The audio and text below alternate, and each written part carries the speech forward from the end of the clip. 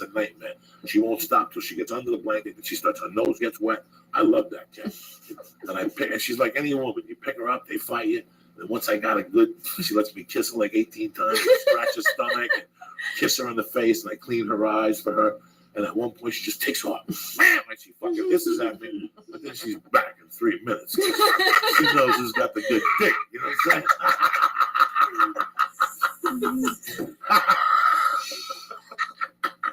What time is it? Let's get the fuck out of it. You know how we do it. Auntie Dolores, I love you. Thank you for making a rare appearance. Thank you for coming in and talking to us. Thank you so much for having us. Bringing your main girl, Marty. She knows a lot about it. Very beautiful. I'm happy. New York City girl. How do people get a hold of you and your products? For starters, let me tell you something. Do not harass Auntie Dolores on her webpage. If you ain't got a license, go fuck yourself. Don't be so stupid. Don't be so stupid. Don't think you're cute. No. Well, Joey Diaz said you'd send me. No. Don't say that shit. She's right here, you dumb motherfuckers. So let me start your shit, all right? I'm nipping it out. They should have stopped Hitler in Munich. That's how I got to do it. You got to stop these motherfuckers. If not now, they'll hit you up, Auntie Dolores. Like if you were to call in, they'll hit you up.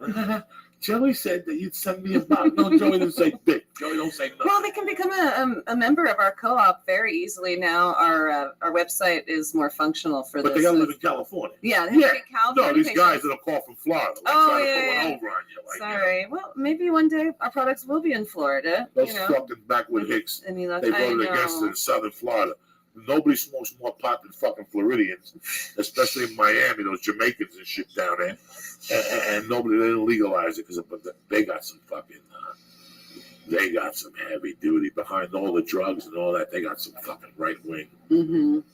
Fuck using the because you have old Jews voting and the Jamaicans don't really have a good turnout for the voting. Well, unfortunately, they needed 60% of the vote in that state, and they got like 57 or 58, and so it didn't pass. But most other states needed 50, and so it's too bad that it worked out like that for Florida, because it's going to be a while before they're able to pass any laws. When are we doing the Auntie Dolores medical fucking product festival up in San Jose? Ooh, that sounds Soundgarden, Joey Diaz, Lisa Ayat, the podcast. That sounds awesome. Yeah. The Wet Sprockets, Black Sabbath to make an appearance. You know, hell yeah.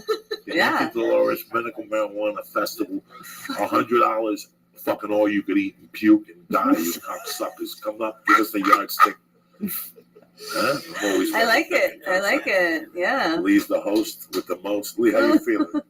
Is it time? For what? For another for a chocolate puff. So let me give you our well, my face looks like this. Where's those chocolate puffs and shit? So anyway, you can find us at auntiedolores.com. I'm going to spell it AUNTIEDOLORES. And the dog treats, CBD rich dog treats for your playful pooch. Treatables.com, TREATIBLES.com. And find us on Twitter, Facebook, Instagram, all the usual social media channels. And yeah, come check us out. There you have it, cocksuckers.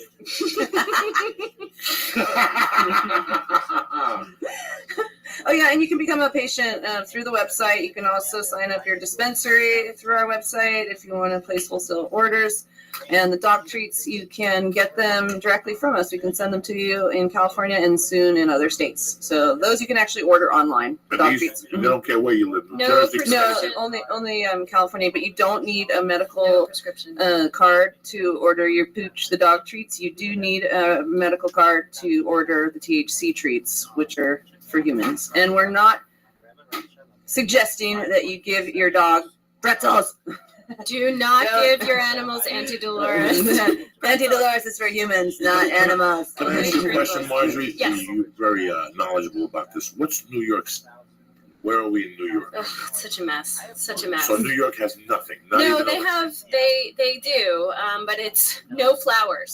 No flowers. So that's what the law is. That's what the law is, and they're handing out so few licenses, and they're so expensive, and basically, already sort of captured, by large, hedge fund corporate entities. So the laws are a mess. I think that they were created to placate the voters and the people who wanted it.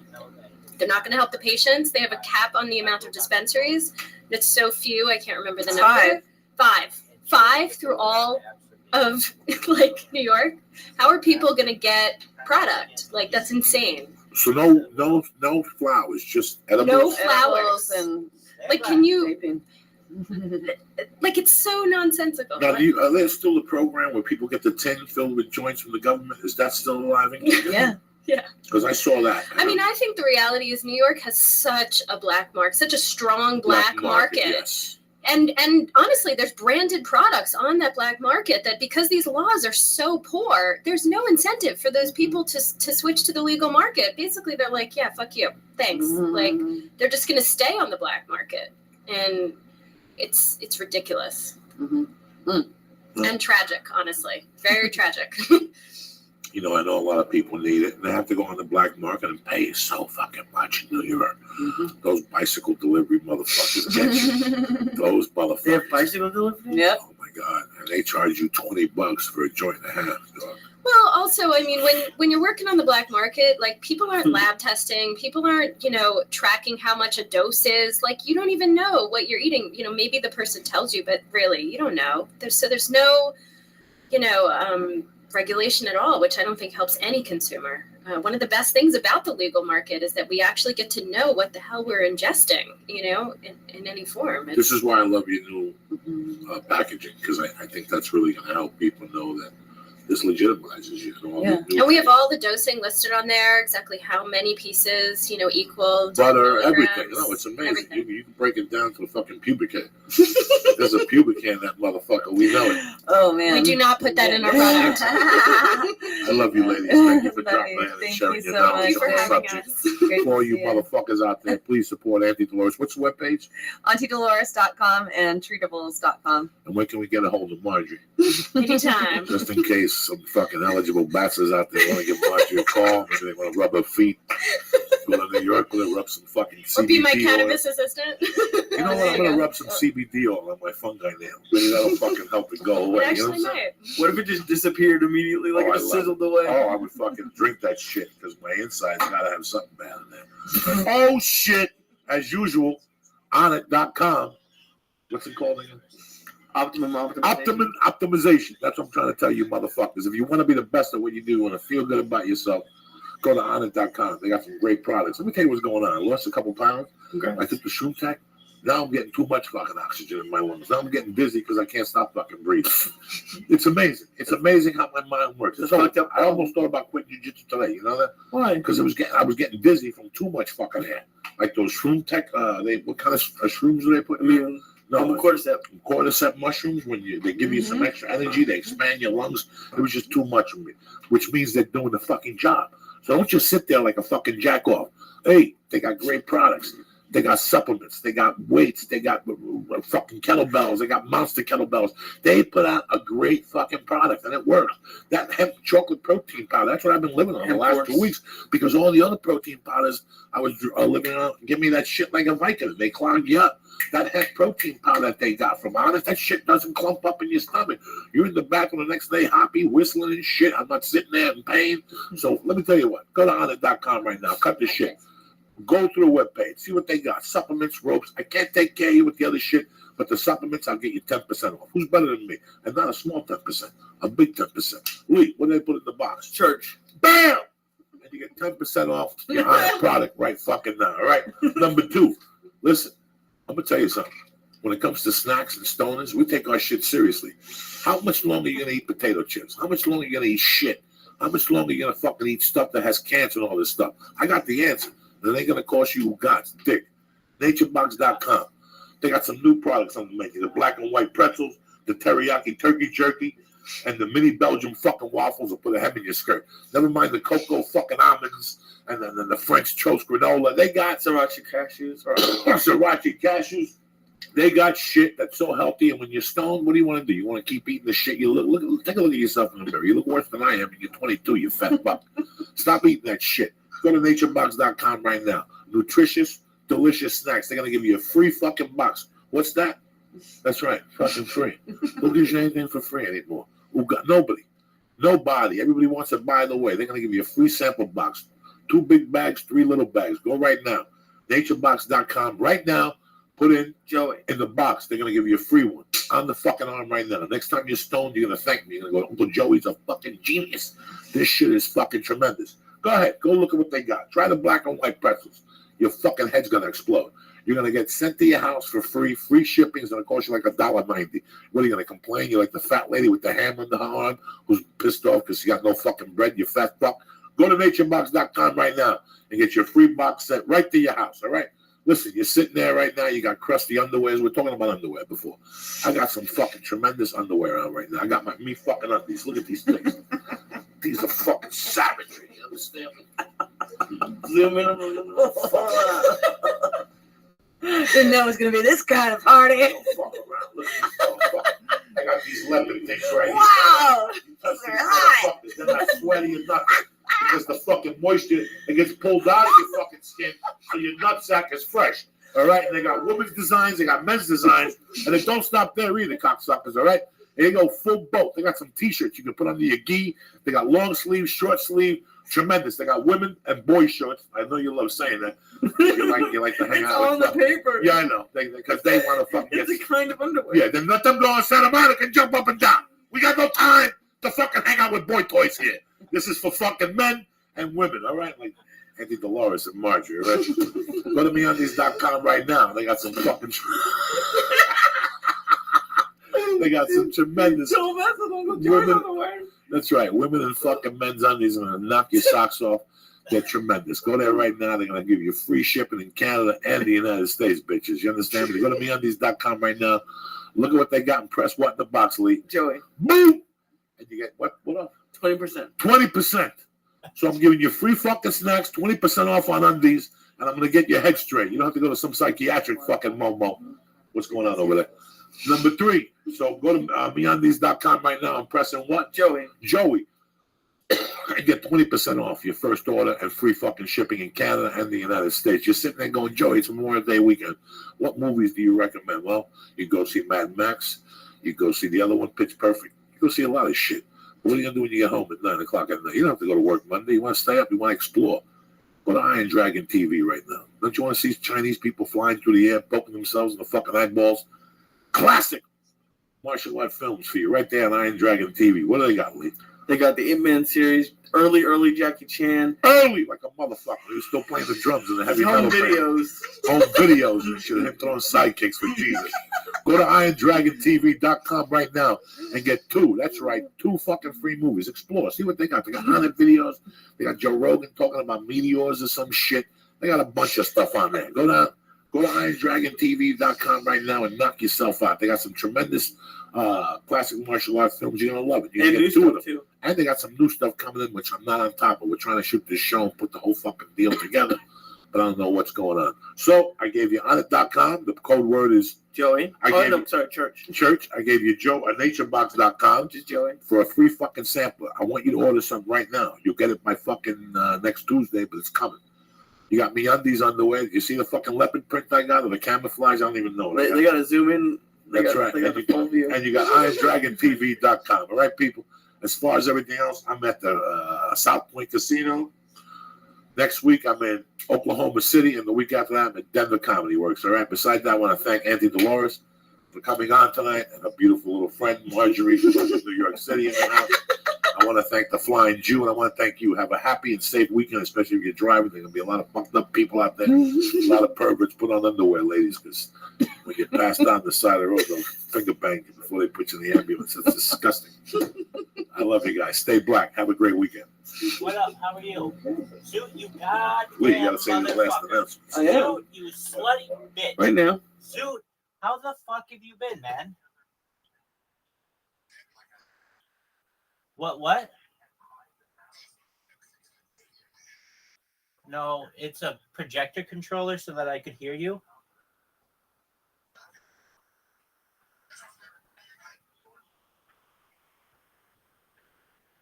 Grand Theft Auto.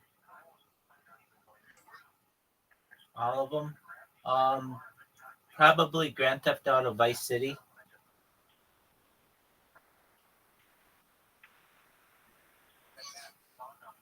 I achieved 100% completion on that one before it was the first one I ever, you know what 100% completion is? So yeah, I mean it took me forever to do, but I was able to do it. I like them all, honestly. If I had to rank them, not in terms of graphics and shit, honestly, Grand Theft Auto 5 is fucking amazing and is arguably like whenever they put out a Grand Theft Auto, that's when I buy a new console. Does that make sense? Yeah, when it comes out, I think it comes out fall 2025.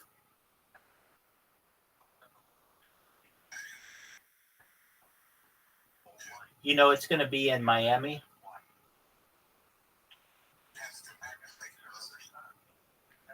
Well, but you're going to be able to travel to like Colombia and stuff.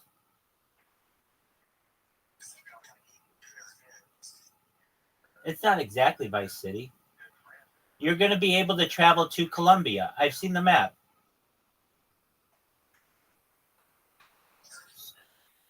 I don't know. I don't think they're calling it Vice City. It's Grand Theft Auto 6, I believe. Oh yeah, it's Vice City, which is Miami. But what I'm saying is you're going to be running drug missions to Miami from Colombia.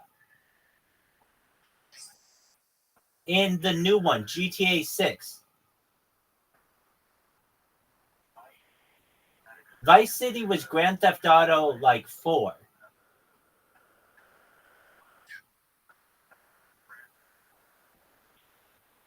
So Grand Theft Auto 6 is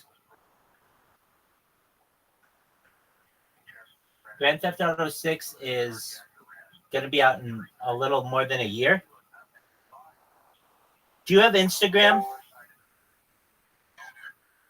Doug, take a look just go to Rabbi Rothschild on Instagram and see. I do these shout outs for people. Look how many I've done. They're hilarious, and I'm getting a lot of good traction out of it. Let me tell you something.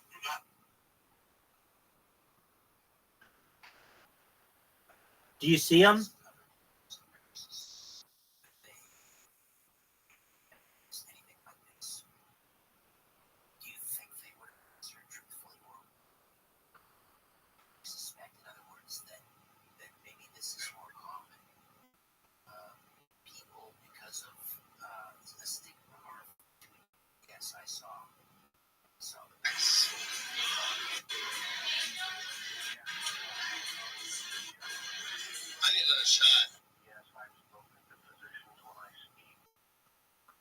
Do you see it?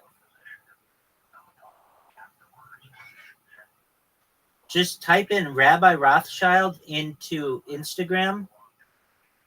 I'm at Rabbi Rothschild.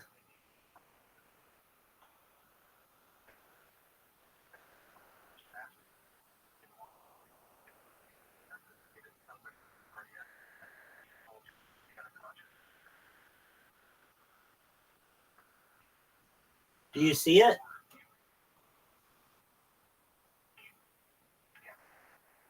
Just literally, it's at Rabbi Rothschild.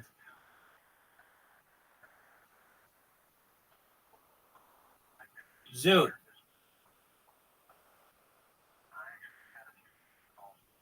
Zoot, can you hear me?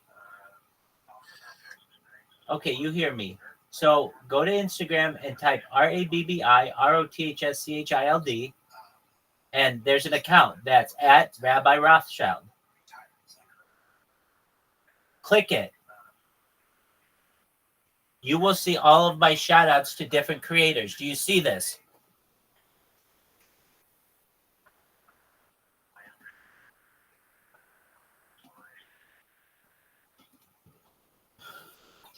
Zoot.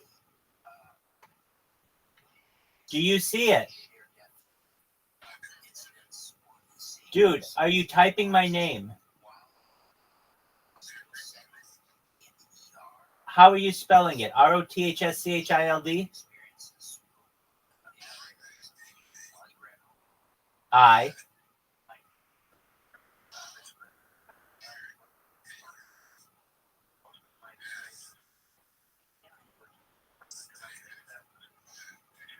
That's exactly right.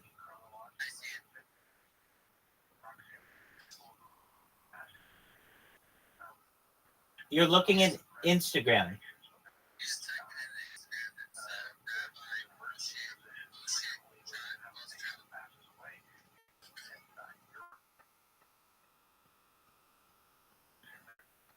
Look at all my shout outs. They're amazing and they're the funniest things of all time.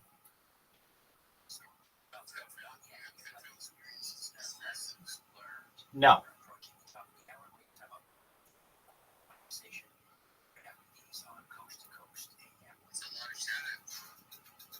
I'm amazing. What can I say?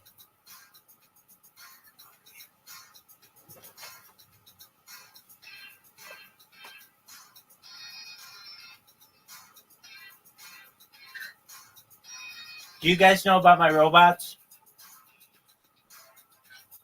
No? Zoot, did I just hear you say no?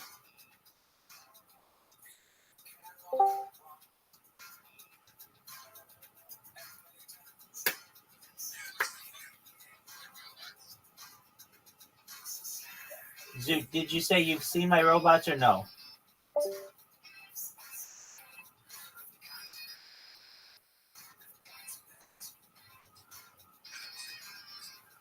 Do you want to see them?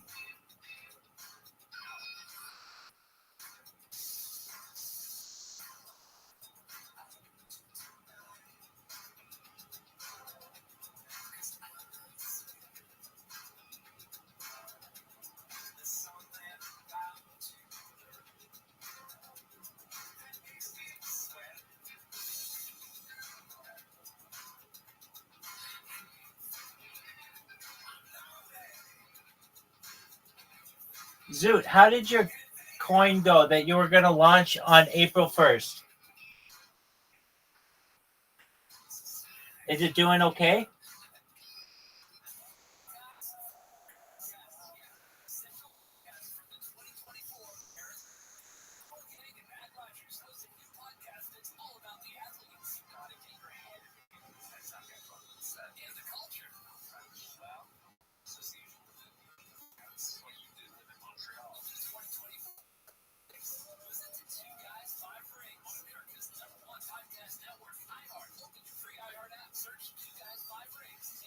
Zoot or Alex, are either of you excited about the Olympics? Yes or no? Go.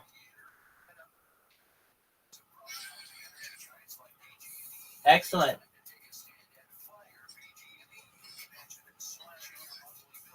This month? You got it, dog.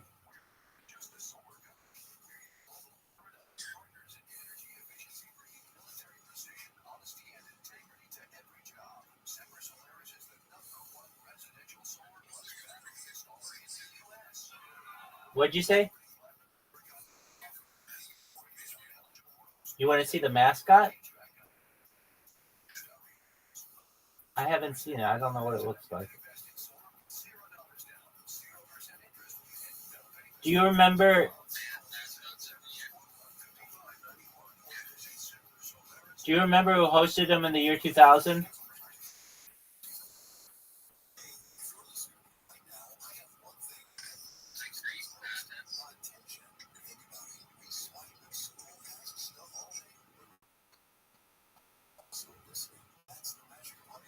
We're going to check this one.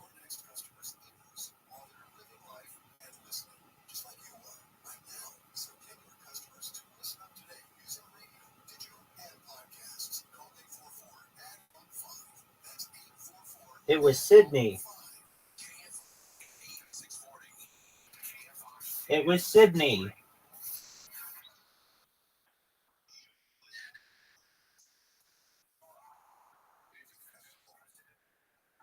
Sydney was 2000. That's what we just reviewed.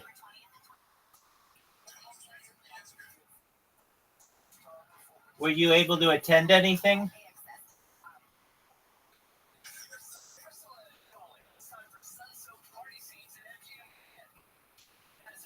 What sport are you most looking forward?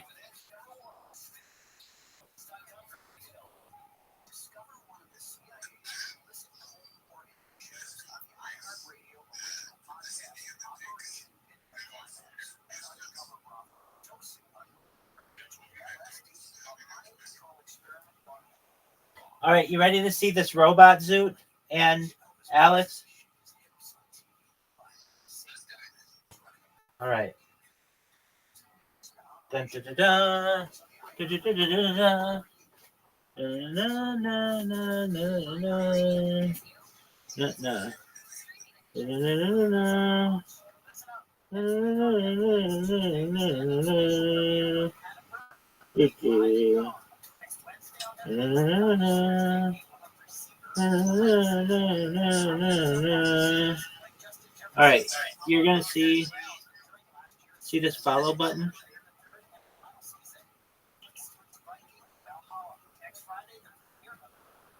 That pointer is gonna recognize it, and it's gonna click it. Boom! Did you see that? It uses image recognition, so it knows where the shapes of things are on the screen. It's very, very intelligent. Just like a digital robot. Yeah. And so this is devastating to people for several reasons. One, it comes in and it creates an account on its own, automated. All I have to do is press the button to start it. And then what it does is it creates an account.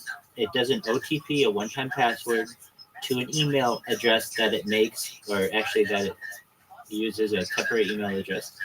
Then what it does is it then, once it logs in, it goes to the front page and the most popular streamers on the platform. It follows the top one first.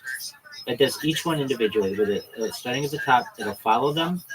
Then it will create a clip. I'll explain what that is in a moment. And then it will span them 13 times, however many times I want. I just have it programmed to be 13 and then go. The creating of the clip is really interesting because instead, like, your chat goes away or mods can ban you, but the creation of a clip basically allows you to snip a 30-second segment of a person's stream and then entitle it anything you want. And usually people entitle it something appropriate, like, this is when the streamer did the really funny thing. Instead, I put linktree.com/Rabbi Rothschild, and I do this repeatedly. So normally it would be like, okay, well, what else does that do? Is there a big deal? Yeah, because these things stay. Even when you delete my accounts or they ban my accounts, these things stay on someone's page. And recently there was an interview with one of the biggest paid moderators on this platform, Kick. And they were asked, because I've been doing this for more than a month, they were asked, do you know who Rabbi Rothschild is? And they said, yes. What is Kick's strategy in combating this person? And they said, at this time, we don't have a strategy. Anything this person does, anything we do, this person is able to circumvent. Basically, I've developed a strategy that really no one on the internet has ever utilized at this point. And what is that? Basically, I have taken the largest platforms out there, let's say the 10 largest platforms out there, and said, I'm going to have a really good presence here. So YouTube and Instagram and all that other shit. And I'm going to sacrifice one of them, basically an 11th, Kick, and I'll get banned on there. I won't stream on there, but I use it as my punching bag. And so I will just inundate these people with my message. And honestly, what I'll do is make sure that they know who I am. Then once they know who I am, I'll have a more personal message to them as creators and humanize myself. And I've been able to do that with these shout outs. So now, when a lot of times previously, people would be like, "Get this fucking rabbi out of here, damn it," or even have my name banned in their chat. They'll be like, "Oh, rabbi's here, yay!" and they'll do a little celebration. So I'm able to turn frowns upside down, and I think that's pretty cool. Yeah, it's pretty smart. You're like, I'm trying to think of the name of the strategy you're using. It's like your, what would you call it? What would you call what you're doing? You know what we're gonna do? We're gonna come up with the right name. So we're gonna ask ChatGPT just a minute. It's like you're optimizing something, but it's like We'll it's ask like it. some sort of hacking. Yeah, and I get asked this question a lot. Are you a hacker? And I mean, I guess. It depends how you define hacking. I think there are benevolent hackers out there. And if I'm a hacker who's doing this to try to get, that's not even hacking. I'm not stealing anybody's information. Usually to me, hacking is malicious theft of someone's information, but it's not. It can expand to this. This isn't capital H hacking. This is like lower H hacking. Like it's Exactly. not biohacking. Exactly. It's like you know what you're doing. You're like gaming the algorithms. Exactly. Okay, so we're gonna ask this question. You're like the Mr. Beast of like gaming, like Exactly. social media algorithms. Exactly. Okay. We are looking for a term that appropriately describes a situation where an influencer utilizes social media platforms in a way to have a large presence, however, focuses their efforts on one specific social media platform to publicize information about their other social media platforms, period. They do not have a fear of retribution on the social media platform on which they publicize, because they know that if their account gets banned, that is fine. They can just create another account while keeping their other social media on the other platform safe, period. How would you define this type of strategy? Let's see if there's a lot of words in here. How would you define this? All right, here we go. Oh, what are you saying to me?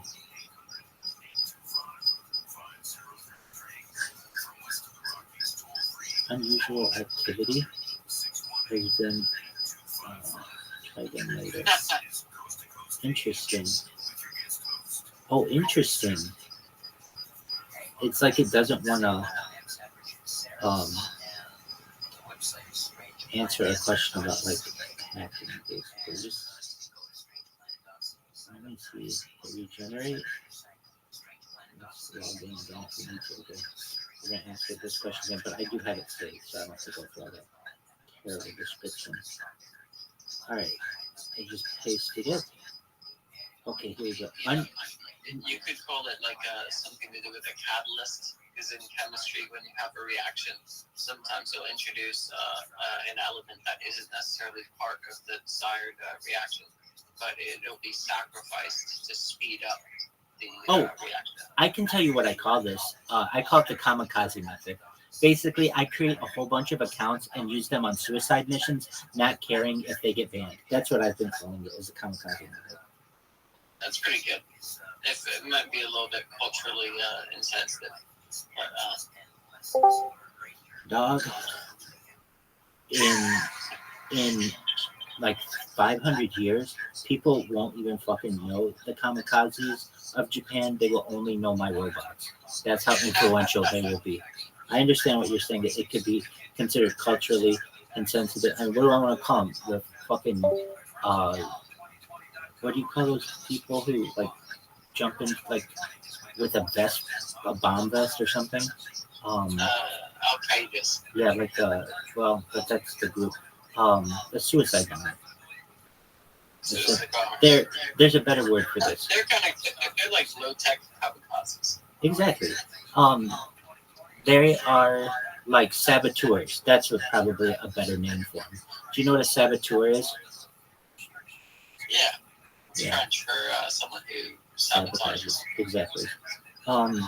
Okay, so I am now going to Copilot because, believe it or not, that was very interesting that ChatGPT wanted nothing to do with this question. What's up, Bone Bone Pow? How you living, pimp? What's good in the hood? Bone Bone Pow, how are you? What's good? First time joining a voice chat in a main coin group. Really excited. Oh, excellent. Well, you joined the best one that there is. I'm Rabbi Rothschild. This is Harry Potter Obama Sonic 10 Inu. Have you heard of Harry Potter Obama Sonic 10 Inu? Oh, of course. Oh, I'm excellent. actually the Arbit intern. I'm just here to vibe. Oh, excellent. Well, I'm Rabbi Rothschild, and not to toot my own horn, but I'm a flippin' legend here. And I can say that I've been live in this Discord, or this, I'm sorry, Telegram, 24/7 for more than a year. So what does that mean? For the last year, whenever anybody in the community has ever wanted to talk, I've been here for them. Gosh, how do you do this? Well, it's actually like a sub project of a larger project that I have. I am the world's most documented human being. I have more content archived on YouTube than any person in global history. I've been going 24/7, 365 on YouTube for more than 3 years. Excellent. Have you seen? That's every time I open to the group, I always see you guys live. Absolutely. That's why. Have you seen the movie The Truman Show? Not really. Maybe link me up in the group. Okay, it's a movie starring Jim Carrey from the 1990s, and it's about a man whose entire world is watched by a global audience, and it's kind of the life that I live. So basically, you should know if you ever have any questions or you ever want to talk to anyone, I'm always here. And just now, Alex and I were talking about social media strategy using AI to develop a basically give a strategy that I have a good name. We were developing that, but we're willing to talk about anything you'd like. Boom Boom Pow. So, how long have you been in the project? I think a few months, like 2 months plus. Excellent. Yeah. Are you? So, you should understand that this is the best coin, not just because I say so, or because I represent it, or because we have all this sweet merch. It's because it has more data on it than any coin in global history. And at the end of the day, data is Earth's #1 resource. According to the Economist magazine, data overtook petroleum as Earth's #1 resource in the year 2018. And since we've been live streaming basically the entire history of this coin in the future, when the stream goes viral and everybody knows about it, it will be a very big deal. So you should know that, in my opinion, you are very well diversified by being invested in this coin. Yeah, so when I search on YouTube, I can actually see your live streaming, right? Hell yeah, on 9 different streams right now. Type Viral Rabbi, VIRAL RABBI in YouTube and filter by live, and you'll see I'm live in 9 different streams right now. You probably could hear yourself. Viral, right? Okay, next. The key is to filter by live. Oh, gotcha. Because I have so many accounts. I have over 1,000 TikTok accounts, over 2,000 Twitter accounts, over 10,000 Kick accounts, over 100 YouTube accounts. So by filtering by live, you'll see all the ones that are live.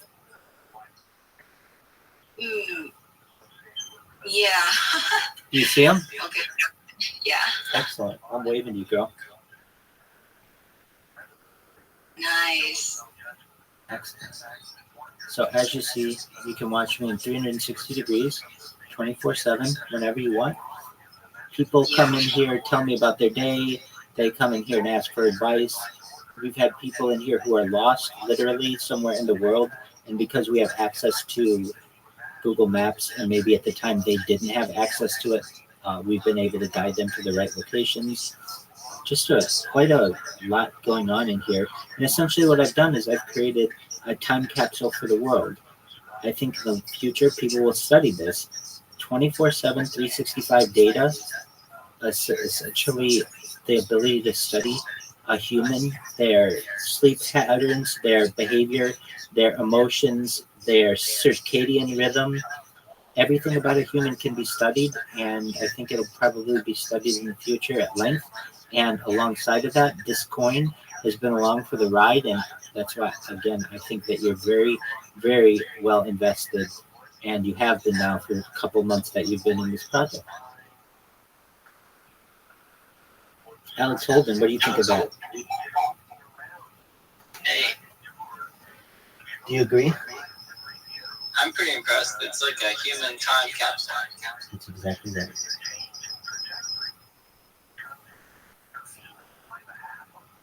So, Boom Boom, Howard, do you have any questions? Not really. Like, I'm just so like amazed by your project that you're live streaming like to your audience. Cause like once my friend, a close friend of mine, also like talked to me like about this idea. Like it's more like an experimental experience where he would want to record his life like just in a room like for 7 days straight. That he's not going outside and just doing nothing in the room, like to explore like how certain space can the chemistry between like space and human emotions. So it's kind of similar to your idea. Absolutely. Theology, like a little bit different. Absolutely. Well, I mean, what they did for a week, or we're talking about doing for a week, I've just done for 3 years. I go outside though. I drive. I travel. So I've been as far north as Santa Barbara, as far south as San Diego, Beverly Hills, Disneyland, a bunch of different places like that. Alex, we were looking up that term. Basically, boom, boom, pow. I have developed I'll just say it, an ingenious little robot that is taking over a platform called Kick. Boom, boom, pow. Have you ever heard of Kick? Not really. That's okay. Kick is like Twitch. Have you ever heard of Twitch? That's okay if you haven't. Oh yeah, but like I'm a little older, so I don't really use Twitch these days. Like, That's okay. You don't have to use it. I just want to make sure you've heard of it. Okay. So you know what that is. It's basically like a live streaming website for gaming generally, but other things too. Well, Kick is just like that. And what I've done, and I'll show you right now, I've created a robot that you'll see. It's going to sign up for this account on its manually. So what it does is it clears all the cache, opens up a browser, and this is all automated. Gets a temporary email address, creates a birth date here. I'll show you from the beginning. And what it's going to do is essentially dominate a social media platform. So while that's going there, I'll show you how it works on this one. I've got 4 different laptops going. Do you see this little follow button? You may or may not, but right there, the pointer is going to follow it, or it's going to press the follow button, and it recognizes what the shape of objects are as an image. It's a very smart robot, and then it's going to create a clip of the person right now. So it'll type my link tree in here, which has all my social media on it. And again, this is all automated on 4 different devices at any given time. And basically everybody on these platforms knows who I am, and they're doing everything they can to figure out a way to stop me.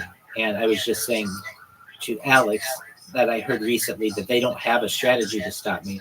And Alex and I were coming up for a term, how we could, like, what is the strategy? What would we call this? And it's multifaceted, but it was something like a saboteur solution. And as at least Copilot, which is like the AI of Microsoft, is defining it, they're calling it a little different. They want to call this influencer platform, a platform specific influencer, but that's not technically right. It's a little different than that. It's like basically, I would say it's something like a targeted platform cyber attack. I don't know how else to describe it. I mean, I basically have made their platform my bitch on 4 different. I think you want to come up with like a simple name that's like also a thing in real life. Like it's like a bait and switch, or something that we kind of, it's like a real world metaphor. Yeah, I guess a saboteur attack is probably the best. And the way that I remember this, did you ever play Age of Empires? So there are these guys that you can make called saboteurs. At least in Age of Empires, the Age of Kings, you can only create. Yeah, they bomb the walls. Exactly, and they just come with these big barrels, and that's basically what these things are. They're like, they go on like a suicide mission. But I don't care if these bots get banned.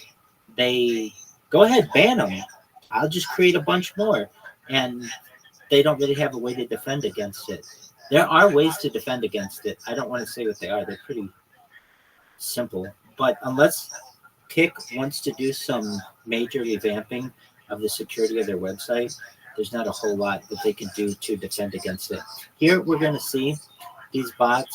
What it does is it searches for the word just chatting or the phrase just chatting, and then it recognizes where this little arrow is. It's going to press this arrow and then allows me to open a new tab, or a new window, I should say. And it even knows like where it has to click. There's this little green bar here, and it knows it needs to click that. It'll take 1 moment to recognize it, but it doesn't even need to see the whole button. There you go. It got it there. And then it's going to click over here. And I mean, you can imagine if you're working for Kick, they're like, we don't know how to defend against this. It's pretty fucking brilliant. And I'm proud that I came up with it.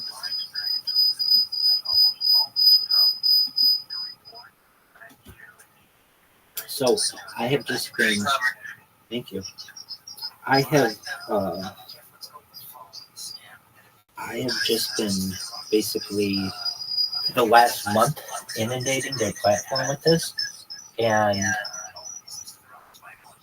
I mean, I've heard rumors that they're like, they're trying to figure out a way to stop me. And oh, hey, you want to turn off one of your mics to get sure, a lot of feedback? Absolutely. Just 1 moment.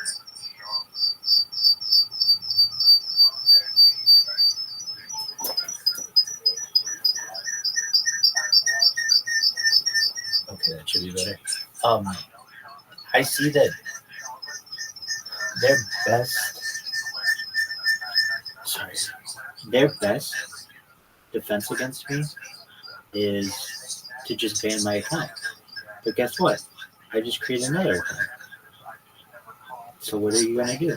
I mean, I did the same thing with Twitter, and I made 2,100 accounts. Twitter was a little more difficult. They put a few things in my way, but like Kick isn't even trying. And I understand. I mean, they even say that they're still in beta.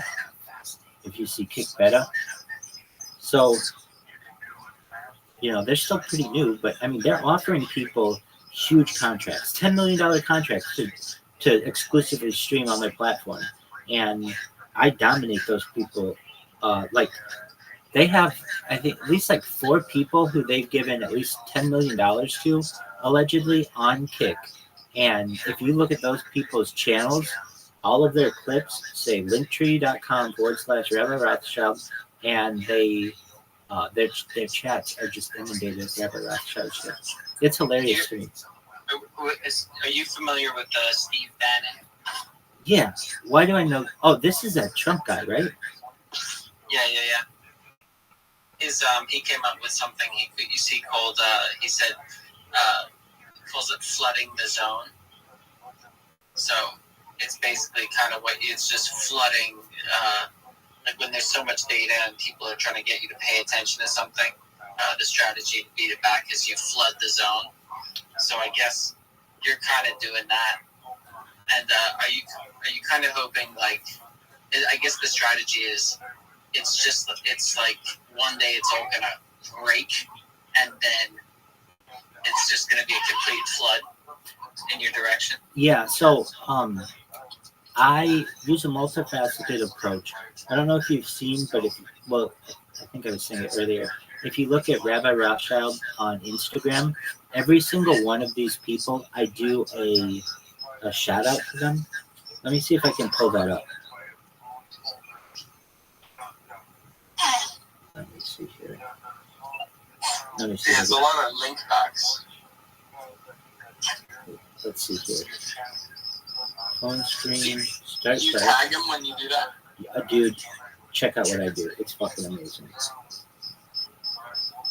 Check your Instagram. Okay, so for all of these, do you see like I've done? Do you see this? Oh yeah, I checked your Instagram. I saw you've done. I don't know how many you've done. It Like- just went on forever. Like 100. 10,000. No, like 100 though.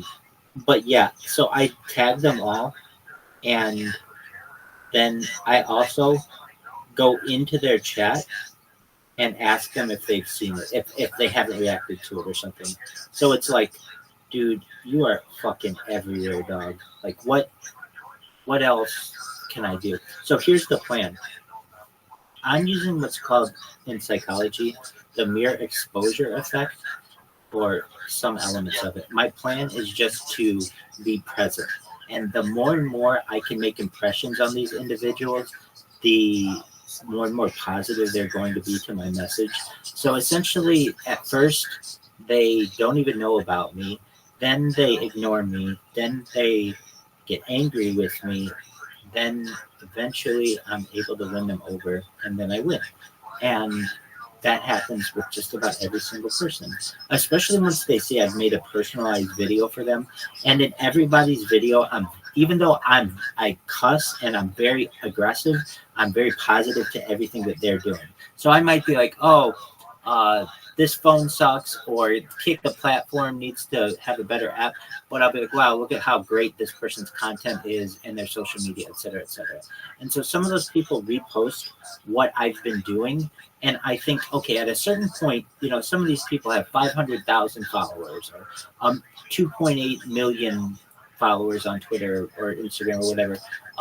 They just need to repost. The right person just needs to repost one of these things. And then I'm not saying it. Well, I am saying it goes viral. Just basically, I'm utilizing one of their accounts that has a huge following and just have to get one of these people's attention to be like, okay, this is interesting. If anything, I don't even care if they think it's cool. They can just be like, hey, guys, let's make fun of this person. I have so much content out there that once a large audience begins to search through what I have, they will begin to realize that they are in the treasure hunt of a lifetime. Essentially, it's a gold mine of data, but it's an entire 3 years of online that they won't be able to around which they will not be able to wrap their head. Usually when you find something and it goes viral on the internet, you know everything about it pretty quickly. Like, for instance, do you know who Hawk Tua girl is? Yeah, I was actually just gonna use that as an example. I hate the meme. It's not funny. It's what's it called? It's low class, and it's viral. Yeah, and it went viral. And she's like on a stage right now or something. Exactly. And I can't. It's everywhere. It's all over my fucking Twitter. It's everywhere, and that's all it takes. But the funny thing is everyone knows everything about that girl because they went through all her social media in about 10 minutes because she didn't have that much of it. I'm the opposite. You could sit here all fucking day and still not go through just one of my accounts. You could spend a month on one of my accounts. Literally, you can spend an entire year on just one of my accounts, viralrabbi.com003, because that one has a robot going on it 24 hours a day, 7 days a week. It's always uploading.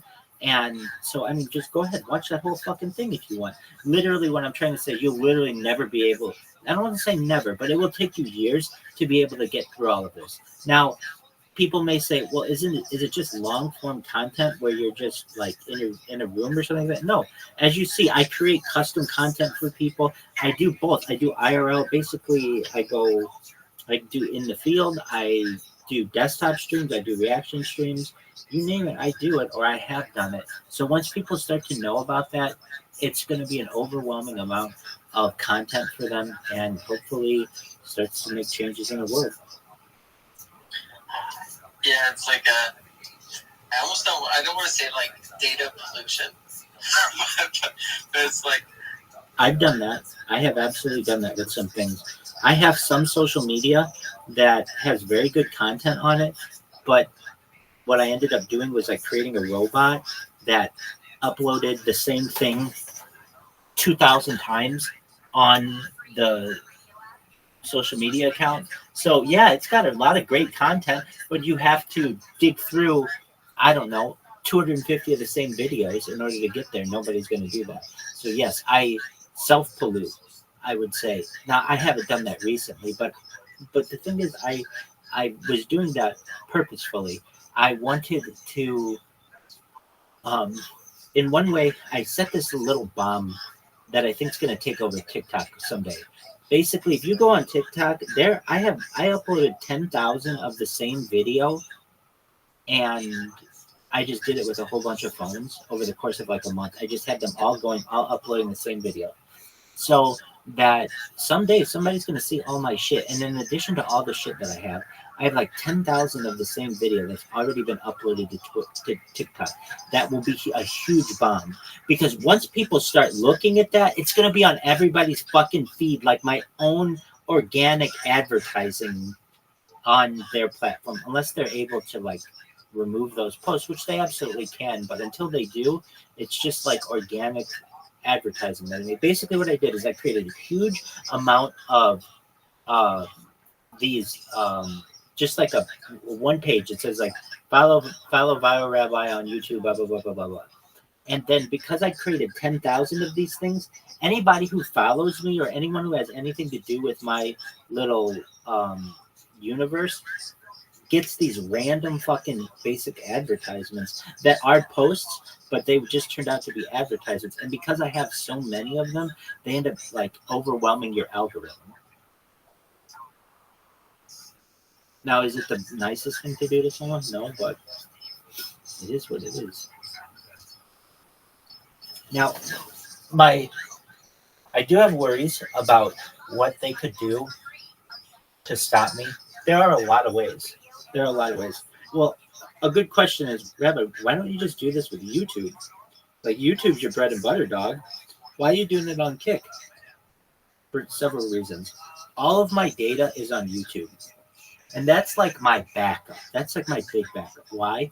Because YouTube has the biggest servers out there because they have Google servers. So I need that server space, and thus I don't want to fuck up my relationship with YouTube. Then people may say, well, why don't you use Twitch? And I can. Twitch is kind of my backup.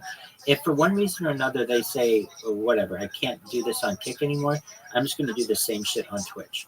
And then if they say I can't do it on Twitch anymore or something, I'll do it. I'll just find another platform. But I realize that this is like a devastating way of marketing yourself, and nobody's utilized it. This is what people usually do. They will create an account and spam, and then once it gets banned, if they are going to create another account, they might, but a lot of times they just move on to something else, either another platform or whatever. This one automatically creates the accounts for me, so it's not a lot of work, and then does all the spamming for me. And if you ban the accounts, it's fine. Ban the account all you want. It will just come. It's like a multi-headed beast, not a Medusa, but there's that three-headed like Gorgon or whatever. think it's called the Gorgon. Gorgon? Yeah, exactly. The snake thing? Yeah. Oh no, that's a starts with an H, doesn't it? A Hydra. It's not a Hydra. You're saying it's a Gorgon. No, I'm saying a Hydra. No, this is the Hydra. I'm saying that the Hydra is the three-headed thing. No, that's Cerberus. Cerberus is the three-headed dog. Yeah, fun. Let's Google it.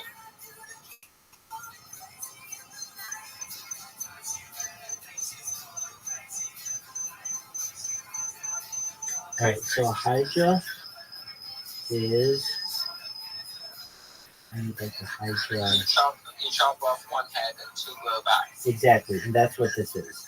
That's the Hydra, right? Exactly. Having many facets or aspects, especially difficult or intractable ones.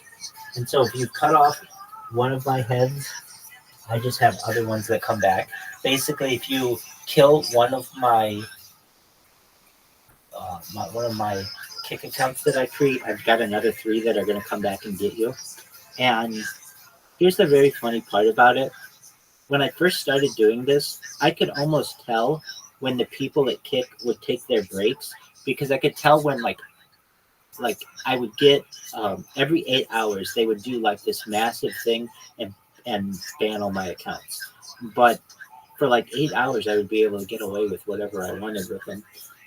And then it got to the point where they now ban them, but they ban them like indefinite, like indiscriminately. Like sometimes they'll ban them once every 3 hours, sometimes once every 6 hours. It depends.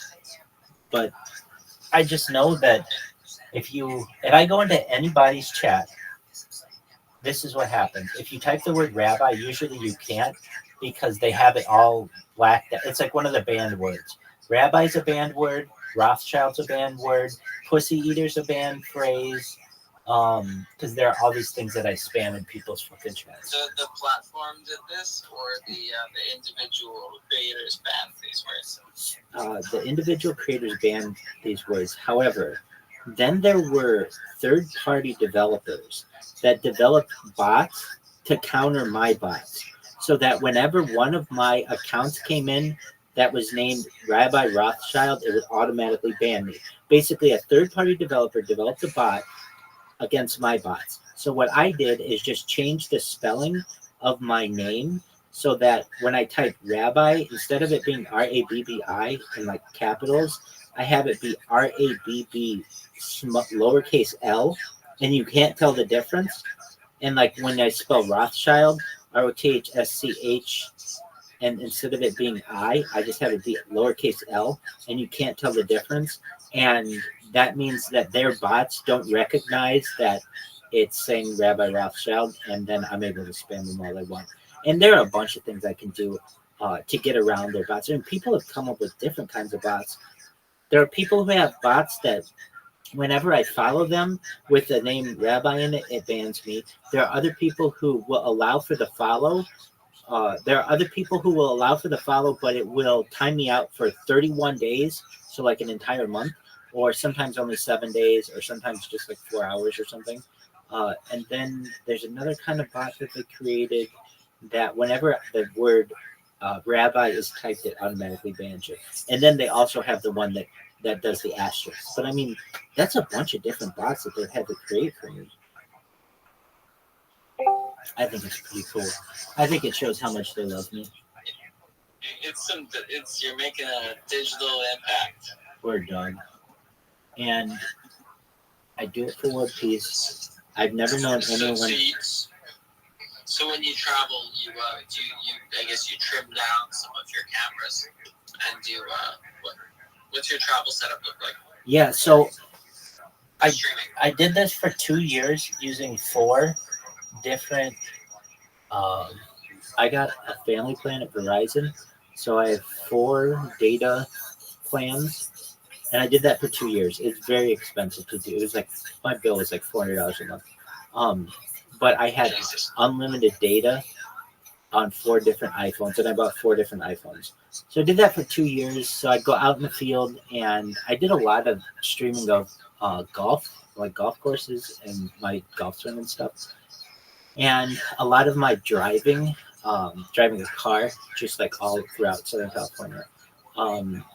Disneyland, Santa Monica Pier, Queen Mary, downtown LA, like basically any hotspot in Southern California. Then from there, I really had to cut down on the bills, particularly that cell phone bill, which is just very, very expensive. And so I went from 4 different data plans just down to 1. And my 1 is unlimited, but it gets throttled like very quickly. But I don't have to rely on it. I mean, my IRL, while it's cool, what do you want me to do? I mean, you want me to go to the grocery store? I mean, there's not like a whole lot that I do that's all that exciting that I haven't already done. If somebody's like, Rabbi, I want to see you at Disneyland. Okay, go to my Instagram and you can watch my whole day at Disneyland.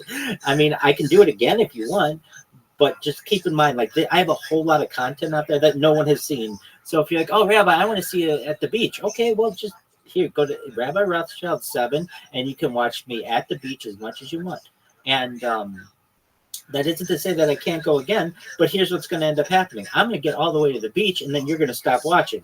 Fuck that. If you like me so much, watch me at the beach then, and then if you were like, that was really great, I want to continue to watch it, then I'll go back to the beach.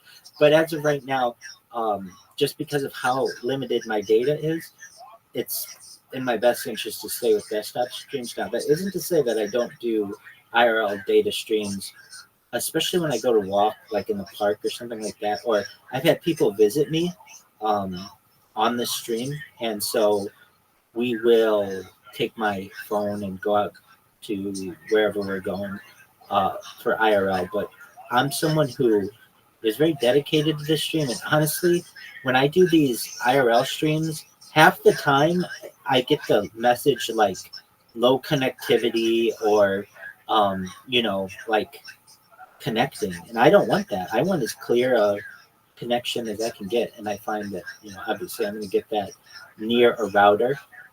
I can say that if I do go in the field, if and when I do go in the field, I have quite a crazy setup. I take with me power banks, a bunch of power banks, because the last thing I want is to get all the way out to wherever I am and run out of juice. So I need to make sure that I have power, and I need to make sure I have connectivity. There's not a whole lot I can do about the connectivity part, but I can do a lot about the power part. Then I also have phone holders. I have a tripod. I have really bright LED lights for when I do night streaming. I have a big mic. I have like a lavalier mic as well. I have what else? I have different cameras that I'm not currently using, but I have a gimbal camera that follows me around the room, and I used that for a really long time. So a lot of my stream has that gimbal camera, but I just found that all my other cameras were catching me wherever I was, so I didn't really necessarily need it. And sometimes it could get stuck. Do you know what the gimbal camera is? Yeah. Yeah, so those are cool. But yeah, like right now I'm live on 1, 2, 3, 4, 5, 6, 7, at least 8 different YouTube streams. That's just YouTube, in addition to 33 different other platforms. In fact, Alex, I was just going through some of my streams, some of the platforms on which I stream, and it was really interesting to me. I was looking, and one of them was like, stopped streaming recently, and I'm like, what is going on with this one? It was on a platform called Caffeine. Caffeine this month stopped the ability to stream on there just due to their operational costs. So it's like I've been streaming for so long that I have actually seen some of these companies come and go just because I've just been doing it that long. So that's okay. Now I guess I'm streaming on 32 different platforms because one of them went down. And for every one that goes down, there are another 2 that start up. So I'll find others on which to stream. My goal is to continue to create the most amount of data anywhere and the largest data footprint of any person ever. I mean, I know in the future, unlimited data will not be something that is afforded to the average person. Everything will be tethered. Everything will have a quota. And so I'm in the wild, wild west period of the internet, as are you. And that's where we have the ability to buy cryptocurrency fairly freely and in an unregulated fashion. We have the ability to stream as much as we want. We have the ability to create as many accounts as we want. And while all of these things are an option, I'm going to take advantage of as many of them as I can, simply from the fact that I know that this probably won't be the norm in the future. Because we're going to trend towards less competition and more monopoly. Absolutely. To quote J.P. Morgan, competition is a sin. And he said competition is a sin? Yes. Meaning, at the end of the day, collusion is what you want. You want monopolies. For profit. Exactly. Yeah, that makes sense. I mean, that's Peter Thiel's argument too. His thesis is competition is for losers. There you go. Yeah. Then what's that other quote from the former CTO of Coinbase? He says, "A China long united must divide, and a China long divided must unite." And he was applying that to the competition landscape. Whereas monopolies will exist for a while, enjoy their monopoly, but eventually they'll break apart. You'll get a period of competition. So maybe it's just the cycle, many to one, one to many. Well, it depends. If you have external influence, you may see a breakup. But if you don't have external influence, you may see a monopoly indefinitely, to the point where you have like it becomes like a public utility. It becomes too big to fail. Yeah, I'm just assuming eventually the whole system becomes calcified and brittle, and then even the slightest little thing could start snapping it apart. The thing is, with AI, it can essentially be an evergreen system, always self-improving. It doesn't. AI is probably the thing that changes this. I guess Yeah. Makes that.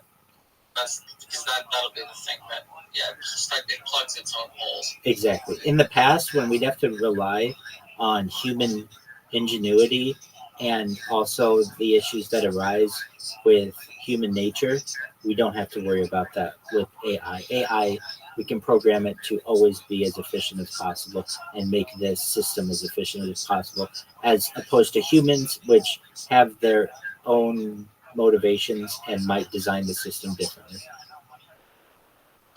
Oh boy, man, that sucks. So we have to get off the planet. That's what we may have to do. That's the plan. Get some more, I guess, points of failure. Get some more variance. As of right now, it's about, I would say,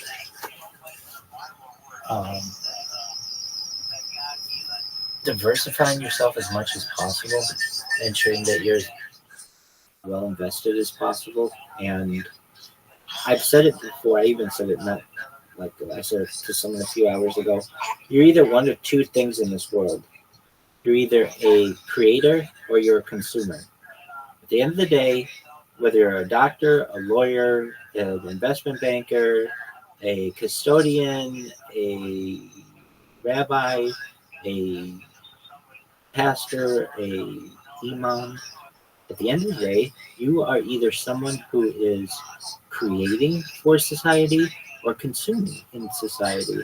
I mean, on net? Yeah. And I've recognized that if I give myself a way to create, meaning platforms on which to create, I'm going to be much better aligned for the future, particularly when we have AI currently at a point of like AGI, artificial general intelligence, and moving towards ASI, artificial superintelligence, when we're getting to the point where no one will be employed. So before we get there, I'm doing my best to establish myself as best as possible. Makes sense. Word, my computer. Don't worry, I'm gonna make you rich. I'm gonna make your family rich. I'm gonna make everybody who is Tyler Obama saying something rich. I chose. I'm full boarded to this point. I don't even own any other cryptos. There you go. Well, I'll tell you what. That's just, you're gonna be fun. I mean, it's about, to me, long term. It's about data. Is really what it's about. And if we were to say, hey, the story of our coin is documented basically in its entirety to the world, that's very, very interesting. Every conversation, every Twitter spaces, every, all the stuff in the chat, it's all being recorded. And I've been live in the chat basically since the beginning. So like our entire story has been documented. That's very exciting for people in the future, I think. When did you find out about I get you knew about the backpack before the coin, right? No. Oh, you didn't? No, I joined 1 year ago. But the backpack was like 10 years ago. Right. Oh, it's interesting. Yeah, I heard about the backpack before. I saw it on Reddit. I used to be like addicted to Reddit. Dude, Reddit's amazing. It's a good thing to rich to So be I addicted. just I was scrolling one day and I saw the backpack just years ago. Was it in like, English? Yeah, it went viral. Like it was that same picture that is there. That was like the picture that was posted onto a Reddit thread. You said this was 10 years ago? Yeah, I think so. I sort of kind of remember this, just like very briefly, but I think I saw it on Imager. Yeah, Imager, Imgur, whatever. Right.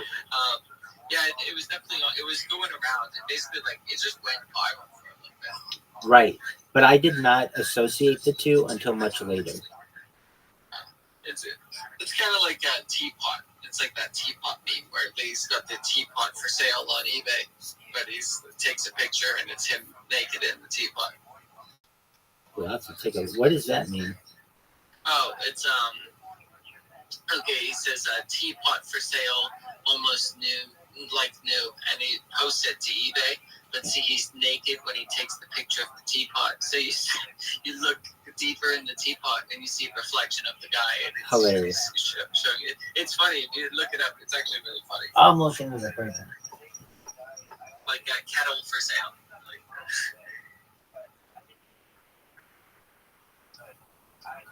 You want to hear something wild? Sure. Just one moment. Look at I this. got 5 more minutes. I'm just about to go to bed. Okay. Yeah. I found out a friend of mine was murdered.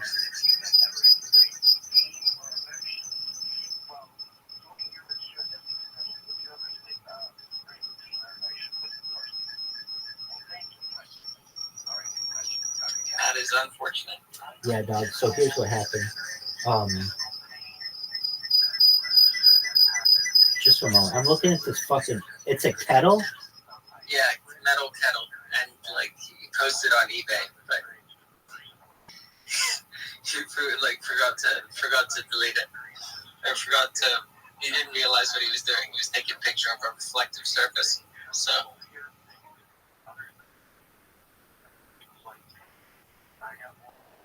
Okay, so what happened, my friend? He's actually a former employer who apparently.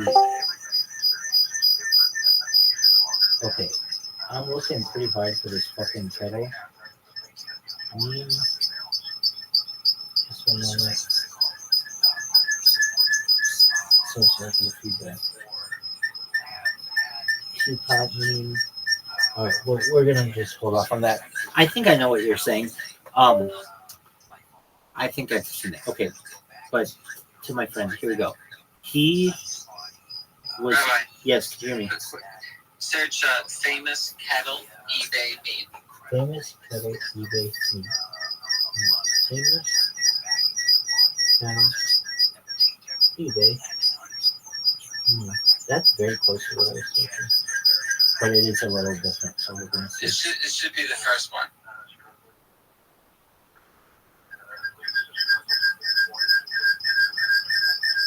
in Google. Yeah, it should be like the first one in Google Images. Okay. Do I hear a little Alex? Yeah. My baby's. That's why I'm up so late. My baby's eating. Okay. What was it? I'm looking up famous. Famous kettle eBay meme. In Google Images, it should be like the first one. Yes, this I have seen this one. Yeah, hilarious. Hilarious. Okay, so my friend was a multimillionaire who was apparently in Las Vegas and got a hooker and died of a cocaine overdose, and they're charging the hooker and her two accomplices with murder. And the weird thing is, so this guy and I were really, really close for like 5 years of my life, and then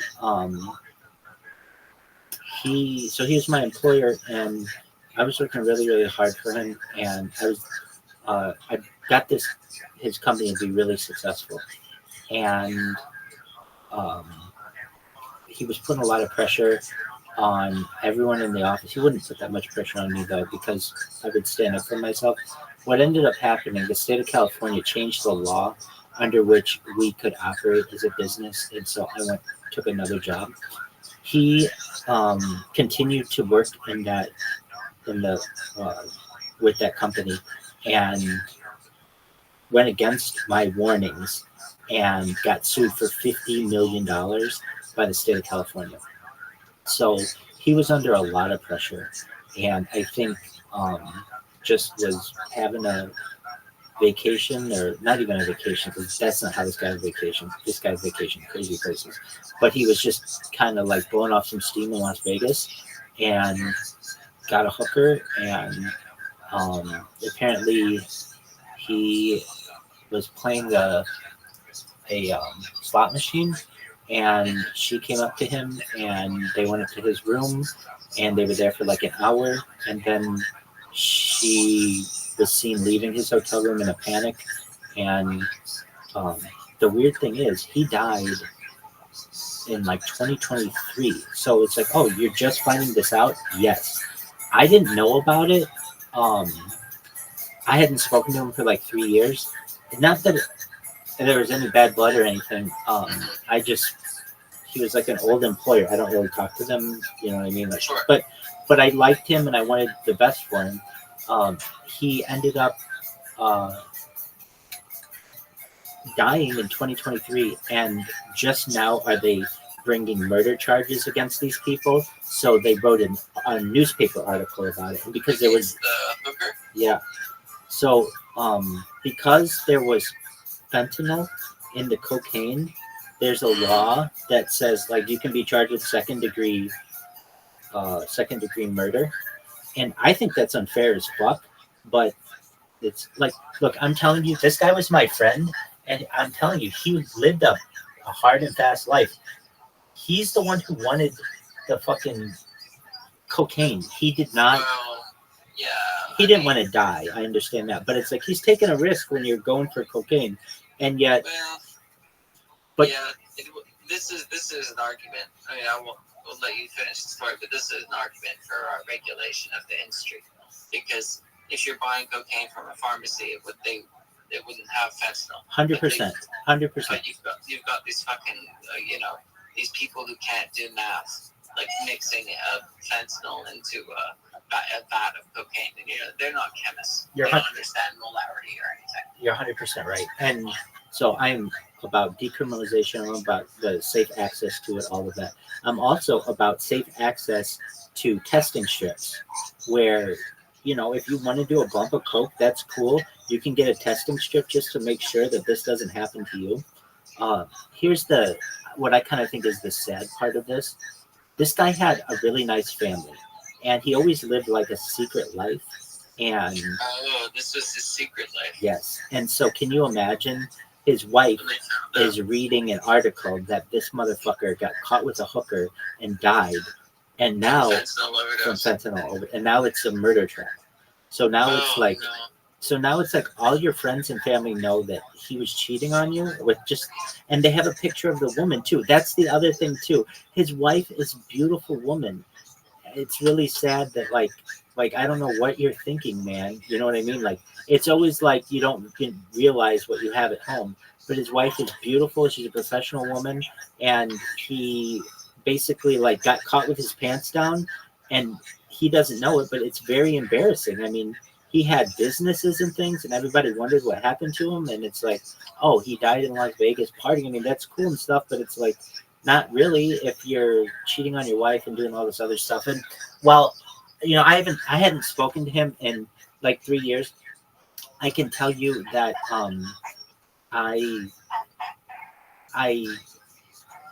his behavior hadn't changed too much, at least when I had known him. And it just came as a complete surprise to me, because you never think that you're going to have a friend die that at a young age. He died at 41. And then you never think that there's going to be like a murder case involved. But apparently there is. And I just found that out over the weekend. So I'm still kind of in shock with that. But I know you got a little one to whom you have to take care. So you go attend to them. Alex, it's been a pleasure. Shame on the family, eh? Shame for the family. Disgrace. Totally. And believe it or not, this guy, he was worth, remember I said like multi-millions. The way he made his millions was he would buy Lamborghinis and Ferraris and Porsches, basically exotic cars that had been totaled on the freeway. So he would buy like a $500,000 Rolls Royce that was totaled on the freeway, and he would buy it for like $50,000. He would put another $50,000 worth of work into it for a total of $100,000 into that car that was originally worth $500,000, and he could resell it for $400,000 overseas. That makes a lot of sense. So he like made huge yeah. money, and we were able to create the largest car wash application in the world, and it was all financed by this automotive industry. So this, what I'm saying is like this guy had this amazing business. His family was like not just moving it from like million. They started from Armenia. So I mean, they did not have a lot of money. They went from that to being like thousandaires. This guy then he started a business and sold it for a few $1 million, and that's how he was able to finance this bigger business and then other businesses from there. But basically, it was kind of like the all-American story, and I kind of just am like, man, you fucked it up by, you know, making these mistakes, and then on top of that, it's really fucking embarrassing that you did this. Now, whenever anybody looks up anything about you, they're just going to be like, I mean, I don't feel sorry for him, and he's my friend. I hate to say it, but it's like, I don't consider what those people, I don't think that they deserve murder charges, honestly. That's just my opinion. I know that's not necessarily what the law says, but I don't think that's a good law. I think that they didn't have intentions to kill. Well, actually, now, as I say that, they may have had intentions. So they, at least in the newspaper article, You don't know, do you? well, they had Facebook messages between the hooker and like her acquaintances, and at the very least, they were going to rob him. So, and what does that mean? What were they going to be able to get? This guy always had really high performance cars he was renting, so they were going to steal his car, it said, and I imagine they were going to steal his like he'd have a money clip.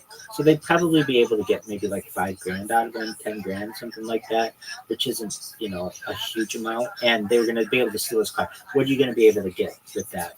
What was really concerning to me, at least for those people, is that it said that there was cocaine in the room, and then a vial of white powder, of unknown white powder.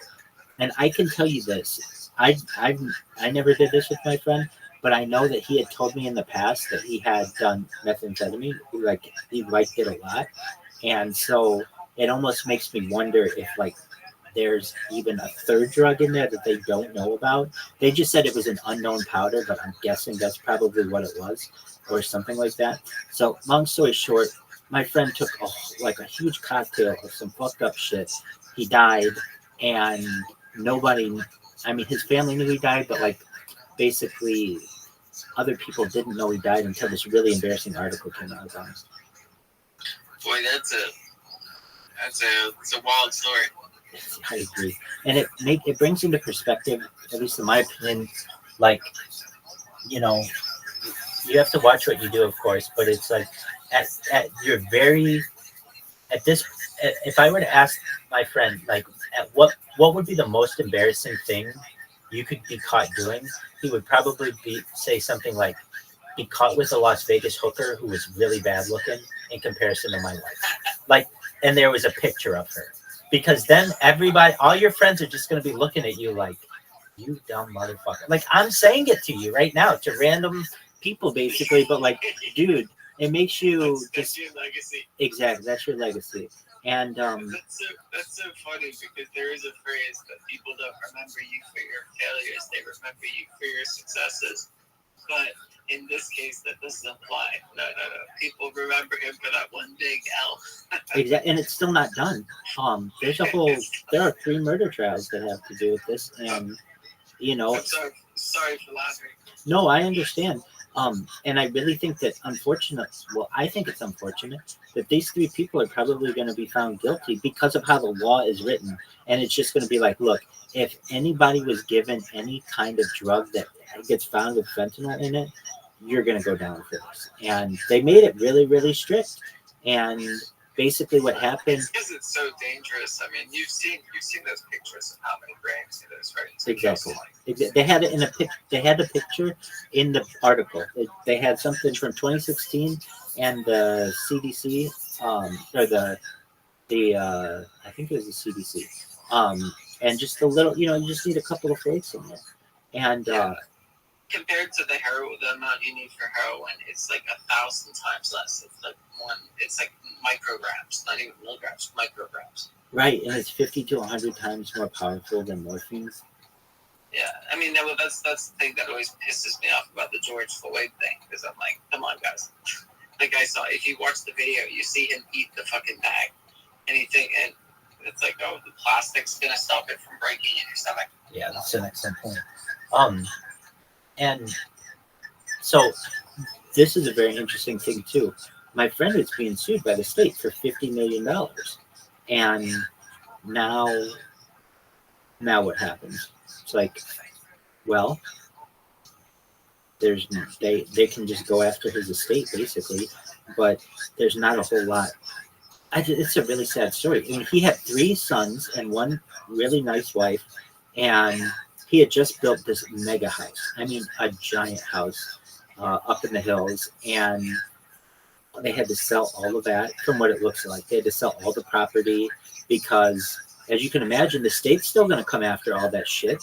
And now they have to basically hide the properties and hide the funds. So I could tell that they had transferred, it seemed like, a lot of the assets to like other people in the family to try to get out of it. But it's just incredible that I'm just in shock that this guy who, I mean, and it's really interesting too. This guy was obsessed with women to the point, like any chick he saw, he would, I don't want to say necessarily make a comment, but like if they were hot chicks, he's going to say something. And then for him to end up with just this chick who was like on a scale of like 0 to 10, like this is like a 4. Dog, like, it looked like he was probably drunk, right? Oh, I'm sure he was drunk, and I'm sure he was, on all kinds of drugs, obviously. But it would be like, we used to just talk about like really, really hot chicks, and like Instagram models and all these bitches, and like he'd always be like, oh, I could get that girl if I wanted, blah blah blah blah blah, and it would be like, okay, well, when you had the opportunity to get whatever you wanted, you basically got a girl who, like, very few people want. And here's another interesting thing. It's kind of a difference between LA and Las Vegas, but like this girl, this hooker he got, wouldn't have been like like she's not even pretty enough to be a hooker in LA. Basically, you have to be pretty attractive to be a hooker in LA generally. And I don't just know. This is like a side of this. Yeah, it's just it'd be like, dude, why go to Las Vegas and hook up with an ugly chick when you could have hooked up with a bunch of hot chicks in LA and not traveled the fucking, all the flight. I know what he was doing. He was trying to get his mind off of, this is what would happen with his life. He would get into a fight with his wife and he would go on a guy's trip. And that meant they'd go to like Mexico, or they'd go to, someplace and get all fucked up and hook up with a bunch of hookers and shit, and then come back and then like try to continue to live his life.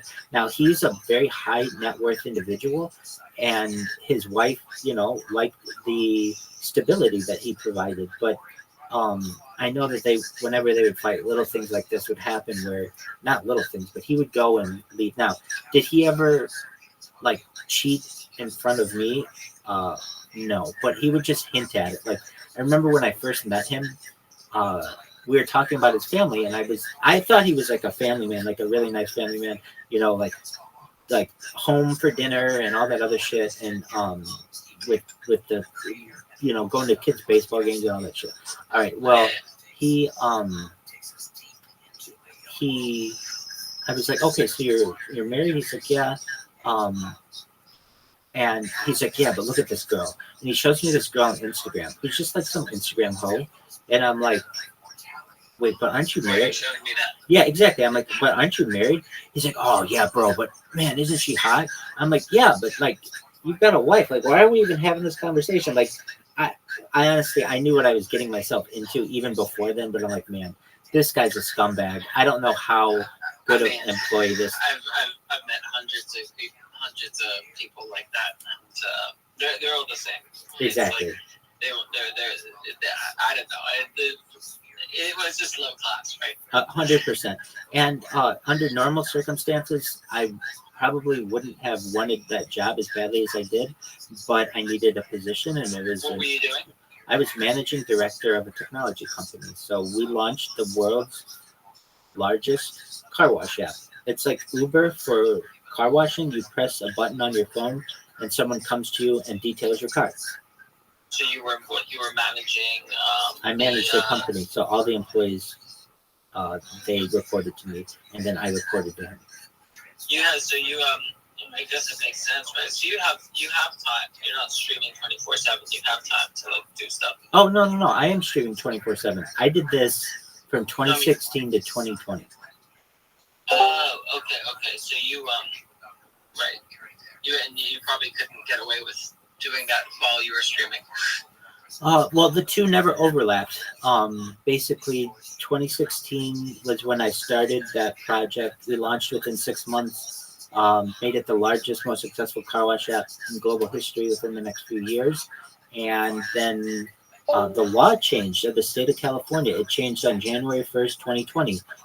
It recategorized what our car washers were. So we had them categorized as independent contractors, and just like Uber drivers and Lyft drivers, the state of California on January 1st, 2020, we categorized all of those drivers as all of those washers and drivers as employees of the company. Now, Uber, Lyft, DoorDash, Grubhub, those guys got another exemption so that they were no longer privy to that, or they were no longer, that law could not be enforced in them, but it could be on the automobile detailers. So as of January, it fucks up the whole business model. It did.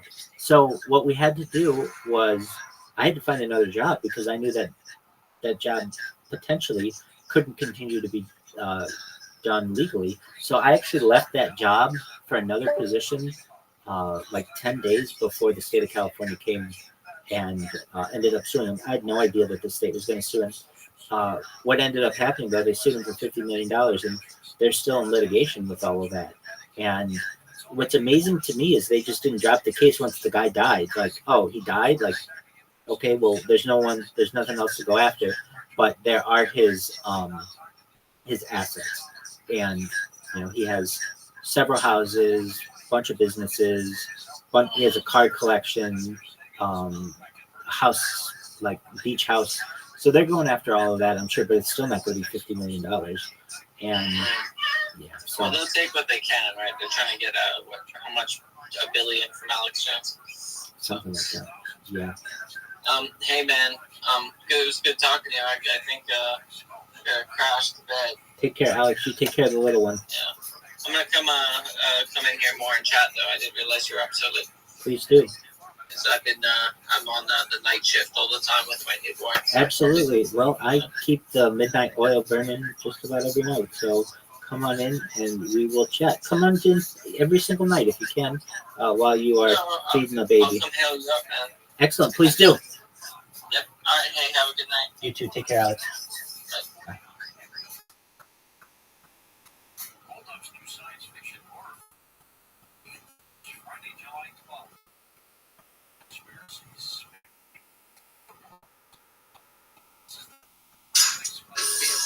Welcome to Trey.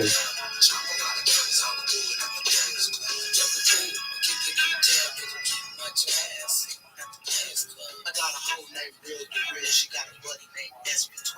Now you know the deal. We get freaky in the studio late night. That's why the beats that you hear coming real tight. Something to roll to, something to stroll to. If you's a player in the game, this'll hold you. More money for the bankroll. Me and my homies, we tired of the girl. Chopping out the hands, how we do it in the games. So I run a book club. Me and my homies, we tired of the girl. Possible to get subject. Fishman got to Son of Sam in prison, and Bernie Madoff opened up to him. Fishman jumped the world of podcasts. The series for Audible, Ponzi Supernova, about Madoff. We followed that with the #1 series, Empire on Blood for Anime. So you changed the settings on it. Podcast That's not a huh. That you took his property and you in effect destroyed his property. That's not something that you could do. Okay. What rent do you think he owes you for? He owes me for the lease that we signed together. No, he doesn't. You stole his property. The landlord may come after him. He doesn't have to live with you if you steal his property. What else? That was it. I didn't do anything with his phone. No, I don't care what you did to something with his phone. You changed all the settings so that he could no longer use it. He doesn't have to pay you for any rent. You can't do that sort of thing. It's unacceptable. See how fair I am? Where's her dog? Where is her dog? I don't know her dog is. Does she? I don't believe that. So you changed the settings on it. That's a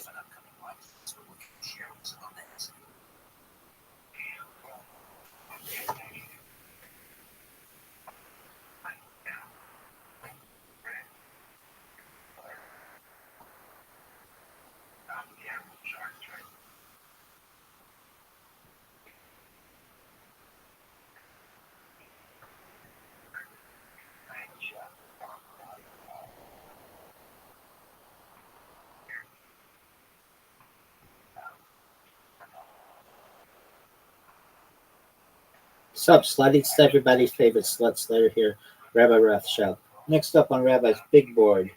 Who's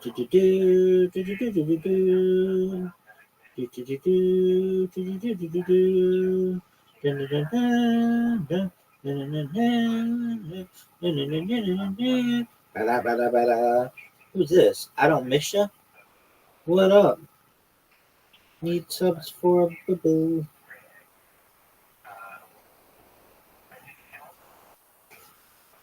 Oh, look, one of my things is in here.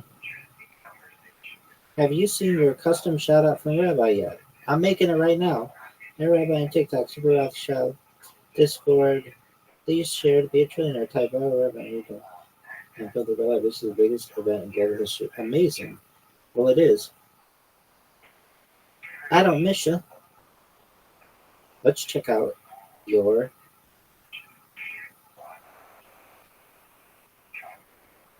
amazing.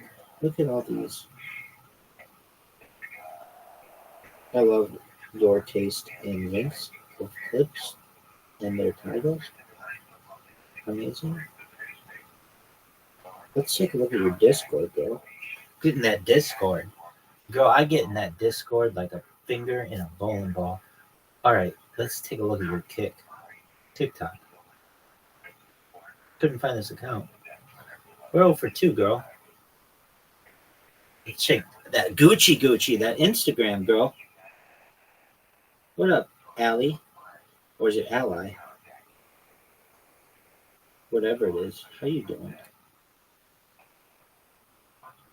What's up, girl? How you doing? All right. Anything else you want to say I don't miss? Yo, girl, let's check out that Twitter. Oh, you're really nice Twitter. I hate you. Cool. Anything else you want to say I don't miss? I don't miss you. I don't miss ya. I miss ya.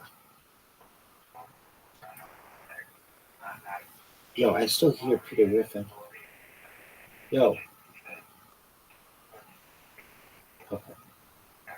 I don't miss you. I love your taste in cartoons. That's amazing. I think that you're an amazing person. And we didn't even get to see like any of your streams. So let's take a look at one of these clips, perhaps, that somebody made for you to see if you actually exist on the stream. Check out this move. Check out this move.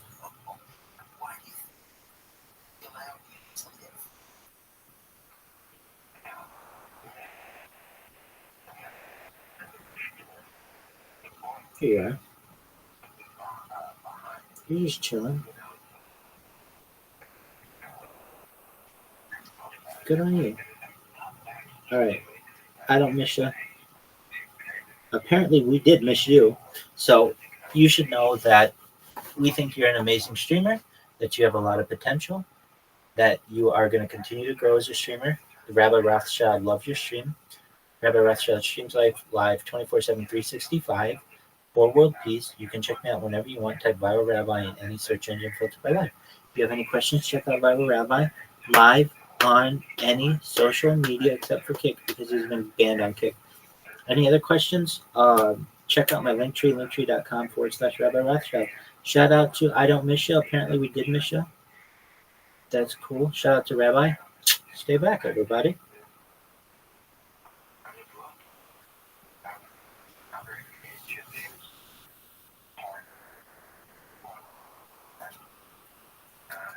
Here's what's important, man. What? June 11th, I'm gonna stand up live in Phoenix. Oh shit! Are you? Yeah, and June 13th. Are you going in to do just one show? One night. One night. What night? Savage. Huh? June 11th. June 11th, Thursday. It's a Thursday. Okay. Are you going in to do press that morning? No, I'm just flying in that day and doing the show. Do press that morning. Do that You think so? KPWD. All right. KUD. I'm fucking the name up, but do it. It's such a great show. No, I've done it. I love it. Yeah, it's a great fucking show. And Calgary, June 13th, 2 shows at the Laugh Shop. Jim Jeffries' family's from Calgary. He's on my podcast next week. Is he doing it? He already did it. I did it with him today. Oh, you got to tell me about the tour bus thing. I want to hear about it. I'm gonna do a tour. All right. Lee with you. Do me a favor. Take Lee. You guys are the best. I love Lee, it. I love you. Thank you. Give my best to your wife. Good luck with this fucking thing. Thanks, brother. You don't want to start a go? No. You gonna shave the beard for the fucking pilot? Yeah, one of us has to pick the beard because we look too similar. Like Sehan and shit. What? Whose keys are those? The Lee's are right. No, that's the problem. I bumped into Slash one night, like in '98. Joe took me to Riviera, and it was for the Dirty Show. And I bumped into Slash. I saw him at the airport, and then I saw him walking around in the afternoon. I went up to my room. It was my first time in Vegas to do comedy. I couldn't sleep. I went walking around, and there he was at the bar by himself. And I went over and said hello and told him that he was at one of my shows at the Union one night with Paulie Shore. And the Union, I remember that. And he started talking to me, and I asked him what happened to the singer. And he goes, "Can I ask you a personal question? How you doing with comedy right now? Are you doing well?" I go, "I'm not doing good at all. I just moved here. I've been the pilot, but whatever. I'm still getting $15 a spot." He goes, "These are going to be the best times of your life. Yeah. You're going to remember these times. This is what matters. Always savor this because later on when you make money, you're going to question it. That's what happened to the singer.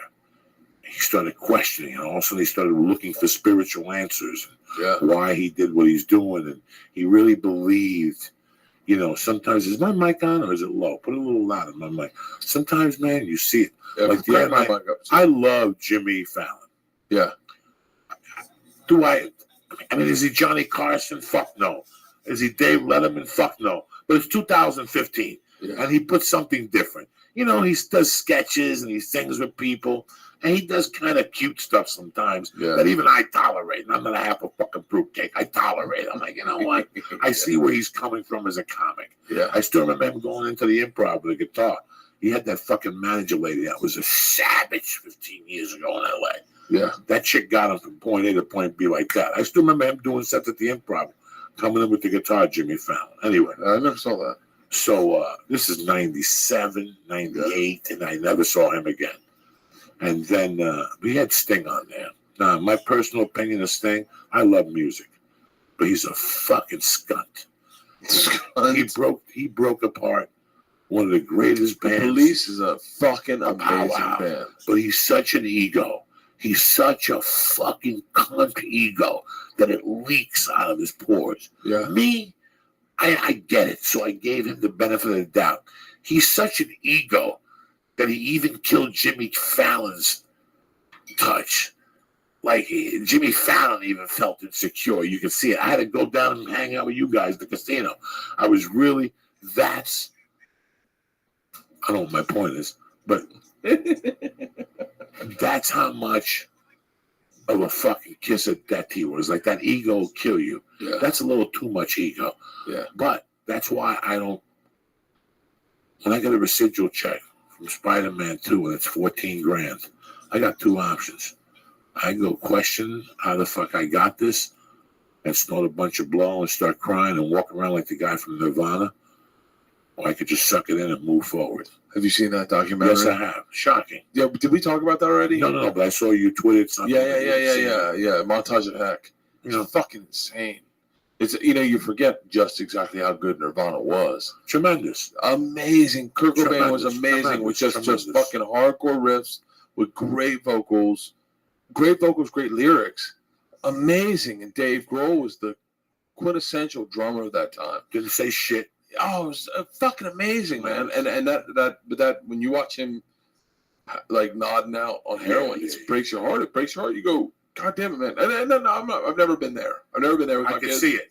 I still remember Guns N' Roses winning the Grammys and being fucking just gone. Falling all over themselves, smoking cigarettes, nodding and shit. At the Grammys? At the Grammys. Fuck all these clean acts, new kids on the block with haircuts and shit. These motherfuckers were fucked up. You'd sit there and you go, wow, that's amazing. Now, can they handle it? Guess what? They're still here. Yeah. Aerosmith, can they handle it? Guess what? They're still here. Led Zeppelin, half of them are fucking gone. I introduced Georgia to the Monkees today. Oh, Jesus Christ. Here we come. Oh, Jesus Christ. Like, and Georgia was like, I don't get it. And I was like, God damn it. This is the first iteration of the boy band. This is the first example of, like, producer makes the boys who sing the songs that they write, and then they try to get power, and then they kill it. And it was a TV show. And I was like, George, I don't know if I can tell you about this. This is too deep. Like, this is, and I literally was sitting there. I partied pretty hard last night, so I was like sitting on the couch with her. We were cuddling and watching it, and I was like, baby, this is next level. Like, I don't know what to tell you about this. I go, just enjoy it for what it is. You ever look at your children and see their future? Yeah, it's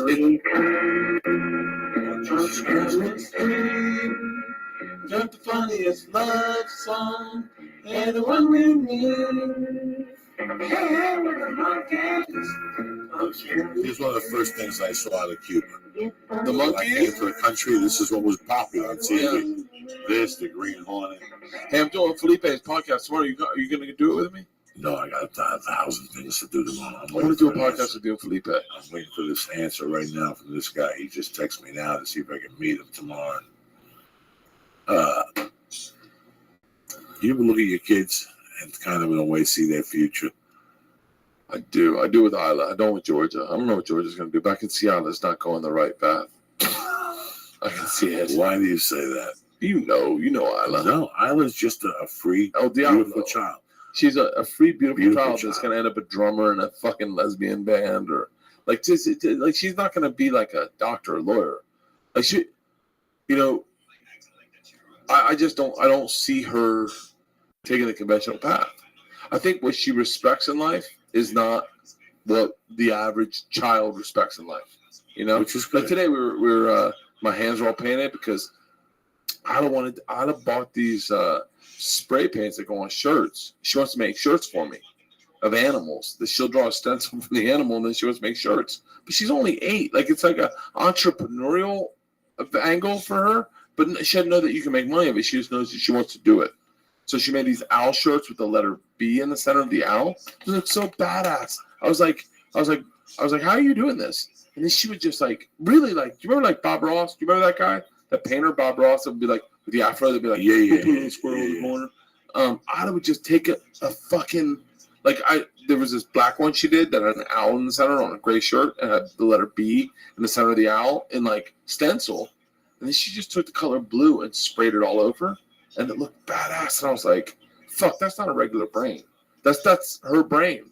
I can't fuck with that brain. And I don't want to fuck with it. But also part of me wants to go, hey, make sure that brain is taken care of in case the artistry doesn't come out. I don't want her to be addicted to, fucking pills or heroin. No. As long as you give her love, she's not going to have any doubts. She's like you, Joey. Like you're one of those guys that, you and her are very similar. And I've said this for a long time too, I think. But like, she loves hard. She doesn't love like on the peripheral. You either know she fucking likes you, or she doesn't like you. You're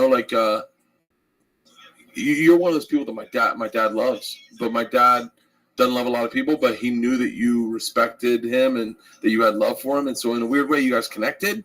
And so it's like, that's like Isla. She's like that. Now I love him more. I didn't know he was that type of lawyer.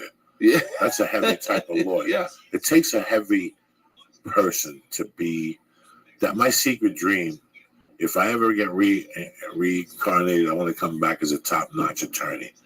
I'm talking a top-notch attorney, defense. Yeah. 3 or 4 huge clients that keep you on a retainer, and you just fucking are their mouthpiece for life. Listen, it's going to cost you, but you call me at 5 a.m, I'm tiptoed Magoo. I'm right there with you, banging it on the fucking jail. Yeah. That's the kind of, because I saw it. I saw that kind of representation to my mother. Sam DeLuca was the best attorney I ever saw in my life growing up. And he represented fucking killers. And he kept them aside. He drank at their bars. He drank alongside with them. Yeah. And it takes a certain demeanor to have people like that respect you. Because after a while, they'll say, fuck this guy, we'll stiff him. Yeah. You got to keep them paying you. An attorney is a very weird occupation. It's not what people think on paper. For you to be a good fucking attorney, you got to know how to cross the line. You would have been a great attorney. Back. Oh, I know I would have. I love it. My dick gets hard thinking about it. I could have never done the work to get there, though. The work would have been hard. But once you get that work down and you start, listen, man, they pay you to find loopholes. That's a great job, which is something I'm bad at. But by working that muscle, you get better at it. Yeah. By doing math and working that muscle, maybe a little fucking jujitsu to get your mind thinking. You've been doing jujitsu a lot lately, huh? I'm fucking terrible. It's amazing. I'm so glad I came by tonight. Yeah, me too. I was kissing the girls goodnight, and I saw you call. Yeah, but and I went. Oh, I missed this call. And then my Periscope came up, and it's Joey Diaz live. And did you know this? And then I saw you getting high before the show, and I went, Where's Joey at? In my head, I was like, I know we're right near each other. Where I'll go run over there. And then you were like, Tom Segura's coming over, and I was like, oh fuck, we had talked about that. I was like, the podcast. So I called you up. I go, hey, can I still come over?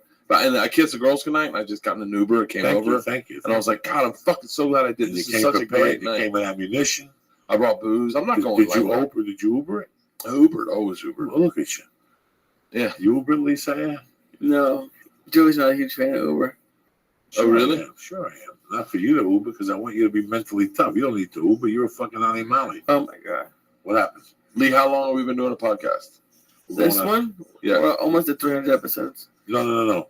No, the How- time right now? Yeah. We're 2.5 hours. We're gonna shut off here in about 10 minutes. What do you think, guys? I've had a fucking blast. Oh, me too. This is. I really have, man. I'm so Yeah, blessed to under be in my 2 life, hours. Joe. Oh, really? It's 1:53. Yeah, this is. Listen, man. A podcast is basically tapping into a good conversation. It shouldn't be forced. It should be very generic. The podcast I enjoy is just generic conversations. Yeah. You can tell when you put a comedian on, he's trying to overdo it. Just talk, you know. I tell you, man, I really regret not reaching out to people I don't know more. Felipe was probably, other than meeting you, was the realest person I've ever met. Like, remember when I met you, the first words you said were, "Dog, you ever break into a chick's house and eat her pussy on a quaalude?" And I fucking fell apart. You're like, Lucy Snowbush. And that is the fucking, I remember saying to Joe that night, we were sitting outside the thing, I go, that's the realest fucking guy I've ever met in my life. Like, I feel like a phony standing next to him because everything he says is so genuine. And Joe's like, dude, it's Joey Diaz. That's next level. Like, I mean, that's not his exact words, but, and then meeting Felipe, I was blown away. I was like, and he was like, oh, I'm good friends with Coco. Like, it just, and I really love that in people. And that's what podcast brings out to me, is real motherfuckers that would have never gotten a voice. You know what I mean? Like, you can't be you on morning radio. No.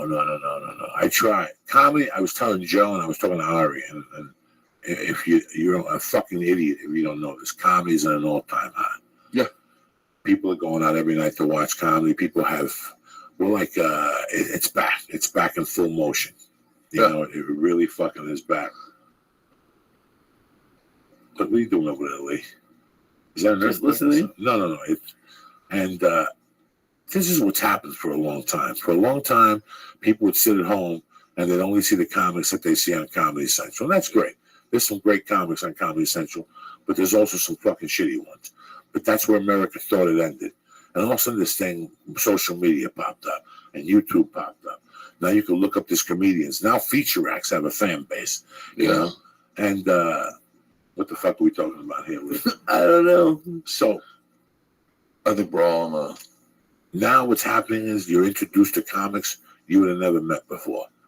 So for all this time, you've been meeting these comics that you think are goody two shoes, and all of a sudden this new brand of comedy comes. Yeah. That some of them, are like Joe Rogan, who's very intelligent and very profound, and he smokes pot, and he does fucking TRT, whatever the fuck, and he knows about fighting, and you get all these different comics spilling their heart out to you.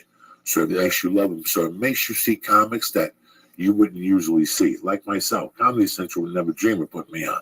Felipe, the general has fallen in love with comics that you wouldn't see generally because of that's the best part of comedy. That's the best part of comedy. Why would you ever want a guy who fucking just knows what the market wants to buy, resaturates the market with what it's already purchasing? I mean, I don't mean to be a cunt, but like, I feel like a lot of comedy is like that. A lot of comedy is guys who know what the market purchases and they simply repackage what the market purchases. And then you get guys like you and Felipe. I'll say like 4 very different names. You, Felipe, are so authentic that no one's doing that. No one's doing that ever anywhere. You can't find it. Everybody wants a TV show. Yeah. Nobody wants you to really know. I had this horrible thought, guys. I just told my wife on the way out, and I'll share it with you guys. I love Lee Sayat. Lee Sayat's like my little brother. I love D'Agostino. But I look at a lot of people who are under 20, under 30, in that mid-range. There's 2 different types of worlds, One thing I have appreciated from the lesson I've learned with myself in the comedy is that I also learned that with music. Now I believe that we maybe didn't hear the best music that was out there. Yeah. There was maybe a lot better music, but maybe somebody didn't like them. Maybe they fucked somebody's wife. Maybe they did something. Maybe they spoke up for themselves and they didn't get a chance. So now I've been listening to more independent label music. When people send me CDs now, I sit down and listen, and I've been learning. Yes. This has opened up my eyes also, I don't know what the fuck I'm talking about. But mainstream, more comics like myself that you wouldn't see are going mainstream, and it's great because you're not just exposed to what the fuck the media is pushing down your throat. The real fun is hearing someone live a life that's different than yours. That's not. I don't want to hear about it. I don't. And I'm not shitting on anyone. I don't want to even do material that sounds resembling of me shitting on them. But like, I don't want to hear about a guy talking about what chicks sound like when you hit on them. We get that. We've all lived that life. I want to see something. I want to see Ernest Hemingway. I want to see a fucking Gatsby. I want to know someone that lives something different than me. I don't know. That's what I dig about, like what's out there right now in the market. I don't know. I'm pretty fucked up too. Do you think on like a long enough timeline, if you just kept at it, everyone would have some sort of success, whether it's just like selling out or having a show? It depends what you look at as success. Right. I've been going to jiu-jitsu for 2 fucking years. I am horrible. But because of jiu-jitsu, it has made me more aware of my body, and I'm trying to get healthier and stronger and in shape. Your body's you're much healthier. Yeah, so success is what? Some people's success is going to a bar and buying everybody drinks and getting your dicks up. That's some people's answer to success. Yeah. Some people just want to, listen, man, no matter how you look at it, comedy became more important to me than doing crime and than doing drugs. Yeah. It took me 15 years or whatever it took me to realize that, hey, there's comics that aren't better than me. They just have help or whatever the fuck they have. I'm making these strides while I'm a coke addict. Can you imagine the strides I'd make if I was over-coked? If I didn't do coke? Now my energy had somewhere else to explore and go somewhere else with my mind. Yeah, but your path, your journey is what it is. Like there's no no one can do what you're doing. I don't know. Not to sound like too. I feel fucking against you. I think everybody can do what they're doing. No, nobody is can do consistent. What you're doing. Nobody wants to be consistent. Nobody wants to do anything past 62 days. Nobody, if you take a fucking poll in this country of what happens, I see it at home with my wife. And she's going to get the karma of that when my daughter gets old. When I tell my wife, hey, do this, leave this door shut because this is going to happen. And I come back a week and a half later and it's open. And she thinks I just meant it for 3 days. Every morning. Today I got up at 4 a.m. My flight was at 7:35. I got up at 4 a.m, just out of myself. I got in the shower. I came out. I ordered breakfast. I was packed already. I tried to write, not jokes, but about my day and about my journey for the week and how great Vegas was. And the process of all this, I go, holy shit, it's Monday morning. I got to post 3 videos. I got to do the morning joint. Nobody was on Twitter, but I did it because it's consistency. That's what I do on Monday mornings. You know how long I've been doing that, Lee? How long have I been doing that pathetic thing with the same fucking songs and the same stupid fucking little... Since I've known you. Okay, 3 years. 4 years. And even though it's stupid, and even though whatever, how many comics get up every morning and tell you to have a great day? Very few. That goes a long way in my world. No one, I don't think. So, consistency is everything. I believe that if you stick with something long enough, even if you don't become a Hollywood star or you don't become a world champion at it, you will get a different lesson out of it. That you will go into the next level of your life in peace. Jimmy Schubert does a great saying. His father told him, don't cut the shrib, never give somebody a short shriv or something. It means to always give 100%. To always give 100%. Even when you don't think nobody's looking, always give 100%. And that's the only way you'll be in peace when you move on to the next level of your life. Yeah. And with that, let me give a shout out to the sponsors and we'll get the fuck out of here. Hey guys, you get all new Bertcasts this week. I'm in DC. I'm fucking Joey. You do this to me. I turn into this like fucking malleable piece of jello when I'm around you. And well, hold on 1 second. Let me talk about Anna here.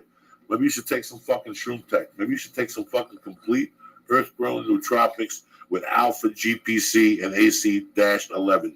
90 capsules. This is one of the best products on the market to get your fucking head together because it all starts with your fucking head, cocksucker, and then it moves on. That's what Onnit does to you. Go to Onnit.com right now and look at the exceptional fucking inventory they have of fucking nootropics, lootropics. They got everything. They got New Mood. They got Shroom Tape. They got Battle Ropes. The only thing I can't get you 10% off on the action gear. I get you 10% off on the supplements. Go to Onnit.com. Look at the fine line of stuff. Try they their got. new mood. Try their new mood. The new mood is tremendous. Listen, I never jump in on an ad, but I will say wholeheartedly, Joey knows this. I have a problem with anxiety and OCD. The fucking new mood, that 5-HTP, that works. It really does work. If you're a guy that obsesses about shit because someone says something to you at work and then you can't stop, or you said something drunk at a party, try that 5-HTP. It works. There you go. That's a fucking, what do you call those, editorials? Testimonials. Same fucking difference. Go to Onnit.com right now and press in. Church. Boom! And get 10% off your order and just stay on it. You can get on the Stay On It plan where they'll deliver on it to your fucking door every month on the month, okay? That's how we rode here. How about a big shout out to my people that hit E-Cigs right now, putting a tremendous special for you. 5-pack, 2 cigars, 2 cigarettes, whatever the fuck you want. Oh, you gave me one of the cigars last time I was here. $50 fucking dollars. You can't beat this thing. 1,200 guaranteed puffs. They ain't fucking around. You understand me? They're not fucking around. When you go to all these 7-Elevens with those ISIS cigarettes, they only have like 400-300 puffs. Fucking this shit. ISIS cigarettes? Yeah. Hitty Cigs, they fucking take you to the next level, cocksucker. Go to hittycigs.com and press in. Joey's Church. Boom, and get 5 Hitty Cigs for $50. That's $10 a piece. You'll be smoking fucking electronics to the end of time. I love you, cocksucker. Number 2, Iron Dragon TV. You had a great Memorial weekend, but you burned through your fucking Netflix catalog. It's time to switch Roku, bitch, and go see my man Dave Foley over there at IronDragonTV.com. Classic martial art films right there in your house at the fucking control of your fingertips. Everything you like. What do they got? Jet Li? Yeah, Jackie Chan. Doom Coon? You sure? They got everybody. Touch a hero. Everything. They ain't fucking around. Go to Iron Dragon TV and get 2 free films on Joey Diaz right now. Tell them I sent you. Go to Iron Dragon TV and press in. Joey. Boom! In the box. And get 2 free classic martial art films right now on your television set. And you're sitting there, what am I going to smoke tonight, Joey? You're going to go to naileditlife.com for the best vapor pen on the market. You understand me? Fully guaranteed. You have a problem with it? You call fucking Dave. This week I was smoking my vapor pen at the airport today. Is this the one you told me about? Yeah. And the thing was fucking... Shut up, stop. Just Did you smoke it? I don't know what you're talking about. Did you smoke it? It was pretty fucking good. I smoked that dab at the airport that I got fucked up, but the thing was loose. You did what? But the thing was fucking loose already. If that happens to one of Dave's pens, I called Dave, the Nailed It Life. I got a pen delivered to my house within 24 hours. Go check out naileditlife.com. All the great products they have for dabbers. If you're dabbing, if that's your world, they are the fucking kings of it. They make a gummy bear called Los Gummies Hermanos, which will fuck you up. 250 milligrams of a hash roll. You need a license to get one, though. If you live somewhere where there's no license, don't ask, you dumb motherfucker. We can't mail it to you. Another shout out to Nailed It Life. Another shout out to Iron Dragon TV. Another shout out to Hitty Cigs. And a tremendous shout out to Onnit.com. And to Bert Kreischer for coming this weekend. God bless you, Joey. Also, you bad motherfuckers, on Saturday night, one-stop shop, Uncle Joey, Oklahoma City, at the lab, at the university. That's right, Uncle Joey's coming to Oklahoma City. Put the fucking horse away. I'm coming with a big dick and some Vaseline. And then the week after that, the Denver Comedy Works, all you pot smokers, I'm coming to fucking town. You better get ready. I'll be doing jumping jacks. By the time I get there, I'll be under 300. So I'm going to smoke pot like a motherfucker. I'd like to thank Bert Kreischer. I'd like to thank my man Tom Segura. When's the new season started? A trick, whatever? Triplet. Triplet. June 2nd. June 2nd on Travel 8 Channel. p.m. And the thoughts tonight do not express the thought of the producers or the Food Network channel. You understand? I love you, cocksucker. Stay black. Uncle Joey loves you always. Happy Memorial Day. If you're a soldier, let's get the national anthem. Oh, I fucking love this. Let's get the national anthem. Like last time, Lee. Let's What's up? Like play some music of the national. I am. Where Joey. I got it. There, you know, yeah. This is one of my favorite times I've ever had on the show. Oh, here we go. Get up, you fucking faggots. It's America, you fuck. Soldiers died for you. And you want to walk around with a sore ass telling people you're free. You ain't free, you fuck. You're a fucking hologram. You're trying to be somebody else. It's Memorial Day, you fucking cocksuckers. Be a man.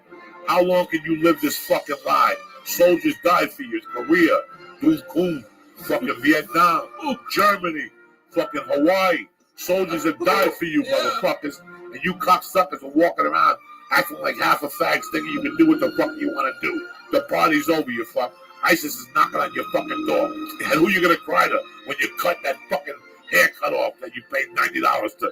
You're gonna cry to the boys of the American fucking armed forces. That's right. The Army, the Navy, the fucking Marines, who else? The Air Force, the Coast Guard, the Boy Scouts.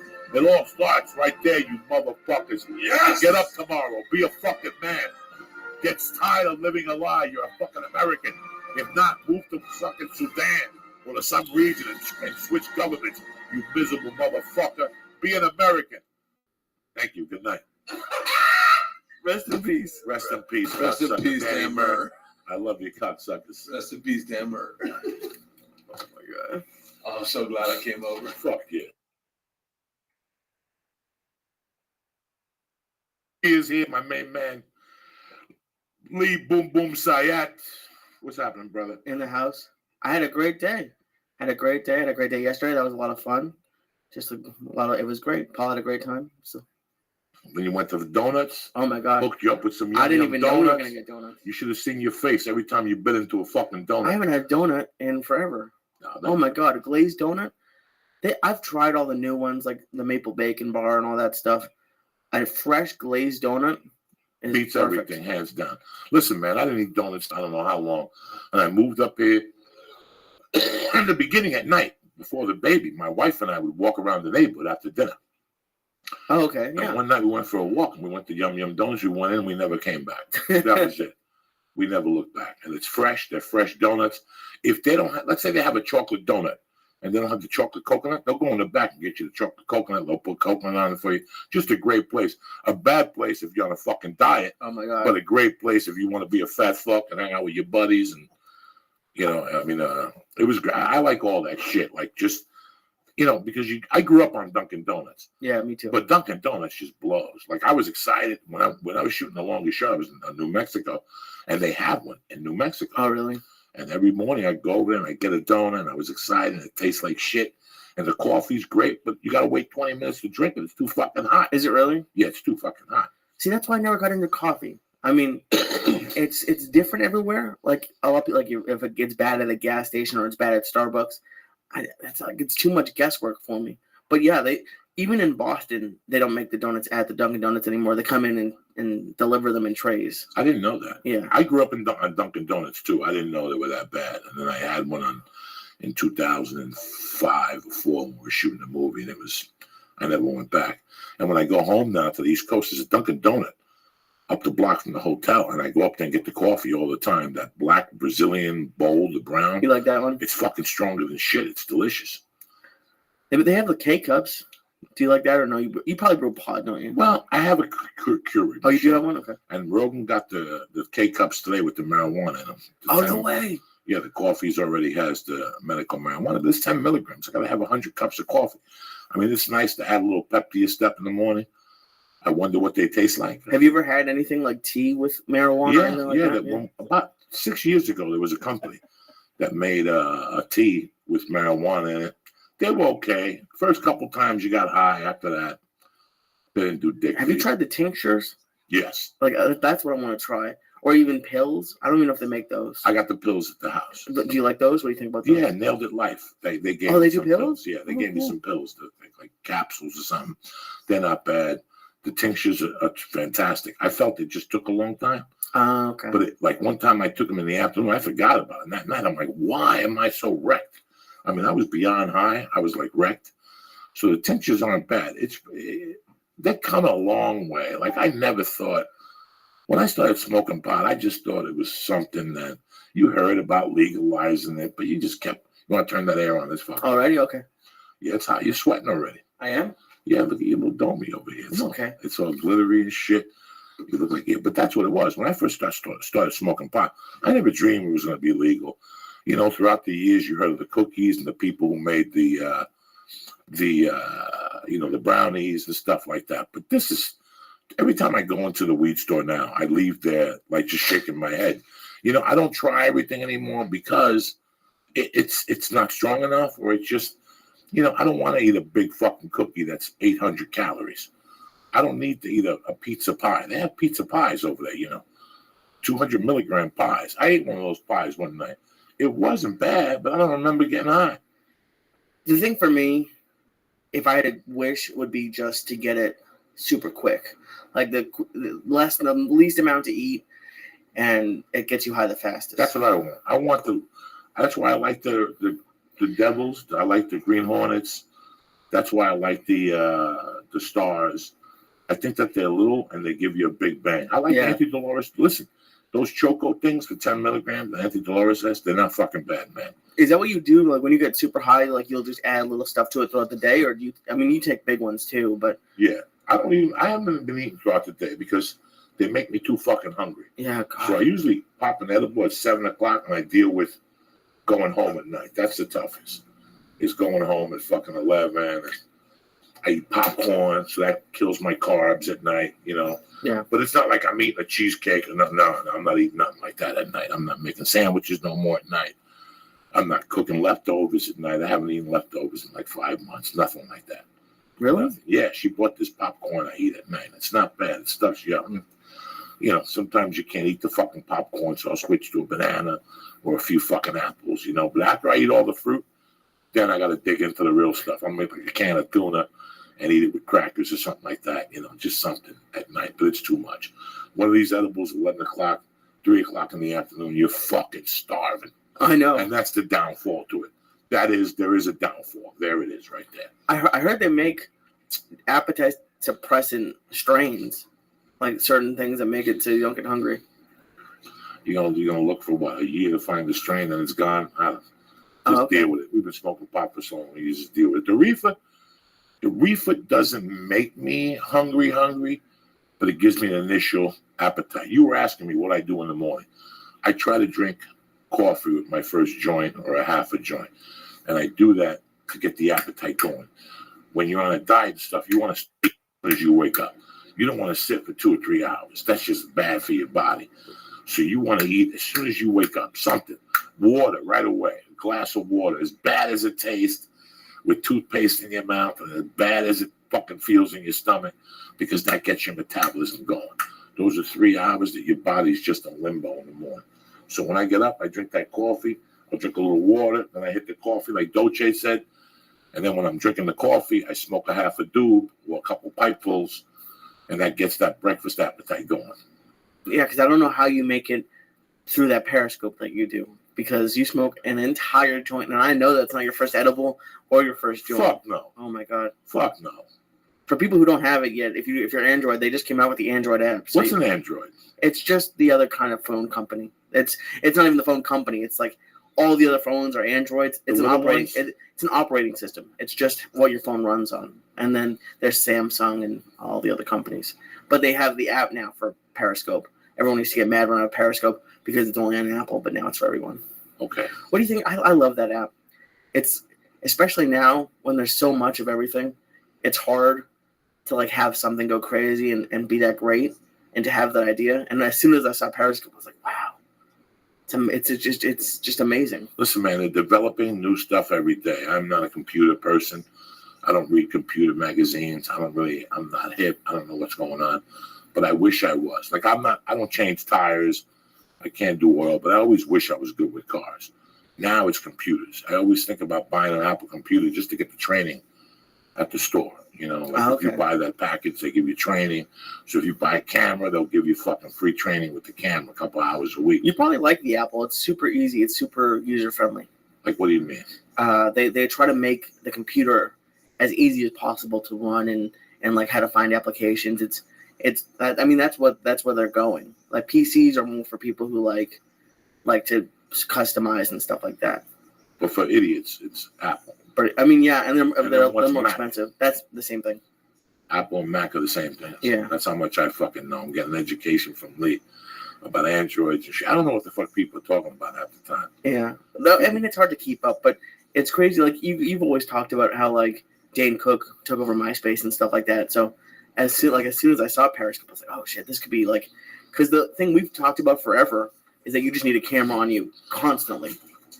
Jesus fucking Christ. If I don't kick this one down next to me, I'm trying to get comfortable here. I just don't know, and I get scared sometimes. With Periscope, it's so fucking easy just to set it up and send out the tweet. Yeah. Get people to watch it and just shut it down. I don't like periscoping all day. No. You know, today I periscoped the cats. That was great. Biggie looks so cool. Biggie and the other cat looks like he's fucking gonna die. But I love those guys. I've known those guys for 6 fucking years now. Every time I walk down that street, I talk to those fucking two cats. Or BW, I'm friends with them. They follow me half the block. Really? Sometimes I gotta bring them cat treats. Is Biggie the loudest snorer you've ever heard? Because every time, even when we did Mad Flavors World with him, like you could just hear his purring is just like super loud. He's a great cat. He's a great cat. How come you never brought him upstairs? Because I got other cats to deal with, and he's just a male that would go crazy. Oh, okay. He's got a home.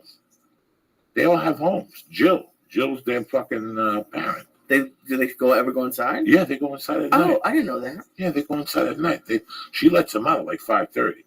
They fucking want to go outside, but now they go down the block. It's really interesting how they move down the block. But then come 6 o'clock, you see them right in front of Jill's eating. Oh, okay. Wouldn't you ever get nervous about them getting hit and stuff? Like it's just.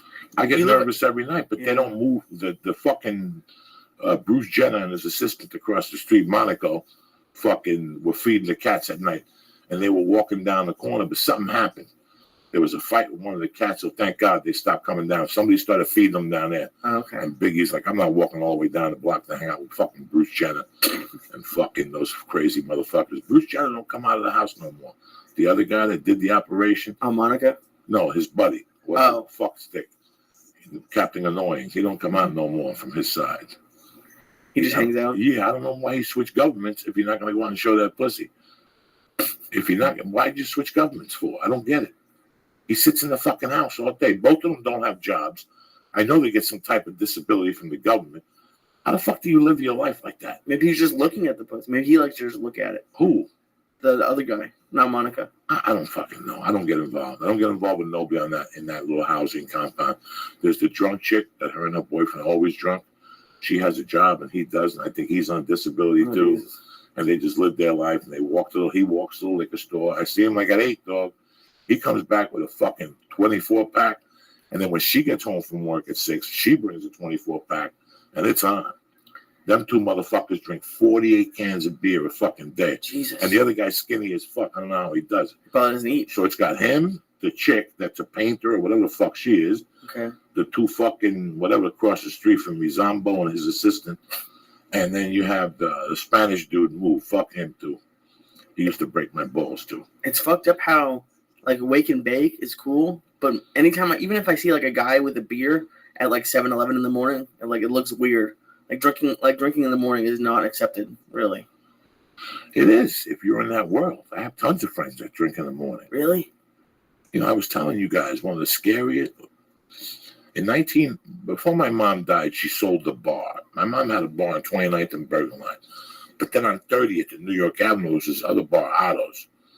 So when my mom shut that bar, the bookies from there had to go somewhere close by because people banked on them to put their numbers in. So they started going to a bar around the corner named Otto's. And it's the last bar. Pretty much there's only one more stop before you go into New York City. Oh, okay. So when my mom died, I used to have to go up there every Sunday and meet Zoraida, the lady I talked about in the Comedy Central thing, and we would meet up there. And one day I asked the guy, hey, are you looking for any bartenders? And he goes, yeah. And he gave me a job. He goes, I can give you a job Monday nights. It's a slow night, but you can build it up with your friends. And then Thursday morning or Wednesday morning and Friday morning. And I go, who comes in here in the morning at 7 o'clock? And he goes, you'd be surprised.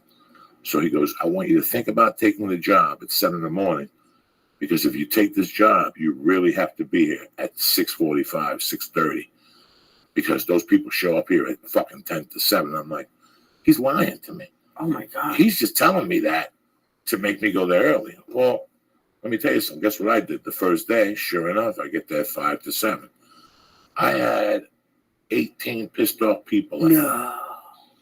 Judges, attorneys, people with suits, like nobody looked like an alkie, but they all were late. I learned a lot from that job. And I'd go in. So basically this job I had at Otto's, I was in high school. You weren't. Yes, I was. I was a senior in fucking high school, but I had a job. I was part of the CIE work-study program. That means you only have to go to school in the mornings and then work 15 credits. I switched it. I told them, can I go to school in the afternoon on Thursdays and Fridays, which I really didn't go. Who gave a fuck at that point? And I went in the mornings and I bartended. But the first time I went in there on time, which was that Friday, was when I really saw it. I got there at 6:30 and I took care, Get everything I set got up, all the ice, and at 10 to 7, they come in there. And let me tell you what their orders were. Their orders were 2 shots of scotch at 6:50 in the morning, 2 shots of scotch and a beer back. So 2 shots and a fucking beer. And they'd be out of there in like 5 minutes, probably. 3 minutes before they got on the fucking bus. Bam, bam, bam, $3-4 tip. I'd make $60 in those 15 minutes, and then I'd be dead the rest of the day till about 3 o'clock. There was no reason to go to that bar. A couple scragglers throughout the day. Somebody coming for a beer, somebody coming for a soda. It was the day shift was basically around that 400 I made in fucking 10 minutes. Jesus.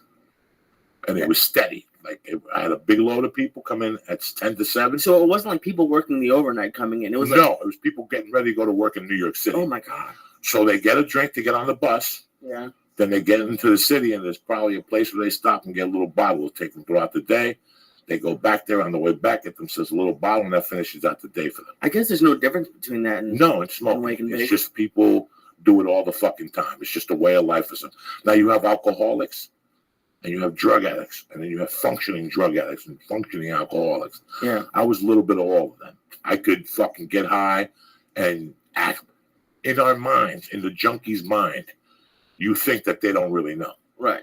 Like an hard, disgusting, perverted mind. I could walk in here, trip, and go. I could tell Lee that I took cold medication. He'll believe me. So is there actually a functioning alcoholic or functioning drug addict? Yes, there is. Absolutely. So, okay, there is. Absolutely. I feel there is because I was a functioning addict. No 2 ways about it. I was a functioning addict. My daytime thoughts were mixed with my addiction. So all day long, I'd be talking to you about business, but I'd be really thinking about how I was going to get high tonight. And the mind started working once I got the package for tonight. Until then, I didn't settle all fucking day. So why did you quit then?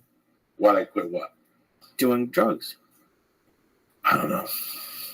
I don't know how it happened. All I know is that this is what happens to your mind. You really think people don't know. Okay. So at the beginning, maybe you're functioning? Because it just... No, you're always functioning. Okay. I was a functioning addict all the way to the last day. Okay. I shot a fucking movie with killers. That's true. I'm doing a package every night on the longest short. I snorted 1.5 grams a night when I was doing the longest short. That's a lot of fucking coke. Jesus. Till 4, 5 in the morning, 3 in the morning, I'd just go in high. I'd take a nap in the morning when I got there. I knew I wasn't shooting first. And I'd take a little nap for an hour, and then that's why I got so big up to 418. Because when you don't sleep, your body doesn't burn that fat, so you put on weight like it's going out of fucking style. But there's a thing called functioning addicts and functioning alcoholics. There's people that do drugs and can't do dick.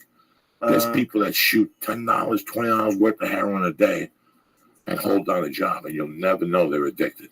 You'll never know, Lee, unless you look in their fingers or in their toenails, or they shoot heroin maybe in their fucking back of their legs. Oh my God. I'm so glad that was never my thing. It scares me. I'm very happy you're not fucking easily impressed either, my friend. You're a smart young kid. But a lot of guys your age didn't get high that I know. A lot of, I don't know. I just, I think a lot of kids are more probably drink too heavily as opposed to like heroin. Like, I don't know. I don't think I know anyone who did heroin. I probably do. I guess the statistics are like. Now, when you went to college, were you a drinker at all? No. I didn't really like the kids in my college, so I hung out with kids from home. If I was going to go out to drink, I got drunk because I didn't see the point of just going out to have like 1 or 2 drinks. But I probably did that once every month, a couple of times a month. It always blew my mind when like my roommate would go out Thursday through Sunday. And I was like, I could not. Drinking has never been that fun for me. And when I get drunk, I have fun, but then like the next day, like you always feel like some sort of drinking and doing drugs was always fun for me. I can't lie to you. Really? I couldn't. And I don't drink, but the drugs were there. The drugs were available, so the alcohol was available. That's the only thing that takes the edge off. So I might as well drink. But I could drink when there was drugs involved. I didn't like how I felt, but I did it. I did all that shit against my cut all those years. I didn't like how it made me feel. I don't like how alcohol makes me feel at all. I like the taste of a couple fucking things, but not all of them. You know? Right, yeah.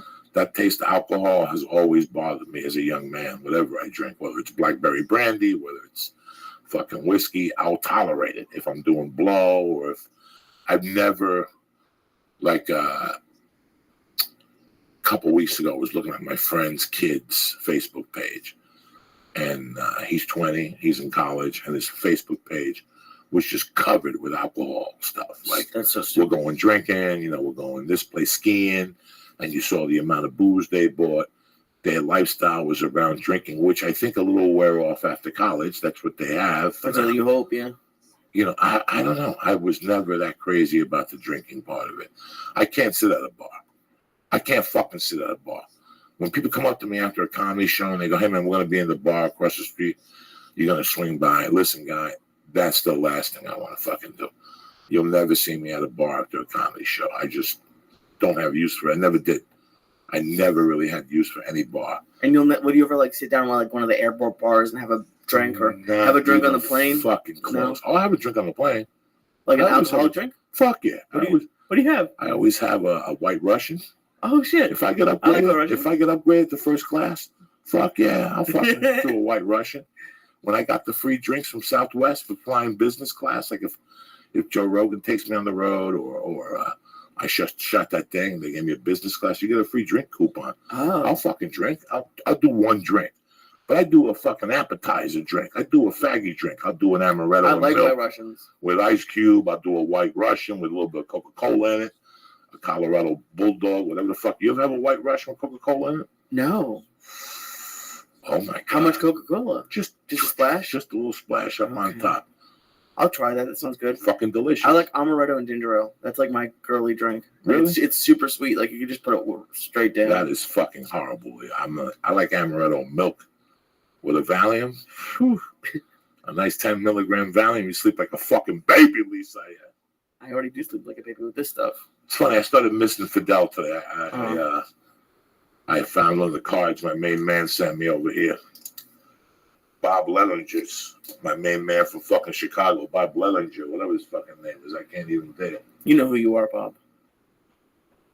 What's that? I know. I said I know who he knows who he is. Really? Yeah, he must know. Yeah, he's a good guy. Him and his family are from Chicago. They're gonna go see me up on them and the other zanies, but they all got shirts. They're great people. And they sent me a card when Fidel first died. I forgot to thank him. And I put the card on the wall, and I saw the card today, and I really miss Fidel. It's crazy. We went to get custard at that place next to Jersey Mike's with Mercy after she went swimming today. Yeah, Rita's. And she got a brain freeze. And me and my wife looked at each other and started freezing because Fidel would always get brain freezes when he eat ice cream. You gave Fidel ice cream? He loved ice cream. My wife got like a sundae or something. He loved ice cream. So, fucking hilarious. What would he do when he got a brain freeze? He would just, his eyes would blink for about 6 minutes. He'd make like a little cat noise, like, wah. Something like that. And you guys would just share ice cream with him? That's so nice. Yeah, sometimes you get like a vanilla ice cream and he comes up and he would be relentless when you ever had food. Whenever you had fucking food, the cat would just be relentless. So he jumped up and I give him a couple of fucking licks of his ice cream. Put that down, please. Nah, we're going deep. We were I told you that thing is stale. Dude, we had like 250. That still doesn't mean anything. No, fucking there's no calories if it's stale. What fucking 250? 250. There was no 250 there. That shit wore down. We had left it there for 2 weeks. You're not even high yet. We've been doing it. Not even high. You're crazy. You're not even high. I'm not high yet. Look at me. I got a little high on the weed, but that was it. Nothing. You're high. No, I'm not. We'll split this and that's it. We're done for the week. I won't see you till Monday. Well, that's just because I wasn't going to see you anyways. Fucking June 2nd, Monday. Can you believe that? No, I can't. Premiere of Trip Flip, 8 o'clock. Look at that. You went deep this week, Lee. I went super deep. I had 2 stars last night. 2 stars Monday. But I couldn't believe how much I missed that fucking cat. And I miss Sissy. Don't get me wrong. Fidel was more, Sissy wouldn't talk to me. Really? In the beginning, when I was doing cocaine, Sissy wouldn't mix with me at all. I picked her up early on when she was a kitten. She scratched me. Right off the bat, she scratched me in the arm. I bled for a little while, and I never fucked with her again. And then after a while, she's like, and she lives in the house with me, but she wouldn't even come close to me. And about a month after I stopped doing blow is when she started coming around me. Okay. I had that cat for 5 years before that cat came close to me. And just didn't like 6 years. The vibe you're putting off? Didn't like the energy from the cocaine. Something just wasn't right for that fucking cat. She would not mess with me. And I loved that cat with all my heart. I don't know what the fuck it was, but it happens. I learned a lot. I learned a lot from her. I learned how bad cocaine really was. If a cat could feel its energy. And then I started thinking about when at nights, as I started getting more cats, when I would have the cocaine out and I'd do the coke, how the cats would disappear. They didn't like that energy. They really fucking didn't. Finney liked it because he was a coke fiend, but the rest of those cats really didn't like the energy. It just goes to let you know that they're aware to something. Cats come to life. They're, what's the animal they come Nocturnal. Nocturnal. So once I get back in the comedy store at night, that's when they're rocking and rolling. They're on the floor, spinning on their back. They're fucking giggling, So. They're funny. You have funny cats. I do have I'm very fucking lucky, Lee. I'm very lucky that I don't have any problems with my cats. And I always gave them so much love from the beginning. Today I was walking out and I saw Harry there and I picked him up and gave him a kiss. Then I picked up Dimmy and I rubbed him real hard. I gave him a kiss. And as I'm putting him down, he's like, wow. And I go outside. When I come back, I hear something ruffling in the curtains. Yeah. And I turn from outside. I'm smoking a bowl on the balcony and I look in and it's Finney looking for me. Dimmy. And I come back in and I pick him up and he's like, wow, like he wanted to play. I have a good time with my cats. I really let them know how much I love them. I try to brush them alternate days, like the girls on one day and the boys on one day. I brush them a lot. I'm always giving them attention. I don't understand having an animal you're not going to give attention to. Right. I never really understood that. So I always try to give them as much attention as I can. When I see an animal on the street, I try to give it attention. If it's fucking lost. There's some animals that don't want to be bothered. Yeah, there's one mean cat in your neighborhood who attacked my leg once. Oh yeah, he's gone. He's gone. Yeah, Captain Pete. He's gone. Captain Pete. And then Henry. Oh, Henry. Okay. That was another bad motherfucker that got on my roof one time and started hitting the glass with his paw. My cats were gonna fucking kill him. And I had to go outside and throw water at him. And then the people around the corner adopted him. Oh, okay. And they got him fixed. And now he's just a big, fat, bushy cat that doesn't move from that window. Oh, wow. Because when you neuter them, it changes them completely. It takes that testosterone out of their bodies. That's why when you see older cats, their heads get so fucking square and big because they keep fucking growing. That testosterone makes their fucking head get thick. It becomes like a fucking block filled with fucking testosterone and shit. A lot of douchebags always say oh, my dog's my kid or my pets are my kids. Look, you had your cats for a while. They basically turned into basically your kids for those few years. Listen, if you have an animal, and when you go to a fucking pound and you adopt that dog, you make a commitment, Lee. Yeah. And that commitment's a big commitment. That's why people look at animals. It's not a car. It's not a bicycle for 3 years. It's not a fucking rental. It's not an iPhone that they're going to come out with a 6. This is it. So when you look at that dog's eyes and that dog looks at your eyes, this is it. You're making a commitment to that dog. Do you travel a lot? Do you live in a fucking box? Are you doing that dog any justice? In my world, as long as you give that animal love, you're doing that animal justice. Because love is what they want. Love is what. Exercise is also important. So you have to think about, am I going to take this dog out 3 times a week? Where do I live? Let me look at my fucking neighborhood. So it's going to be shitting in grass all day. Am I going to pick it up every fucking day? These are the things that people don't think out. Do I want to wear a kitten and pick up warm shit when it's still warm out of the dog's ass and put it in a bag and walk a mile with that shit walking next to me? Who the fuck wants to do that? I don't. No. But if you love a dog and that's what you want, that's you a have to commitment do it. you make. When I took those cats in, man, every time my wife talks about a vacation, she knows I don't like it. I don't like it at all, but I have to do them now with the baby. I don't like leaving those cats. There's an earthquake. Yeah, you'll be there. You'll stop by. Juan will stop by. It's not the same. It's not the same. I know how they are, and they know how I am. And I know when something's bothering them. I know those cats so fucking well. I know when they're not right. I know when something's bothering them. I told my wife last week, there's something wrong with Superbad. You think so? What do you mean? I go, every time he sees me, either he did something or something's not right. Because Superbad is my cat. But every time he sees me and I walk in, he shoots to the kitchen. I haven't done nothing to him. Something's bad with Superbad. Something's wrong with Superbad. What do you think? My wife's like, I don't know what you're talking about. Sure enough, Saturday morning, I talked to my wife, and we're talking about something. Then later on, she goes, oh, I didn't want to tell you because it was too early. I had to take Superbad to the vet. His abscess swelled up in his head. She got up the one morning, Superbad came crying to her. His head looked like he got hit in the head with a hammer. Oh, He had what you had in the eye, the sty, only in his mouth. oh fuck. Yeah, take him to the vet and fucking drain his fucking tooth. And now when the infection goes away, they got to pull his tooth. I knew something was wrong with him. That's how much I know my cats. I know their walk. I know their mannerisms. I know when they hide behind something, something's up. I know how to react when an earthquake's coming now.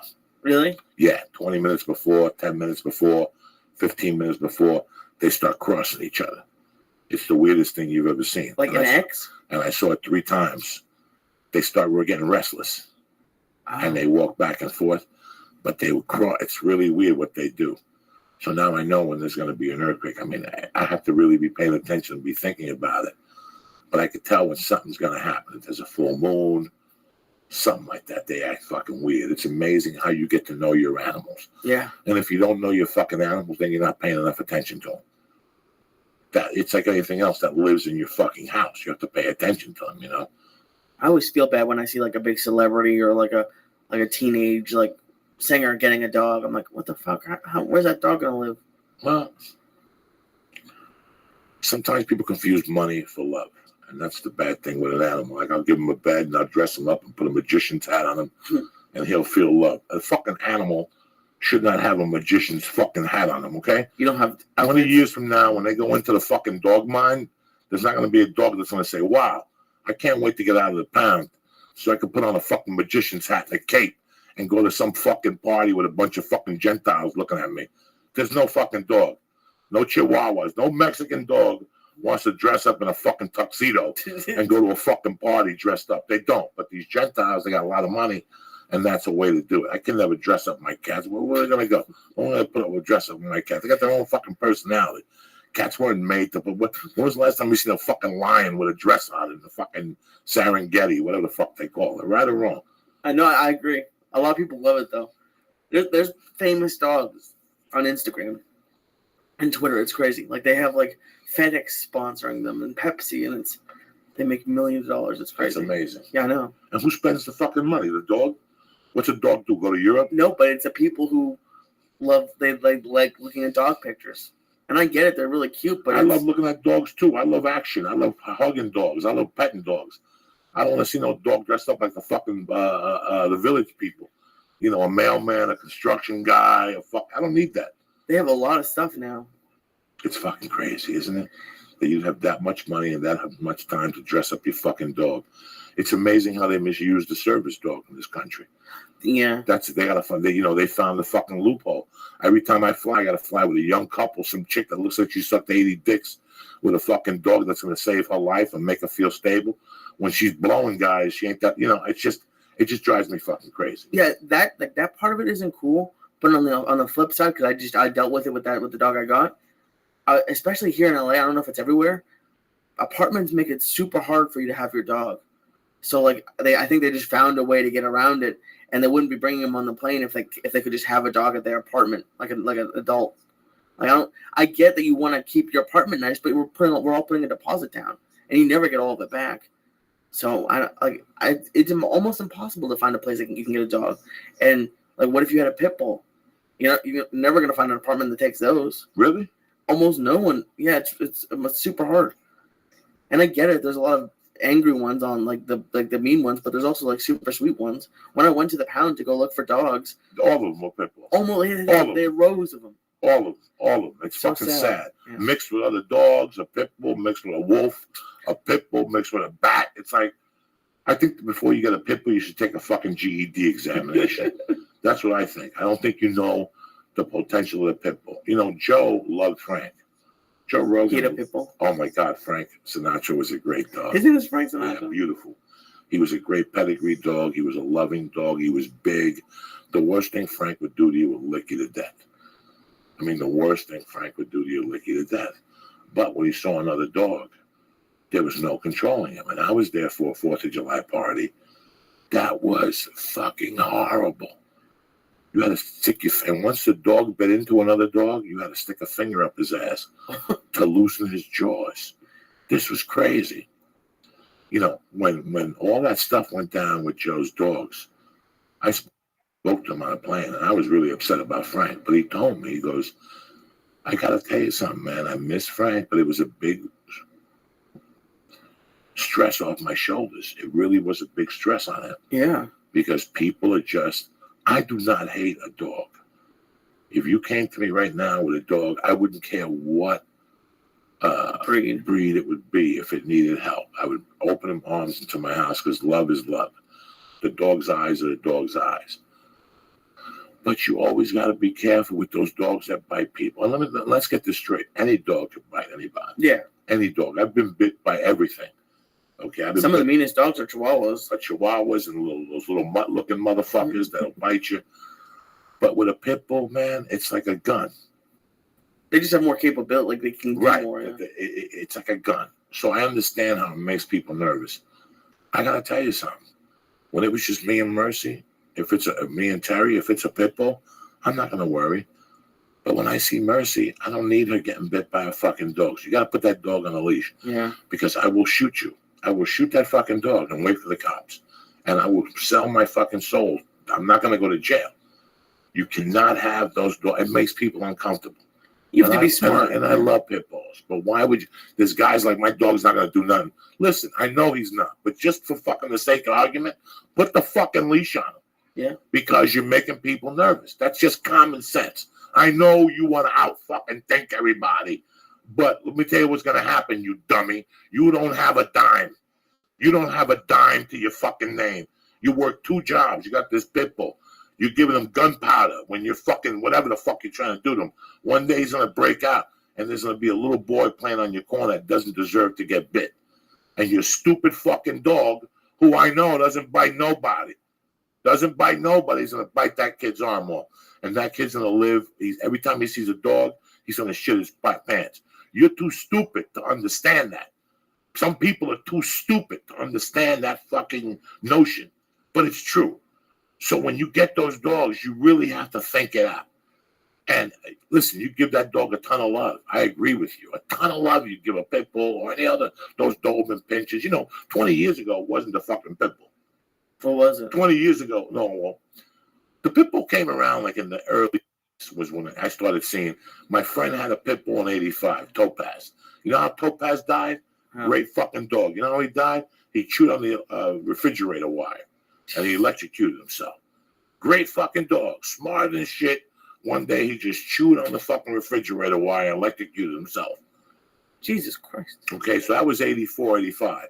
When I went back to New York in 94, and a guy one night was trying to be cool in my neighborhood. Like, I worked for Hashway. I was broke, and I worked for my friend delivering sandwiches. And this guy was trying to, I don't know, when people trying to be cool, or I don't know what he was trying to do, but he was explaining to me what he did to his dog to make him bite people. What? And after like the 4th minute, I go, you got to stop this conversation, brother.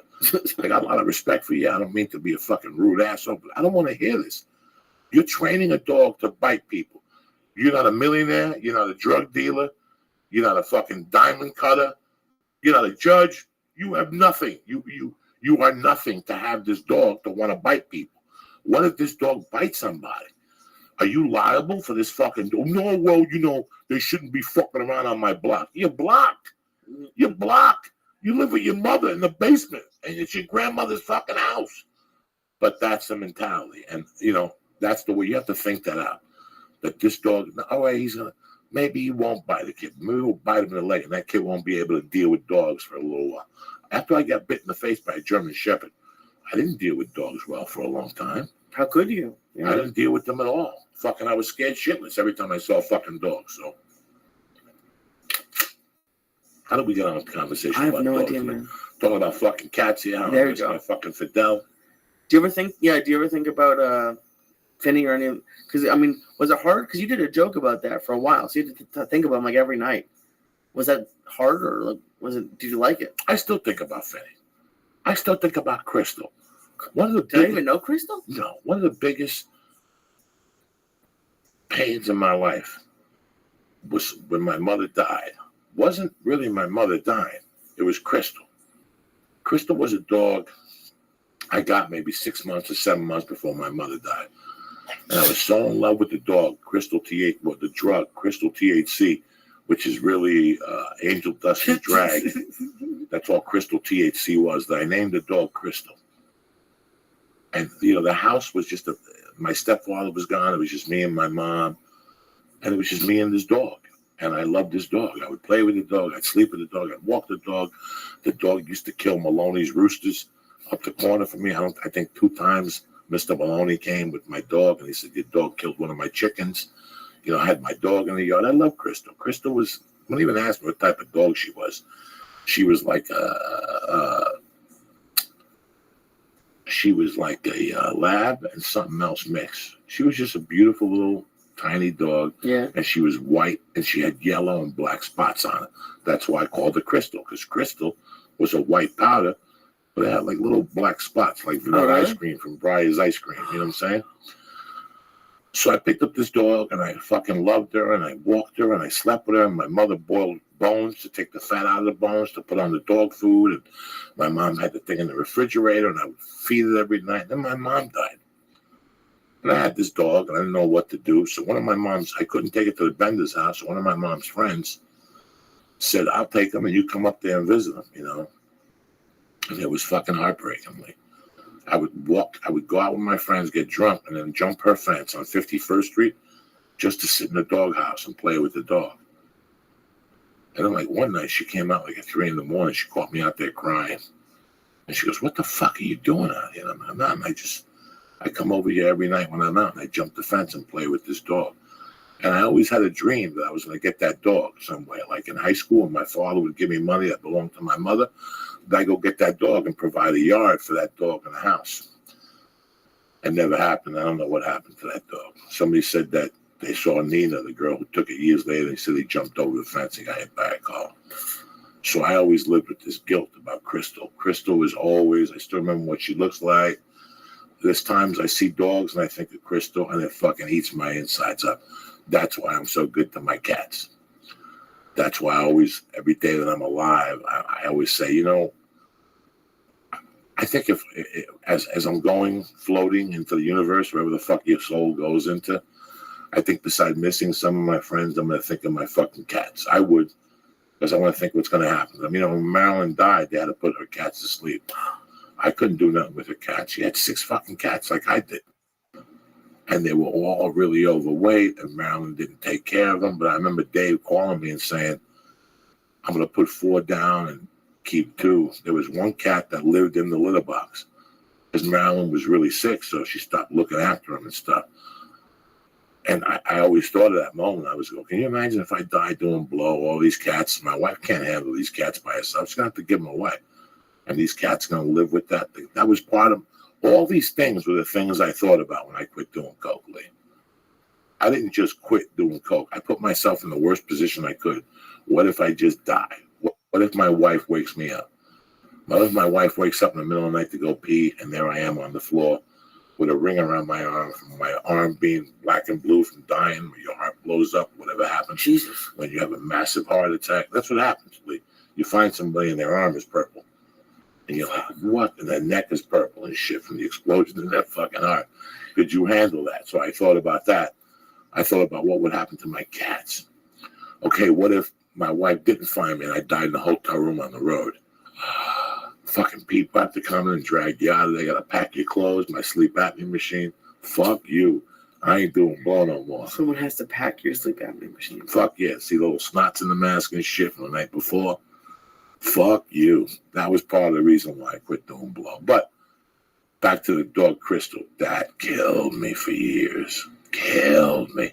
And I remember when I went to when I was in the halfway house in Boulder, they caught me doing blow one time. They made me go like to an outpatient halfway house. And that was like the first time I had thought about crystal. It's been like 7 years.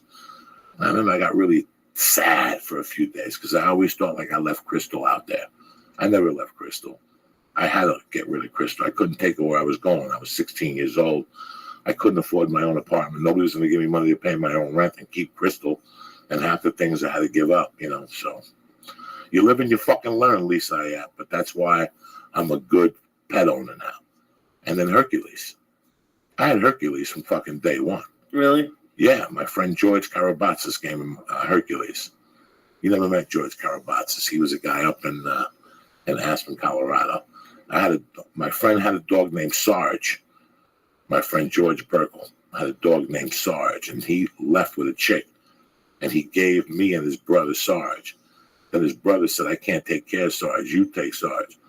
So my wife at the time, Jackie's mother, really liked Sarge. He was an Austrian Shepherd. And we really played with. We had Sarge for about a year and a half. And one day George came back and he goes, I want the dog back.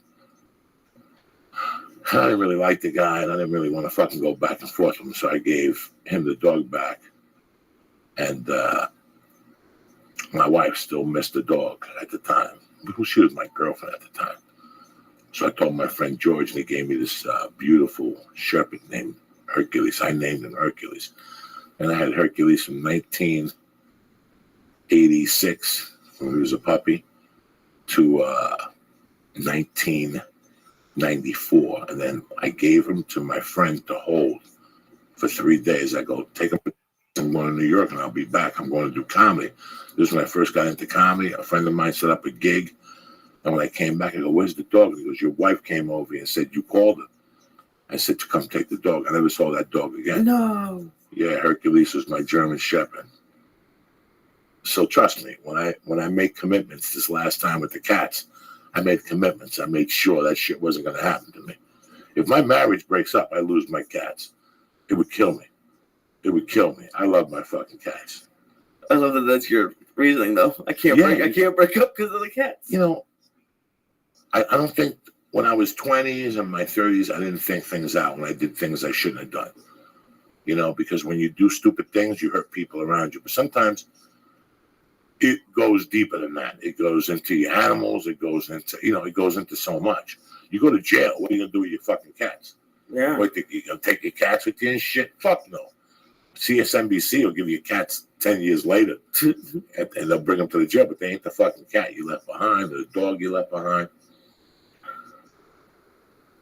Did you ever run into dog fighting when you were out? Like, did you ever, experience that? Because I just read another article this week, and it's just so terrible. Is it still going on? Yeah. Where? South. It's really big in the South. So Michael Vick's cousins are at it. Oh, yeah. They kept up with the No, what'd you read about it? This dude was making them run on treadmills. And then I've seen all the shows where they talk about, they have ones that they just, the weak ones, they just throw in the middle to train them. And then I don't know, it's just all terrible. So, it's the other end of the spectrum. How could you do that to an animal? And I didn't know if you ever saw it when you were, out. No, I never. I saw chickens. Really? On 35th Street when I had to scary? get below. I didn't even react to it. I'm scared of chickens, so I don't want to fuck with them. What do I give them for? You don't like chickens? Hell no. What did they do to you? I just, they just got claws and shit, and their fucking feathers all over the place, and they're just unstable when you touch them. I just don't want to, when I grab you, I want you to hang out. I don't want you to fucking try to get away. Who's got a pet chicken? You got a chicken to kill a chicken to make soup, right? Nobody hangs out to a pet. You never see nobody walking their fucking chicken down the block, do you? I think Rogan has chickens. Yeah, but he kills them. They lay eggs, I think. Oh, okay. I don't fucking know. I don't talk to him about his chickens. I never even like those chickens. No, I just don't have no use for them. They scare the shit out of the chickens. All those fucking birds. Roosters, chickens, eagles. They just got a creepy fucking look to them. I don't want them hanging around. I mean, if I have to have a chicken around for Santeria purposes, I ain't got to cut the head off. I have somebody else cut the fucking head off. Did you ever do that? Actually have a live chicken that you had to kill? Oh, fuck yeah. I shit my pants. I can't do that stuff. I can't kill no Paula's mom did it once, she said, and it was terrifying. I can't kill no fuck. I have friends fucking, they just rip the chicken's head off. They bleed on the saints and shit. I can't do that. That's too deep for me. It's funny, when I was a kid, I wouldn't fucking react to it that much. But then as I got older in the Santeria, I didn't like it. I just walk out of the room. Fuck that shit, killing animals in front of me. Then they want to serve them to you. Like later on, they want to cook them and give them to you. Like I just saw this motherfucker alive an hour ago. I'm gonna eat him now. Fuck you. Yeah, I couldn't do that either. I ain't got that type of fucking patience, Lisa. Yeah. I'm going to Oklahoma City. You excited? Yeah, I am excited. I like traveling again, man. Even though if it's fucking for one day. I like it. I like talking to these people on Twitter. I really enjoy myself. It's a cycle now, you know. It's not like doing regular comedy. I know half these fucking people from Twitter. Yeah, you guys should introduce yourself with your Twitter name. Because when you say, like, hi, I'm Pete, and then you're like, oh, I'm at this, like, that's what I know you by. So it's like, it's crazy whenever you meet new Twitter people. It's always so much fun. They'll say, hi, I'm Joe, but I'm really XP940. Yeah. You're like, holy fuck, how fucking cool is that? So I go to Oklahoma City this week and Denver next week. That's fun. So I'm excited about that. And then I got a couple of weeks off. But Denver's going to be cool because it's like an anniversary of getting kicked out. Yeah, 20 fucking years. I left Denver June 30th or something, 95. Like July, something like that, something in June. Do you think like the first time you walk up on stage, you're going to like get fucked up a little bit? No. No, you don't think so? No. I don't get emotional like that, you know. You don't? Because you remember all these dates. You're a sentimental person, I think, more than most. I remember shitty dates, so I remember them. I remember where I was that day. I like to remember shitty parts of my life to keep. It's like having a compass. It's like you know where you are, you know. Like when people go, oh, I'm having a bad day, and I go, you know what? 2 years ago today, I was having a bad day. This ain't bad. I'm eating, I'm swimming, I'm having a good fucking time. A lot of people, I save it as a meter in my life, you know, so. That is right. You don't really have that many happy ones. I mean, they might have been fun, but it's... June of 95, I left Colorado. And I left because the kids, I was going to get into trouble there with the ex-wife. Something was going to happen. But the real reason was I got thrown out of the Comedy Works. Listen, man, if you want to run with the big boys, you got to run with the big boys. And that time it was Wits End McKelvey's in the suburbs of Denver, and you had a club in Colorado Springs or some shit, but they weren't the fucking Comedy Works, bro. At the Comedy Works, you're working with top-notch fucking people every week, you know? Especially when you're starting. You get to work with these guys, then watch them and talk to them and ask them a question or two, and it molds who you are. You know, it just gives you answers, you know? You see different styles of comedy every week, you know? So for me to get thrown out of there, it was like I had nothing. I got no fucking relationship with my child, really. I'm killing myself. I'm living like a dog. I'm living on crime. I'm doing crime 24/7. Except for the check I was getting the first of the month and money I put away from the sports betting service, I think I was making a living. I was delivering Chinese food, but I was selling blow at the same time and doing comedy and fucking selling pills. So something was going to happen. And when I got the call from her in like April saying, you're banned, that's it. I was like, what am I doing? So the only reason I live in Boulder, because the top money I was going to make in that field, in any field, was going to be like maybe $12.50 an hour. That's it. I felt like an old guy in a college town. Oh, okay. You know, those old guys in the college. That's what I felt like. So nothing was working out. So what am I doing here? I'm fighting with somebody that I'm going to end up fucking doing something to really bad, and then I'm not going to have any dream. Right now I have a dream to be a comic. And I have the chance of a lifetime. I just got thrown out of the top club. I have nothing holding me down here. All I have to do is get to a market that has a lot of comedy. And also I meet a girl and she moves to Seattle. Seattle has a ton of fucking comedy. So sometimes, even if you don't want to do something, the window opens and you have to take the fucking opportunity. Were you disappointed at all at the beginning? Because like, it seems like your first reaction would be like, fuck. I'm fucked now. And like not a lot of people make that just like, oh, it could be a positive thing. I'll tell you something. I'm writing this book and I think about some of the things I did that I think were bad. If I tell you something, I've never fucking told you or any people who listen to this show a cop out. But I gotta tell you something I figured out that I remembered writing something about 1985. I was writing about how I acted. If you look at my behavior, I don't have the time to sit here right now and to tell you all the fucking things I did. But if you look at my behavior, it was to leave and never come back. Like I wanted something to happen to force me that I never had to come back. You know what I'm saying? Like you want to leave but never come back. I wanted to make fucking sure I never came back to this fucking hellhole. Fuck. You know, so that's why I did half the fucking craziness I did. In Boulder, I never wanted to leave. I never wanted to leave Boulder, bro. You like it that much? I liked it. I liked my life there. I liked the people. Listen, man, I was lying to myself. I was doing drugs, but I was taking care of myself. I was working out hard. I was running. I was breathing in the hills. I wasn't smoking cigarettes. I wasn't doing shit. I really had a great life there. But the reminder was that I got arrested there. That was never going to go away. That feeling of, I got arrested here. Everybody knows me, but they don't know me for nothing good. They know me for something bad. Now I'm going to sit here and prove to them I'm not really a kidnapper, but I'm still doing blow every fucking day. I wasn't getting nowhere. The kid, I loved the kid. The kid was my life. But they were taking my life away from me, so I had to make a choice. And comedy was the only fucking answer. You know, somebody asked me the other day what I thought about John Jones and that whole situation. And I love John. I've had a couple meets with him where I've laughed and we've talked about New York or his brothers and football, Fear of the Black Planet and Public Enemy and all that type of stuff. And I love John. And I can't say any harsh words for John Jones. Because I know that eventually the fighting will mean more to him than whatever he's going through. I'm really lucky. I'm not lucky because I'm sitting here with you, Lee. I'm not lucky because I have a podcast with you. That's great. I'm not lucky because I have a daughter now. I have a second chance. I'm not lucky I have a beautiful wife. I'm lucky that I found something that overpowered the drugs. A lot of people don't find something like that, Lee. They never fucking do. I found something that made me go, wait a second. This is me starting all over again. For you to start doing something, what pushes you to do something? These guys suck. I could do this just as good as these guys.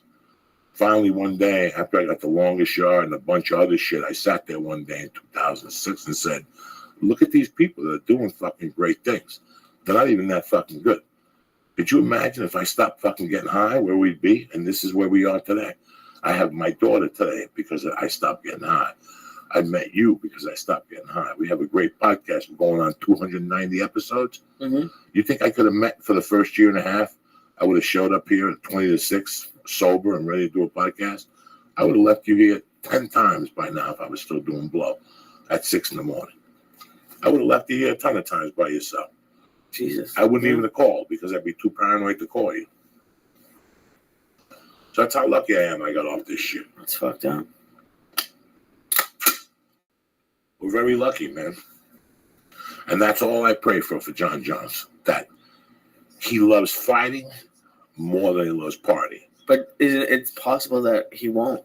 Like, it's possible that he'd just go deep into the party. There's a lot of people who do. Listen, man, let me tell you something. There's nobody who's intelligent that wouldn't weigh the options like John Jones. There's a lot of people who fall for it.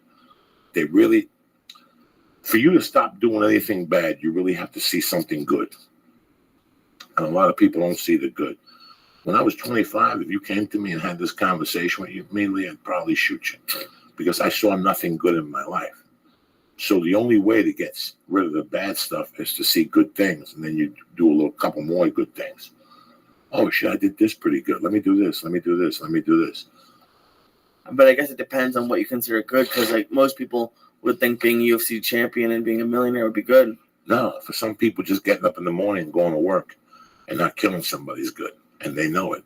And when they get back home, when they put the fucking key in to twist it, they're like, I got back home without fucking getting into an altercation or doing this or calling somebody a cunt or doing that. You know, Lee, it's true. There's some people that have a hard time keeping it together without a drink or whatever the fuck it is. So you have to pray that you find one good thing. And, you know, I never had shit that was good, but little by little, I started accumulating things. I mean, Terry was a big part of it. Terry came into my life 15 years ago this July 1st. Wow. I mean, I met her like 2 weeks before, and we dated and went to like Jack in the Box and giggled and shit.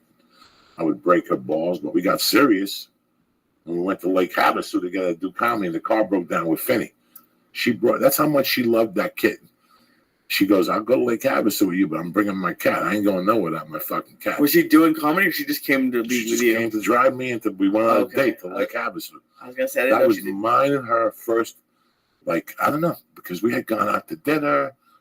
We had met a couple times and just had a few cocktails and just talked and shit and swapped spit. It was nothing seriously, you know. And then you're on the way to Lake Havasu. And then we're on the way to Lake Havasu because the feature act I was doing it with didn't want to go. He got sick. So I couldn't blow the gig. It was like $500 and I was making rent money. So I go, you got to do me a favor. You got to drive me to Lake Havasu. And she's like, are you fucking serious? I go, you got no work. What are you going to do? There ain't shit to do. Let's do something. So we went to Lake Havasu. The car almost blew up. The cat got out of the box and got him underneath her gas pedals. Oh, no. Yeah, it was fucking a nightmare. Yeah. That's so, I can never imagine that now. Just because all the conversations we have, if I told you I was going to go anywhere with Paula and an animal in the car, you would yell at me for 34 minutes. I didn't fucking know. I didn't fucking know till I got there. And she's like, did I tell you I'm taking the cat? I can't leave him here alone. I'm like, a fucking cat. And then we brought him into the hotel room and we saw the fan. Yeah. He fucking ran up on the closet and he went to jump on the closet and he fell. It was a nightmare. My wife wouldn't leave the room, so I had to go do the gig by myself. And I came back and she's petting Finny. I'm like, oh, I'm not going to get none tonight because she's with this fucking cat. Oh, yeah, my wife loved that fucking cat. That's how much she loved the cat. She's like, I'll go with you, but I'm bringing the fucking cat with me. And she brought the fucking kitten. He was like 10 months old, maybe. Oh, no way. And he was crazy. Just running everywhere? In the car, in the fucking Dodge, running everywhere. She had a Dodge something. Some type of Dodge Dart. I don't fucking know. Like one of the small ones? Yeah, like a 4-door car. Who the fuck knows what it was? Yeah, bro. When I take you on a date, I take you on a fucking date, Leah. Right? We go to Lake Havasu. Not in style, but we went to Lake Havasu. One of those fucking things. So it's funny. Last night we were talking with your buddy Zach. Yeah. From VMAC, who was one of the first guys that really was the guy that he's a big guy. So as soon as I got the VMAC, they gave me him, and he would teach me stuff. And I thought about him last night when I went home. You know, he came to the show. He's a great kid. Yeah, he's nice. And he's just a young kid, and you're his age. And it's funny how last night I was telling you that it's a good idea if you go fuck around with him once a week. I think you'll really like it. I think that's why I said once a week, because the first 5 weeks of jiu-jitsu, once you do those hip escapes in there, ooh, you're going to be sore the next I'll be sore? Fuck yeah, but that's what it's all about. You're gonna use muscles you never used before. It's right here. I might as well at least try it. It's fucking right around the corner, man. Right around the fucking corner. And, you know, this guy in Chicago, way before I tried jiu-jitsu, said to me that when you get into jiu-jitsu for the first while, train with people that love you, that, you know, aren't going to hurt you by mistake. And he loves you. And he's going to know what your limitations are when he sees you do a couple hip escapes and your head turns red. But he's My head's going to be red from the beginning. He's going to teach you all the right things, Lee. Oh, yeah, he's nice. And you're going to come home and go, you know, man, wow, I do 60 minutes on the elliptical and I couldn't do fucking 2 of those things. I almost died from my breath escape. And you're going to see that, how all the different exercises work different things. You told me that the first time you got to the elliptical, 15 minutes, you went home and slept for 4 hours. I slept for like 18 hours, dude. We were on Rogan that day. And I just fucking, I tried to watch it and I fucking just slept basically the entire day. I would wake up for like 20 minutes. Now, when you go to the elliptical, when you walk out of there, how do you feel? I'm tired. I'm really sweaty. I always, my t-shirt's always sweaty. But do you feel, is it euphoric? Do you feel good about yourself? I do feel more pumped up. Like, because a lot of times on the weekends when Paul and I are going, we'll be like, yeah, I don't want to go. We'll be kind of down when we go in, but it's always happier when you leave. You got like a little confidence to you? Yeah, probably. Because if you go do that, which is the hardest thing for a guy like you or myself, to walk into a fucking gym. Yeah. As you're walking in, you're saying to yourself, I don't need this. I really don't. And how many days a week do you go, Lee, now? I try to go 7, but usually at least 6. I go almost every day, man. I really try to. God bless you, man. That's really good of you. A year ago, this is why I say that you get dates.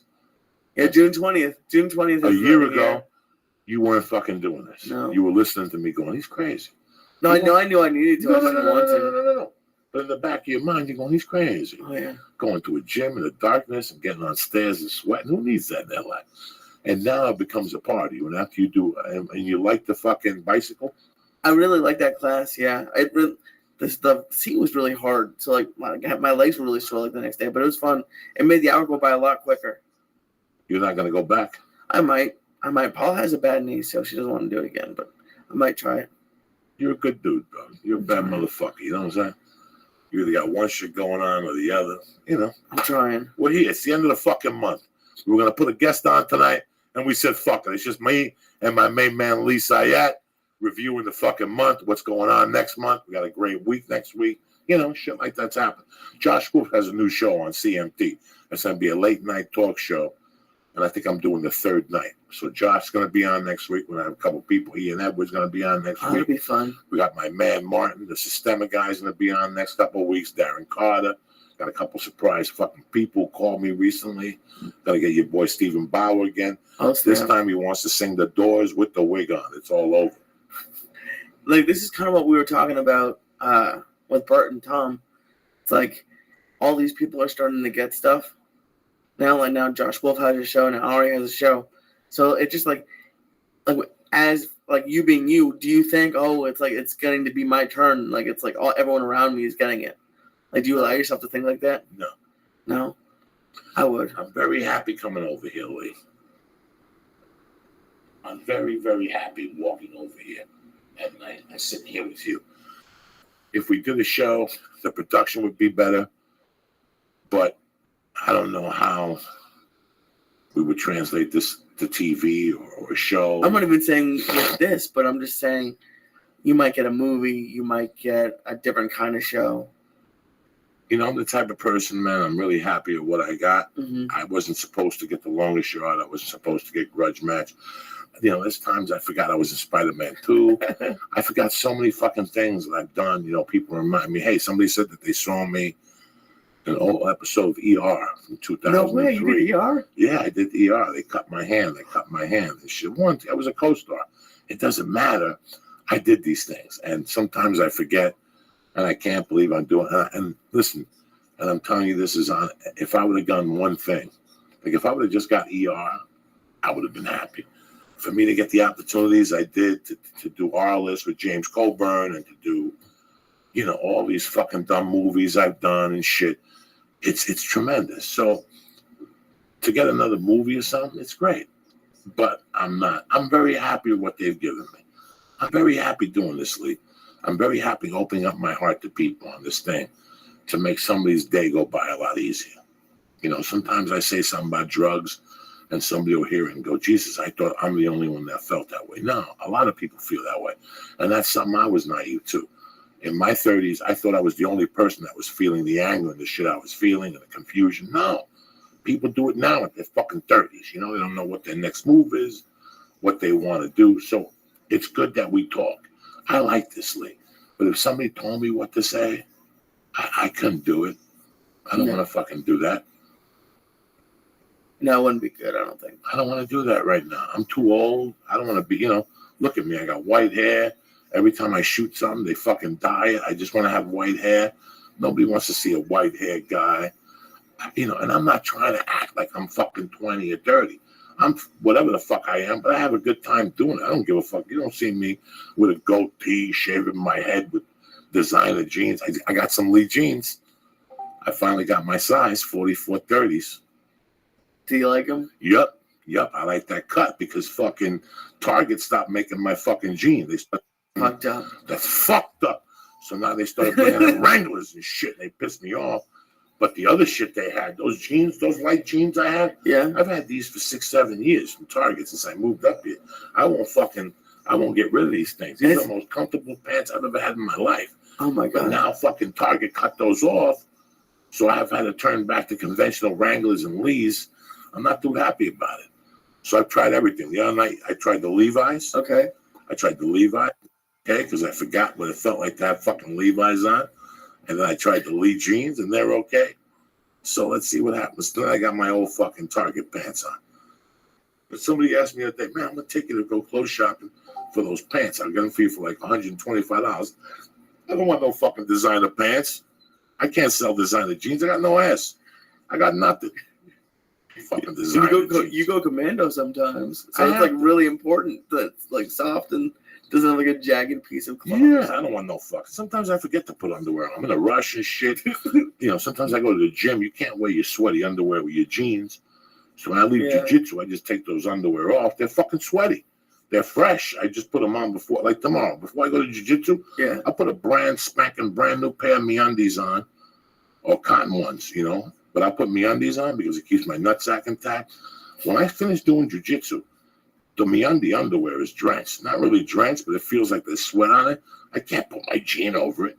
Yeah. So if I'm at jiu-jitsu, I just take the whole thing off and put on a pair of dirty jeans and drive in the car till I get home and I take a shower at the house. I don't wear jiu-jitsu pants in my car and then bring the foot fungus in my seat. And now you got a combination of foot fungus and ass in your fucking seat. Do you like super wash your feet? Because I was watching some jiu-jitsu and like you're grabbing people's feet. So I don't grab nobody's feet. That's happens when you're a blue belt. I'm never gonna be a blue belt because I ain't grabbing nobody's feet. Okay, I don't want my. And guess what? I got that fucking fungi. Nobody wants to grab my foot either. So fuck it. We got a stallmate here. Okay, so I have a while before people start touching you my got feet. 2 years before you got to touch somebody's foot and they touch your fucking foot. Okay, thank God. Yeah, it's great. You're gonna love it. Shit like that. Itchy fucking back. I don't know what to tell you. I'm pretty high. Yeah, me too. I was thinking about something today. What were you thinking about, Lee? Okay. Like, you're the worst person to ask this to, but just I understand you have a lot on your plate. In the future, anywhere, would you ever consider directing something? No. Never? I don't know how to direct. Yeah, but you love all about it. Yeah, I don't know how to fucking direct. So why would I get myself involved in something I don't know what I'm doing? Nothing bothers me more when I see a movie and directed by an actor. You know what they do? What? They hire a good DP, and the DP has to show the guy what scenes to shoot, and direct it, and that's what happens. That's what happens. But some people think directing is taking a shot from the ashtray with the cigarette burning to show the director how deep he is. That's not what I want to see. I want the story simplified for me. I want it to play with my head.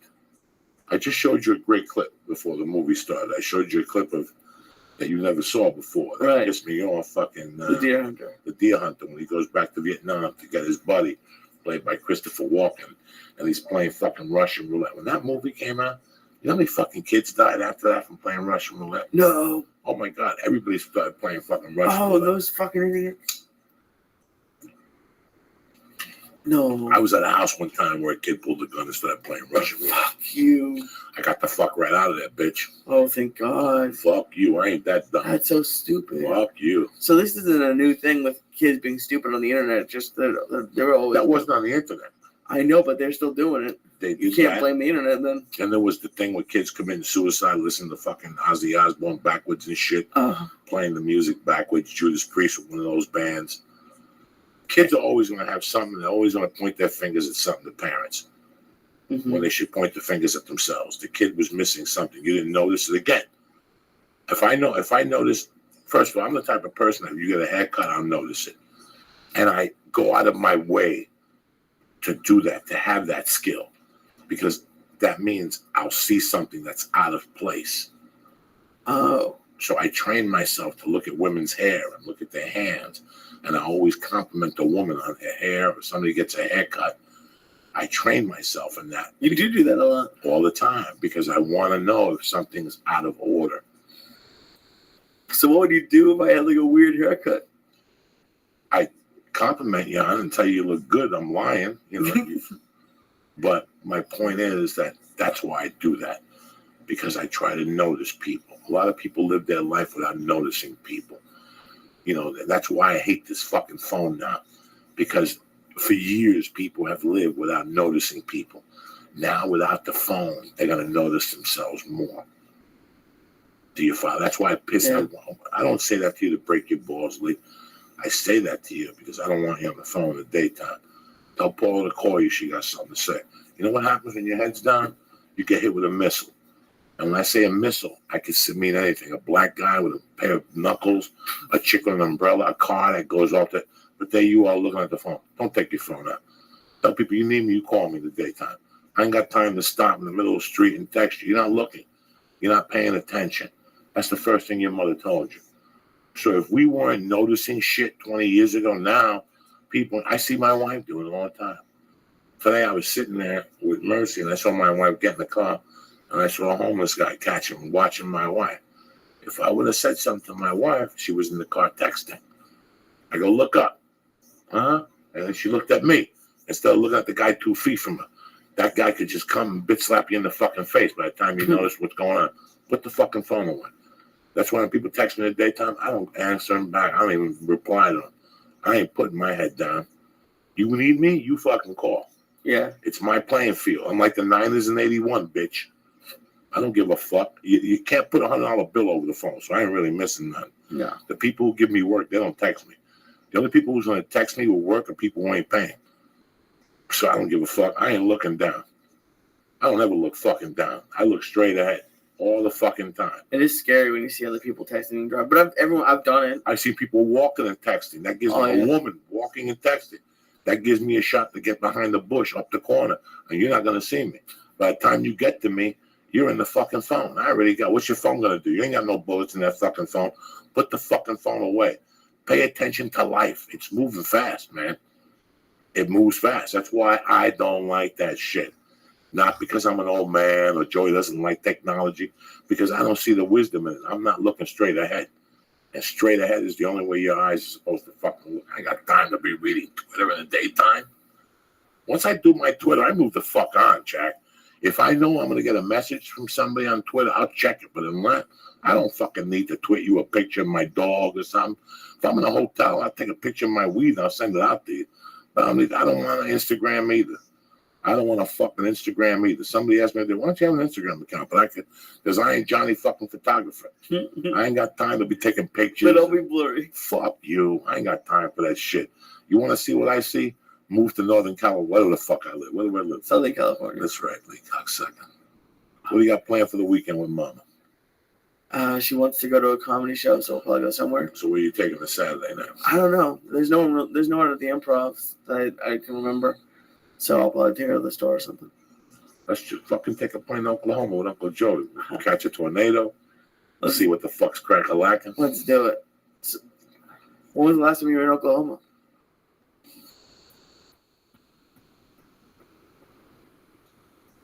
I think I did a college there in 1998. That's it. That's it. I can't imagine you doing a lot of college gigs. That was a mistake.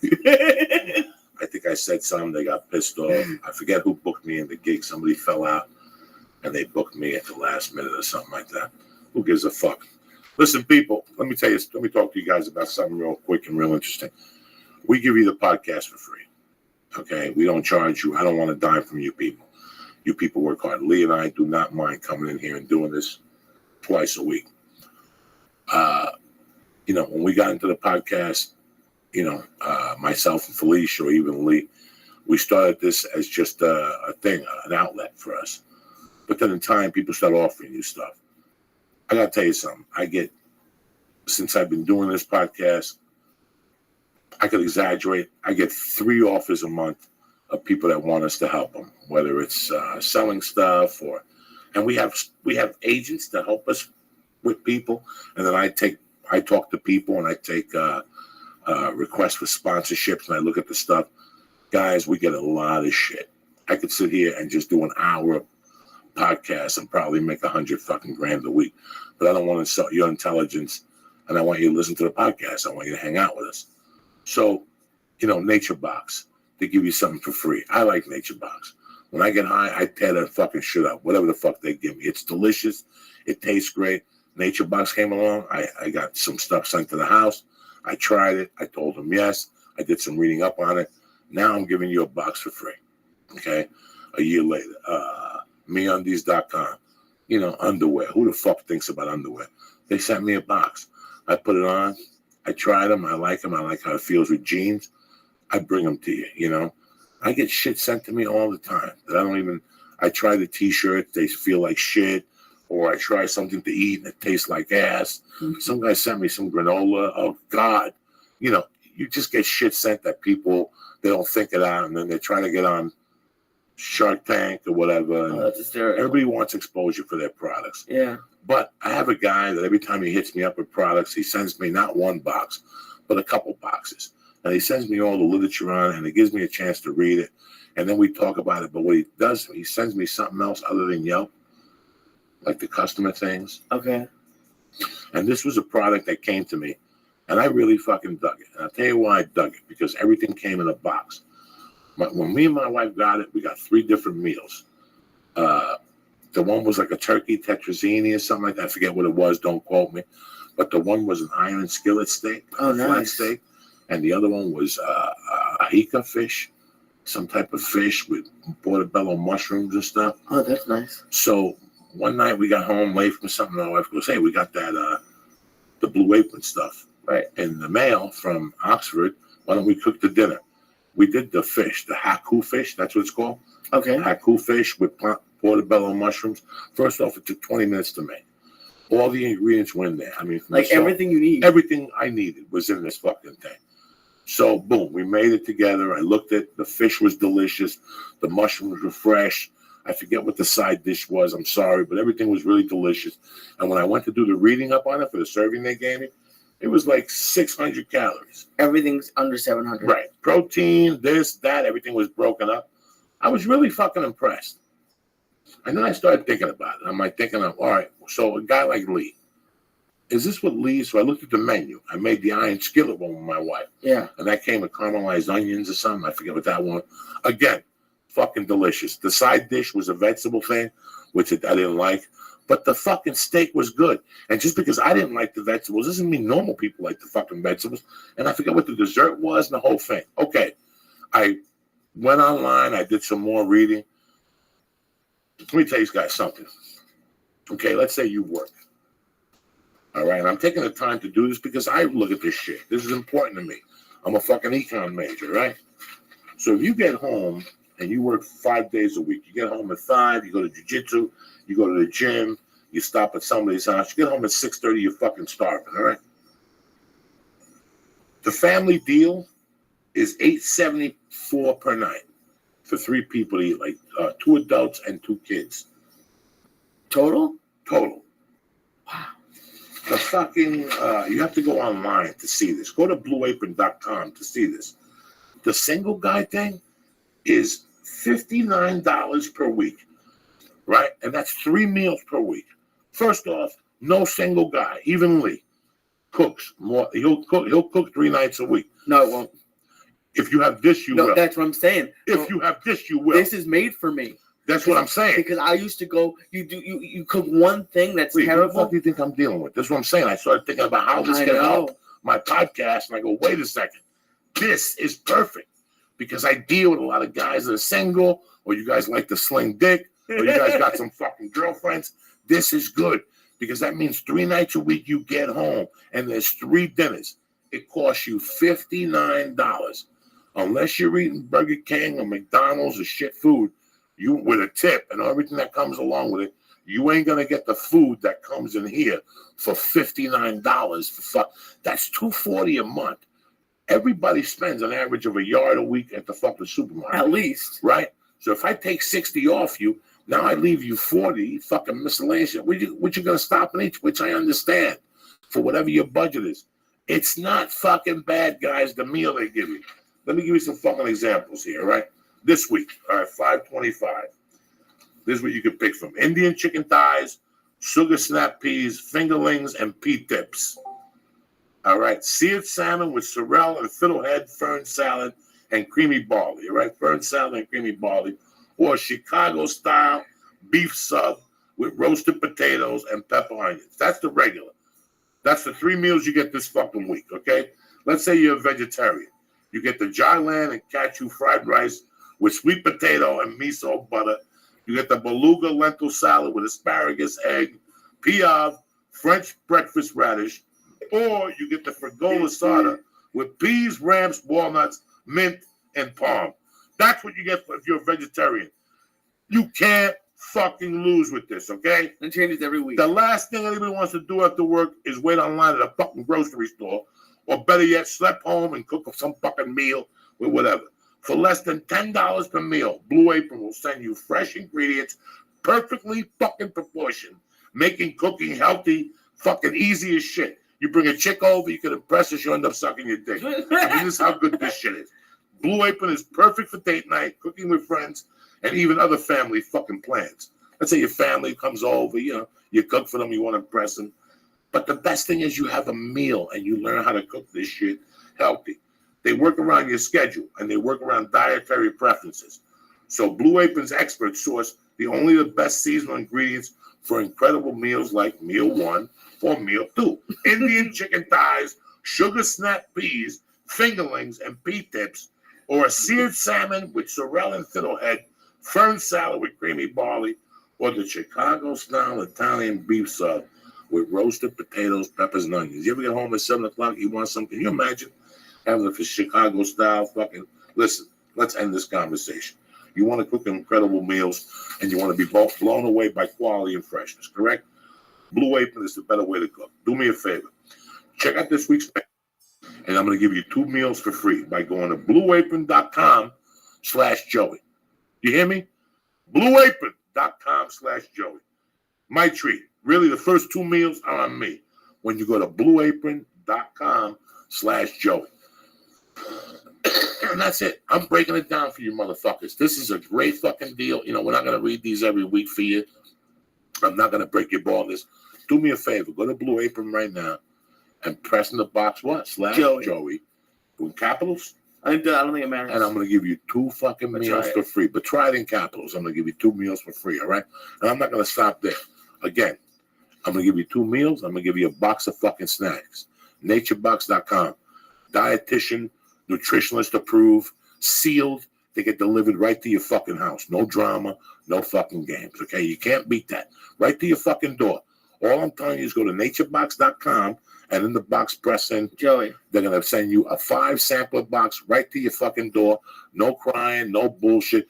It's free shipping to an extent. I think it's like $1.90 or something like that. Who gives a fuck?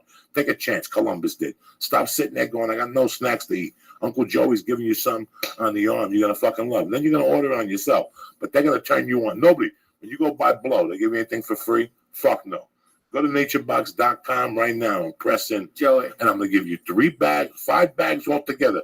3 little ones and 2 big ones. Tremendous. Sriracha cashews, the salt and pepper lentils are fucking delicious. Granola, black and white granola. The black and white granola, the Hawaiian plantain chips, the Filipino plantain. They got garlic plantain chips now. Garlic plantain chips. Stop fucking around. Go to naturebox.com and get a free box delivered to your house 5 fucking days. Go to naturebox.com right now and push in what? Joey, Joey, and get a box sent to your house. And I'm not going to stop there. I got me undies for you, all right? Comfortable. They come in girl sizes, boy clothes. The T-shirts are great. I wear the T-shirts for jiu-jitsu. They sent me a long sleeve one, a couple short sleeve ones. They dry right away. The underwears are tremendous. The girl underwears are tremendous. But don't listen to me. Go to meundies.com right now. Look at the great selection of men and women's fucking underwear they have. They got great T-shirts. They got sweatshirts. They got hats. They got some great sweatpants that cut off at the shorts. And they got long ones too. Just go. Why are we fucking having this conversation? Go to meundies.com right now and press in Joey and get 20% off your first order and first delivery, whether it's in Canada or the United States, all right? It's free. You can't beat that for somebody. Free fucking shipping. I ain't fucking around with you. Go to meundies.com right now and look at the great selection they got. I guarantee you'll be blown the fuck away. Beautiful men's underwear, comfortable. I got a pair on right now, fucking magnifique. I showed you the savoir faire ones I had on last week. These are black with a purple stripe. I'll take your word for it. Take my fucking word for it, smart ass. Go to meundies.com right now and press in Joey and get your fucking 20% off your first order. Hey, you know me, dog. Excellence is best. I'm not going to lie to you. I had to do a couple of shroom texts this week because last week I was a little off, and I feel a lot better this week. They say it takes a while for it to get into your system. You know what? Once it's in your system, the shroom, alpha brain adjusts. I've been back on these again. Do yourself a favor. Go to honor.com right now and press in Church. and get 10% off your first order from Alpha Brain. Plus, they're having a tremendous fucking sale. Tremendous. Nootropics at its best. The New Mood, the Shroom Tech for more energy with the quadricep mushrooms. They're not fucking around anymore. Go to honor.com right now. Now they're in Whole Foods in Austin. I mean, this is That's the crazy. real deal Holyfield. We started with them when they were nothing, a little fucking company. Go to honor.com right now. Cut the shit and press in. Church. And get 10% off your first order. They also have the Stay On It program. They got the testosterone powder to make you stronger. They've got so many things over on it now. They're going to blow your fucking mind. I can sit here for 20 fucking minutes and blow smoke up your ass. But do yourself a favor. Go to honor.com right now and see the great selection they have of nootropics and other supplements to get you on fucking top. BlueApron.com, Honor.com, MeUndies, and NatureBox.com. I love you guys. And a big shout out to Iron Dragon. Always press in, Joey. boom, and get 2 free movies, classic kung fu films sent to your motherfucking house. You understand me? And that's it, baby. I got to shoot down to the Comedy Store and do a set. What time you got, Lee? 9:50. 9:50. Well, it's been a hell of a month, man. We'll be back here Monday at 8 o'clock. We got a great list of fucking podcasts next month. Thank you for listening this week. Thank you for listening tonight. It was just me and Lee shooting the shit about what's going on in our lives and the cats and everything. Did I give some shout outs tonight? Fuck no. No, you didn't. Bobby Lalingis from Chicago. You know I love you, cocksucker. Celtic Bull. Keep doing what you're doing. Pete Garcia. Thank you every morning putting some shit up there for me. Andre Silva, you got a great dad. Ross Dude, love you. Amy and John. Amy, who's better than fucking you? John C. Get it together, cocksucker. And Robert Lulleridge. That's it, man. I had Jordan Lee on my podcast, Flying G Radio. How's he doing? He's doing really good. He's doing really well. What's he been up to lately? He's been in a bunch of. He had a movie. He had a Christmas movie he was in. Okay. He's been acting up a storm. Is he? Yeah. Good. Jordan Lee's a kid that we met, and everything's fucking beautiful with him. He's a great kid, and it's business as usual with that motherfucker. Yeah, he's He always keeps working. always working, always has a fucking positive attitude about some shit. And hey, man, this is easy. Don't forget, tomorrow, 8 o'clock in the morning, don't forget to tune in to the morning joint with Uncle Joey. We're going to smoke a joint of this shit, mixed with some hash and some Gorilla Biscuits. I love you guys. Have a great fucking weekend. See you Monday night. Thank you for listening to the Church of What's Happening Now. I'll see half of you motherfuckers in Oklahoma this weekend, and I'll see the other half of you motherfuckers in Denver, Colorado next weekend. I'm at the Comedy Works. Have a great weekend. Thank you. Good night.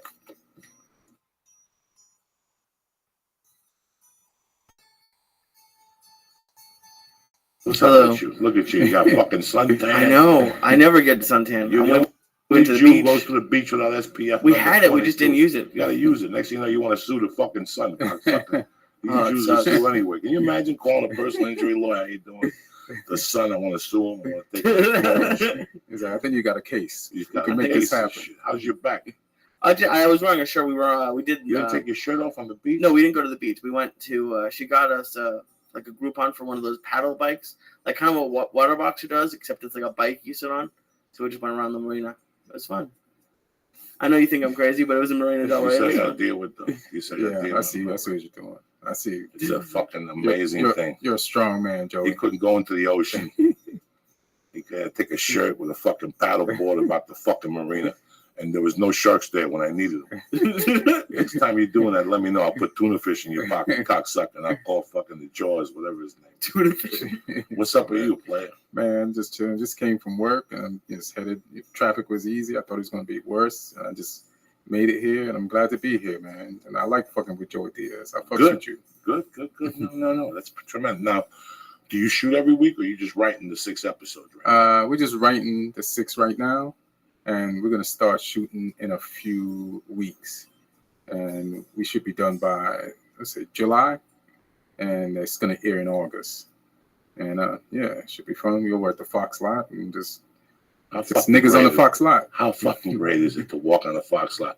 Especially for me, I got felonies. As soon as I walk in, they're like, how you doing, Mr. Diaz? And you're like, if these motherfuckers knew. If they knew and shit. So, you're mingling, eating with people, right? Yeah, they have no idea. They have no fucking idea. Yeah. They got shrimp out and ham and cheese sandwiches, and there you are mingling, taking shit, housing things. It's funny because they had like the Peanut Gang characters like walking around during lunchtimes they're taking photos with them. Like I don't know who's in the costume, and they don't know who they're taking photos with. So it's fuck it. It's like it's whatever. It's great to just walk around the fight, and it's my favorite lot is Paramount. That's the one when I walk on the lot and I'm like, damn, right? I can't believe they let me in there without a fucking security guy on me. Like I'm just walking around. Like it's. I remember the first audition I went to was on the Fox lot, and I had to walk to the other motherfucking end because the building that belongs to the dude who wrote NYPD Blue. Right. At that time, that motherfucker had a building. Damn. But it was all the way at the end, and you don't know. You got a shirt on, Lee. That sun's beating. Well, that's huge, yeah. That's a hot lot. That's a hot lot. That's a sun. That's like a equator lot. The sun hits that shit like no. all over. I'm gonna tell you what the hottest lot is. What? Sony. Really? It's Culver City, right there, Century City, Culver City. Yeah. On what street is that? Venice, Washington, or something. Yeah, like that. Washington. That lot, dog. I had a fucking in the old days they would let you park and then walk around the lot, cross over, and you're right there. I think after 9/11, they'd make you cross on that side, make you cross across Washington and go through. So I was used to that easy pimp shit. Right. And all of a sudden they switched it on my ass in the hottest day of fucking April. Like a March, you know, one of those hot days that happens in LA. I have a black velour mafia sweatshirt on, pants fucking with no underwear on. And I can feel the balls dripping on the velour. You're just dripping by the time you get Oh my God. And I got to that audition and it was for Spider-Man 2. Oh shit. I'll never forget that. I was drenched. And I got in there and there was 30 gangsters in there. I'm like, I'm not getting this. I don't even know where I'm staying. This is a waste of my fucking time. But I got so wound up and so scared from looking at these motherfuckers that I just went in there and got it. You went in I just stole it. Like said, fuck it. I am not letting these motherfuckers take it. I sweat all the way here. Fuck this. Oh my God, I was sweating profusely, dog. It might be a little bit different for you, Joey, because you went on auditions. But like, Ian, how many times did you walk by drive by the Fox lot, and now you're like, it must be crazy. Like I worked in TV for a few years, and I worked on Sunset and Gower lot, which is gross. Like I never got to work on like a nice like Fox, CB, like one of those lots. That's like the one thing I wish I had done. It's always kind of amazing. The thing about the Paramount, like you mentioned, I remember like walking on that lot with Hugh Moore. You know Hugh Moore, comic. He's from New York. Yeah. I know Hugh Moore. Okay. And then Paramount has that big blue backdrop, like just sitting on the lot, and they shoot things there or up against it. And then one day we was walking there. I forgot why we were there. We weren't. I think we were about to interview for jobs, some writing jobs. And he said, "It's a beautiful day, isn't it?" I said, "What do you mean?" And he's like, "Any day you could walk on the Paramount lot is a beautiful day." And I was like, "Oh shit, he's right. We're winning right now, whether we get these jobs or not, because this is what we came here to do." And like we were in the vicinity of it, so I was like, "All right, cool." You know, I really like you. I always liked you because you're a gentleman. So, and Lee, I could tell you this with fucking. There's not too many things that bring me pleasure in life. I can't lie to you. Most of the time I'm sitting there going, where's the gun? You know what I'm saying? Like, where's the fucking gun? Nothing gets my dick harder when I look at that audition and it says I got to go to Paramount, Fox, Sony, Gower lot. That's disgusting. You're absolutely right. Sunset, not Sunset Gower, but yeah, even Sunset Gower. Well, there's two of them on like Montana, Bronson, the Tribune lot. Yeah, it's a fucking nightmare. I worked on this shitty lot. Yeah. But when you're a felon and you've been in prison, you don't have a fucking agent. Nobody wants to manage it. The only person who's giving you spots is Mitzi Shore. Right. And all of a sudden, here you are on a lot to go read for fucking, Chaz Palminteri or something. Nobody has an idea. Like, I remember being up till 2, getting it down. And just when you walk on that lot, you're like, fuck, if these people knew that half the shit I did, they wouldn't let me on this lot. Well, describe what you see, because like a lot of people don't know what like lots are like. It's like huge buildings and they have signs everywhere, and you see like reserved for like stars like all over the place. It's producers and there's things shooting. Yeah, it's like the history of shit you've seen your entire life. Things that you thought you'd never be near, and you're there, and it just kind of blows your mind. Like, I didn't know I'd get this close. Have either of you ever worked on like a stage that had like a really cool show that you used to watch? It's funny because you guys mentioned that I was doing 2.5 Men And I was just basically an extra a couple of years ago with Ashton Kutcher when we were dancing on the street. Right. And it was boring as fuck, man. And you know me, I always bring 22 joints with me. I don't care what lot I'm on. That's an And understatement. during lunch, I'll watch something. They got you on camera, so you got to make believe you're smoking a cigarette and then double fist it.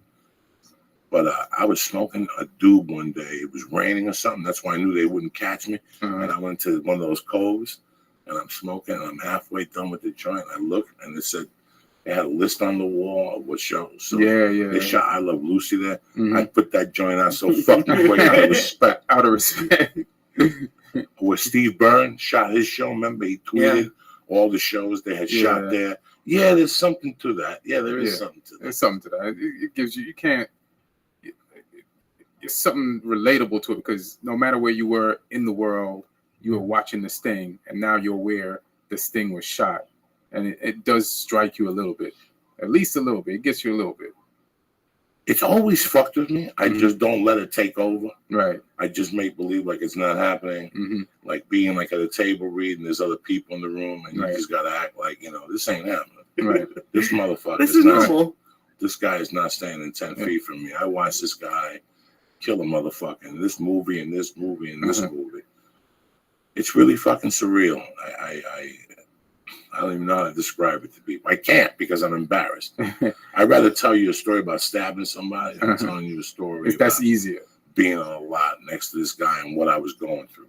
The hardest lot I was ever on was shooting a movie with Dick Van Dyke. That old motherfucker with fucking little balls under his eyes and shit. He's old. I couldn't keep it together at all. At no point could I keep it together. I was crying.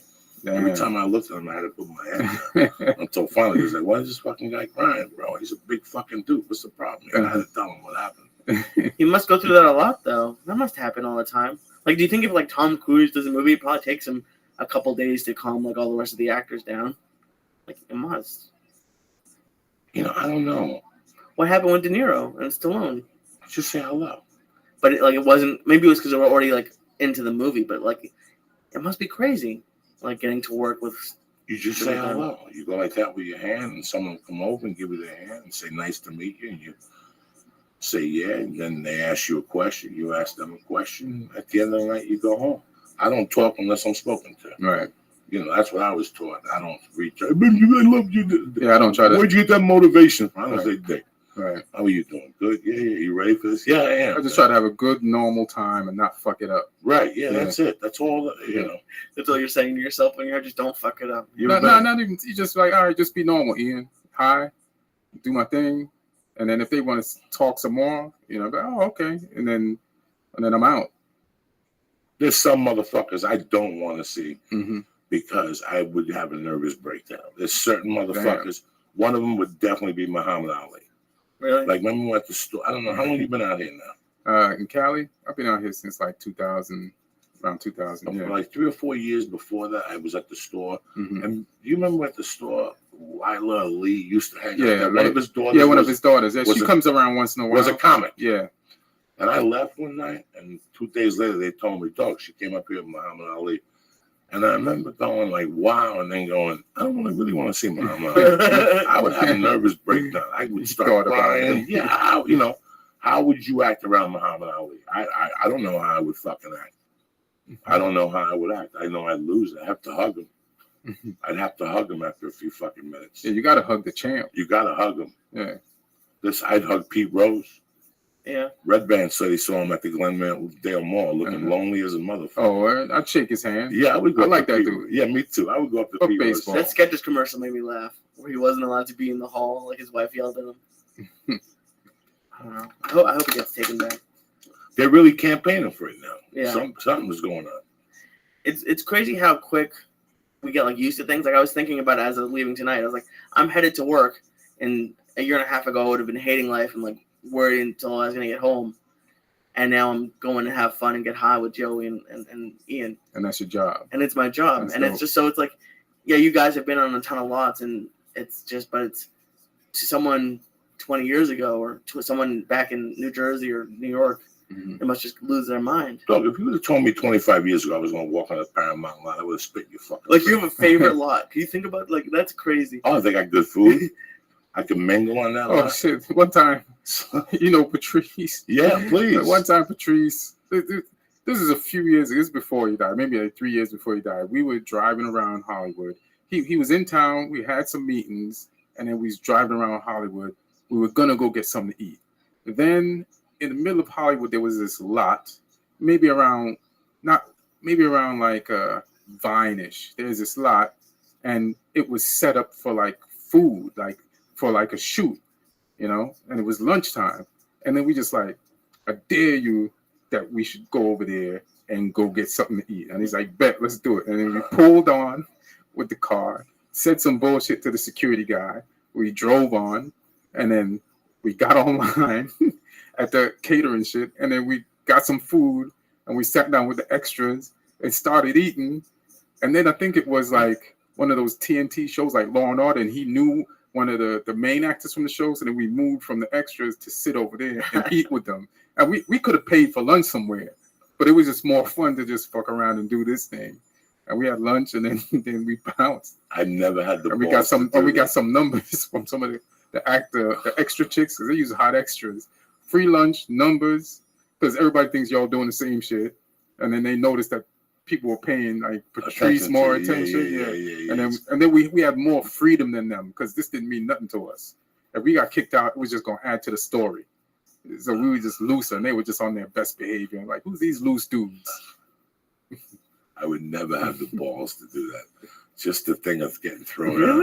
And somebody saying they threw Joe Diaz out, he tried to get a lunch, I would fucking have a heart attack. Everything you've done and you can't do that? You can't take a lunch? There's a lot of things. Is that where you draw the line? It's funny, man. Yeah.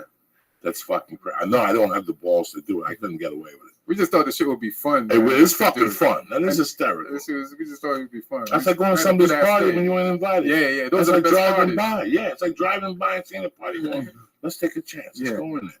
You know, you got a bag of weed. Just tell them we got weed. Let's see what happens. They'll let you in. When people see you with a drug, they'll let you in. Oh, he's all right. He belongs in this party. Who sent you here? Who invited you? I don't know. Drugs. We went to the supermarket. Now, how long you been doing comedy? Like over 20 years. That's what I tell people. Now, you're a great writer, Mm-hmm. but how did you get into the other side of the writing? Like, how long you been doing that? I was doing stand-up, and then one time was in New York. I started in New York, and this guy, Rick Dorfman, he used to be a manager under Barry Katz, had his own company. He was running Gotham at the time, and he said, hey, they're auditioning for writers for Keenan Ivory Wayans' talk show. And he was like, do you want to come down and do a set for this lady? And she'll determine if you're good enough to be a writer on the show. I was like, all right, bet, you know? And then I went down there that night, and I was hot back then. Like, I had a set that was getting standing O's if I did it. Like, it was a hot 10. Like, I'd thrown away all my old shit, started working on this thing at the Boston Comedy Club, and like built it up. And then there was a point where I was worried. I was doing the Boston so much I wasn't even doing black clubs. But then we had this black comedy competition in Jersey, and I drove all my friends there that night. I was looking for parking. They all jumped out the car, ran into the contest venue, wrote their names down. And when I walked in, they was like, we all signed up. So then I signed up last. I said, you motherfuckers, I drove you here. I got to drive you back home, and you didn't sign my name on the list. So I'm last. So everybody goes, it's a hot show, everybody does good. And I stand them with my 10. I said, oh shit, this shit works anywhere. This is dope. So then I got on Def Comedy Jam with that set. And I also did that set for this lady at the Gotham. And she was like, you got any writing samples? I was like, yeah, I got some writing samples. And I had some ideas written down, and I had some completely written out. And the only reason why I had them completely written out is a few years earlier, a homeboy of mine, another comic, Arnold Acevedo. I don't know if you know Arnold Acevedo. He's a Puerto Rican dude. He's from Westbury, Long Island. And we used to do a lot of shows together. And we all hung out. And after our shows, we used to just hang out on the corner and just talk and just laugh for hours. You know what I'm saying? And I don't know how the topic came up, but he was like, yeah, man, I got 362 sketches. And I'm like, what?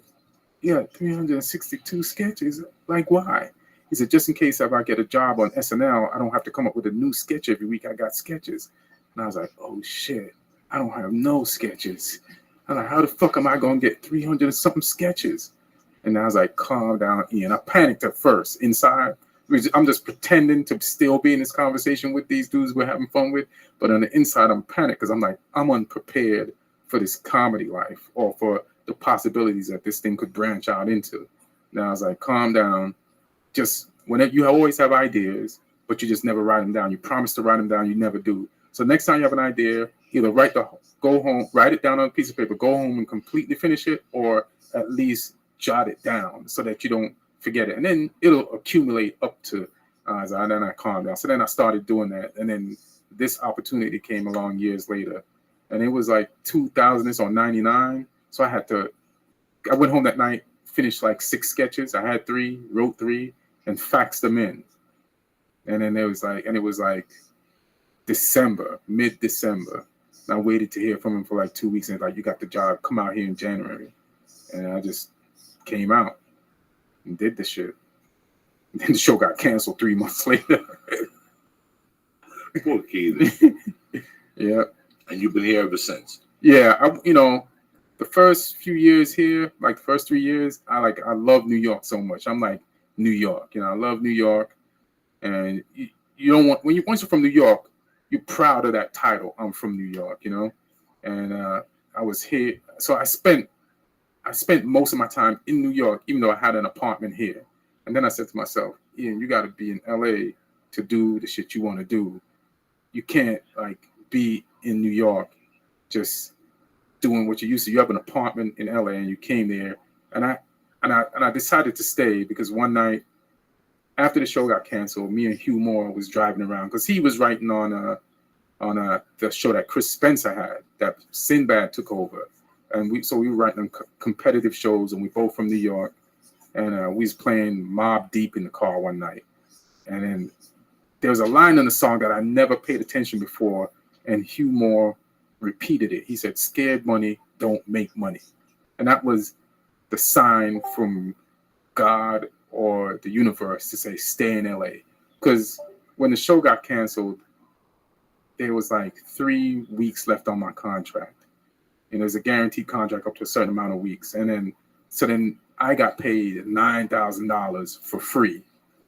Right? So I had like $9,000 plus whatever money I was making in comedy in New York. So maybe I had $12,000, the most amount of money I ever had in my life.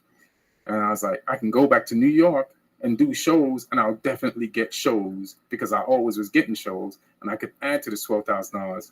Or I can, scared money don't make no money, get an apartment here, pay rent, and stay here and see if I can get another writing job, which I have no connections to anybody, but I just have a feeling if I stick around, I'll get jobs. Things will happen. So then I just did that. I just listened to the Mobb Deep lyric, and I just stayed. And sometimes a sign. Yeah. I live on signs too, yeah. Man. Always have. Mm-hmm. Something sways me. I don't know.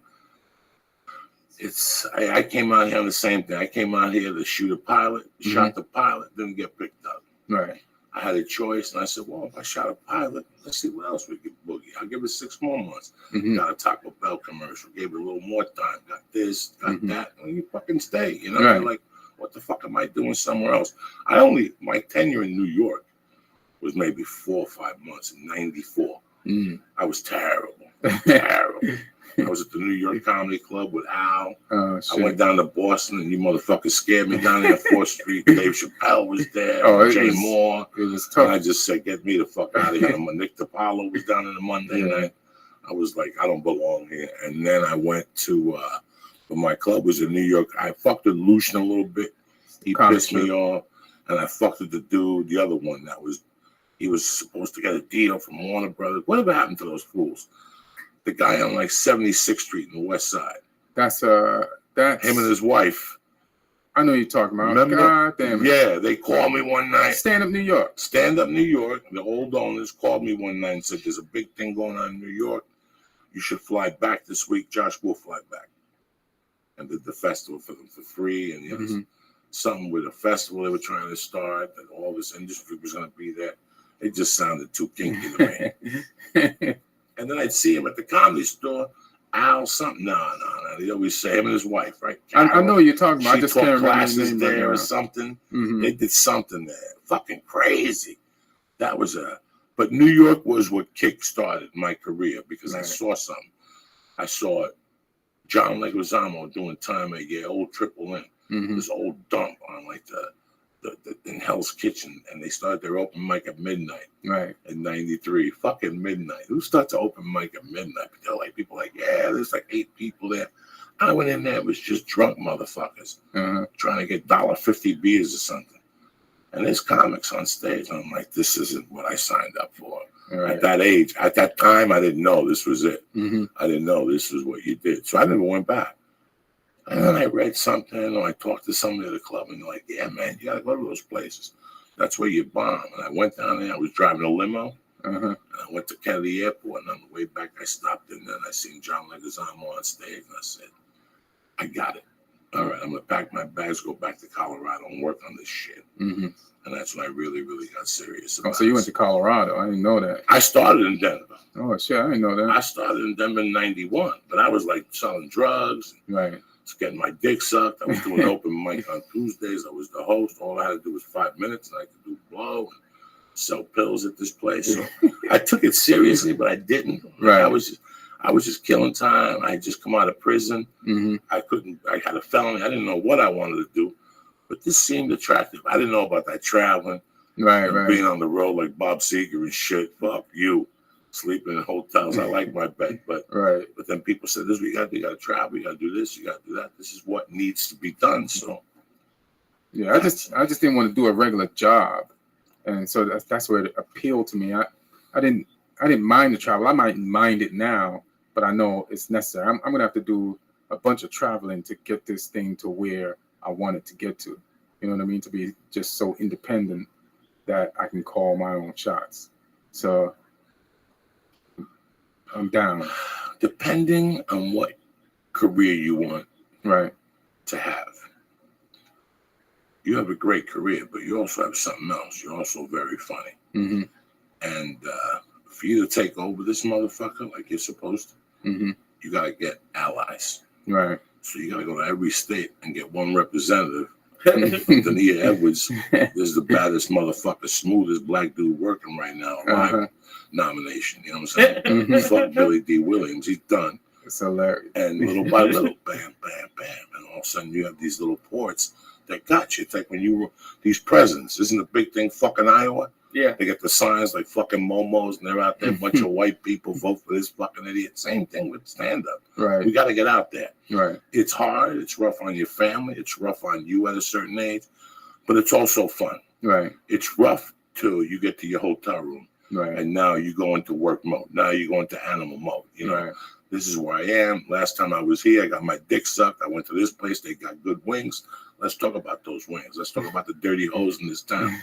Let's talk about this. Let's talk about that. Now you become a bond with that town, and you keep building. This time you go, you sell 300 tickets. The next time it's 450. Mm-hmm. The next time now you haven't been there a year and a half. So now you're gonna double up and get 800 tickets. Right. You're ready for a small theater.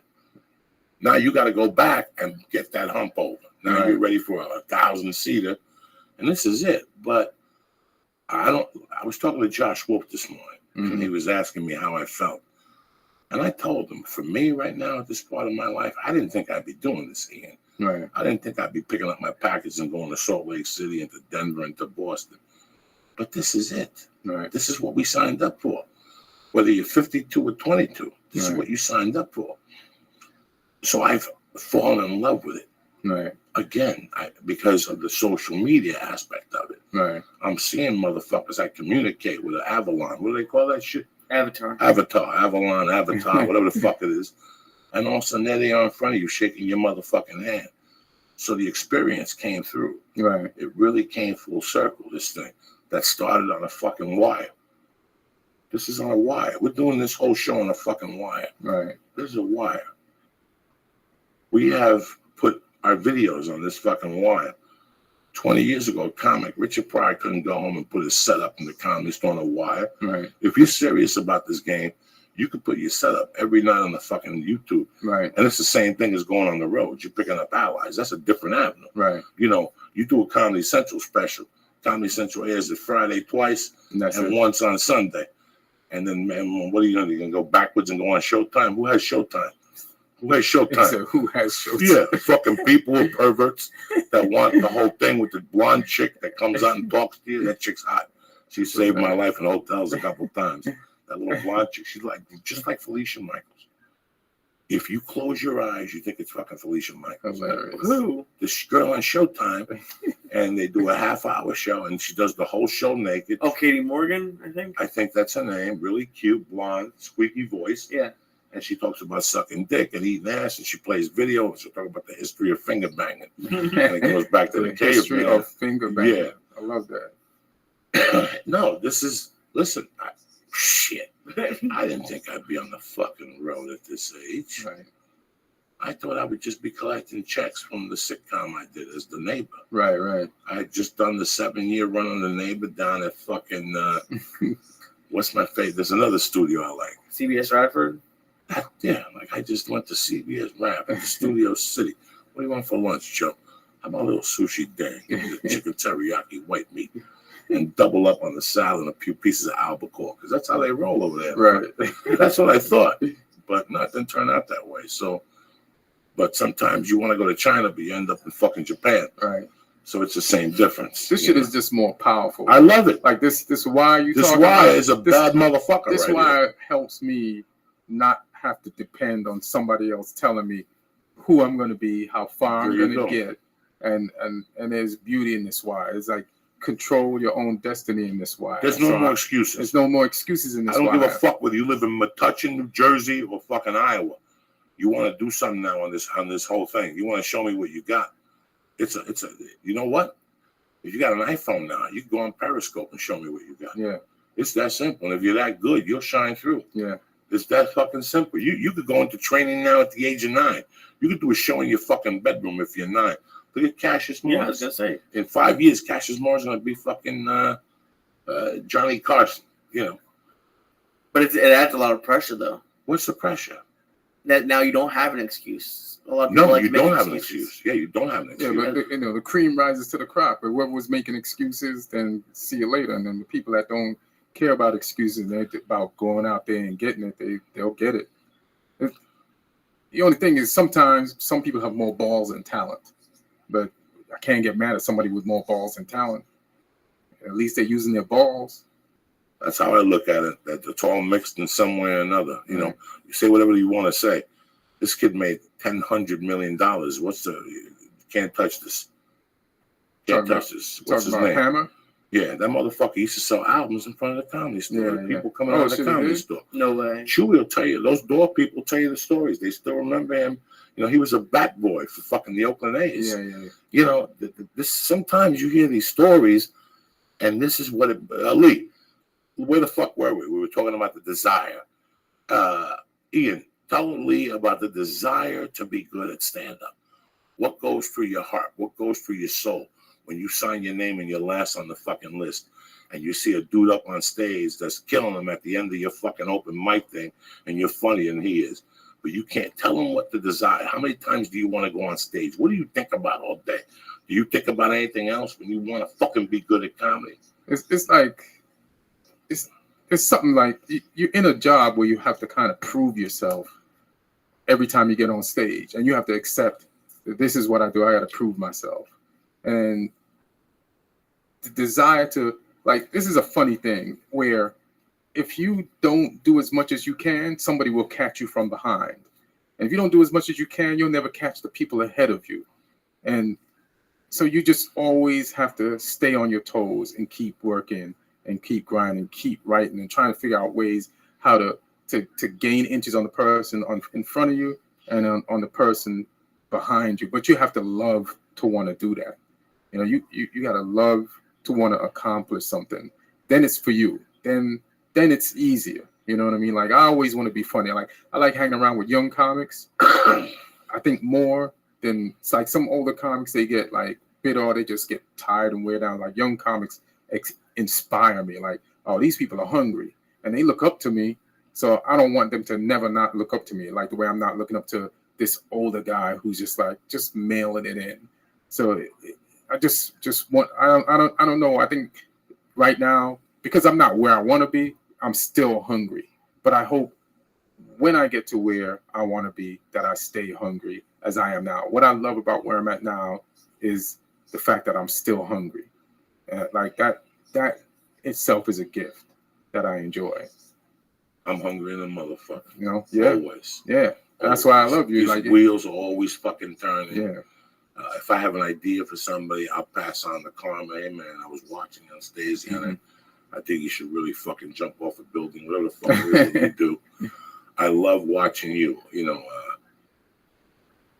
ever since I went back to the Comedy Store, I was trying to explain to my friend Jody today that your game improves. I've said it on the podcast many times. Right. You're at the world's best, at least the top 3 places to do stand-up comedy. This is it. This is it. You're an Army Ranger. Right. You're a Navy SEAL. You're the best of the best, you know. And I a couple nights I went there and watched you, and I was blown away by your writing. Thanks, man. Blown away from the abortion joke to no commitment.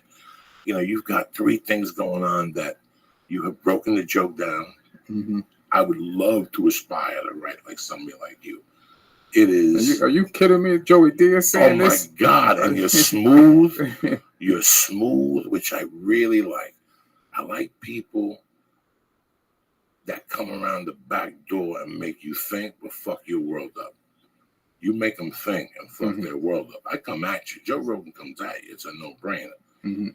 It's a different type of energy. Your energy is it's jazz. It's jazz.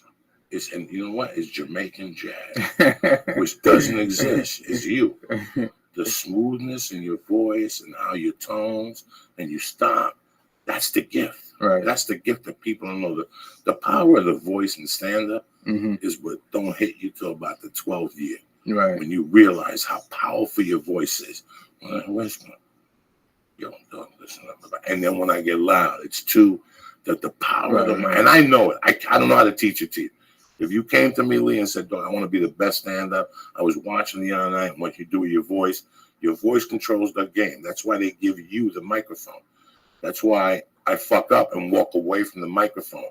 When you walk away from the microphone, you lose your power. That power but your voice in comedy.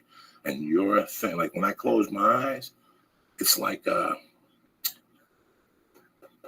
Julia Serving. The rhythm is in the. Damn, I'll take that. Yeah, you're the smoothness, and I've never heard that type of smoothness. Damn. There's a guy that has that smoothness, but it's a complete different smoothness, and that's Dave Chappelle. Right. It's a complete different smoothness. You took it somewhere else, so it's really that's what I see, man. Well, thanks, man. In my comedy world, I like. Well, I'm a student of the game. Right. I want to see what makes you tick, and I want to see why they're laughing. Right. You know what I'm saying? I want to see why they're laughing. Let's see why they're fucking really laughing. Are they his words? If people knew that your words don't even matter. Right. If people knew at home, it's like when people say, I love intelligent comedy and thoughtful. I like in comedy what they say, that incites my brain. Let's go suck a dick that smells like ass. That'll make you fucking think.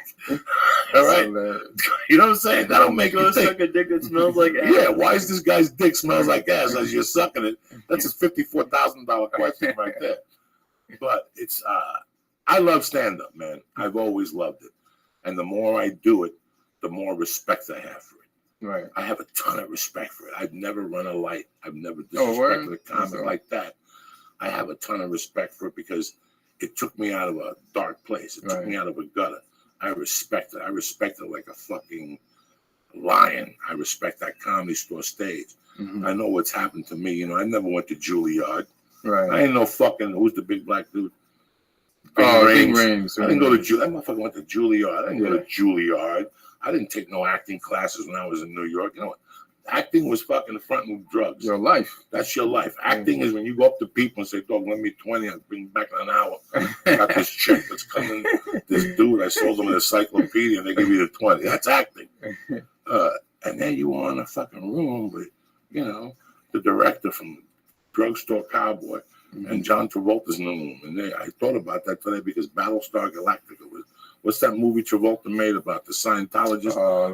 Something Earth. Battle Earth. Something like that. Me and Billy Gardell were about to get hired to be Travolta's sidekicks in a movie about a singer from Hoboken, New Jersey that disrespected Sinatra. True story. Jimmy Roselli disrespected Frank Sinatra, didn't sing at his mother. Jimmy Roselli was petrified of Sinatra. Sinatra was petrified of Roselli. He had a better voice than Sinatra. And his mother would always talk about Jimmy Roselli. You got to be more like Jimmy Roselli. So when Sinatra busted out, he hired Jimmy Roselli to sing at his mother's thing, and he never showed up.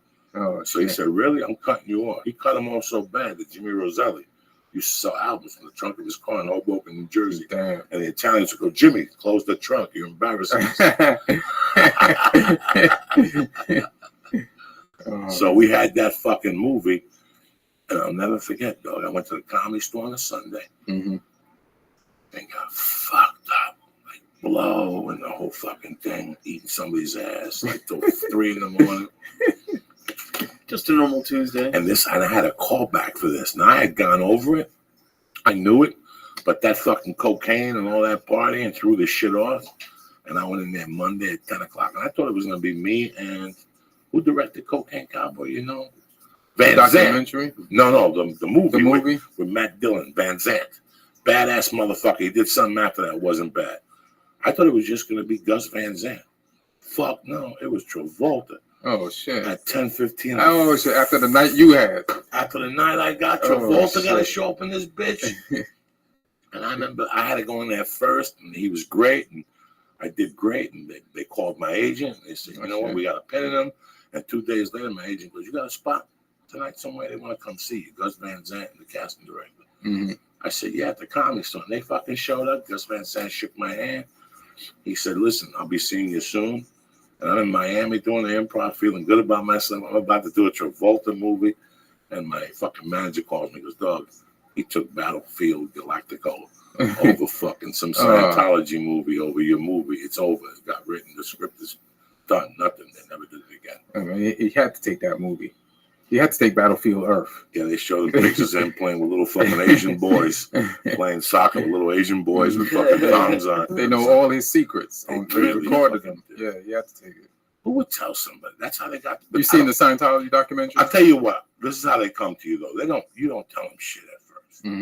They come to you. Once you're sucking some dude's dick, he's gonna take out like a little iPhone and go, somebody wants to talk to you on Periscope. And it's that old dude, J.L. Ron Hubbard, going, listen, we got you. We got cameras all over that room. We got a dildo up your ass. That's going to be fucked up when we show the pictures to Welcome Back College. You better be up at 444 Los Feliz tomorrow. Bring an envelope and bring a notebook. Remember, he took the courses. Did you see that? They talked about it. He took the courses. He was in. You know what's funny about that documentary? Like the first 2 courses in Scientology are actually legit. Like if you break it down, it's like any religion. Like every religion has like roots of truth, and then after that they just make shit up. And to me, when I was watching the Scientology, I said this could have actually been a decent, honest religion. But then they started making up levels so that you can pay more money to get to those levels, and it was a point of like pride and esteem for people to get to those levels. And then you get to the briefcase level where they just open this briefcase and they tell you this crazy ass story that couldn't be true, and you were worse off at that level than you were in level 1 and level 2 if you'd have just tapped out right then and there. But they just made this shit up for money. But the first 2 things, it has to be believable enough to get you in. And you're like, every time you're going up, you're like, but the first 2 levels were legit. So the rest of the shit, even though it feels hokey, it should be all right. And same thing Christianity does, or just most religions. It's like, you know, the first few things, like, this is solid. Then you keep going up. That's when shit gets crazy. But you believe them because of the first 2. Have you guys ever got tested? I've been here 4.5 years, and I just like 2 weeks ago got tested? no, I didn't get tested. Someone asked me on the street if I wanted to. And you kept walking. Hell yeah. Yeah, I'd never do it. It's like Santeria. 1 minute you're throwing some cards, next minute you're up in the Bronx naked, getting water poured on you by 3 black dudes playing the conga drum and shit. First 2 levels of Santa Maria. Santeria. Santeria is good. That's right. We got to do a little fucking Tony Bennett, break it up a little bit and shit. We do this every Monday out of respect. All right.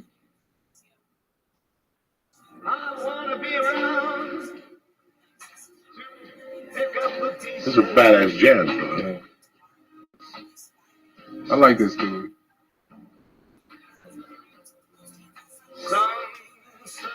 I like Tony Bennett because he never panicked. You know what I mean? His whole career, he's never panicked. He just got older and older. Yeah, I'm just gonna He's keep getting doing this. Fucking paid. Yeah. He's like 100. Do me a favor. Play the beginning of "I Left My Heart in San Francisco." Doug, this song I play this every Monday. Monday morning as I'm getting ready, and sometimes I'm doing shit, and the next song flows in because it's the greatest hits album. And it's "I Left My Heart in San Francisco." You gotta hear the first fucking verse of this. Oh, right. He knocks it out of the park, though. Knocks it out of the park.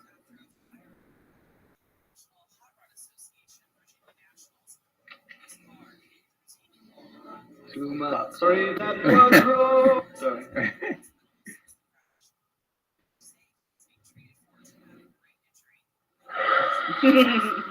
Don't touch nothing, cocksucker.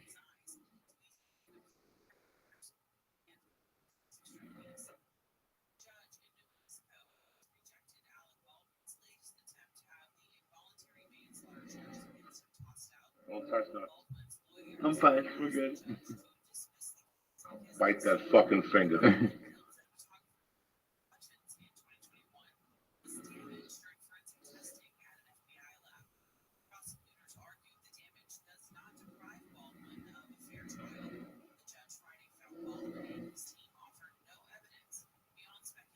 That's a bad dude, dog. Yeah. He's a gangster. That's a bad motherfucker right there. That guy takes it to the next level for a white dude. Yes, hilarious. He's fucking singing songs of Lady Gaga. Who's uglier? You ever see those two standing together? Who the fuck wins that ugly contest? They both got hook noses. You break out a Coke Rock around those two vacuums to see what happens. Yeah, it looked like she got on a Tony Bennett costume. Like who's who. Oh my God! But I like him, man, because he stuck around. He's like he had to weather out Sinatra and just everybody else, music changing, and he's like, I'm just gonna keep doing this shit. I'm never keep this tuxedo, and then he kind of won. He went through a lot. He weathered a lot of music genres, changes, bigger stars than him, but this motherfucker kind of won. And then he started singing duets with Bono. And yeah. He just started doing fucking duets with people. It's no, you really gotta hand it to him. Yeah. Man. Some people just weather it the fuck out. Yeah. How many times have you been like, this Tony Bennett thing's gonna go away? And it's decade after decade after decade, and you're like, Tony Bennett's household. You know why? Because he stays out there. Yeah. Even if he ain't singing, he stays out there. Yeah. He's probably out there 3 weekends a month. Yeah. Probably has it down. One show, $52 a ticket. He sings for 45 minutes. He gets the fuck out of there. Yeah. And he goes back to his hotel room. And he goes to sleep. And he takes care of himself. He probably has a train and he eats well. He's like, those guys. How old is Tony Bennett? Let's see how old that motherfucker is. And let's see where he is this weekend. He's like, when Frank Sinatra dies, they're gonna need someone to sing old music. And I'm just gonna be alive, and I'm gonna be the dude. And he made it. This motherfucker's amazing.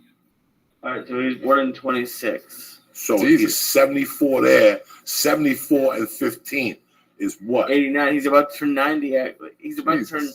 Oh no, he's about to turn 89 in August. When is he traveling? Where is he this weekend? Let's see. He's fucking always somewhere, dog. I guarantee he's some fucking casino jumping up and down this water. Oh shit, he's in London. Told you. He's in London with Lady Gaga. Oh shit. And then he's going to Atlantis with Lady Gaga, New York, at Radio City Music Hall. Do they have an album together or some shit? I think they were in Vegas. Wasn't Token Lair saying they're in Vegas together? I knew they did a song, but they have an album Yeah, together. yeah. Something. I don't know. They're going all over the country. Monte Carlo, Fucking 90. Fucking 90. Belgium, Italy. He's in Spain. London tonight doing a show. The flight. Somebody said they bumped into him in LAX. Somebody saw him. Some friend of mine said, "Don't." I saw Tony Bennett. It looked like $1 million. Oh, Doug, that's what it is. Those guys. You know who else would have been cleaning up now? Cosby. Cosby was doing shows with hundreds of tickets. I went to see him. He went to see him. He was cleaning up. And how long does he do? He sits the whole time. He did like a while. He did like I went to like the taping of his special. He did like almost I think 2 hours, 2.5 hours. How was that special? The one I saw was great. The one they put out sucked. He did 2 hours. They had to condense it. But yeah. I blew it. I wanted to see him, and some of my friends went to see him, and then I said, I'll get a chance to see him. And then the scandal dropped. He's still doing some gigs though. Yeah, I should look it up and go see him before he got no more shows. Before somebody gives him one of those Cosby pills and shit. It's hilarious. That's what they should change it to. Oh, the Cosby pill? Oh my God. I've gotten women fucked up.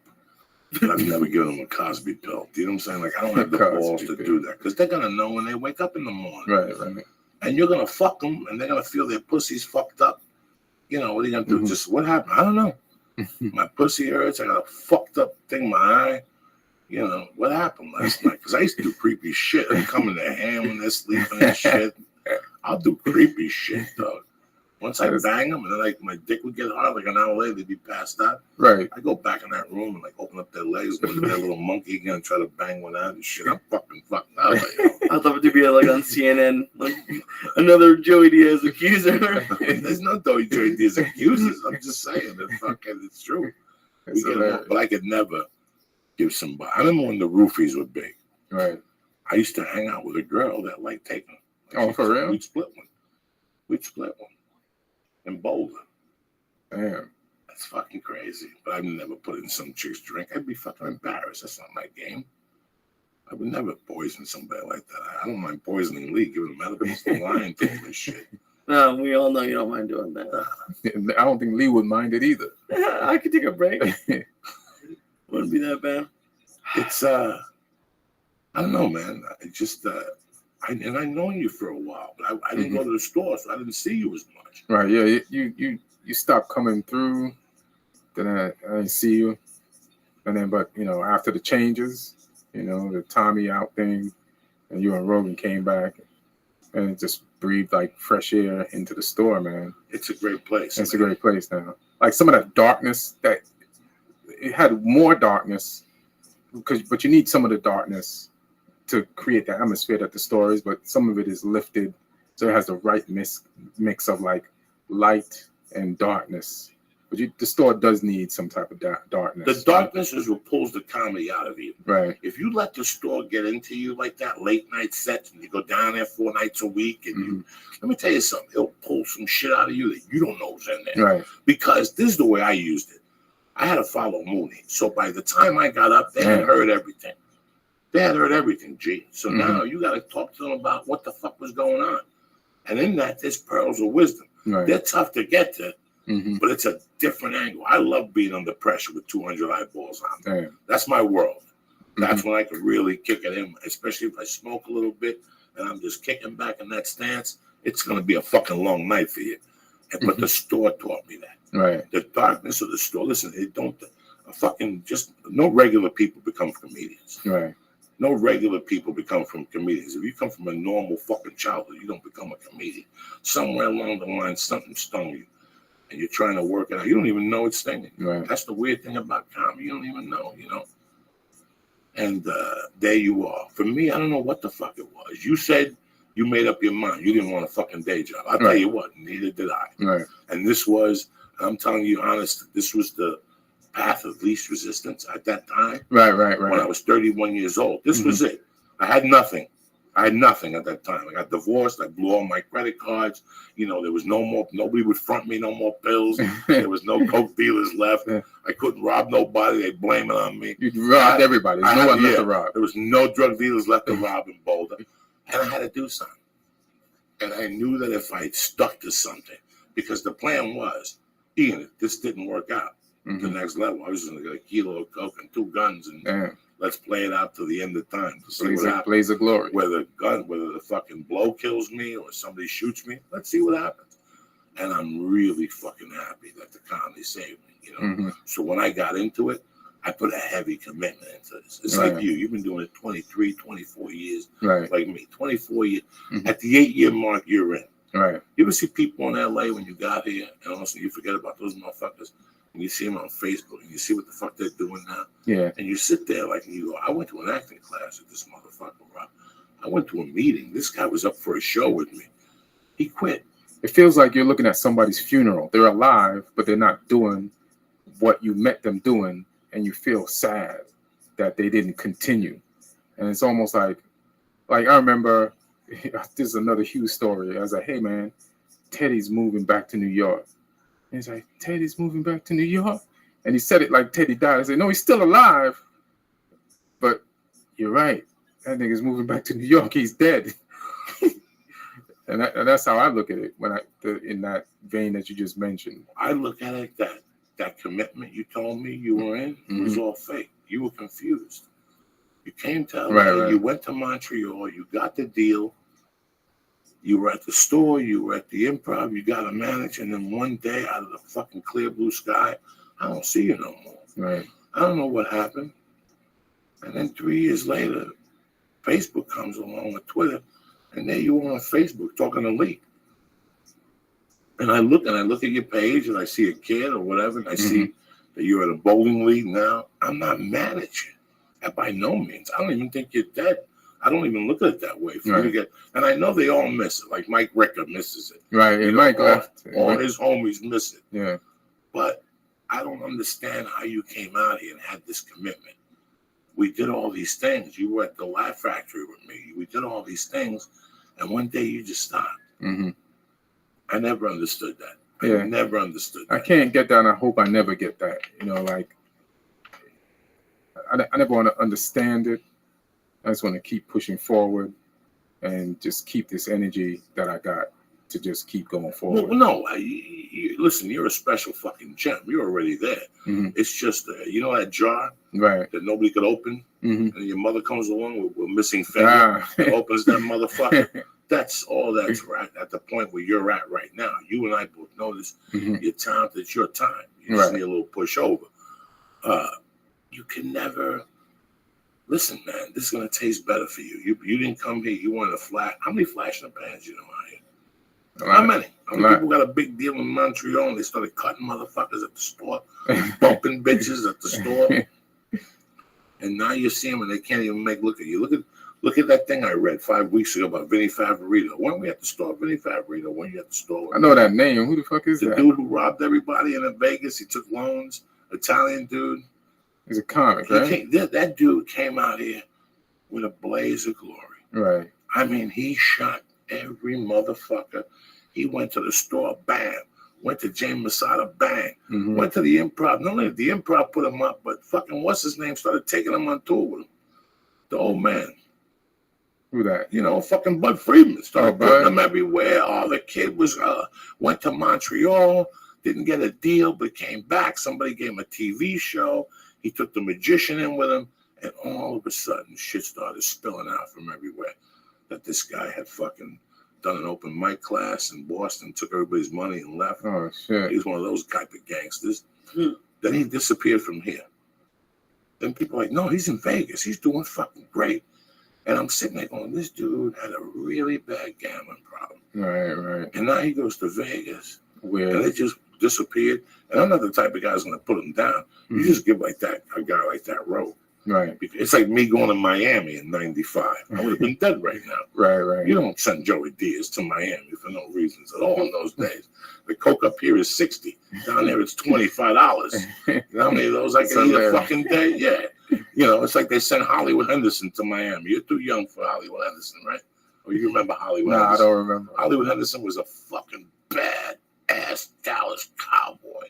Uh-huh. Badass from the sticks of Texas. One of them type of black motherfuckers. I'll give you the article. I'll put it in my car. Right, this dude, Sergio Ortega, gave it to me. And he describes his first day at Thousand Oaks, at the training facility right here in California. The Mhm. Dallas Cowboys do that Oh, thing yeah. up there. He's like, here I am, a 20-year-old rookie, and all I got is $15, 3 hits of acid, a gram of blown, a couple of joints, and I'm in the dormitory with a bunch of fucking momos. Something like, you're like, and from there on, dog, he talks about going to the comedy store and picking up Pryor and the Pointer Sisters and fucking cooking up fucking crack. Before, you know, freebase is what they called it. Right. At 20? He was, dog, this guy was ripping it up. He's in the ahead of his NFL. time. He was ahead of his time. Nobody remembers it no more. Let me tell you an interesting story. He fucking started intercepting motherfuckers, like getting interceptions and scoring. Mhm. And then they went to the Super Bowl. And he took a can of Orange Crush. That's what they called the Denver defense. And he crushed it on national TV. And then the Super Bowl, he caught an interception and ran it into the Super Bowl. And this motherfucker was King Dick. And if you read like that whole Playboy thing, he talks about having an apartment up here and having 3 white bitches, having an apartment in Dallas. And that for his 27th birthday, and Too Tall Jones gave him 4 bitches, a redhead, an Asian, a black chick, and a fucking a Martian. And he fucked all 4 of them. I mean, this guy, you're sitting there going, holy fuck. And they starts talking about fucking carrying pistols and being up here, and he just went AWOL. So after he wins the Super Bowl, they all know he's crazy. And if they show old footage of Dallas, it's really interesting to see him because in the locker room after they won that Super Bowl, you could see him in the back with no shirt on going, party. Like he was just out there. Right. He was 20 years ahead of his time. And then in a game on CBS, they were losing, and the camera went to him, and he went like this: "We're number 1, motherfucker," something. Next day, Tom Landry cut his ass. Oh, right. And where did they send him? Miami. And Oh, shit. And he just went AWOL and got guns. But he got locked up, went to jail, came out, became a born-again Christian. And about 6 years ago, he won $1 million in the Texas lottery. Oh, for real? So, yeah, Jesus, he's born lucky. There you go and shit. Was he on the team that won 16-0?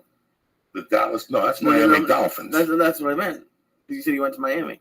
He went to He went to Miami like in 77, and that was done. Okay. That was way after that. No, this happened like in 75, 76.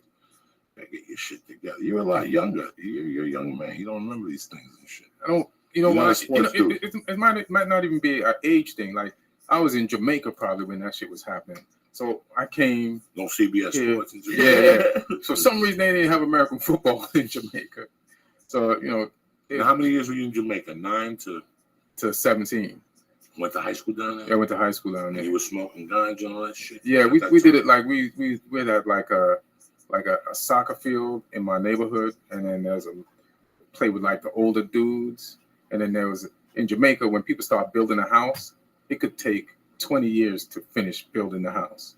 So then there's this house across the field, across the street from the soccer field, that it wasn't abandoned. It's just that they had the whole frame up, all the blocks, but it had no windows.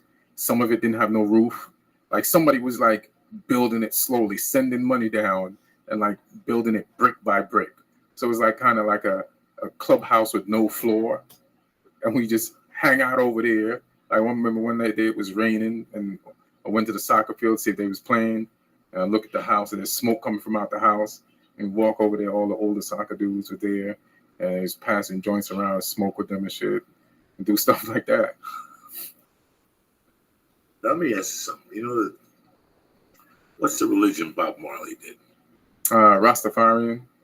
And who's their God? I believe like Haile Selassie was the second coming of Christ. But when he sings that song Exodus, who's he saying in the beginning? They believe in the Bible, but they believe that Haile Selassie is the second coming of Christ. So they believe in the Old Testament, and so they're kind of Christian. I don't want to like say, but there's a lot of shit from the Bible that they believe, and then they also believe about that corporate people and a lot white people did a lot of fucked up shit, and it was about, and they believe in Haile Selassie because there was a picture of him and his foot. Ethiopia was at war with Italy, and they beat Italy, and there's a picture of him Haile Selassie with his foot on this bomb that didn't explode, like a missile or some shit. And it just was like, oh shit, this motherfucker's God, you know? And he just became basically Rastafarian's God. Rastafarian's Jesus Christ. And I think I'm accurate, but you know, you could check it. But and you know, it was about just being healthy and being spiritual and living good and not hurting people and smoking dope and smoking, you know, just to get in the spiritual thing, get in contact with your higher consciousness and not fucking people over and growing your hair like Mama tribe style, you know. No shit. Being fearless, yeah. So you're 17, you end up in New York City. Mm-hmm. Who's up there? My mother's there, and we all came up, me, my father, my two sisters, and my brother, and finished high school in Uniondale High School in Long Island. Went there, and by the Coliseum. Near the Coliseum, yeah. And I was just like, there's a bunch of Jamaicans there, hung out with them because I identified with them, and but they was making fun of the Yankee kids, like dominated the school. Yankees, like any American black kid, we call them Yankees. They call us Yardies, and we fight every day. And if a Jamaican person got into a fight, you was in a fight. I was like, why you all starting these fights? These niggas outnumber us. We in America. Like, why? Like, are we bad at math? Like, we're not going to win this fight after school. There's 10 Yardies, 200 Yankees. Stop starting these fights. But you got to go fight or else then you got no friends. It's like being in jail. It's like, if you don't fight with your people, then you ain't got no people. So you either don't fight or switch. Or switch. I can't switch. My accent was thick. They're like, nigga, you was Jamaican yesterday. There's no way you ain't Jamaican now. We can hear it. So it's just like, fuck it. But, you know, we had fun. And, you know, we just got along and just started knowing people and spreading. Had a little job at Burger King, making some. First, I started cutting lawns, had my own business, and got a little job at Burger King and worked there for a long time, stayed there too long. And, like, through college and shit, and I had security guard jobs and shit like that. And it was one day when I was at Burger King, some dude was on the drive-through, like, so then I had a problem, not a problem, but learning how to communicate with people. Like the way I'm talking to you now, like I had to learn this. Like I'd been in, like when I was a kid in England, that was my comfort zone. I was from 0 to 9, all I knew was English. You know what I'm saying? Like hanging around English people. And a lot of those English people were my cousins. They were Jamaican. And it was a mixed society and you know how to communicate and talk with them. Like they only had whatever radio stations they had, everybody listened to it. You know, whatever sports they were, everybody followed it. So then it was easy to communicate with people. And when you moved to Jamaica, or when we moved to Jamaica, I knew a lot about Jamaica because in England, our parents taught us that. And England used to be a colony of England, so we had a lot of things in common. So then when I was in Jamaica, I could easily relate. Plus, I was interesting because I'm a nigga from England in Jamaica, so people want to talk to you. You know what I'm saying? But then when you're Jamaican and you come to America and you're like, it's kind of intimidating because it's all this shit you've seen on TV. And now you're here in this big ass pot. And it's like in Jamaica, you could feel the side of the pool. In America, there is no side of the pool. You're just in the middle of it. And you're like, you got to navigate your way around this shit. So that's when I started rooting for the Giants. Like I learned that people talk sports and music.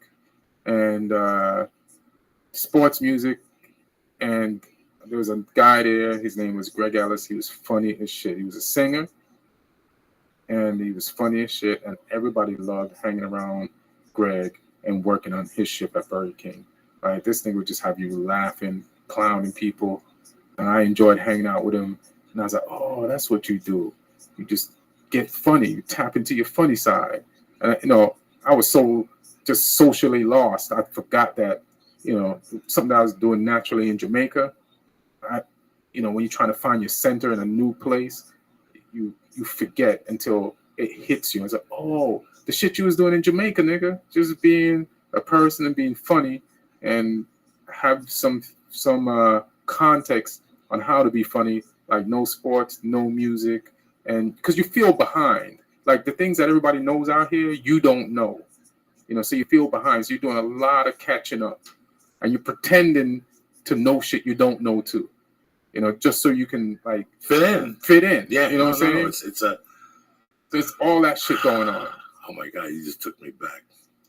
Because for me, it wasn't as much as the English. It was, since day one. Like, I remember waking up and if you ask me when did this all start, it started 127th Street. Mm-hmm. And there, I learned I didn't know black and white. I just knew friends. Mm-hmm. Where I lived on 88th Street, those kids didn't talk to me because my mom would talk to me in Spanish. Right. So they wouldn't talk to me. I don't know why.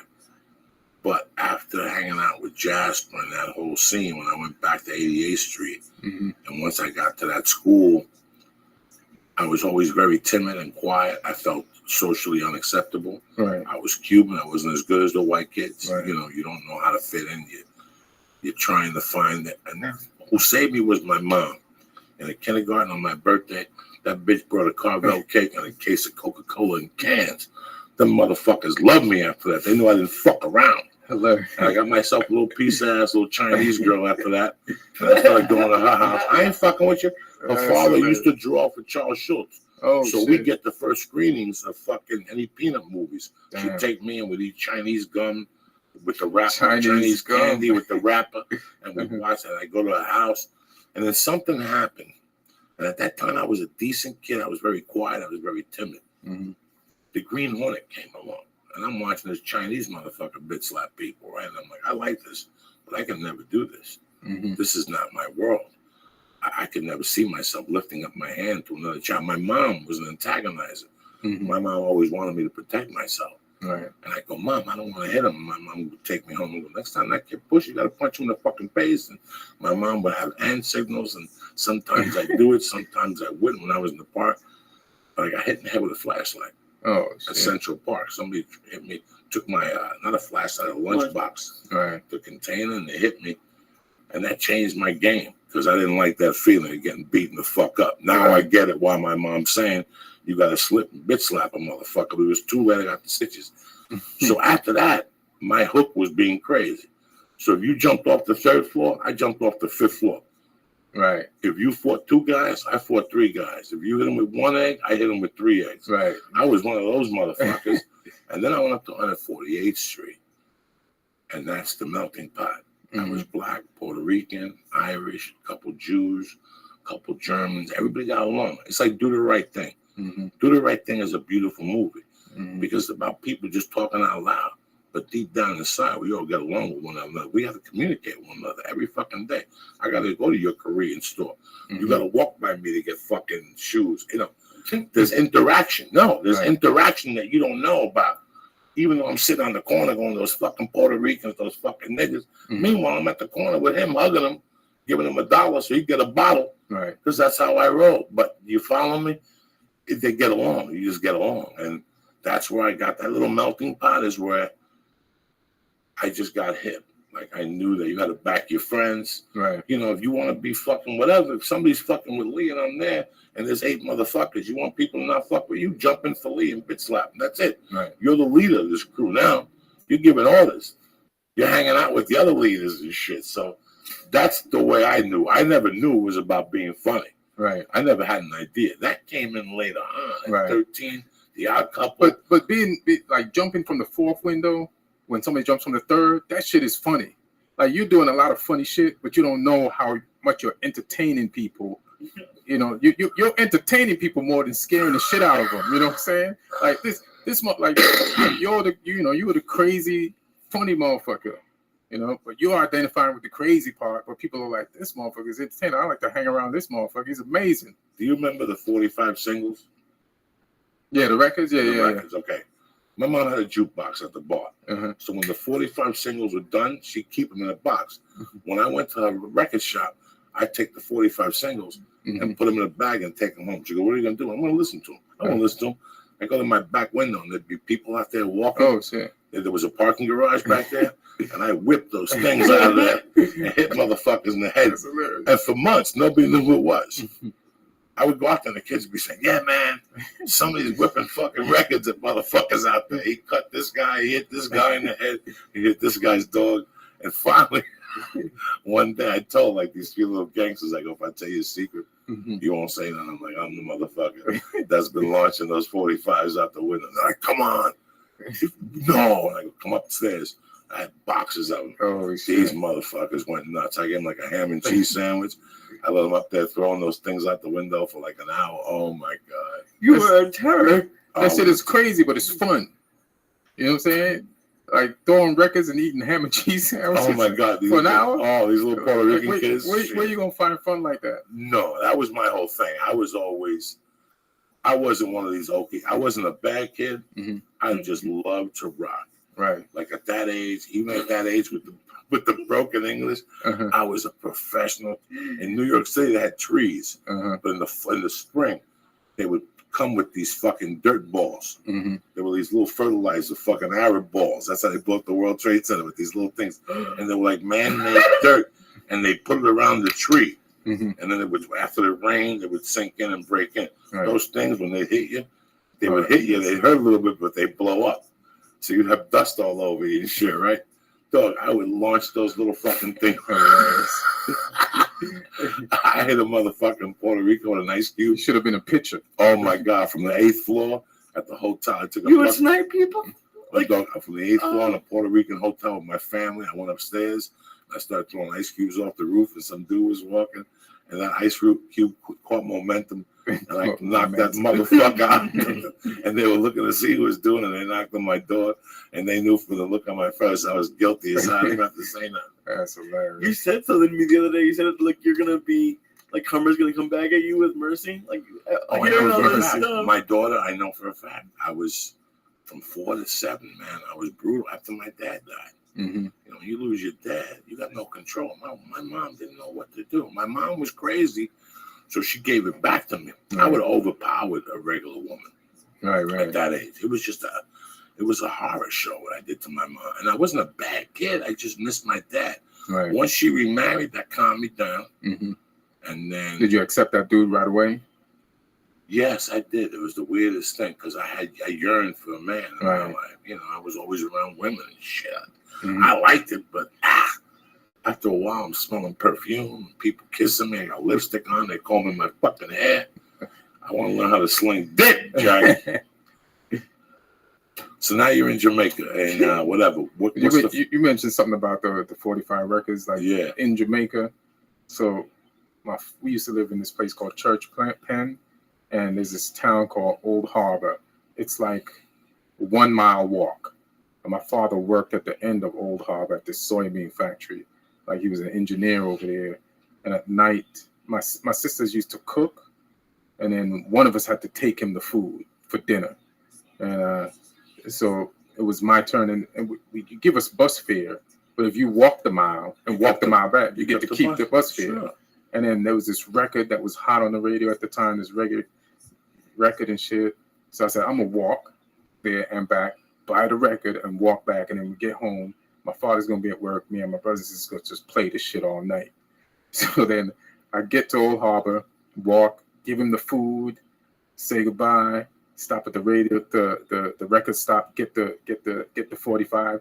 I'm running home, not paying attention. All I'm thinking about this. And somebody had dug up the fire hydrant that was on the sidewalk. And they left a hole that was filled with water. Oh, no. And I fell like a kid, fell in the middle of the night. And we don't have street lights. So I'm like, 1 minute I'm running, and the next minute I'm like, what? Like Ray Charles' little brother. Yeah, I'm like drowning with a record, trying to hold it above the hole so it doesn't. I have to climb out that fucking muddy hole, and then make it the rest of the way home. They're like, what the fuck happened to you? I don't know. Just put this record on, and we just played that shit all night.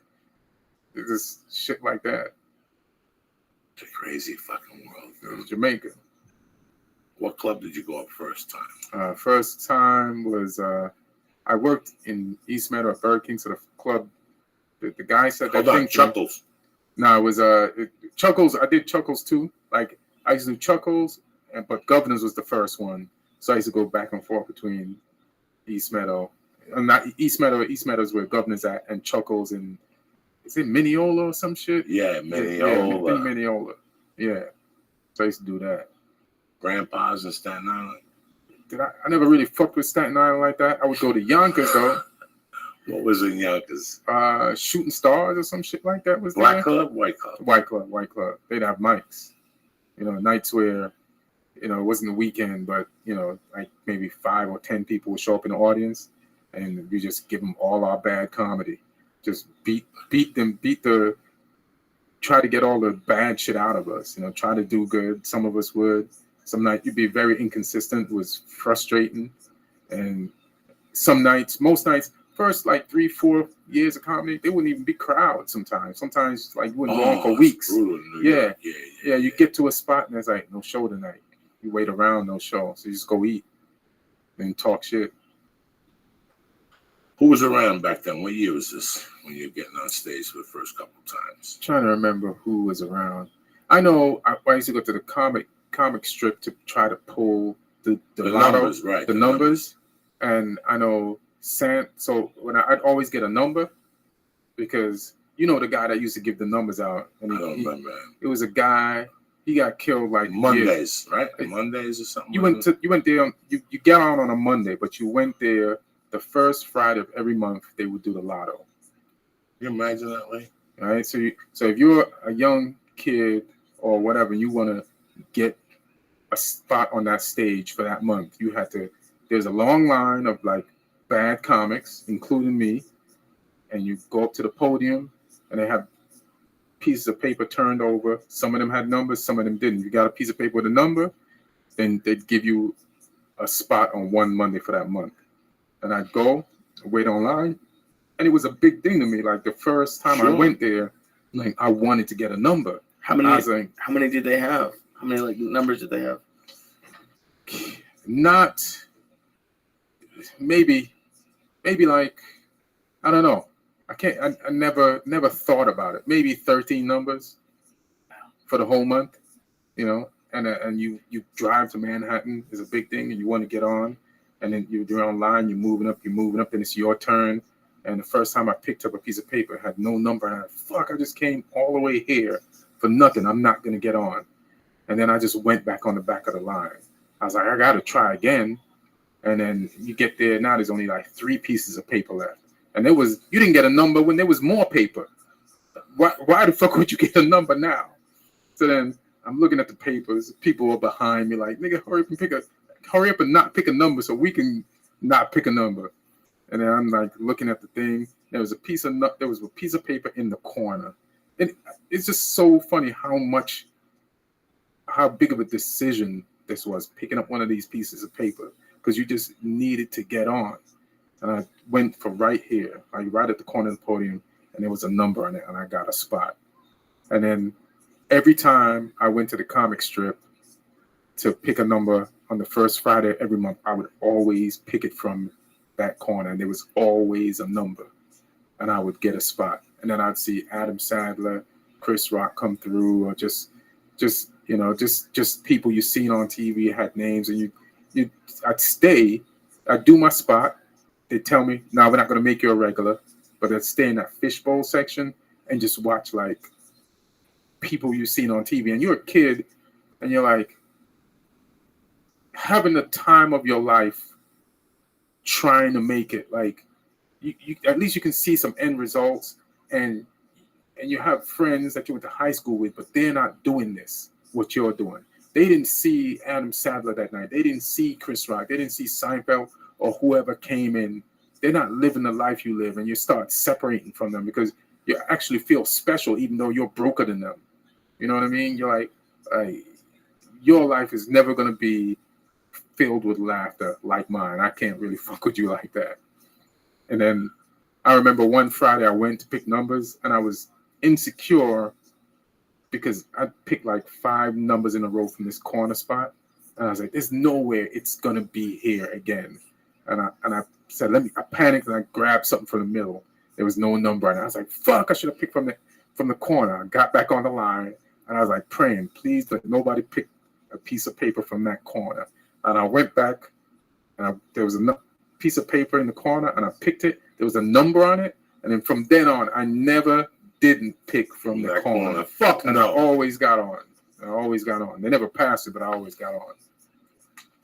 I never had the patience to wait on a line like that. Like I know, like that Laugh Factory shit he put you through when you first moved. Oh, in. yeah. I did that one time and I felt so fucking degrading. Like I was like, if I gotta do that, I ain't doing it. Right. I just won't work that fucking club. That line's a different line. That line's a crazy line. Like, from my memory, the line at the comic strip in New York, those were comics. Those are comics. You're absolutely correct. The Laugh Factory line, people got on costumes. People are homeless. People are like, I got nothing to do with comedy, or should have nothing to do with comedy, are on that line. Except the people who go to the comedy store on Monday nights. Right. 7 to 10. Half of them have mental illness. Yeah. Don't take a fucking genius to know that. Right. He's sitting there going, Joey, you're fucked up too. Yeah, but these people are really fucked up. Boom Chakalaka shows up with a fucking a shopping cart. Yeah. You know? Jeff Richards puts them in videos. I mean, that crazy bastard. Boom Chakalaka. The other guy who comes late night and he's a Nazi and he goes in the bathroom, they light him on fire. Michael Epivaya, whatever his fucking name is. I don't know. I don't even know if he still comes to the store. Yeah, I don't think so. I got a call one day, Joey, why'd you light Epivaya on fire last night in the bathroom? That wasn't me. I was Don Barris. I guess he hated Jews. Or he was German. Oh, I know that guy. The German, yeah. Coming at night and you go like this to him. He's weird as shit. Yeah, he's weird as shit. I know that guy. So they would wait for him to go to the bathroom and lock him in there from outside. And then they would throw fire in the fucking thing from Jesus. It's like he's in a prison cell and you just set him on fire and shit. Try to frag him. I never tried to light him on fire. I was out there laughing. Don't get me wrong. You know, Don Barris and a bunch of other guys are trying to light him on fucking fire and stuff. Is that frustrating though? Like, your career isn't based on like how good you are. It's if you pick the number. Like for the first, that must be really frustrating. You do what you can in the beginning until you start to figure it out. There was an open mic in San Francisco at the Punchline on Sunday nights, and people would go up there and they would put you on a list, but there was no name, there was no numbers. The guy would come up to you 5 minutes before and go, "You're next," and he would walk past you and glare at you. I did it one time. I thought we gotta go fuck himself. And I saw him at the fucking Laugh Factory. And I go, "Remember me, bitch?" And he was like, "Fuck you, motherfucker." That night you tried to fuck with us. It's hilarious. Fuck you, motherfucker, doing that to a comedian. You know, people don't do that. That's the respect factor I didn't like about the beginning of comedy. Right. And then here you get it even worse until you book something. Right. See, that's what I always tell young comics when they come out. You try to book something. I don't care. Well, I don't care if you gotta suck 10 dicks. Just get it out of the way now. Book something. Book something so that people see you, the booking agents, and they give you a little work at the improvs, even them saying, you know, they give you a little love. But it's all based on that. They don't give a fuck how funny you are. Oh, this guy's gonna be fun. You know what? If this guy booked the fucking part on what's the show with Vergara, American Family, even if it's a plumber, and people say you booked a role on there, guess what? You might book a role in a pilot that's fucking Seinfeld, and here we're going to turn them down. No, that's not going to happen. It's like when you go to jail and you write letters of recommendation. If you get a judge that has political aspirations, that guy, every letter to him is 250 people, because when you die, they make 250 mass cards. Everybody knows at least 250 people, dentists, lawyers, communists. So every time you send if I send a letter in Lee's behalf because you're a swindler, you're really Bernie Madoff. I gave him $100 last week. He lost it all in Vegas. I invested in this motherfucker. He walked away. He was a stock fraud. He told me it was a poker player. I said, well, let me stake this guy for 20 points. You know what I'm saying? Nothing. He came back with rabbit ears. Walked away. Don't walk away. How long were you in New York for running and gunning before somebody took notice of you? I was there till like I said, like 99. I was just like. So the first thing was Keenan Ivory Wayans? The first, like I've done like some, like they had an Uptown Comics Club TV show, and I did like that was 125th Street on the other side. Yeah. I remember that. So I almost walked over there and I was like, I don't think so. That place used to scare me too. Like I used to go there. I used to cop right down on Broadway. There was a health food store, Mr. Wendell. Oh, I think I remember that was when that jam was out. Mr. Wendell. He was an old dude. Hilarious. He would always give me chocolate Thai weed, and I always try to shoplift one from his hand like a magician. You gotta bring that paper back, son. There's only a 20 in here. It's hilarious. All right, so you did Uptown Comedy Club. You come out here. Mm-hmm. Then you did like Bad Boys of Comedy. Yeah, I did Bad Boys, and I did Def Jam back in New York too. How was Def Jam? Def Jam was great to do, but by the time I did it, it didn't have the effect that it used to have. So did a good set, but nothing. Who was the host? And Martin wasn't hosting the first time I did it, so you just missed that window. Yeah. Like, who was the host then? Who was the window? Who hosted that episode? I think. What's his name? Joe Torre, I think, was the host of that show. Joe Torre was the warm up. At first, but then he ended up being a host. Yeah. When I first started comedy, that was one of the first tapes I got. Oh, right. The Best of Def Jam with the kid from Jersey, Bill Bellamy. Bill Bellamy, yeah. And one of the guys is Joe Torre. Until this day, I just saw Joe Torre. I always tell him that joke about my brother's a save the whale type motherfucker. Me, I bought a gun for protection shit. I go to the ATM at night dressed up in a tuxedo with a gun. Shit like that. I laughed my ass off when I heard that at first. That was one of the first things I bought. I really liked BET. I really liked it. Wasn't on BET. It was on HBO. I saw a lot of fucking people on there blow up a room. But I'm going to tell you who was the most memorable person I ever seen blow up a room on there. Mm-hmm. D.L. Hughley. Oh, okay. As an MC. Right. Which is tough. He just took that fucking room and fucked them up. Fucked them fucking people up to pieces. I never seen that many people black. Dog, the best place I ever saw a movie was on 178th Street. Mm-hmm. I was telling Lee the other day I went to see Rambo. That movie theater was packed with black people. Rambo 2, 1985. He got the Russian and he opens his eyes in the mud. Those black people were fucking jumping up and down that movie theater. They were yelling, "That white boy's a bad motherfucker. I told you that white motherfucker was bad." Oh, it was hysterical. That's hilarious. I saw him. That's what I saw D.L. Hughley blow up. He fucking took it apart, man. Yeah, that show, Mad Stars. Mad Stars. Mad Stars. You got on, even if you didn't become a star, you'd be on that tour. You're making money. So, I was like seeing people get their shit off on it. I was just dying to get up. But I wasn't even ready then yet either, I was still like working on my shit, trying to figure out. And then finally I had a set together and I got on, but it was just missed that window, And I did it twice. Yeah, I did it twice. I did it again where it was like an all-star show. And I was like... Now, one of them had dreads on it. Yeah, both of them I had dreads on it. Both of them, okay. One was just longer dreads and shit.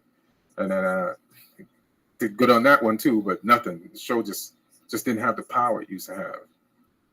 Were you disappointed? It's not disappointed. Like, if I knew what I knew now, then I could have did something with it. But you just didn't know. You just saw it. You did the set. It's going to air. I'm going to get these phone calls. Nothing. And there was no social media. There's no social media either. There was no social media. There's nothing you could do. Nothing you could do. Yeah, that's crazy. There was no social media. Didn't you have a similar experience with The Longest Yard? Yeah, that's why it's kind of weird when you do something, you're expecting so much in return. Yeah. And nothing happens. And I tell people that was my breaking point, like 8 months after that. Once that movie came out on DVD, and I was still getting problems with auditions, I didn't know how to handle it. Right. I didn't know. And then I see Tracy Morgan on TV after it, and fucking the black dude with muscles. That motherfucker scored that movie from that. Like his whole career. Terry Crews. Terry Crews, yeah. And here I am living on fucking Schrader in Hollywood, back by Selma. When you're living by Selma, you get fucked up. Yeah. Shit's not right. Shady. That's a shady block. That's a shady fucking block. Not anymore. They cleaned it up. Not anymore. Now they cleaned it up. So now, what CD did you do that Conan produced it? Last year, I did my first comedy album, and me and my manager. I got a good manager now. His name is Hunter Seidman. Like like I said, if I had managers where, hey man, these people like me and they want to do something. They say, all right, cool, and then they'll never investigate it. Like people who didn't care, or if you did something and you could make something out of it, they just didn't care or follow any leads. I don't know what the fuck they were doing. Unless they get the leads, Mm-hmm. sometimes they don't want to fuck with it. It's really weird. It's stupid. If they don't know from A to Z, they're like, we called, but the guy sounded fishy. Then you bump into the dude a year later, you're like, your manager never called me. Right. We didn't think you want to do the project. And you're like, what the fuck are you talking about? Right. Like when I did basketball one day, that's the third day I was in the set, they're like, hey, man, Mm-hmm. we called the comedy store looking for you for Mafia. Remember they did the movie with Jay Moore, married the Italian people, like 98? Mm-hmm. I was pissed. The guy goes, we called the store twice. We talked to the guy, the talent coordinator. By that time, he was fired. Oh, shit. By that time, he was a goofy fuck. He was only there for like 2 months. He was drinking and shit. So that pisses you the fuck off. Yeah, these are like opportunities and shit that, could move you further up the ladder. And you're like, but, fuck it. But what was the question you asked anyway? So you're on Conan. So I'm on Conan. So Conan came at me. And I guess the reason why, because Conan liked me from before, and I'd done the show 3 times, and then the third time I did it, they was like, hey, we're planning on like starting a record label, and we're thinking about if you will ever record an album, if you want to do one, and we could talk about doing one with you. And I was like, all right, I'm trying to do one, but this is probably the best place to do it. And I'm excited, and I like the fact that you like me like that you want to fuck with me like that. So yeah, I'll fuck with you. Let's do it. And so we taped it in La Jolla at the Comedy Store, and then released it last May. It's called 100% Half-Ass, and it's at TeamCocoRecords.com. It's like, fuck it. And then now I got to do a special, I got like another hour ready, and with all the stuff, there's some of the stuff you mentioned, and I just got to get that shit together and do it, because you got to put your content out there, and I got to get my social, like you guys, you got your social media stuff together. I'm terrible with that. I got to get better at that. It's like this industry is not going to help me, so I got to do as much as I can to help. You have an agent? I got a manager, no agent. Writing agent, no literary agent? Nah, my stuff is like referrals, from like writing on shows and other writers, or these young comics getting deals, and then like they see me at the store, and they're like, you're a good writer, you've written on shows, you want to work with me? Like that's how Gerard, hit me up, and he's like, here's a funny story about Gerard. Like, remember when MySpace was out? Some people used to hit me up randomly on MySpace. Like, because some people see me on Def Jam and them shows, and they hit you up, say, hey, man, I'm thinking about doing comedy. What should I do? And should I move out to LA? And blah, blah, blah. And I say, yeah, if you want to do it, come on, move out here. And when you get here, just hustle and grind and take this thing serious and blah, blah, blah, blah, blah. And Gerard was one of those people that hit me. And I had no idea. He just told me, and we hung out since he got here for a few years. And he just told me maybe this year, hey, man, I was that dude that hit you up on MySpace, and you told me to come out here. Isn't that fucking crazy? Fucking crazy. If you think about it, then you did get something from doing the Def Jam show. Yeah. It's just like way later. That's so cool. Yeah. That's true. I've always told you that these little guys are my future. Yeah. These young cats, one of them is going to pop a show and go, I want you to be my uncle. Yeah, your uncle. And the show's going to be a #1 hit. And I was jerking myself the fuck off for years doing this and that. And that's how this game works, People try.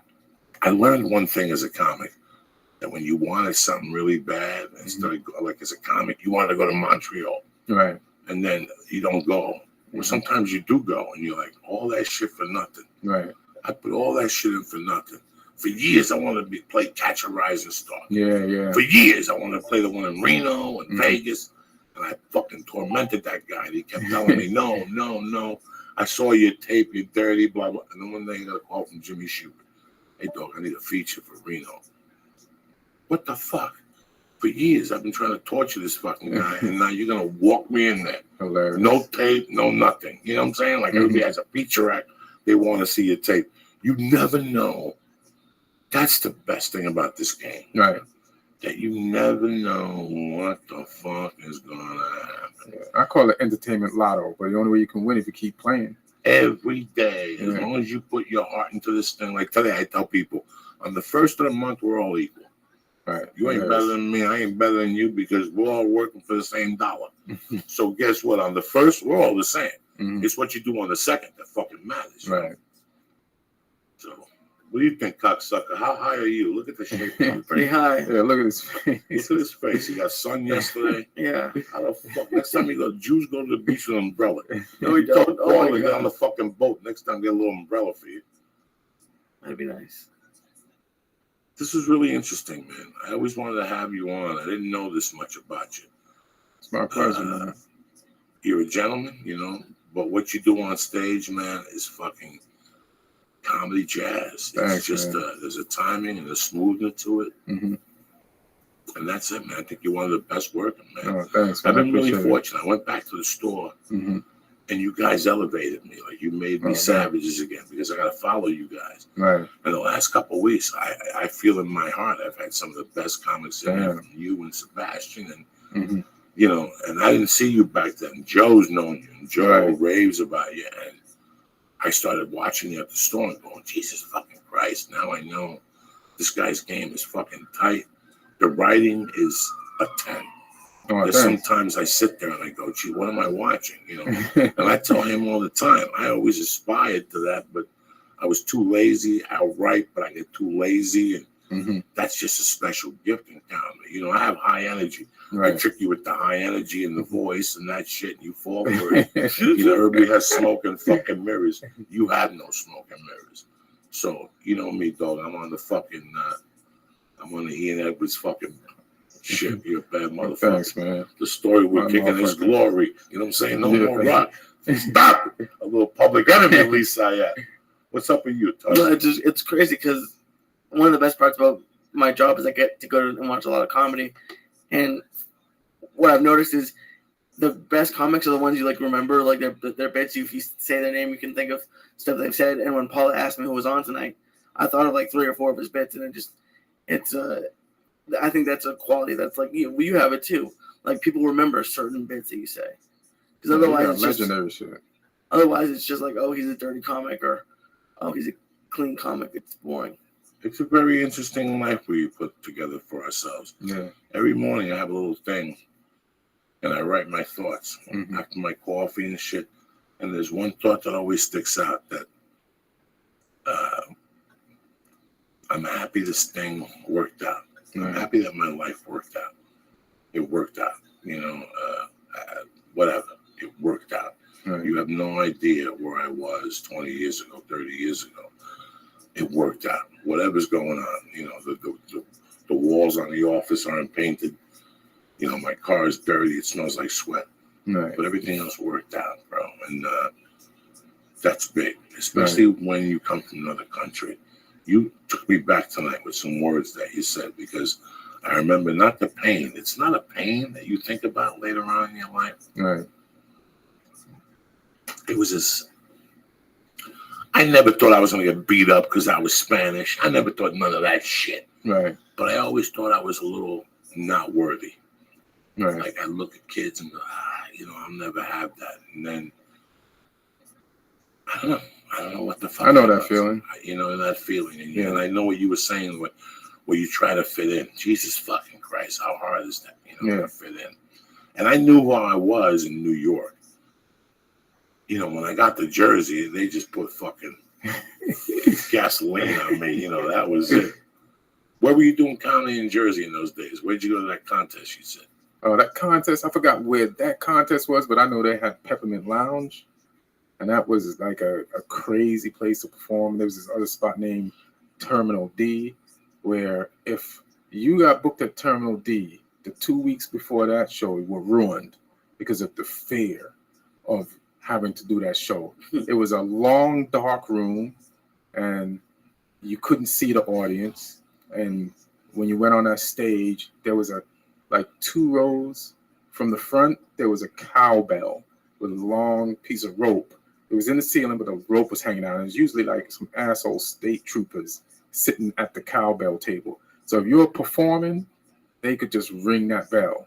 And everybody started booing. They're like, we're done with this nigga. get him out. So you have to go there knowing you could get cowbell. I had a friend, his name was Pat. Pat was like 6 feet, 400 pounds. He used to lie to me that he was 200 pounds, but I didn't know weight back then. and we had we performed up there one night. He went on, and his closer he went to his closer in his second joke. That's how bad he was doing. You know, you do your first joke, no response. So if I do the second joke, that's not as strong as my closer, which is my best joke, I'm gonna get booed. They're gonna bring that clown bell. So he was so desperate to win them, he went to his last joke, his closer. And his closer was, imagine a 400-pound guy laying across a stool with his arms spread, and his joke was, "This is me at the Macy's Day Parade," right? which is funny. Which is funny, but they was not having it. No. A 400-pound dude is laying across a stool with his arms spread, and you hear the bell going ding, ding, ding, ding, ding. It's like the embarrassment of you're selling out for the joke. You're all out. You're spread out, and they're like, nah, nigga. It's like going to your favorite team's game, Mm-hmm. the championship game. You got their jersey on. They get beat. And You got to walk back to that car with that jersey on. That's a long fucking walk, dog. That's why I don't commit to fucking jerseys, Jack. That's too much commitment in my fucking world. Fuck you. There was this dude who was the really popular black writer in town. Warren Hutchinson? No. John Ridley? No. He writes on a lot of older shows. God, the Farquhar. There's a Farquhar. Antoine Farquhar. Ralph Farquhar. Ralph Farquhar. Yeah. He had one of his dudes had an idea about an Italian cop that was a kung fu teacher. It was the worst idea I ever heard. He was adamant about it. This brother was a good dude, but he'd buy me lunch and tell me how this was me, that he could get the meeting set up. But I had to go for a tailor, and what he told me is, I want you to walk into the meeting with an authentic Chinese kung fu uniform. I said, dog, that's where it stopped. I mean, the show was so fucking bad, but he had great representation. Right. So he got me meetings everywhere. His fucking assistant sent me a list one day, and I had like 3 pitches a day for 2 fucking weeks. I ain't kidding. We went every day. After the second day, I told him, come here, listen, I ain't coming no more. Dog. This is dead. This is dead. We already burnt 6 people. I mean, to the point where they didn't even let us finish. Yeah. They're like, you know what? We have at 4:15. Oh my God. We'll talk. We'll call your agent. Nice to meet you. Bam! It was horrible. All of a sudden, the meeting popped up in the middle of the meeting. It's amazing. The worst people have the top representation. Like this guy was like, they love it. He took me there one day. I forget, it was like on Wilshire. A lot of fucking yarmulkes. We went in there, dog. He gave it to me. Like, we love it. You as a kung fu teacher, you work with the mayor, and you're vigilante, and you save kids. It was fucking horrible. Hilarious. And they weren't going to let me do it anyway. There's no way. No fucking way. And he kept saying, you got to wear the kung fu uniform. That'll pull him over. And I'm like, dog, I ain't wearing no motherfucking uniform on the fucking Paramount lot. I would never sell out. I'd rather be at the store pushing $15 sets. Right. Man, thank you again, my brother. My Let me do pleasure, some man. sponsors, and we'll get you the fuck out of here. Number 1, as always, the best on it. Went to jiu-jitsu today. Took 2 fucking on it pills from jiu-jitsu. I went to the fucking North Hollywood Park, and I did some fucking kettlebells with 10 more pounds. You understand me? I was out there huffing and puffing, and when I got finished with that, I put the kettlebell in the trunk of the fucking car, and I brought back with a 15-pound dumbbell, and I proceeded to do sit-ups with all this fucking, what we talking about here? On it, not on it, but Aqualung, what's the name of this pill? Alpha Brain? Shroom Tech Sports. I took 2 of those Shroom Tech Sports, and that's how fucking much oxygen I had in my fucking lungs. So if you're lacking with your cardio, you want a little bit more help to stretch them out, the quadricep mushrooms, Shroom Tech Sport is for you motherfuckers. But don't stop there. We base everything on Alpha Brain, 100% money back guarantee. That's our bread and butter right there. You ever go to a Chinese restaurant, you don't eat the pork fried rice, they don't give you the money back. They tell you to go fuck yourself and they spit in the fucking soup. That's what I'm saying. Alpha Brain gives you the money back. We don't even want the product back. Do me a favor, go to honor.com right now. and press in. Church. Boom! CHURCH. And get 10% off your first order and just stay on it. They'll mail the shit to your house every fucking month. They'll take it out of your fucking credit card, whatever. Number 2, one of my favorites, Hit E-Cigs. You don't want cancer? You got to go the electronic way, cocksuckers. They got 24, 16, 8 milligrams and 0 if you're thinking of quitting smoking cigarettes. And they got one of the best fucking e-cigars on the market. Not only that, 1,200 guaranteed puffs. Joey, stop it. I go to 7-Eleven, I get like 8 puffs from those Hindu cigarettes. Fuck that. I got Hit E-Cigs, 1,200 guaranteed puffs. I'm out of puffs. I took the wrong one. Who's better than me right now?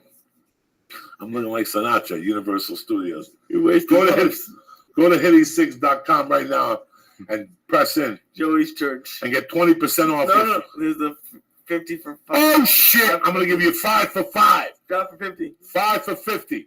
5 for 50. They're usually $18. Fuck that. Scratch it. I'm going to give you a whole pack. This is what you're going to do. Hold on 1 second. I got to clear out the fucking lungs. You're gonna He's get so excited. You're going to get the 0, 8, 16, and 24. And I'm going to give you a cigar for 50 fucking bucks. All right? You're going to be puffing till fucking St. Smidgen's Day. Go to HitE6.com right now and press in. Joey's Church. Boom! And get a deal 5 for 5. 50. 5 for 50 for 50 fucking dollars. All right? Beautiful, 1,200 guaranteed puffs. And also to my Goombas from West New York, New Jersey, Nailed It Life, a.k.a. Los Goomies Hermanos. Are you kidding me or what? That's a Jew talking Spanish. Los Goomies Hermanos. What's the webpage? So you go directly. NailedItLife.com. NailedItLife.com. Go there, the best vapor pen in the fucking market. They got a ton of other stuff there. You're going to love it. If you're a dab user, if you like losing your mind, listen to music, and smoking foreign objects in a fucking pen, they got the fucking best pen on the market for you. You understand me? Why not? You put some fucking... I love smoking foreign objects. Oh my God, I love that glass and all that shit. You smoking those vapor pens, the best vapor pen in the market. They got torches in the car. Go to naileditlife.com right now and press in. Joey Diaz. And get 20% off. You understand me? That's how they roll. And let's not forget Iron Dragon TV. Bring you the classic martial art films. Go to Iron Dragon TV right now and press in. Joey. And get 2 free fucking movies right now on the arm. When was the last time you watched a classic martial arts film? Tell me the truth. Never, cocksucker. You know why? Because you're sitting there jerking off. Fuck all that shit. Get into something. Do something with your life. When was the last time you learned about Chinese culture? Them poking eyes and flying through the fucking air on strings. Go to IronDragonTV.com and press in. Joey. And get 2 free rentals. Boom, just like that. I'm giving you 2 movies. I'm giving you 20% off for Nailed It Life. I'm giving you 5 for 50 on HitE6. And I'm giving you on it.com 10% off your orders. All right, people? I want to thank Ian Edwards for coming on. My pleasure. My main man, Lisa. Where you going to be at? You on the road yet? You got a guy booking you on the road? Yeah, I got some spot days. I'm going to be at Bonnaroo, and I'm going to be at the Montreal Comedy Festival. Just came from Hawaii. And what'd you do in Hawaii? I did this dude named Shane Price, the comic out there. I did like this club called 1144. So I headlined out there. It wasn't a comedy club, but it's a nice spot. And he put some shows together. And he's got he's got Todd Barry coming out there and some other people. I'll put you in contact. Nice. He listens to the whole Death Squad crew and all that stuff. Yeah, great to be going to Hawaii. I'll take Lee and throw him off the fucking plane. You won't take me. I'll take it. I'm telling you, I'm taking you. I'm going to drop you over an island with big old wines. With little dicks with diet pills. You know what I'm saying? I'll chase you around for 3 fucking days. All right, man. Let's end this motherfucker, Lee. Put some music on. We'll be back Wednesday night, 8 p.m. I love you guys. Thank you for listening. Thank you for Ian Edwards. I love you guys. Stay black. I'm going to be in Denver this weekend, Thursday through Saturday. And then the 18th and the 19th, I'm going to be at Salt Lake City at motherfucking Wise Guys. Did I give shout outs tonight? No, you didn't. No, I did not. What the fuck was I thinking? Jadida and your dad. I love you. Chris Trent and the boys over there fucking making the cars. Lorne Rosiker, hang in there. Tom Hortwolf. Lorne's a good dude. Yeah, he is. Frank Berdini, Kaye Joe, Ellie O'Neill, Freddie Corrier, Pat Shea, and my main man, Chris Short. Happy birthday, cocksucker. And that's it. We'll be back Wednesday night for you guys. Thank everybody. Thank Israel. In the morning joint on Periscope. In the morning joint on Periscope. 4 days a week, smoking reefer. Dropping you out of the house with inspirational thoughts. You know how I do it. I love you, Toxic. Stay black.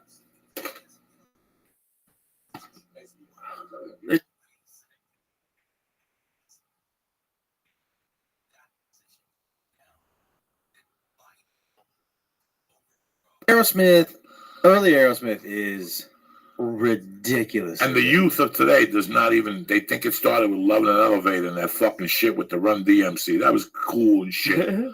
But when you're talking about Pump Aerosmith and Toys in the Attic Aerosmith, it's two different bands. It's two different bands. Toys in the Attic Aerosmith is such great rock and roll. Such great rock and roll.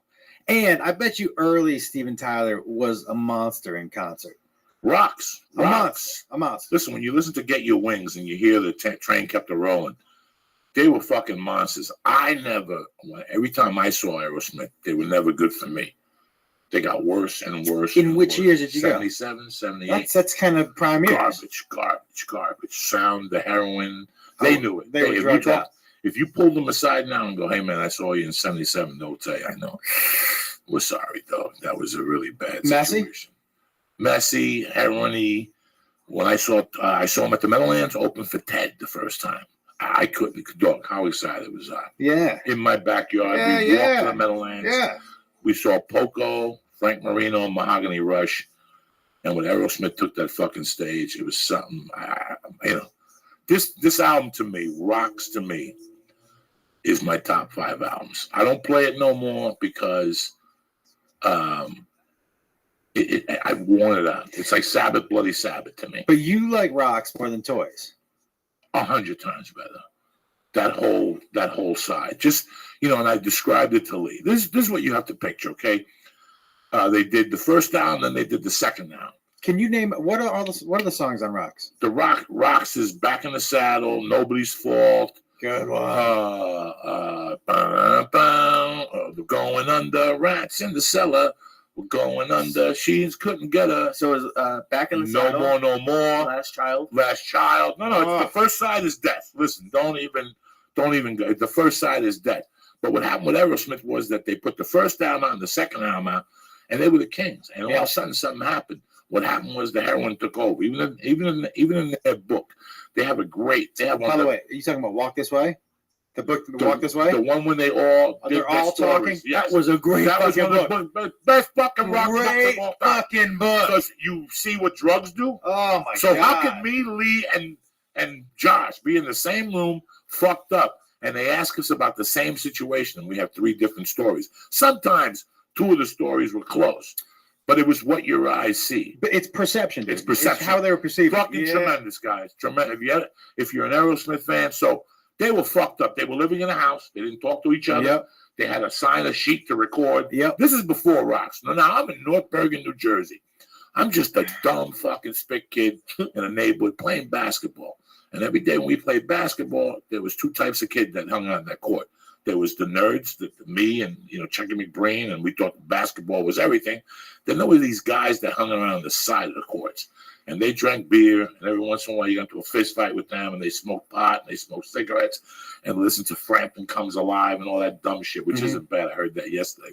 Pretty good fucking summer album. Yeah, there's nothing wrong with Frampton Comes Alive. No, and I remember those guys saying how Aerosmith was over. The rumor nationwide, and Lee and I have had this conversation, was that they were done. The heroin had taken over. Led Zeppelin was on the top of their game. Let It Skid It was fucking making a run for it around the fucking corner. I mean, they were right there with horse number 3. I mean, it was a tough time to be a musician. Elton John was starting to come off his high horse. Yeah. I mean, it was a different time. You got to remember, Elton John was still around. Black Sabbath was still around. Aerosmith was around. Rainbow was around. All these fucking tremendous groups were around. And on top, Ted Nugent was around. And on top of all this, 6 or 8 dirty white dudes had just blown the Stones out in that breath, which is like, It's like going to fucking the White House and jerking off in Malia's face. What's the daughter with That's the one. Yeah. Right, the fucking jerking off in the president's face, Mrs. Obama. Oh, that's Michelle. Malia's the daughter. Yeah, Malia's like a 12-year-old. I'm sorry about that. I want to jerk off in nobody's face. I don't want to jerk off my daughter's face either. But you have jerked off in somebody's daughter's face. Oh, please. Well, let's be honest. If you find the chick to let you come on their face, nobody ever says no. We're like, okay. And then when you see the cum dripping down their face, you're like, no, I don't think I'm going to call this bitch no more. When you came in the chick's ear? Yeah. You're disgusting. What? He came in some chick's ear in a fucking road gig and ran out of there. Not it ran out. Cum in her ear. Who puts cum in people's ears? I didn't. Were you aiming? Or was it just like the lucky shot? No, it was a, she moved at the last second. And so, where were you aiming for? I don't remember. I think she pulled her head out and back, and it just kind of caught her right in the. And she best said, is when it's on their face and they want to have a conversation with you. Like, that was good. Go wash your face, dog. You're gonna sit there with that blob on your fucking blob with the fog on your face. What's that monster? The blob. Whatever. The blob. Yeah. The blob jump on your face, and that's what nobody remembers. So here's Boston, 1975. I love you. Jump right back in it. All Boston's about, is about the Red Sox and the Celtics, because in the 75, that was nobody was better than them. That was Yastrzemski and Lynn and Rice. I don't even know what the hockey team was doing in 75. Probably pretty good. I don't even know what the Bruins were Bobby doing. Orr was still playing. In 75. So I don't even know what they were doing. So Boston really wasn't about music. Right. There was no Twitter. There was no Facebook. There was the phone. This phone with a long phone. the cord. fucking the rotary phone. Yeah. So all of a sudden, that was why I'm back is so important, because everybody had written them off. A lot of people don't know that. Who remembers that? Only an idiot like me. But wait, when did Rocks come out? 75. Look at it, Lee. When did Rocks come out? 75. And Toys came out 77. May 3rd of 76. Very close. Oh shit! Yeah. Tell me when Toys came out. When did Toys come out? 75. Let's see here. Yes, April of 75. So Toys was first. Yeah. By the end of Toys, the rumors were like, they're done. They're done. Yeah. They're in Heroinville. Nobody sees them. Joe Perry left. And by that time, there were rumors that the singer was gone already. Wait. So was that the second? Toys was the second album? No, Toys is the third. So it's Aerosmith, Walk Your Dog, and Dream On. The second one, Seasons of Where the Train Kept Rolling. That's a great album. Yeah. The third one is Toys in the Attic. The fourth one is Rocks, April 3rd of 76. The fifth one is Night in the Ruts. No. I'm looking it up. Yes. So we'll start with Aerosmith, Get Your Wings, Toys in the Attic, Rocks, Draw the Line. Draw the Line. Kings and Queens. But Night in the Ruts was fifth. Yeah. That was horrifically bad. That was terrible. That was at the end. He left. They did the tour without Joe Perry. He left. Joe Perry joined the band, the Joe Perry Project, and they had a singer named Ralph Mormon. I saw them open up for Heart at Radio City Music. That was not good music. That was not good music. No. Then I saw Aerosmith at the Soap Factory in like Cliffside Park, New Jersey, and that was like watching somebody in the original room. Like, these guys put out Rocks. These guys put out some of the greatest albums of all time, and I'm watching these guys at the Soap Factory with Twisted Sister would play and Sticky Fingers, like tribute bands. You know what I'm saying? Like Dark Side of the Moon. And here's the real Aerosmith. The drummer was still left. There was only two of them. The one guitar player was left, and the singer. The one guitar player left with the guitar player from Ted Nugent. And they created, what's the name of that band? What was the name of Ted Nugent's singer? You know, online there. Ted Nugent's singer. The reason why Ted Nugent died after the second or third album is because the singer left. He went, and the one who sings Stranglehold. Derek St. Thomas? St. Holmes. Derek St. Holmes. It was the name of the band was St. Holmes. Boom. They put an album out. I don't remember that. Yeah. This is what my life was. I was a fucking drug addict, and all I had to do was listen to music and have arguments about music, and that's what, if you read Cream magazine those days, that's what you did. So you never saw them, like, because when we first met, you would show me, and you told me about, like, them starting underground and, like, people just being blown away. Who's that? Aerosmith. Yeah, no. They were all underground. But they got popular by touring. Like when they released that album, when they first released it, it shit the bed. It didn't do well at all. And then the more they toured, they rediscovered the album. So people would just go to concerts then, because if they were touring, Yeah. it's $10. Yeah, but that's $10. That's how they made their name. Look, you get a song on the radio, and you could sell tickets. And you could sell tickets. Yeah.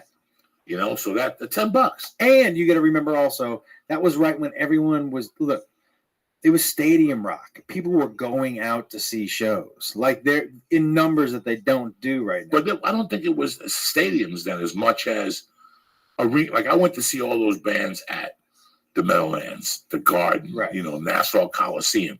They weren't doing those big. The big thing in my generation was the US Festival. Once the US Festival started in '83, that kicked everything open. The US Festival. The US Festival they did in California in '73. Missing Persons, Van Halen, just a tremendous festival. 3 days, a fucking heavy journey. Anybody who was hot did the US Festival. Anybody who was hot in '83. What's the US Festival, Doug? I'm looking for it. I can't find. Is They the still US have Festival? it? US Festival. No. In '73? And they aired it 83, the US Festival. It was in June and May of '83. And they did it. Nothing? I got it. All right. Labor Day weekend of '82. Okay. What's the bands? lineup? All right, so on Friday it was Gang of Four, the Ramones, the English Beat, Oingo Boingo, the B-52s, Talking Heads, and the Police. That's pretty strong. Down! That's pretty strong. Down! That's Give me the pretty second. fucking strong. The Police in their fucking heyday. In their fucking heyday. Okay, who was this? What guy? year was that? 82, but I think it was 83. I was living in. But that's before. I think it was- Isn't that before Synchronicity? 82, or is that right on? It was Synchronicity was that summer of '83. No, because I think what it is, it's kind of like, you know how cars are in your head? I think it was like Summerfest '83, but they held it. Right. It was. I was living in Boulder because I was thinking of going. I was living in Aspen, and I thought me and my buddy were thinking of going to see Missing Persons. So what was this? What was the Saturday? Okay, let's go to it. Look at the fucking Saturday. So Saturday opened up with Dave Edmunds, Eddie Money, The Cars, followed by Santana, The Kinks, Pat Benatar, and then Tom Petty and the Heartbreakers. Holy shit! Everybody, keep reading. Okay, That was fucking insane. and then it's a short Sunday. You have Breakfast with the Grateful Dead, Jerry Jeff Walker, Hoyt Acton, Jimmy Buffett, Jackson Browns, and Fleetwood Mac. That's for the decent older white people. But what was missing? By the way, I don't know if you're familiar with Jerry Jeff Walker. No. Do you like storyteller music? No. Dude, he's the fucking best. I want to hear. I want to see the devil music. No, it was tremendous. I mean, this is just Wikipedia. It could be wrong. Yeah, because I know Missing Persons was there. There was a couple bands there. That was one of the biggest fests. And then Guns N' Roses showed up. At that?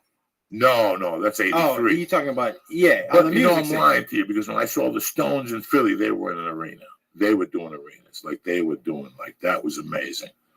That was I wish I had seen Guns N' Roses. me neither. I never saw them. I wish I did.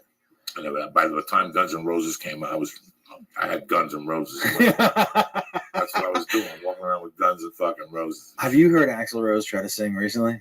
Have you seen what he looks like? He looks kind of like Mickey Rourke now. No, they all look the same. I'm telling you, they all look the What's same.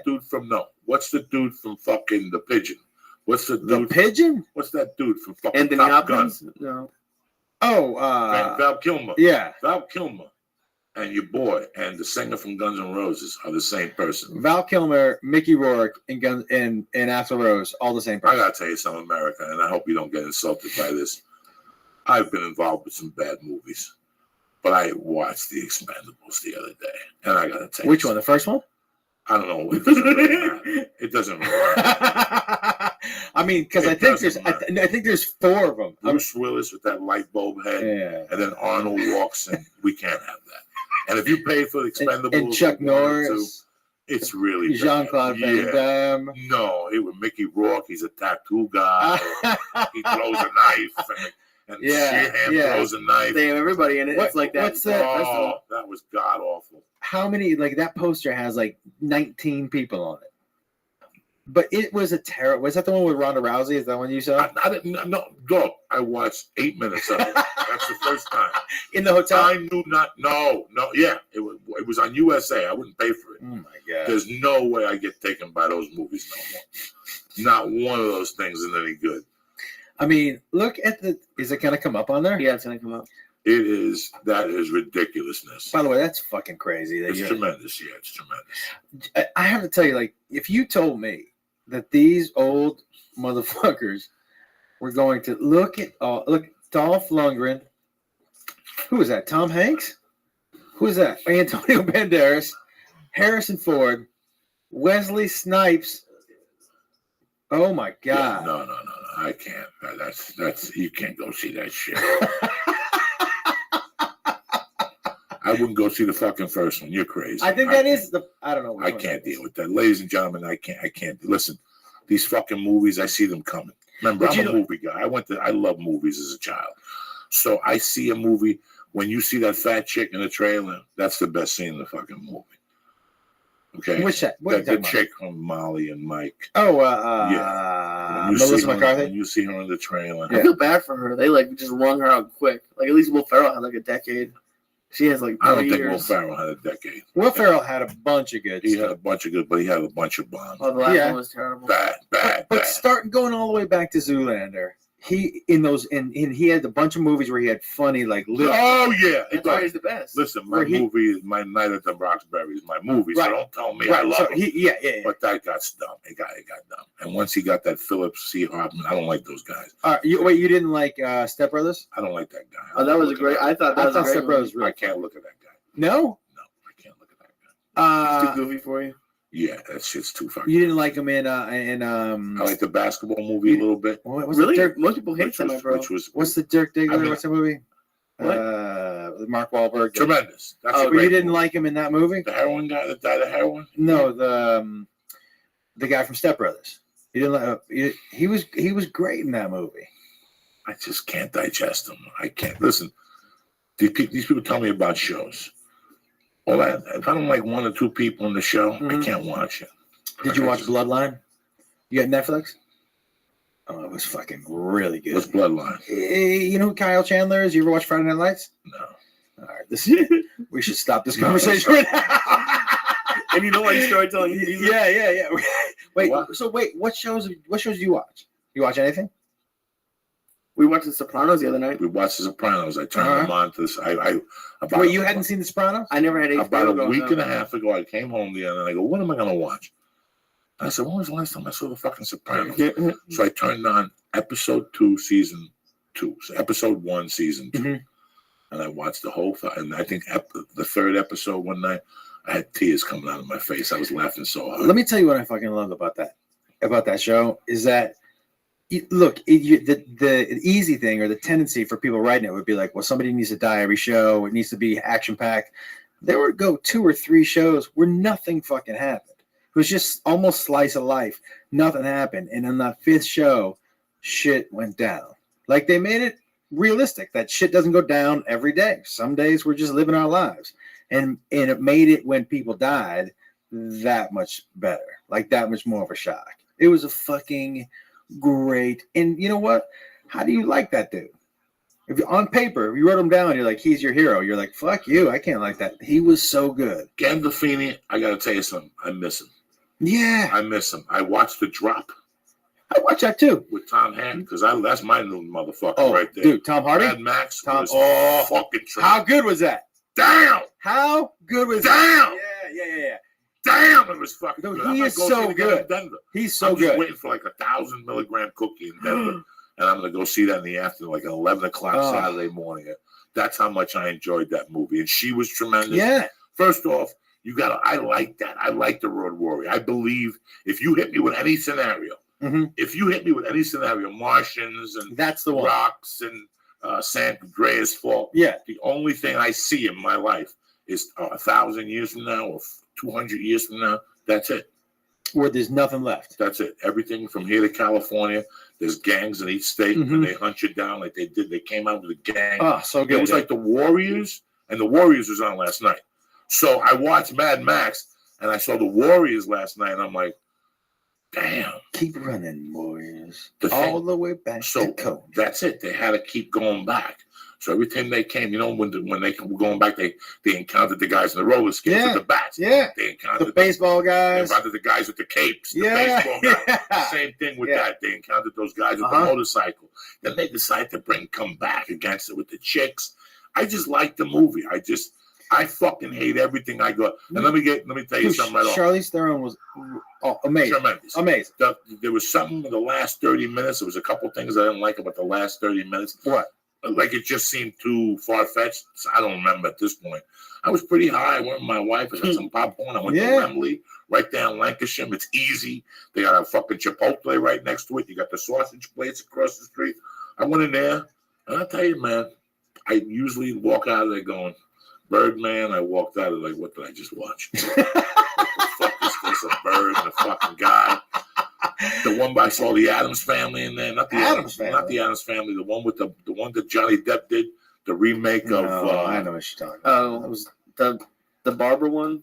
Yeah. What's Sweetie Todd? No. But the Munsters. I know what you're talking about. But the Munsters. Yeah. He was like a vampire. Right. Oh, Dark Shadows. Yeah. That was horrible. The last. That was so fucking bad. Listen, at this point, everything's gonna be bad. I just go to get entertained now. But Mad Max was entertainment. It was that last scene, that long fight scene. It just kept going. And the guy I liked was Gavin on the guitar playing the guitar. Oh, that's Gavin. That's Gavin. Until the end, somebody just turned around and said, "Bam!" and just shot that motherfucker in the head. That's tremendous. I enjoyed myself. A lot of people are gonna, I enjoyed myself. My wife said it. She goes, "You got up one time to pee. I'm so proud of you." Usually I get how many times you get up? When I can't sit in a movie no more. Yeah. That's it. Once the phone rings, now I answer. Wait, you'll walk out and just hang out outside. That's it. I can't watch this no more. How many movies? What's the last movie you walked out of? You walk out of Birdman? I didn't because my wife was there. I got to tell you, the end of Birdman was the dumbest thing I've ever seen. I just, the dude flew away. Like I was not. All these movies these movies, when people say, and this is a movie for Gentiles, like the Oscars, and all these people love that movie. Yeah. Which lets me know how dumb they really fucking are when they get together in one fucking circle. Once you put them together in one circle, lets you know how fucking stupid they really fucking are. And you hate to speak this way, but who could have voted for that movie to win as many awards as it did? Did nothing. Listen, I didn't hate the movie as much as you did, but I thought Michael Keaton was fantastic, dude. And you know what? I like him, but I like him too. He never, for me, it never gets better than Night Shift. I like to listen. Did you ever see Night Shift? Tremendous. Him, with Belza, Flintstones, Belza, and Fonzie. I know you've never seen Night Shift. Fucking tremendous. Wait. Oh, you go first. No, go ahead. You. Should I see the Road Warrior before I see Mad Max? Which one? The original? I don't know. You tell me. Yeah, watch the original. Mad Max. The first one is. The second one's good. Oh, the second one's tremendous. Yeah. That's my movie on the lamb. What's this one? I was on the lamb for like fucking a month. I watched that movie every day in Sarasota, Florida. In the 80s, what do you think? A new movie came in every Friday? No. My grandparents lived. Yeah, I was in Sarasota on the lamb down there. Watching Mad Max. When Sarasota sucked. No, watching the Road Warrior. Warrior, yeah. And next to it was the original First Blood. Oh, that's a good one. Because First Blood was a good movie. First Blood was a great movie. Yeah. Then First Blood 2, Rambo 2, 85. Yeah. That's a great movie too. Not all time, but that's a fucking great. What were you getting ready to ask? No, I already asked. Oh. I said because I've never seen any of them, so I want to. Well, listen, I would see the Mad Max in theater, but that won't affect you seeing the other ones. But I understand not at all. Yeah, it doesn't. Just don't watch Mad Max live at Thunderdome. That was a fucking horror show. Terrible. But here's what was going through. Road Warrior came out in 1982. You know what I was into in 1982? Huh. I wanted to kill somebody, and I was stealing, and I was doing blow every night. And a band by the name of Judas Priest had put out a tremendous fucking album. Oh, you love Judas Priest. Called Heading Out to the Highway. I got nothing to lose at all. That was it. I think they put out Screaming for the Vengeance first. Screaming for the Vengeance. See what that is. See if I'm right there. It's either Heading Out to the Highway and so all this shit together, these guys, Road Warriors guys in leather jackets. Yeah. That was Judas Priest. The guy that they stick the fucking accident, the thing in his head. What's that thing they were throwing around? That little kid. Yeah. That little fucking kid with the long hair. That's what my daughter looks like. My daughter looks just like that fucking kid. So you want to know the albums they had? Yeah, in 81, what came out? Screaming for the Vengeance was 82. How many albums do you think they put out? Who, Judas Priest? Yeah. By this time, I stopped. No, right now, how many do you think they put out? Oh, they put, I don't know. Turbo. I stopped after Screaming for the Vengeance. When was that? 83? 82. 82. How many That albums was did it. they I put out? tapped that. Heading Out to the Highway was 81. Hellbent, British Steel, Hellbent for Leather. Those are my albums. Wait, did you 17? Yeah. 17 albums? And I tapped out after I had the first one, which isn't bad. Rock-a-rolla. Rock-a-rolla with Cheetah. I had the second one, Sad Wings of Destiny. That's a great one. Then I had Unleashed in the East. You skipped a bunch. But what did I skip? Sad Wings of Destiny. Sin After Sin. Sin After Sin's a good one. And then Stained Glass. Stained Glass. Killing Machine, British Steel. Never got into Judas Priest. Hellbent for Leather. What was your favorite? Because I never got into them at all. Here's what happened. Wait, that's Here's what happened. heavy. My mom died. I was a little fucked up. I was into Black Sabbath. I was into the car. I was into a lot of shit. And I had this dude in my fucking study class who dropped a fucking CD on me one day, a cassette of Unleashed in the East. And I was blown away. I was like, holy shit. If they're this good live. And then they played the Ritz. No, they played the other one in New York City, which was like a movie theater. I had to go. Tickets were $12.50. Why wouldn't I go on a Saturday night? So November 29th, 1979. Look it up. Judas Priest Tour 1979. They were at the Palladium in New York City. Watch. November 29th. Watch. And I'll tell you why I remember that day. Wait. I smacked the motherfucker when I got off that bus. Like you, Judas Priest 1979. No, I am. The computer's fucking up. Hold on. Your computer's fucking up. Yeah. That's just to let you know how good my memory is. Because I got away with it. So if the cops ever came looking for me, they were going to go November 28th. I thought I was going to beat them. November 29th. And I went to see him at the Palladium. And when that motherfucker came out with a motorcycle. He rode on stage in a motorcycle? And at that time, he had a whip. Oh, yeah. And he would start whipping those guitar players. He wouldn't whip them. He'd whip at the floor. Right. And he'd be playing the guitar. I lost my mind. And I knew right there he was gay. But his voice was so good. It didn't matter to me. It didn't really matter to me whether he was gay or not. He was fucking badass, you know. And after that, I was sold. I was into them. I was into a bunch of bands. I went to see Tom Petty and the Heartbreakers. They were phenomenal. They were great. They were phenomenal with Stevie Nicks in '82. But he's still, dude, he can still play. Dog, listen to me. Tom Petty and the Heartbreakers are one of the best American bands of all time. Yeah. And if you got an argument with that, I'll sit you down and school you for fucking hours. First of all, do you know who taught Tom Petty how to play the guitar? Who? The guitar player from the Eagles in fucking Jacksonville, Florida. The good one. The good one. Not Glenn Fry and not that fucking Joe Walsh. The one they threw out, the junkie, the one that lives by you in Calabasas, wherever. He lives in Calabasas. It's, in fact, you want me to tell you who you want me to tell you who his daughters? You want me to tell you who his daughters? I was just waiting for you. I was waiting you for want that. Me to tell you what's going on over there with I don't know. You want me to tell you who the guitar player from the Eagles' daughter? Her fucking father-in-law is Caitlyn. Caitlyn? Bruce Jenner.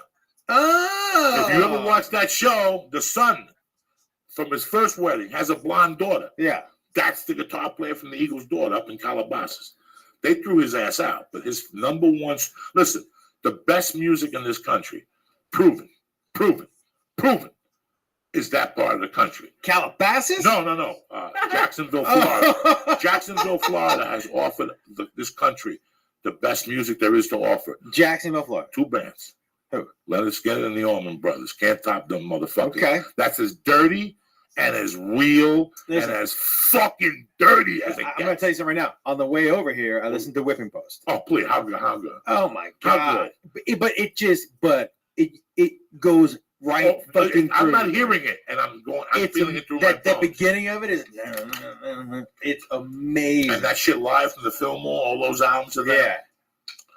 With fucking Santana would follow him. I had a teacher that would tell me the stories because I went to see the Allman Brothers, Santana, and somebody else for like $3. Now, Lee, before you started this podcast, did you have any idea who any of those bands were? I've heard of them, but no, I don't. Well, I would never know. Like, what's going on? Okay, with the so tour? listen. Okay, I didn't know if we were still talking about it. Yeah, what's going on with the tour? I want to test my memory. I'll look it up now. Out of all of the bands that he's introduced you to, which one do you like the most? None of them. No. Wait, what's the one that Rumors, that album? Fleetwood Mac. Really? Yeah, he got me. I'm crazy. I bought that album. When? You did? Yeah, we were playing it one night in the car on the way to like a show, and I bought it. I actually bought it for my mom. And what album? What songs did you like? I really like female singers. Oh, me too. I like chick singers. I can't remember the name. Wait, I'm way too high. Sarah. Sure. Sarah. Well, if you don't love me now, you will never love me again. That's a fucking jam. Look, I was in the 8th grade when the album came out. You know who I'm embarrassed about? You know who I really get embarrassed about? Out of Led Zeppelin, listen, I get it. But I tell you who I feel really bad for that they don't know the power of. Who? Elton John. Well, Elton John he's a monster. But these guys, the new youth of America looks at Elton John and goes, Joey, I know. Please don't play Elton John ever again. Yeah. I don't play him. People throw rocks at me when I play him on the podcast. Even like 70s Elton John? Oh, they hate that. What? What songs have you played on there they don't like? Dog. How can you not like Crocodile Rock? Listen. Do they fucking hate it? Funeral for a Friend. Goodbye Yellow Brick Road. The only one they really will pay attention to is the one from Almost Famous. Tiny Dancer. They love that. But nobody knows about Philadelphia Freedom. Nobody knows about Hello, baby, hello. Haven't seen your face for a while. Oh, shit. But wait. Have you stopped doing time for me? Or am I just the same old child? Are you fucking kidding me? Bang, bang, bang, bang. Hello. I said hello. Are you fucking kidding me? Put that now. What'd you find out? All right, so what date are you looking for? November 29, 1979. Where were they? Where? Are you have their tour scheduled up from 1979? Yeah, you can find everything. I think I have it. Can you believe this? This is 2 hours. 3 computers. They don't have November up on this. He has 3 computers. I'll keep looking. November 29th, 1973, you think? November 20th. Look, all you got to put in there is Judas Priest tour schedule, 1979. I did. Go ahead. Put it up and it'll come right up. I do this all the fucking time. When I check stories, I don't want to be telling people the wrong fucking date because they'll check it out on YouTube. These kids. Yeah, but here's the deal. But you remember dates better than anyone. Hellbent for Leather tour? Yes. Okay, got it. You remember dates better than anyone I've ever met, especially how much weed you smoke. Like your memory for dates is fucking crazy. It says they were in Europe. November 29th, 1979. Hold on. Are you fucking crazy? Yeah, they were in Europe. No. That's a wrong fucking tour. Okay. I'll do it later, you fucks. Now you got me wrong. Because I even bought you know how I remember the date? Because I bought the Underground album. I'm probably too high. I bought the fucking Underground album. Listen, I was never into Judas Priest at all. I don't, and you like his voice. I don't like that. I don't like that. Listen, that's not for me. That's not for me. Don't. That's like, you know what? Like, look, I have a lot of my friends who like Rush. Oh God, I can't listen to Rush. I can't listen to that motherfucker. I went to see him. I walked. You went to see the concert with Rush and. I can't do Rush or Yes, Joey. Like to me, both those bands. I'm gonna tell you something. I like Roundabout, and I like. I went to see Yes. That was one of my first shows. I don't like that dude's voice. Yes would come to the Garden for 6 nights in the 70s. That's how many tickets they sold. Yes would show up the week that school started every year, September 3rd to the 9th. Yeah, but listen, when they play, it's okay. You like Roundabout. What are you doing for the other? Hour and a half? I don't know. You're not. I mean, they don't have an hour and a half worth of good music. Long distance, run around, long time waiting. But that dude's voice too, I can't do it. It's too close to Rush for me. I tell you who I hated: Breakfast in America. That album has sold billions of dollars. You talking about Cheap Trick? No, Breakfast in America. Da da da da da da da da da da da da. Hey, please put on Elton John. Say hello. Put on harmony for John Paul. I want you to hear his voice. You know what I love? I love how you found the song. You would need to find the word. Listen to this motherfucker. Harmony. Dude, I got this. Oh, this is beauty. This is fucking beauty here. I'm trying. I don't know if this is live or not. Is this gonna be your first time hearing the song, Lee? Probably. Unless he's put it in the car on the way somewhere. Listen, I know you'll never see this movie. I'm going to see 10. I'm too. Listen. Baby, hello. Oh, yeah. Haven't seen your face for a while.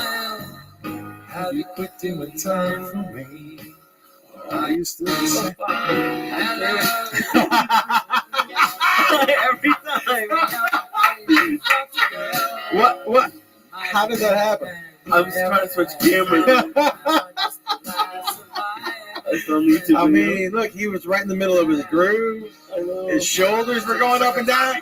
His shoulders were bobbing. He was in it, and then it's like you pulled that needle. They don't like it. People don't like it. They don't dig it. What's the best song he did? Your song. I put your song on it. They want Your to throw song's me good. off Facebook. They want to throw me off Facebook. No, really, they don't like him. They don't like it. It's too fucking real for them. I will tell you something right now, though. If that came out right now, it would not be considered rock and roll. Harmony. If that came out right now, that would be like an easy listening. Yeah, that's what Caitlyn would play at her wedding. Caitlyn Jenner. I would tell you right now, if like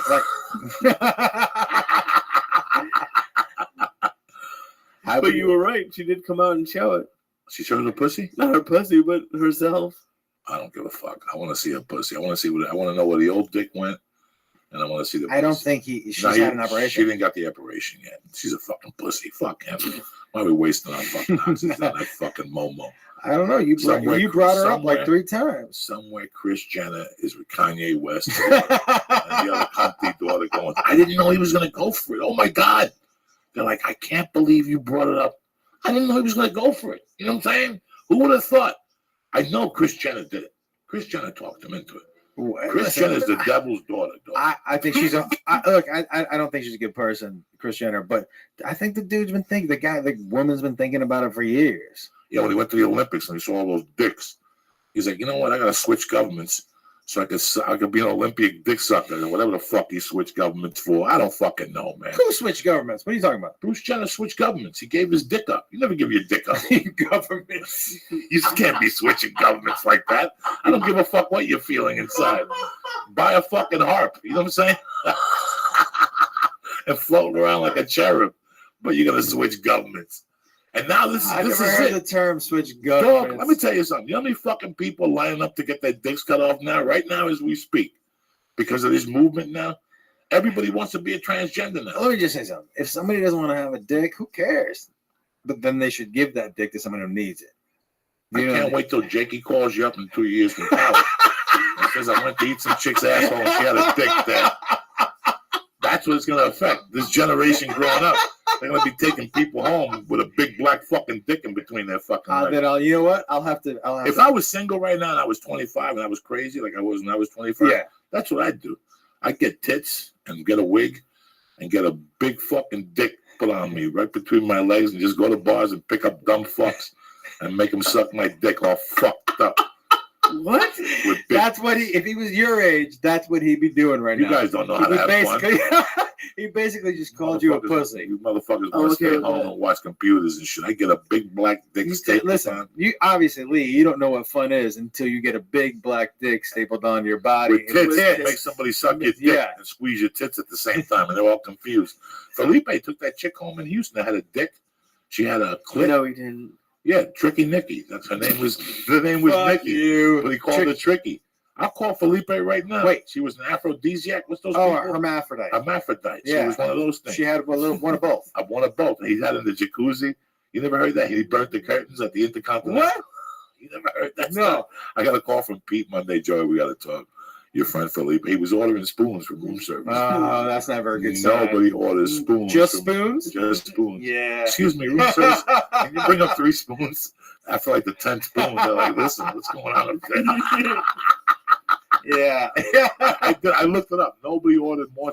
He broke Richard Pryor's record in 1971 for spoons. I mean, room service. Listen, if you order a spoon by itself, you at least got to try to be tricky and be like, "Can I get another bowl of ice cream? Can I get ice cream?" Yeah, yeah. You know any baking soda down there? I got a weird order in my asshole. Who orders baking soda from room service?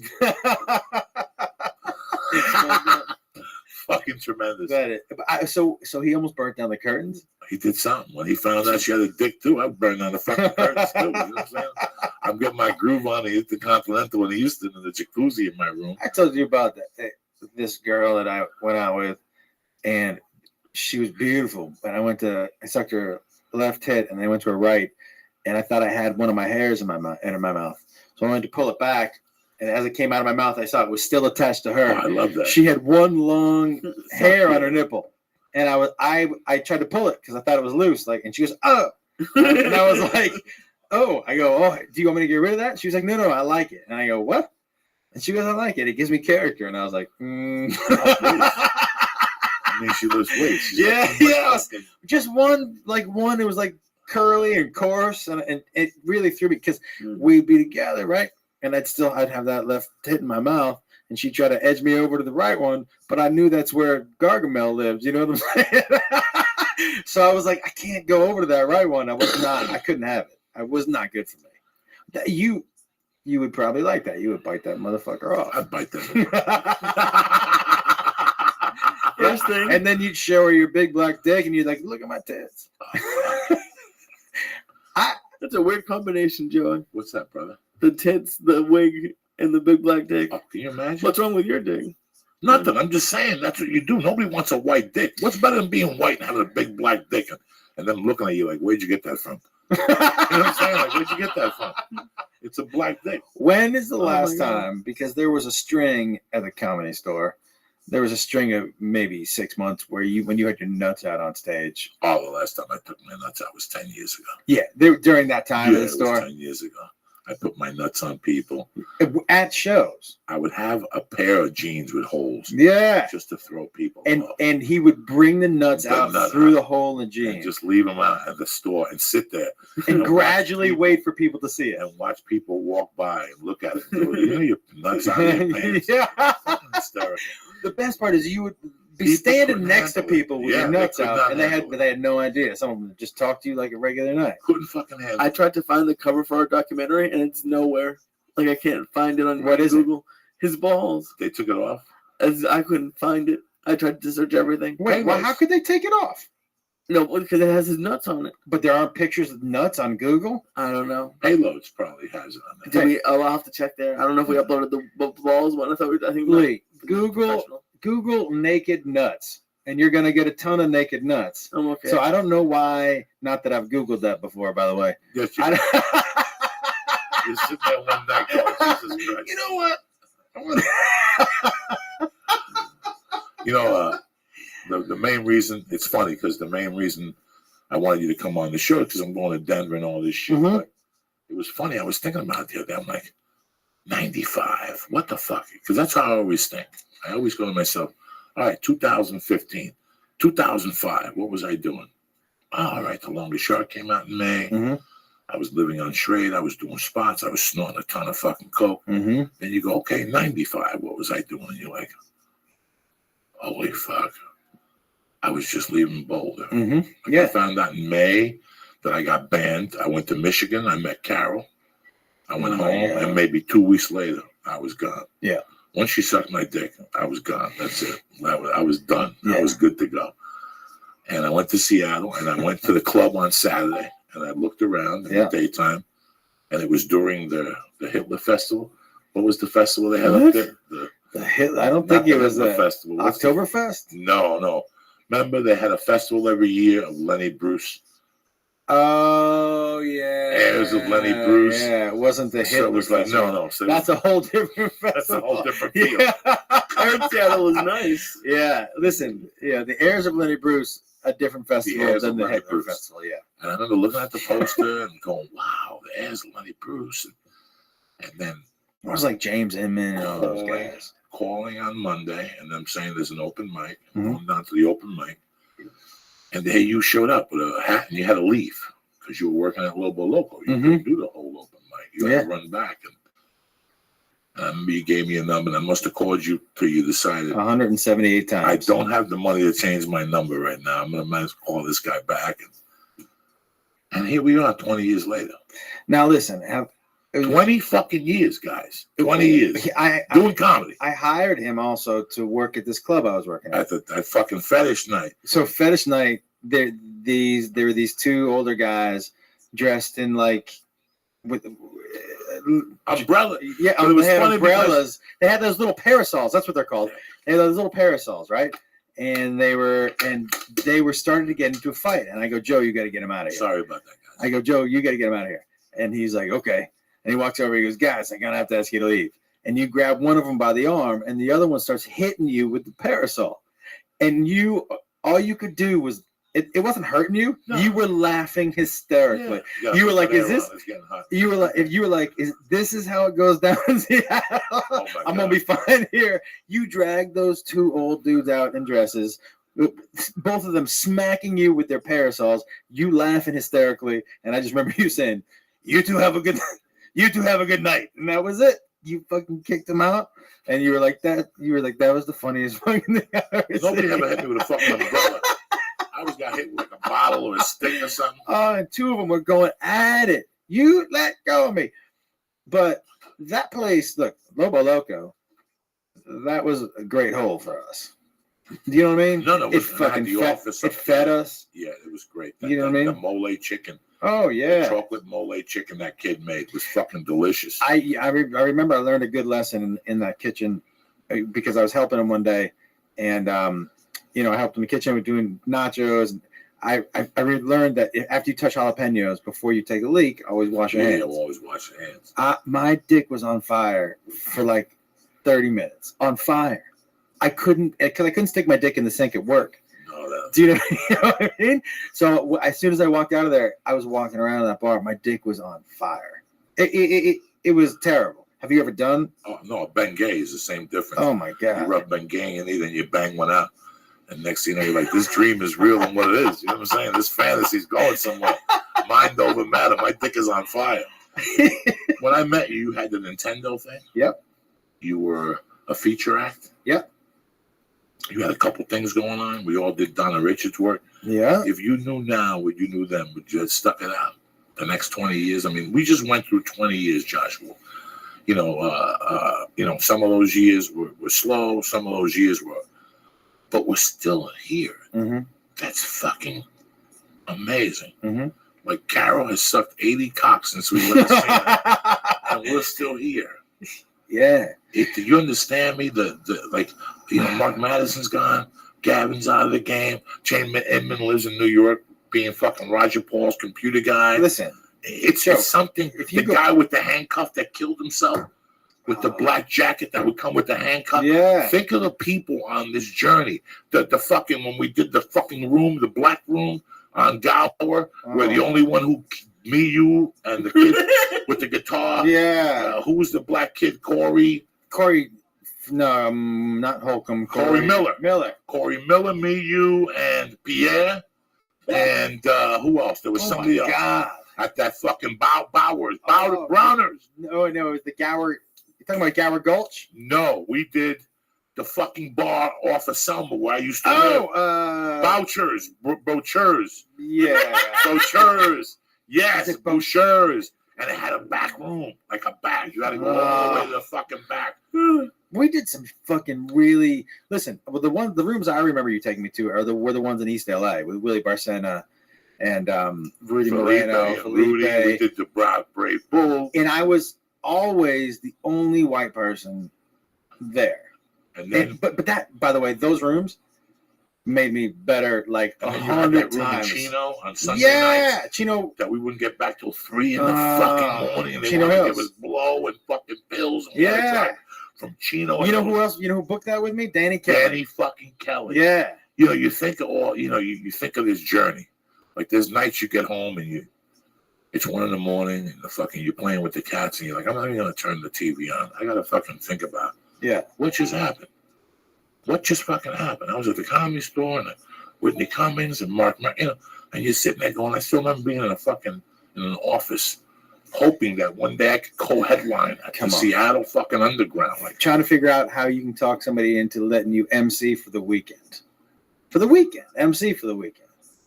So you could get 10 minutes of stage time. Listen, dude, I think about those first lineups when we went down to the Comedy Store before we were regulars, right?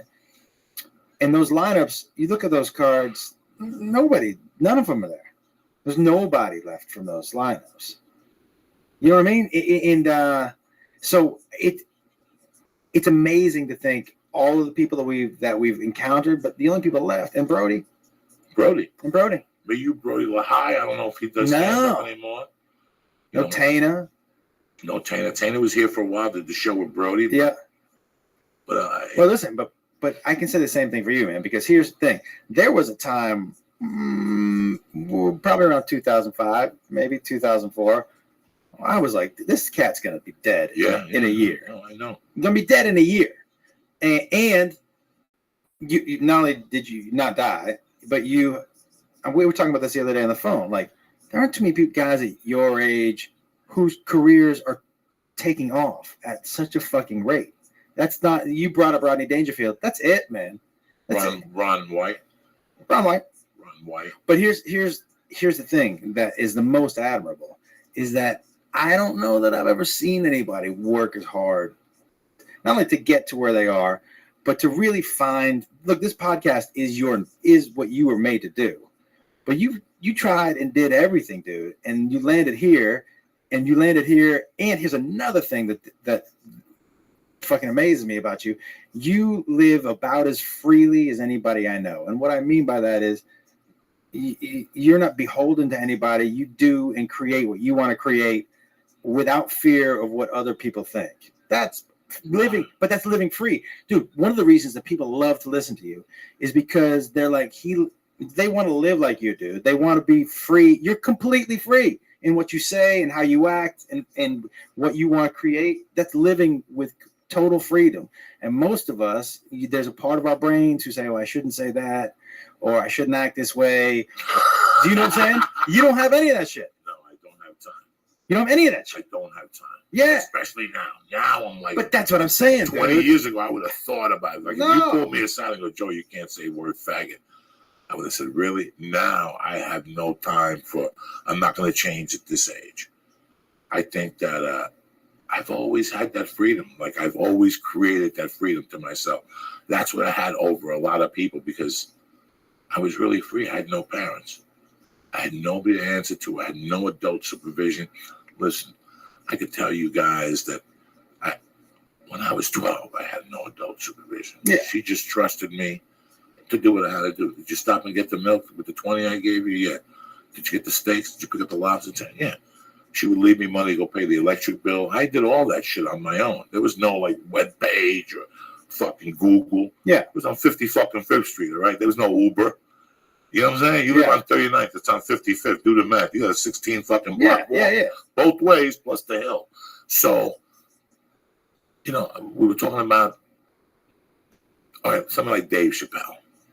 You become a stand-up not to have a job. Right. Okay? And all of a sudden you have a job. You have a job. And you have a job on TV. And people had all these allegations against Dave Chappelle. He was doing crack and he was doing this and he was doing that. But the first thing he did was one day he goes, I'm not taking notes from some guy that went to Syracuse. Yeah. I'm just not doing it. I'm not taking notes from Comedy Central on how to do my show. Yeah. I don't give a fuck. You know what? Cancel me. I'm walking away from this. You cannot tell me what to do. You guys went to college to do what I'm doing. But here's the thing, man. It takes such balls to say that for most people because the risk of losing your job you have is right. But as you go, especially in this fucking town, as you get older, you learn there is no reward without the risk. There is no reward without the risk. There just isn't. And you may lose something, but if you win that risk, it's going to be a fucking great reward. But you have to. Nothing great ever happens by playing it safe, right? So, I mean, and that's the deal, especially here, man. Especially, look, that's why I say what you're doing, the fact that you don't give a fuck. Look, there are people on stage who aren't as dirty as you that people consider dirty comics. Do you know why? Because they're not honest. It's just dirty to be dirty. People don't get offended. Even people who don't know who you are, when there's such an honesty and truth to that person on stage that you're not offended by it. Does that make sense? So you're not offended by it at all. And so that's what I'm saying, man, is people listen to you and fucking watch you because it's complete truth, no matter what. And passion, dude. I've never seen anyone get so passionate about Judas Priest. I thought you were going to fucking have a heart attack. You have to. Yeah. You have to. Yeah, this is what you believe in. This is what you like. This is what you have to fucking do. And you have to stand your ground. You know, I saw a lot of, I never wanted to be a part of the pack. That was my main thing as a kid. Okay, we're talking about my friend Avila. Let me tell you the background to my friend. I have a great dear friend, Steve Avila. But Steve Avila was a younger guy, but he had 2 older brothers. Mm-hmm. And those 2 older brothers and all their 16 friends listened to the Kinks. Now, personally, I think the Kinks have 5 good songs. Everything after that, I want to stick a fucking gun in my mouth. I agree with that. They listen to bands like the Good Rats from Jersey, whatever. They were terrible. Right. But the same thing, I listen to Black Sabbath. I listen to a lot of music I dug. He turned me on to Pink Floyd Avila. He really turned me on to Wish You Were Here, the album. So he had good albums and he had fucking bad albums. I thought growing up, a lot of the shit Avila listened to was because his friend listened to. And in my heart, I think that 50% of what people do, especially now in this society, it's even higher. We're up 70% that they want to be and act and look like everybody else. Okay, but you know why, right? Why? Well, because it's safer. If you stick out, then you're leaving yourself open, in some people's eyes, for ridicule. If you stick out, if you're different. On the other hand, the people who are different are, creatively especially, are the best at their fucking jobs. Do you know what I mean? So you're not noticed in that 70%. That's why they do it, because they're scared to be noticed. You know? I just don't look. Dude, listen. It drives me crazy. You don't have to tell me. It drives me crazy. But you figured that out a long time ago. I figured it out when I was in fucking 8th grade. I would look at people and go, this guy's a follower. This guy likes this band because of this guy. Yeah. This guy likes this because of this fucking But also, band. dude, it also drives me crazy. Also, it's sometimes drives me crazy. Sometimes it's easy to be a leader some places and a follower in other parts of your life. I don't want you to be a leader. I want a person to have his own head. That's what I never understood, how I would be at these concerts. Like, there was this dude. He looked like the fucking drummer from Pat Benatar. So we used to call him Myron Grombacher right to his fucking face. Remember when we were growing up, Pat Benatar was huge, and they had this ratty-looking guy on the drums who looked like a fucking rat. People say he's a great drummer. I always thought he looked like, but there was a German kid in my town, Otto Sauer. Yeah. And he went to every concert. Otto was the first guy you saw at a concert, coming out with his eyes stoned. You know, now, listen, he did all that shit to be cool. He was a little ratty-looking motherfucker. Mm-hmm. But there's times 8 of us would go. Now, me and my friends were fucking music technicians. The guys I hung out with, like I hung out with these killers, but then I get together with these other guys that were big guys, and they did coke and they ran. But my whole life with them, they had reel-to-reels in their house. Like, they were into music. Right. And they'd be looking at me after every song like, this sucks, bro. Listen to the guitar. He fucked up this. Like, they were professionals. Yeah. So I picked that up. I'm like, that's right. This sucks. And we'd walk out of there, and we'd say this sucks. But guess who we'd bump into? Otto. We'd go, let's ask Otto how the concert was. We'd make believe. Like, we'd see him at the bus station. He'd go, where you guys coming from? Were you at the Led Zeppelin show? No. We were over there copping some blow. How was it? Oh, man. It was the best show we ever went to, him and his little buddies. And me and my gorilla friends would look at him and start just calling them out. Like, the fucking guitar was off and fucking this. The bass was off and this. You didn't see the light buck up? And he would go, okay, yeah, they suck. And right there, I would look at him and go, that's society. Look at what we have in our society now. When you and I were growing up in Boston, even Lisa I had, your father worked where? Josh? My father, when I was growing up, my father didn't have a job most of the time. Okay, right. So your mom had a job. Yeah. So your mom's a nice lady. I doubt she stopped at the fucking diner to get a coffee black with a little sugar in it. Yeah. When we were growing up, everybody stopped at the diner. And they had places where the coffee was diesel fuel. Yeah. And they had places where it was Folgers for Gentiles. It was like iced tea. Nothing happens. You could drink 8 cups. Nothing happens. That's like that fucking Cuban coffee. When I drink coffee, I want to see fucking Pluto. Like, I want to feel jittery. That's like fucking Cuban coffee. No. I just want to fuck and I want it to be black and thick. But all that shit cost. And your mom used to stop. Didn't your mom worked at the school system? Yeah. She'd stop and she'd get a black coffee. It's 50 cents. Yeah. And they give you 3 sugars and a little cream, and everybody's happy. All of a sudden now, coffee's $4.50 a cup, $6, $8. And the whole thing is like, you ever see people take pictures? Who doesn't have a beer bottle in their hand? Nothing bothers me more. That's why I don't drink. Why? Because of people with a beer bottle? Let's take a picture. Guys like Gavin, they always come up to you with their anthem, their flag. That shit drives me fucking nuts. So now what is it? It's the Starbucks. God forbid somebody shows up at the office at 9 and they don't have Starbucks. The first motherfucker that shows up is 7-Eleven, which is the best coffee. Unless you got the ice at 7-Eleven. It's like, now they don't let you do your own thing. Like the one I go to, they don't let you do your own thing. You still clipping lighters? I clipped one about a month ago, and the one I'm just for old time's sake. Just you got to just keep fresh. If he's gonna take listen, if he's gonna have the balls to take that pizza out, I'm gonna rob a lighter. I'm here. I'm right here. Yeah, you ready to get the pizza now? I don't give a fuck if it burns. I don't want no fucking Iranian pizza. Come over here right now. If not, they put the lighters right here. Yeah. I always hit the thing for the e-cigarette. Yeah. They go, let me get 2 of them. And right here on this hand movement. Think, boom. Let me tell you something, Lee. At the 7-Eleven on Sunset and Curson. Oh my God. Joey used to wave his hand over the left hand over here, and the cashier would look over there, and the right hand would be like doing shit that with lighters. He's like, you want some M&Ms? Lighters. I mean, those whatever, like small Bibles. He took whatever the fuck was over there. It was really a sleight of hand trick. You understand what I just did? I tap on the glass, and on the way down, I take the lighter and I put it in my hand. It's not stolen yet. When he comes to me and asks me how much, as I go in and reach for my wallet, I will drop the lighter and I pop out the wallet. Come on, guys. You can't. This is the best. I used to do that shit all the time. When I used to live with Danny Kelly and Josh Wolf lived on Vista. You lived with Danny? Yeah, in the apartment building when his girlfriend left him. And he got stuck with the $2,000 bill. And I lived in a corner with a towel. Yeah. And I slept on top of my clothes. I just put my clothes down and I would sleep on top of my fucking clothes. Unbelievable. There was no curtains in the window. No. I woke up when it woke up. And I would pop out. I would take a shower. And he used to walk down Sunset with those white Nikes with the red stripes and walk with his cup of coffee in his thermos. Me? Danny Kelly. Danny Kelly. No, in his fucking thermos. I'm talking about me. I would walk from Danny Kelly's and I would go to the Iranian's gas station. Yeah, you stole more from him. Oh my God. And he'd always be outside pumping gas or fixing the car. I'd have $1. I'd go in and buy a piece of gum, but I'd stick my hand behind the counter and take a pack of cigarettes out and put it in my. Who steals cigarettes from behind the counter? That was my fucking. That's how I got cigarettes in the morning. I would steal his fucking cigarettes. Listen, did he memorize where the ones you wanted to work? Yeah, right there. I would take like Reds too. Fuck.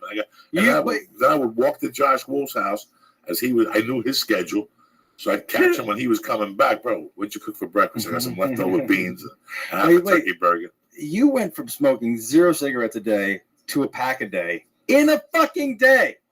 You were like, I don't smoke, and then you smoked a pack. I was like, how long have you been smoking today? You fucking just. I started smoking Marlboro Ultralights at the Seattle Underground New Year's Eve with Doug Stanhope. I said, give me one of those. I can't take it no more. Do you remember how smoky that fucking room used to get? The thing I remember the most about the Underground was before you were going to go up, you stood by a pole. And if the guy was funny in front of you, you looked at the table behind you. Mm-hmm. And if they were eating nachos, there was always a water bug on the nachos. And you could see his antennas moving. And the people would be looking at the comic. And they wouldn't see the water bug on their fucking nachos. I think people... You're talking... It was a cockroach. Cockroach, right? Yeah. Wait, why is there cockroaches on there? Because it was dirty, and it was the dirtiest fucking basement. It was a dirty basement. It was there for 2,000 years. And they didn't clean shit. Moses did comedy. They didn't clean shit. They were too busy snorting coke. Yeah. That place was a constant. Are you bartender, fucking kidding? I remember the day Billy? the waitress was doing heroin and was nodding on an open mic. She was not the chink. The little Chinese girl that was banging. Chinese girl. Little Chinese girl that worked Monday. She had long brown hair. I remember Sharon. Sharon was his girlfriend, the white thing that had long legs from Boston. She was like olive oil with a little bit of meat on her. But then you had a Chinese girl that had a little tan. And one Monday night, this bitch was nodding. And the rumor was that half that staff was starting to do a little heroin. That white heroin, it was all over the fucking place. But she was nodding. And I remember they had a door guy that worked, that was like a hippie dude with little glasses. Yeah. That he used to work. And he told me that they asked her to get up. Oh, yeah. Night because she was nodding. She was nodding on the heroin up there. But they were all fucked up. Look, Swanee was fucked up. But the baseball players always came in and they went down into the basement, and who knows what the fuck went on down there. But no, wait. I don't want to tell his name because I don't want to rat him out. But somebody who was playing on the Yankees at the time just sat down and I saw him take 3 ecstasies, just pump. He was like, I go, did you? And he goes, I'm not playing tomorrow. I was like, oh fuck, all right. That whole thing was a dungeon of sin, dude. The underground is where someone threw up on my fucking foot on stage, in the front row because they were so close. They were right fucking on you. Threw up on my foot and I had to take my shoes off. I looked like fucking Tom Sawyer. It was gross, and you could never get any smell out of that fucking because it was the basement. That basement smelled so bad. Like vomit. Yeah, all the time. And it was such a great comedy room. Yeah, it was the best. They had ages of people laughing in there. And the beauty, like just thinking about it, just talking about what's the highest you ever get in that contest? 6th. Aisha Taylor beat me. She did? Yep, Aisha Taylor. Floyd J. Phillips. But the thing about thinking about that was how I always thought I was going to die the next day. Like in those days when I was doing comedy, it always felt like I was buying an extra day. Like it always felt like I was just surviving, which I really was. Mm-hmm. But there was a feeling of desperation mixed with something else. And whatever would hit you, you just overcome it by telling yourself you're going to go on stage. Just thinking about that feeling. It's not anxiety or nothing. It was just this feeling of getting ahead, like moving up the ladder. But you can't. You don't know. Like, I never thought I would move up the ladder. But you know what I do miss from those days? I miss the feel, like, in the morning, the night I was going to go on stage, I couldn't fucking wait. In the morning when I woke up, I was so fucking excited to get on stage. And then after getting on stage, just sitting around shooting the shit with you guys and writing that whole, in basically the infancy of our comedy. But that excitement to get on stage, I miss a little bit. I do. I miss it because it was so much fun. It was so much fucking fun because you were learning every time you went on stage, you were learning something about, I fucking do this kind of well. Oh, I don't do this well at all. Do you know what I mean? Everything was a discovery. I miss that fucking feeling a little bit from that time. I miss the desperation feeling, the feeling of wanting more in a hurry. But I knew, like, I got to Seattle in June of 95, but what really saved me was June of 96. I saw Doug Stanhope, and that destroyed my insides. Like, I had been doing everything wrong till I saw Doug Stanhope. Like, right there, I knew exactly that night when I walked out of it what I wanted to do with my life. Like, I was like, that's the guy to beat. Oh, he was killing. That's as good as you could get right now at that time period. And that really helped me, watching that freedom he had on stage. There was no complete freedom. There was no convention. No. There was no fakeness to it. There was no, when you see what's his name, it's a great impersonation. No, what's that one? What's his name? Rant. The guy that was big in the 90s, that his brother books San Antonio and all that. Dennis Miller? Dennis Miller. Dennis Miller rants are great, but he spent 9 hours on fucking looking at thesaurus to try to throw you off. When in those days when Doug Stanhope did it, it was from the gut. And he did all these things on stage, all these off things. And I was like, I didn't know that you could do that. I didn't know. Once I saw that freedom on stage, everything else was bullshit. And then I went to the Comedy Store. And I saw, like, even Joe Rogan at that time was a little free. There was somebody else who was very free on stage. And I said, that's the guy. Who, Holtzman? No. Holtzman was like me. We were free, but we weren't going anywhere. Rogan already had it figured out. Stanhope had it figured out. It took me a couple of years to figure it out. Those guys had already figured it out. That was a time when I remember watching you, where you would either go into a room and destroy it, or bomb, or crickets. Yeah, that's it. There was 50-50. There was no in between. I had no for you. control. I had nothing. No. I went and up I there. could never figure. By the way, I could never figure out why. I could never figure out why because I would watch you. I'm like, he's doing the same thing, but either they bought it in 100% back then, or fucking nothing. Yeah, nothing at all. I used to die fucking deaths of death.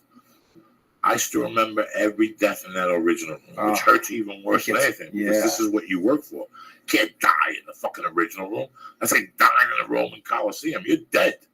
There's no fucking, there's no farm team. Yeah, the Gladiator, they had a little farm team. But that's it. There's no, everything else is a farm team. That comedy, to die in there, and there's people following you that are sitting back there waiting for you to get off. Watching you die. And it's getting slower and better. And finally somebody You can't goes, wait for that fucking light to blink on your left. I'll never forget one night I said, this is killing me. And Joe Rogan yelled, you're killing me. And I'm like, you motherfucker. Like I got off stage and like that night I waited for him. Like, what the fuck was that? He's like, Joey, you're a funny guy. You can't do that. You cannot do that. You went up there and you had no plan. It's fucking 11:30. It's 11:30 in the original. You had no plan. Yeah. And that's when I would go up there and see what the guy in front of me would do. But there's some nights that don't work either. Yeah. I could run like that. Some nights I go to the comedy store now and I'm like, I'm going to try this joke. But then somebody in front of me leaves the door open somewhere and bam, once I get in that door, you ain't getting me out of there. I'm like, no, but I've also always said 15 or 20 minutes of you at the top of your game. No, it's like world. I don't, that 45 minutes shit, I don't like doing it. I've become, I've told people on the podcast, I did comedy for 24. I'm doing comedy for 24 years. I became a headliner at the 21-year mark. There's a difference between doing comedy and being a headliner. Yeah. When you watch Ralphie May, he's a headliner. When you watch Greg Giraldo, he's a fucking headliner. There's a lot of guys that headline, but they're not headliners. They're great comics, but they're not headliners. I just learned how to headline. Dude, it's a fucking different world. Yeah. You know, it's a different world. And you have to have a plan, a navigation. You have to have 3 different audibles to call. And then you gotta write in the daytime so your mind's loose. I always try to write at least 5 minutes of material about the city I'm in. Or say something about it, or just to kind of so people know. Yeah. People know I'm here, I'm paying attention. You know what I mean? Not always funny, not always great. But I think it just lets them know that you're not only that you're writing today, which is always good, it's fresh, and that you're present. You know what I mean? You came to our city, you paid attention, and now a lot of times the jokes suck at this. Boy, you ever go to a city and the guy in front of you is destroying, and he's just doing city references? Yeah. And you have no idea. Yeah. You have no fucking idea. I'll never forget one time I went to Boston. I had just come back from the store. Because comedy, you lose before you go up there. That's why I never look at the feature act in front of me. I sit in the green room. I don't give a fuck who he is. I don't want to see nothing that he does. He's got nothing to do with me. He's got a job to do. I got a job to do. But if I go out there and start judging people, I lose the war. Oh, look at that old lady in the front row. God damn it. I catch myself doing that. God damn it. Look at those 3 fucking chicks. They're not going to like my stuff. That's it. You just lost. I catch myself doing that. You just lost. Yeah. So now, as a professional, I don't even go. I don't want to see you. I don't give a fuck. Yeah. When I see you for the first time, I see you for the first time. That's why I don't want to get to the club early. I don't want to see those people. Well, I hate waiting. Yeah. But you know what I do? You know what I do also sometimes? Like, look, if we went to the store, I also catch myself, and you're there with like somebody I respect. I catch myself thinking about my comedy more than I do when you know what I mean? Yes. I'm like, it gets in my head. I'm like, well, fuck, I hope Joe thinks this is funny, or whoever's down there, and I get in my own fucking head. No. There comes a day where you go, I'm gonna go up there and do, and when you do that, it's you. It's your trademark. Yeah. Nobody else is doing that. So it's kind of, comedy is a great fucking thing to look back and analyze and see the lessons you've learned. Like just the tricks. Like when you watch an old UFC fighter, he beats like a young guy. And people are like, what? Well, he kept him against the cage. He tricked him. There's definitely some comedy tricks. I got tricks up my state. I control my voice. My voice is everything. My voice tells, when I first started comedy, Matt Woods used to say, Rodney Dangerfield tells you when to laugh. Yeah, but when he touches his tie. They also tells you when to laugh. Yeah, Don Rickles, I heard an interview with him once where he was like, when he was at his best, he would get the audience into a rhythm. And sometimes they started to laugh before the punchline because he had gotten them into the rhythm of when to laugh. He literally trained them when to laugh during a show. If you watch any top professional at any level, and he's one of the top 3 in his division, they all have a rhythm in their game. Mm-hmm. Whether it's A-Rod, whether it's... Did you say A-Rod? Yeah, him especially. Him especially, I noticed. And I know, I'm just talking about baseball players. I'm not talking about, I don't know who's on the fucking Red Sox no more. No one. I don't fucking know. I don't fucking know. Roy and Ortiz. Maybe Poppy's still around. He's around. I know that the fucking Pedro, I've been seeing him. He's like an announcer or something. Yeah, and he wrote a book too. Who the fuck? I can't. I'm Spanish. I don't know what he's saying. Like, I'm fucking Spanish. You ever hear Pedro Martinez talk? Hell yeah. I have no fucking idea. What the fuck is he saying? Like Latka? Yeah, I don't know what the fuck he's saying. I'm just saying Alex Rodriguez. Him especially. I'm glad we didn't get him. If you get like A-Rod, what's the guy that retired? Which one? Jeter? Jeter. Mm-hmm. He had a rhythm. Yeah. Pete Rose. Oh, you like Pete Rose? You don't? I do. He's going to get reinstated. Yes, he is. Yes, Yeah, he is. He had a rhythm. Julius Erving had a Larry Bird. Yeah. White dude had a tremendous rhythm. Over like Ray Allen and stuff. Ray Allen. Even Kevin McHale and his fucking... he was the best with his 37 moves before he shot it. He his had 87 pump fakes. When you watch good jiu-jitsu, it's a rhythm. When you watch like Eddie Bravo, it's on. Don't talk. Yeah. And you see him like picking his toenail and taking the dirt out of his ear. There it's on again. Yeah. That's off for a minute. There it's on. Then he grab it, and everybody chills out. You could do it. You could see Eddie on the bottom, like looking around the clock. He has 200-pound guys on top of him. Don't matter. It's crazy. He's in a rhythm. He's breathing. He's just, and that's the rhythm. And that's what a comic. You're right. Mm-hmm. And they'll start laughing at him before you get there. Yeah, because you're anticipating where the punchline is. Absolutely. Very interesting. But it's definitely a fucking art. And I will tell you something right now. And I have to go soon because Beth keeps texting me. But I'll tell you something right now. I experiment every time I'm on stage with pauses. You know what I mean? I like that too. I did that for a while. It got me bombing.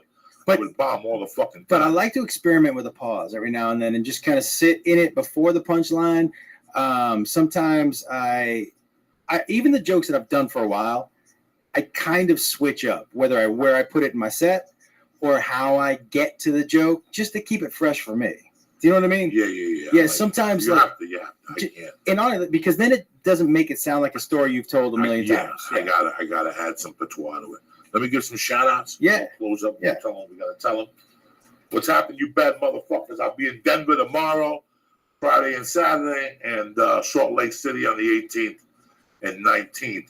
Akil Ahmed, who loves you, cocksucker. Jeffrey Lewis, Thomas Godovi Sr., Harry Chase, Lindsay Rose, Matthew McKnight, and Ted Wattell White. I love you, cocksuckers. The most important thing is I know you're 20 years, and you've had a lot of success in LA, but now you got the thing you came here for. Yeah, my own talk show. You got yourself a little talk show. Just run me through and we'll get you out of here. Well, it's something I've always wanted to have, my own talk show, right? And this is going to be on CMT, which is perfect for me because they're trying to branch out and make it more of a middle of America programming. And it's the structure, I guess, is kind of like Chelsea was, where there's going to be 2 panels. We're not going to do a lot. I'm never going to mention the Kardashians or Bieber or the Housewives because I don't give a fuck. But I will talk about things like, I just saw an article where the Boy Scouts have outlawed water guns. They don't have Boy Scouts. So my thing is like, when did we get so fucking soft? Right? So it'll be more like social issues, but with funny people. So if you made Mar a little dumbed down a little bit, all the things that we want to tell. Look, my buddy admitted to his wife of 10 years that 6 years in, he got a hand job from a masseuse. A week later, she's divorcing him. 3 kids, 10 years in. I just want to talk about shit that I have an opinion about. These Instagram models who they fucked James Harden and then tweeted out a picture of him sleeping next to her. What the fuck? Things that I want to talk about, right? So that'll be, and then the third act, I won't do any interviews because I don't really care that much about that. I'm a really curious dude, so it's gonna be like a grown-up show and tell, man. I'm gonna have people come on the show and teach me how to do shit that I don't know how to do. That's what it'll be. And I'll have some of you guys join me. You guys will be up on the panel and stuff, but you guys join me too. I'm gonna do what I think is funny. Period. And you know my sense of humor. It's a little goofy sometimes. I would call it intelligently stupid. Right? Sketches? I will do some field pieces. I'd love to do a sketch. We go into your house and you're looking at your phone bill, just shaking your head. You remember that? And all of a sudden, your brother comes out of the room with a bucket of Kentucky Fried Chicken, great Kool-Aid, everything black, and all of a sudden he puts it on the table and you go, "Dog, who's been calling Compton? Crenshaw." And he remember that? I don't know nobody in Crenshaw.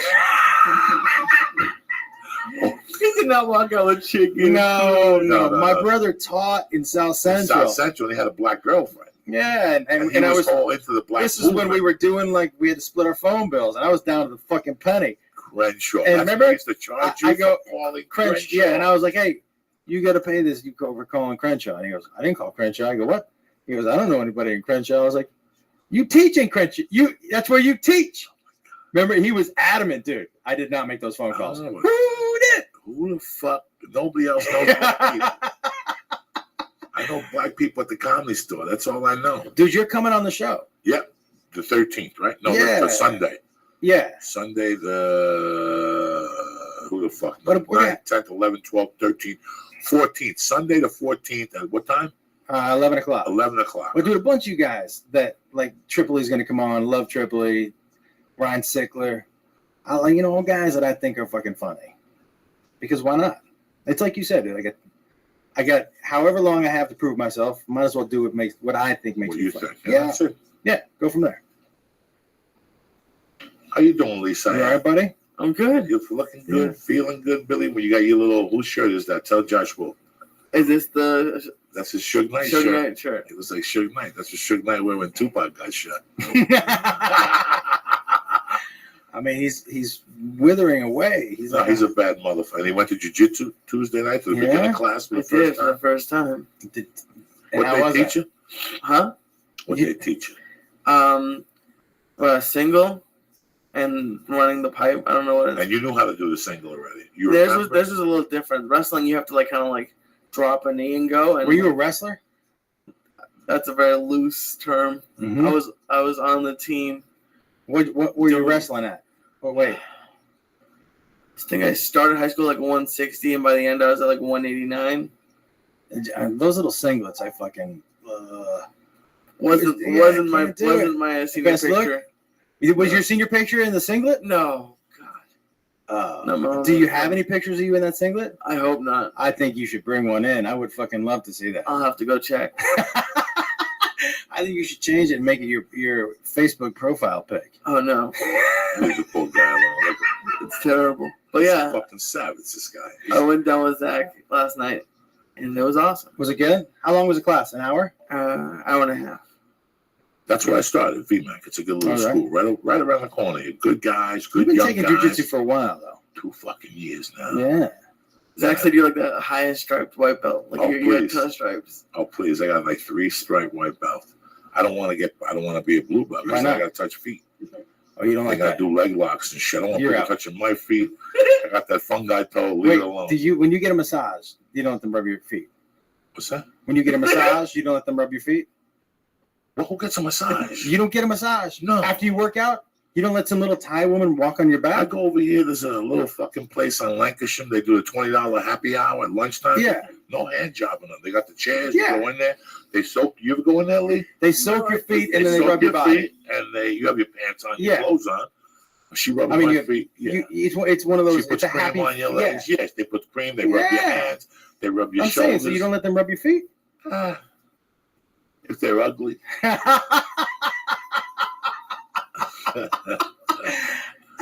Yeah, right over here by the house. Yeah, that's what I'm saying. Right there by the little store, the general store. Yeah. In there, by the pizza place. They got a little massage in there. Fucking the chick, Tuesday and Thursday, the chick. is really like a muscular Chinese woman. Really? So when she fucking digs into you, Gets in there. she digs in there. I should have gone today. I've never gotten a massage. Never. No. You should go over there. Let her beat Well, you the up. problem is I don't want to go. Sure. I don't like people touching me. I don't like Yeah. people behind me.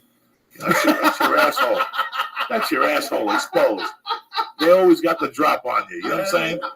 No matter how much martial arts you know, if you got your face looking down and you're thinking about something else, your finger's gonna get in your ass. Yeah. Then you're gonna be caught. And they're gonna hold you down.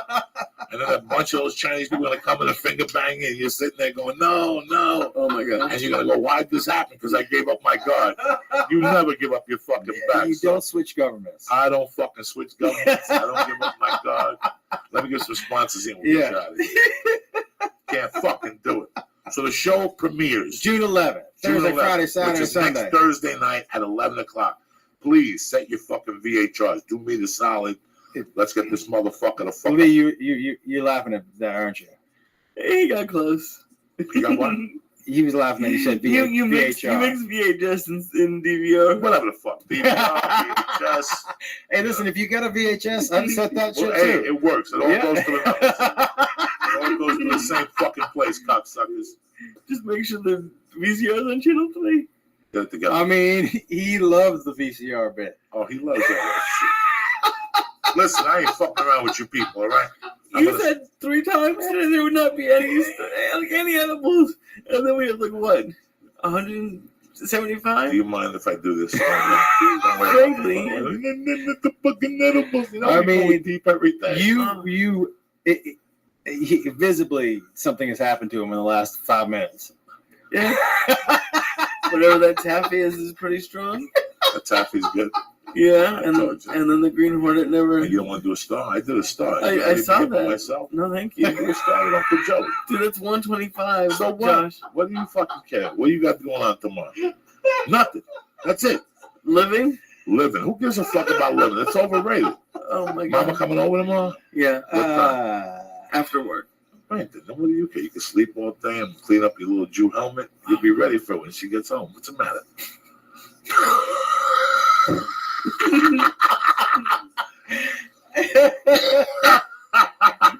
Listen, for optimization, you understand me? If you're working out, you want to be healthy. If you're confused, listen, go to Honor.com right now. Honor.com got Alpha Brain, 100% guaranteed. They don't even want the fucking product back. That's how strong that shit is. That's how they open up. All right, let's say you go get a Chinese restaurant. If the pork fried rice sucks, where are you gonna go from there? If the pork fried rice sucks, where we go? You gonna order Mao Chu Ting? No. You pay the $6 and you get the fuck out of there, and you never deal with those people again. That's it, right? So same thing. These people are telling you, if we suck, we'll give you the money back. That means we don't suck. Honor.com right now. New Mood, Shroom Tech Sport, Shroom Tech Immune, the fucking T Plus testosterone booster. You'll make gains 36% stronger. You understand me? So if you're lifting 10 pounds, you'll be lifting 13 pounds by the end of fucking June. That's right. Go to honor.com right now and what's the word? Church. CHURCH in the box. Get 10% off your first order. I'm not fucking with you. That hemp protein, the chocolate, that shit will knock your fucking socks off. It's easier to digest. I'm telling you. Give it a shot. Go to honor.com. You're sitting there going, Joey, what the fuck? I need this in my life. Well, I'll tell you what you do need. Underwear. The best out there. From T-shirts to hats to fucking these little underwear I wear for my jiu-jitsu, and it keeps everything tight. Today I sweat my balls off, and I had no ball sweat. How does that happen?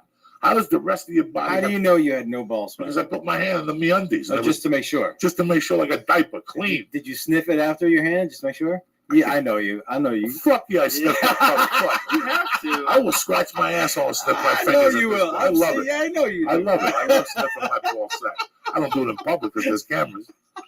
But I'll do it in the car when I'm driving. Exactly. All right, so go to fucking MeUndies. Listen, you fucked me up with that. What I'm trying to tell you is MeUndies underwear. Why are you sitting there wearing that same shit? You probably got skid mark in your underwear like those old school white ones. It's 2015. Even I don't wear white ones anymore. And I ain't hip at all. I have no hipness to me at all. I dress like a unit electrician. But MeUndies has these sweatpants, Josh. Mm-hmm. They're cut already. I use them to work out. These little red things, tremendous. The t-shirts is what I use under my gi for jiu-jitsu. It's that light and it absorbs all that fucking sweat. MeUndies ain't fucking around. I'm not going to sit here and blow smoke up your ass and talk to you about materials and cottons and fibers. I don't know dick. What I do know is that when I put my shorts on and I'm supposed to be sweaty and my balls are supposed to stink, they're not.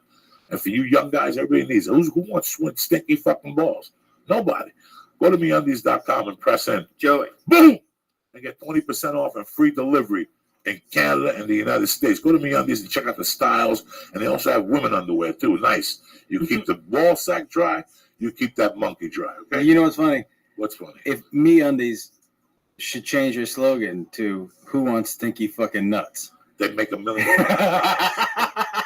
Why else would buy it for that? Here we go. I'm going to give you something for free now. Oh, shit. Everybody smokes dope. Everybody gets hungry.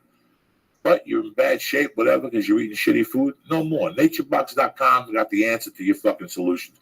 No more going to the fucking machine and getting those shitty potato chips and tacos. You don't need that shit. MeUndies has healthy MeUndies. NatureBox. NatureBox. Here you go. NatureBox has healthy, nutritionally improved snacks. Try the garlic plantain chip. Try the South Pacific plantain chips. Try the chocolate momos. Try the fucking, listen, man. NatureBox is on fire. They sent me a box about a week ago. I ate the whole fucking thing, me and that baby. I gave her those garlic fucking plantain chips. They went down. Those sriracha cashews, delicious. Cocoa almonds. This shit goes on for hours. The sesame sticks, Jesus fucking Christ. But don't believe me. I'm just a fat fuck. Don't believe me. Go to naturebox.com right now. They're going to ship you out a free box. 2 big bags, 3 little bags for free. Gratis, on the arm. You're going to pay for shipping. Like $1.90. What are you going to cry? What the fuck? Get your life together, cocksucker. And that's it. Iron Dragon TV. Preston Joey. Oh! For NatureBox. You're sitting there going, Joey, how am I going to get the free box? You're going to go to naturebox.com right now. There's going to be a box. You're going to press in Joey. Joey and get a free box sent to your house. You're going to pay for shipping. Who gives a fuck? You're going to get 5 bags of nutritionless, tremendous tasting snacks. All right? I'm fucked up. Anyway, Iron Dragon TV. You like classic martial arts? You're sitting there looking at me like a fucking momo. You don't know what to watch tonight. Go to Iron Dragon TV right now and press in Joey. Boom! And get 2 fucking free movies on the arm just like that. No fucking muss, no fuss, okay? That's it. The podcast is over. We're too fucked up to do it. I want to thank Josh Wolf for coming on. Don't forget his show premieres June 11th at 11 o'clock across the board on CMT, all right? Yeah. You know I love you cocksuckers with all my heart. Sometimes you have accidents. Tonight I had one. You get a little stoned. Pretty hot. What you're talking about? Sure. I want to sleep good tonight. I didn't sleep well last night. I've been drinking since 8:30 this morning. I'm ready to go to bed. When you came in here, your eyes were beady as fuck, Jack. Yeah. We good? We're good. Well, good, motherfuckers. Have a great week. Later. I love you guys. I'll see you Monday in the afternoon. All the fucking shout outs to all the people we love, everybody on Twitter. And don't forget the morning joint tomorrow morning, about 7:30. I get stoned for an hour with you guys. Stay black. He's going to do this all over again. Oh.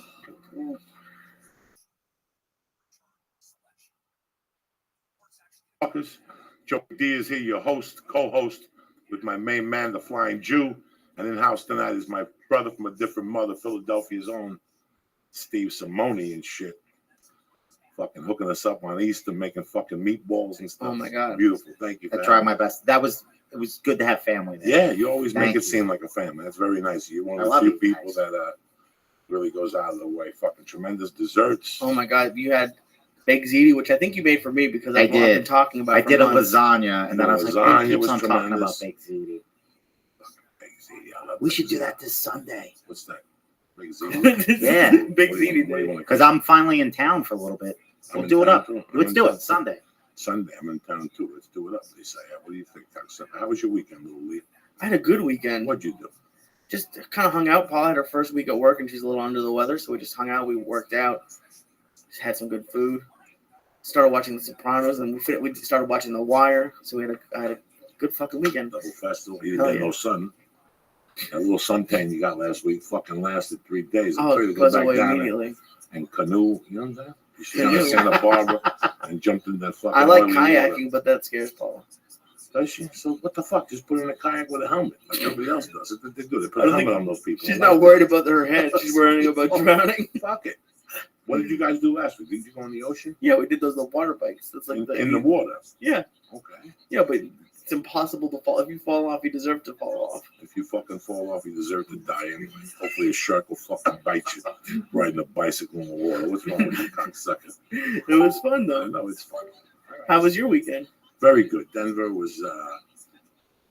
It was weird because it hit me hard Thursday. What had happened? It's like, listen, there's an expression that at the wake at Meadow Soprano's wake, the mother. Somebody said, Livia Soprano, if she fell in the sewer, she'd come out with 2 fucking gold watches. You know, she's one of those people. I got to tell you something. I went through some bad times in my life, but I always came out on top. I don't know how I did it. Oh, it's not an insult. It's not like an insult. No. When I went to prison, it could have been so worse. And it came out, and it was everything in my favor. Everything, you know, I didn't get exactly what I wanted, but at least I got out of there. It could have been worse. Could have been 9 fucking years. Absolutely, you know? This situation, listen, when I left Boulder in June, what happened was in 95, I was going through this war with my ex-wife, and I went to Michigan to do a weekend Memorial Day, and I met this crazy stripper, the one that pulled the aluminum foil out of her asshole.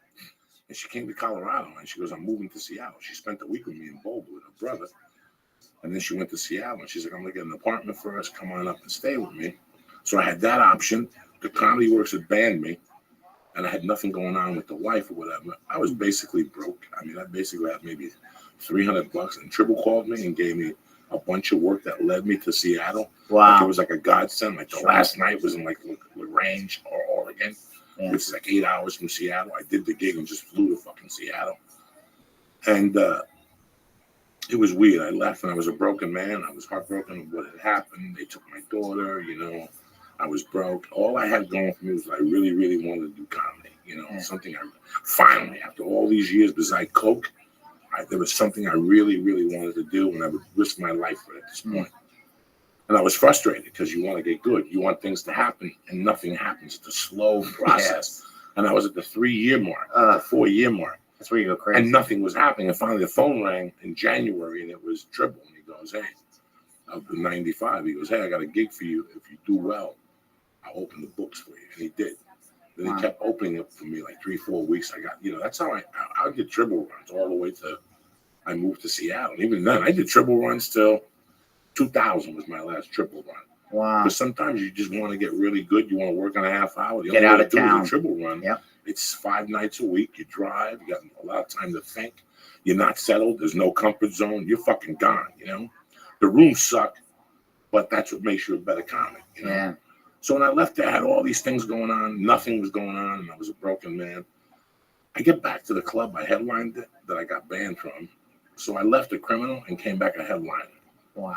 You know? And I didn't realize it till I got on stage that night, and I went back to my room, and it was so hard to digest that I didn't sleep all fucking night. Like, I'm like, how did this happen?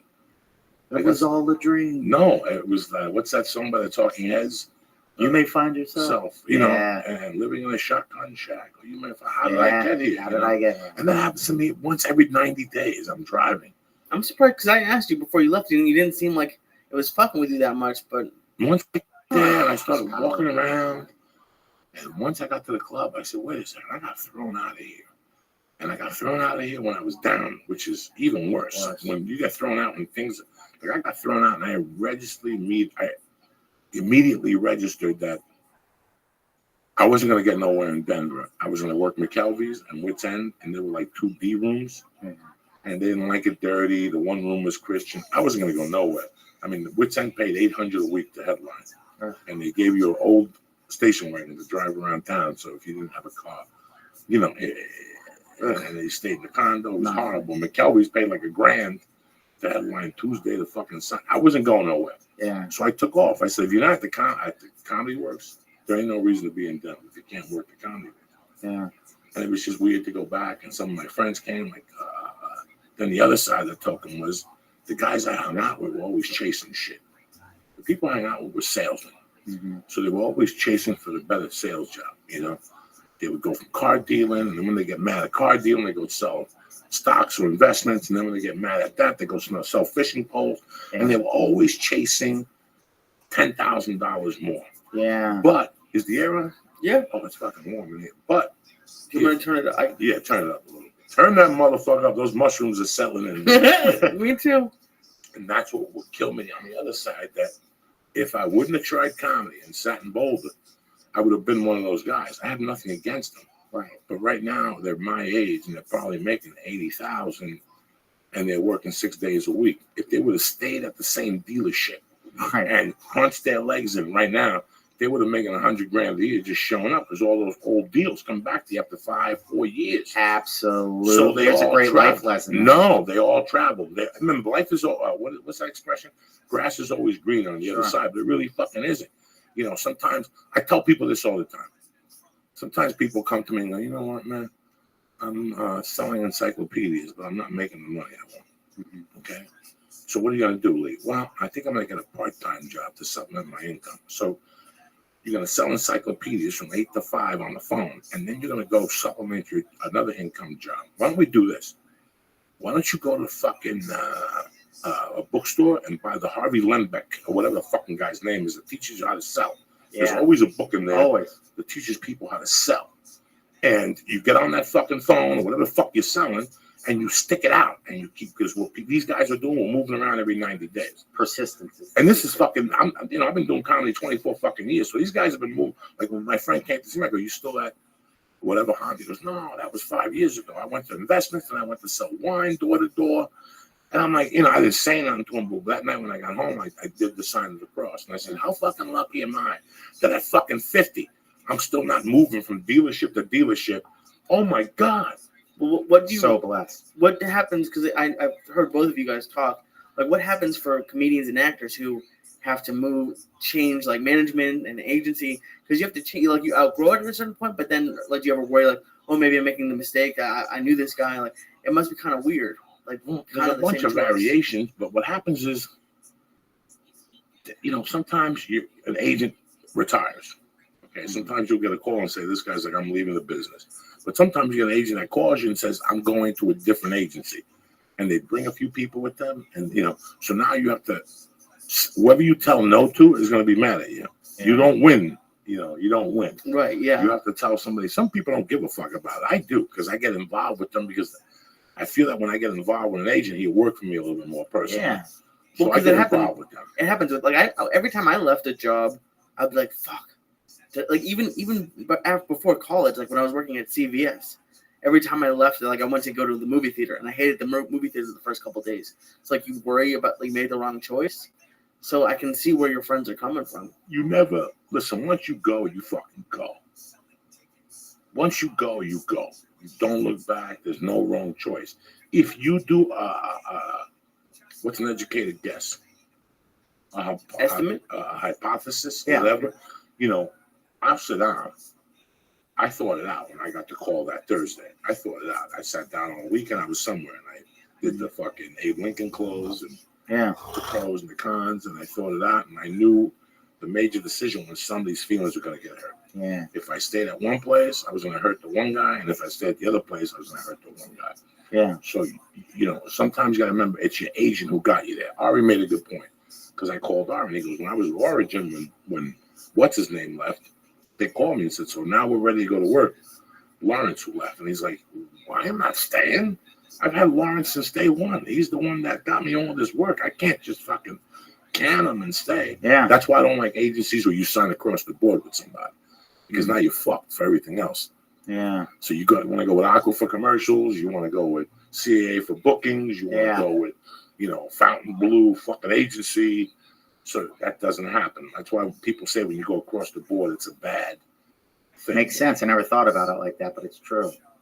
You limit yourself. But it's just weird how this thing happened this weekend. This full fucking circle. And you sit there and, that night I thought about, did I ever think of this happening?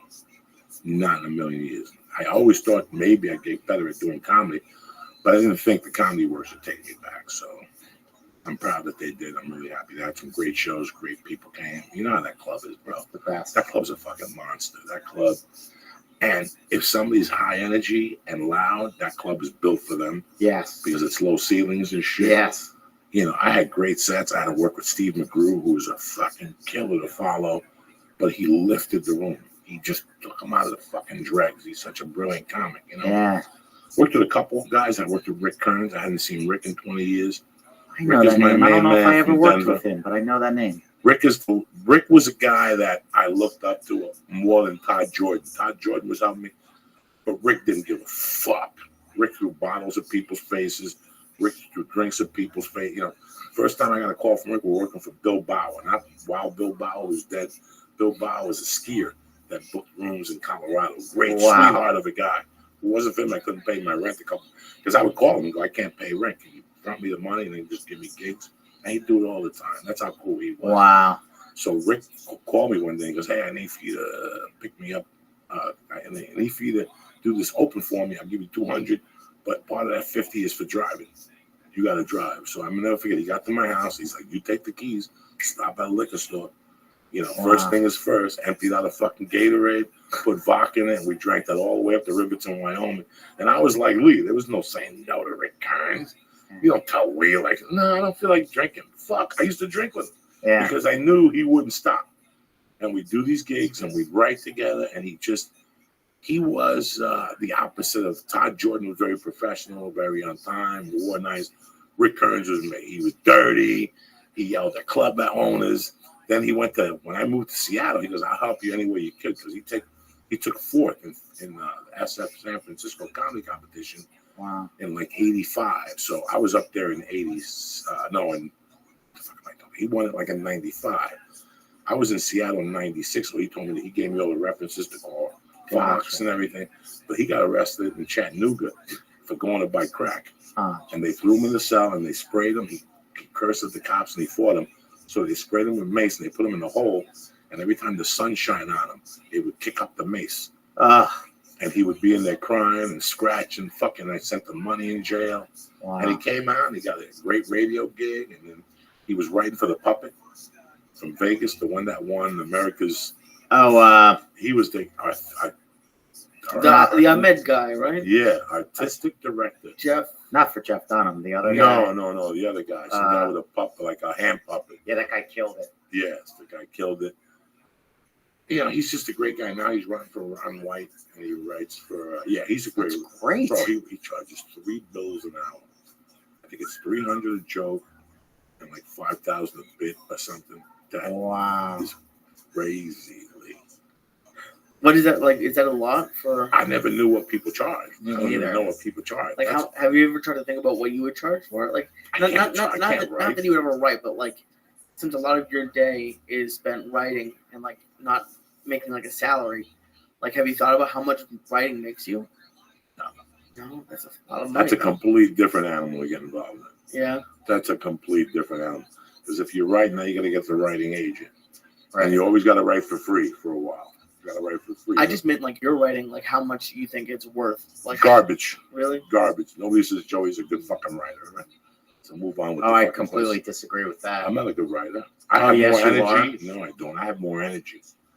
That's what sells the joke. I do smoke and mirrors, my friend. No, it's all tied together. Prices. No. You're such a good writer, and your voice is so unique. That's why you don't think it's good, because nobody else in the world could do it. That's how you know your writing's brilliant. Because you tap into what comedy is. It's giving the audience A plus B, and then they make the connection C. It's giving them the dots, and then they have to connect the dots. You're a master of that. You put that, like every great performer, you put that feeling in somebody's chest. It's the whole reason to use words is to create that feeling. It's not what you say; it's what you make them feel, and that's what you kill at. I didn't know. Of course, I watch you, and I'm like, oh, genius. I didn't fucking know that. Yeah, you're the best. That's why you're the guy. Everybody watches. Guy trying to embarrass me. I'm sorry, I'm not trying. I should have just embarrass me over here in front of my friends and shit. You calling me a deadbeat? Sometimes I'm on your show and I just can't believe I'm here. It's the best. What the fuck? How you doing, man? What's going on in your world? You talked to Gabriel, the boys. They showed up. I just texted him today about a pro wrestling article I read. Been around the world since Easter. From Easter that Monday, I flew to China. Then I was in town for a couple of days. Went up to Yuck Yucks in Calgary. the best. They The love best. you up there. They're great. Canadians are my favorite people. Canadians are crazy. The nicest. When it comes to comedy, it's in their fucking blood. It's in their blood. Absolutely. That's the thing with comedy. Like, they love it. They love it, and they love it when it's crazy, and they love it when it's loud, and they just love it. Yeah, Canadians have amazing. this different patois than I the love Americans. them. Yeah. I love them. And then from there, I did a USO tour with Byrne. We went to Iraq and Kuwait. And then I just did a bunch of one-nighters with Paulie through Texas and Wisconsin. So now I'm in town and I'm on the Church of What's Happening Now. Now, how long are you in home for? This is the longest stretch I've had since the CD came out. So since November, I'm in town for the next gig I know for sure I've booked is the week after 4th of July, La Jolla Comedy. Please, already laughing. Yeah, I'm in San Diego again. Why don't you buy a house in San Diego? One day I will. Jesus Christ. What are you giggling about, fucko? Because I just knew, he'll ask me, once we got Steve Simone, and, the last couple of weeks, I had to say San Diego. You were just there, a few months ago, and then, 2 weeks ago. One nighter. So he always just said, Mr. San Diego. Mr. San Diego. That's his fucking name. He loves it. Nobody goes more to San Diego than Steve fucking D. Simone. It's one of the only good open one-nighters you can get from LA, right?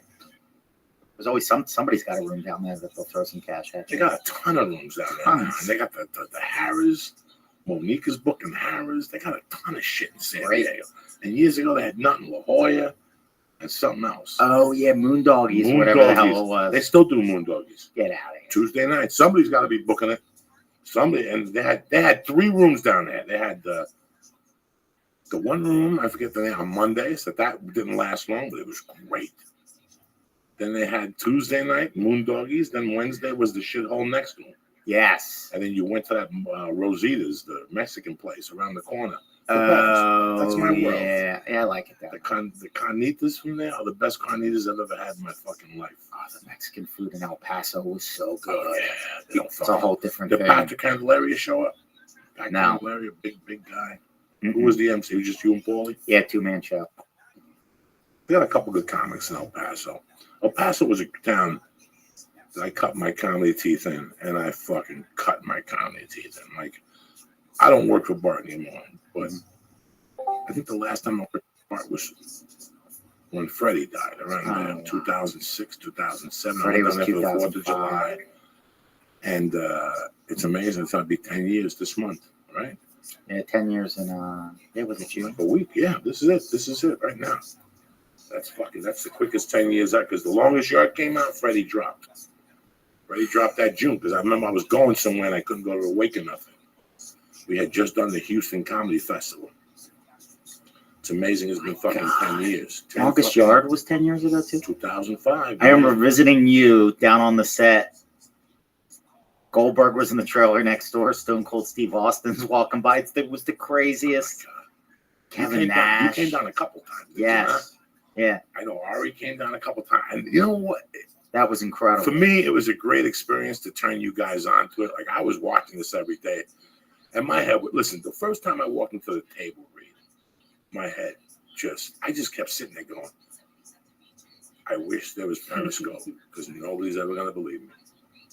I wish I had Periscope right now, because nobody's ever going to believe what I'm looking at.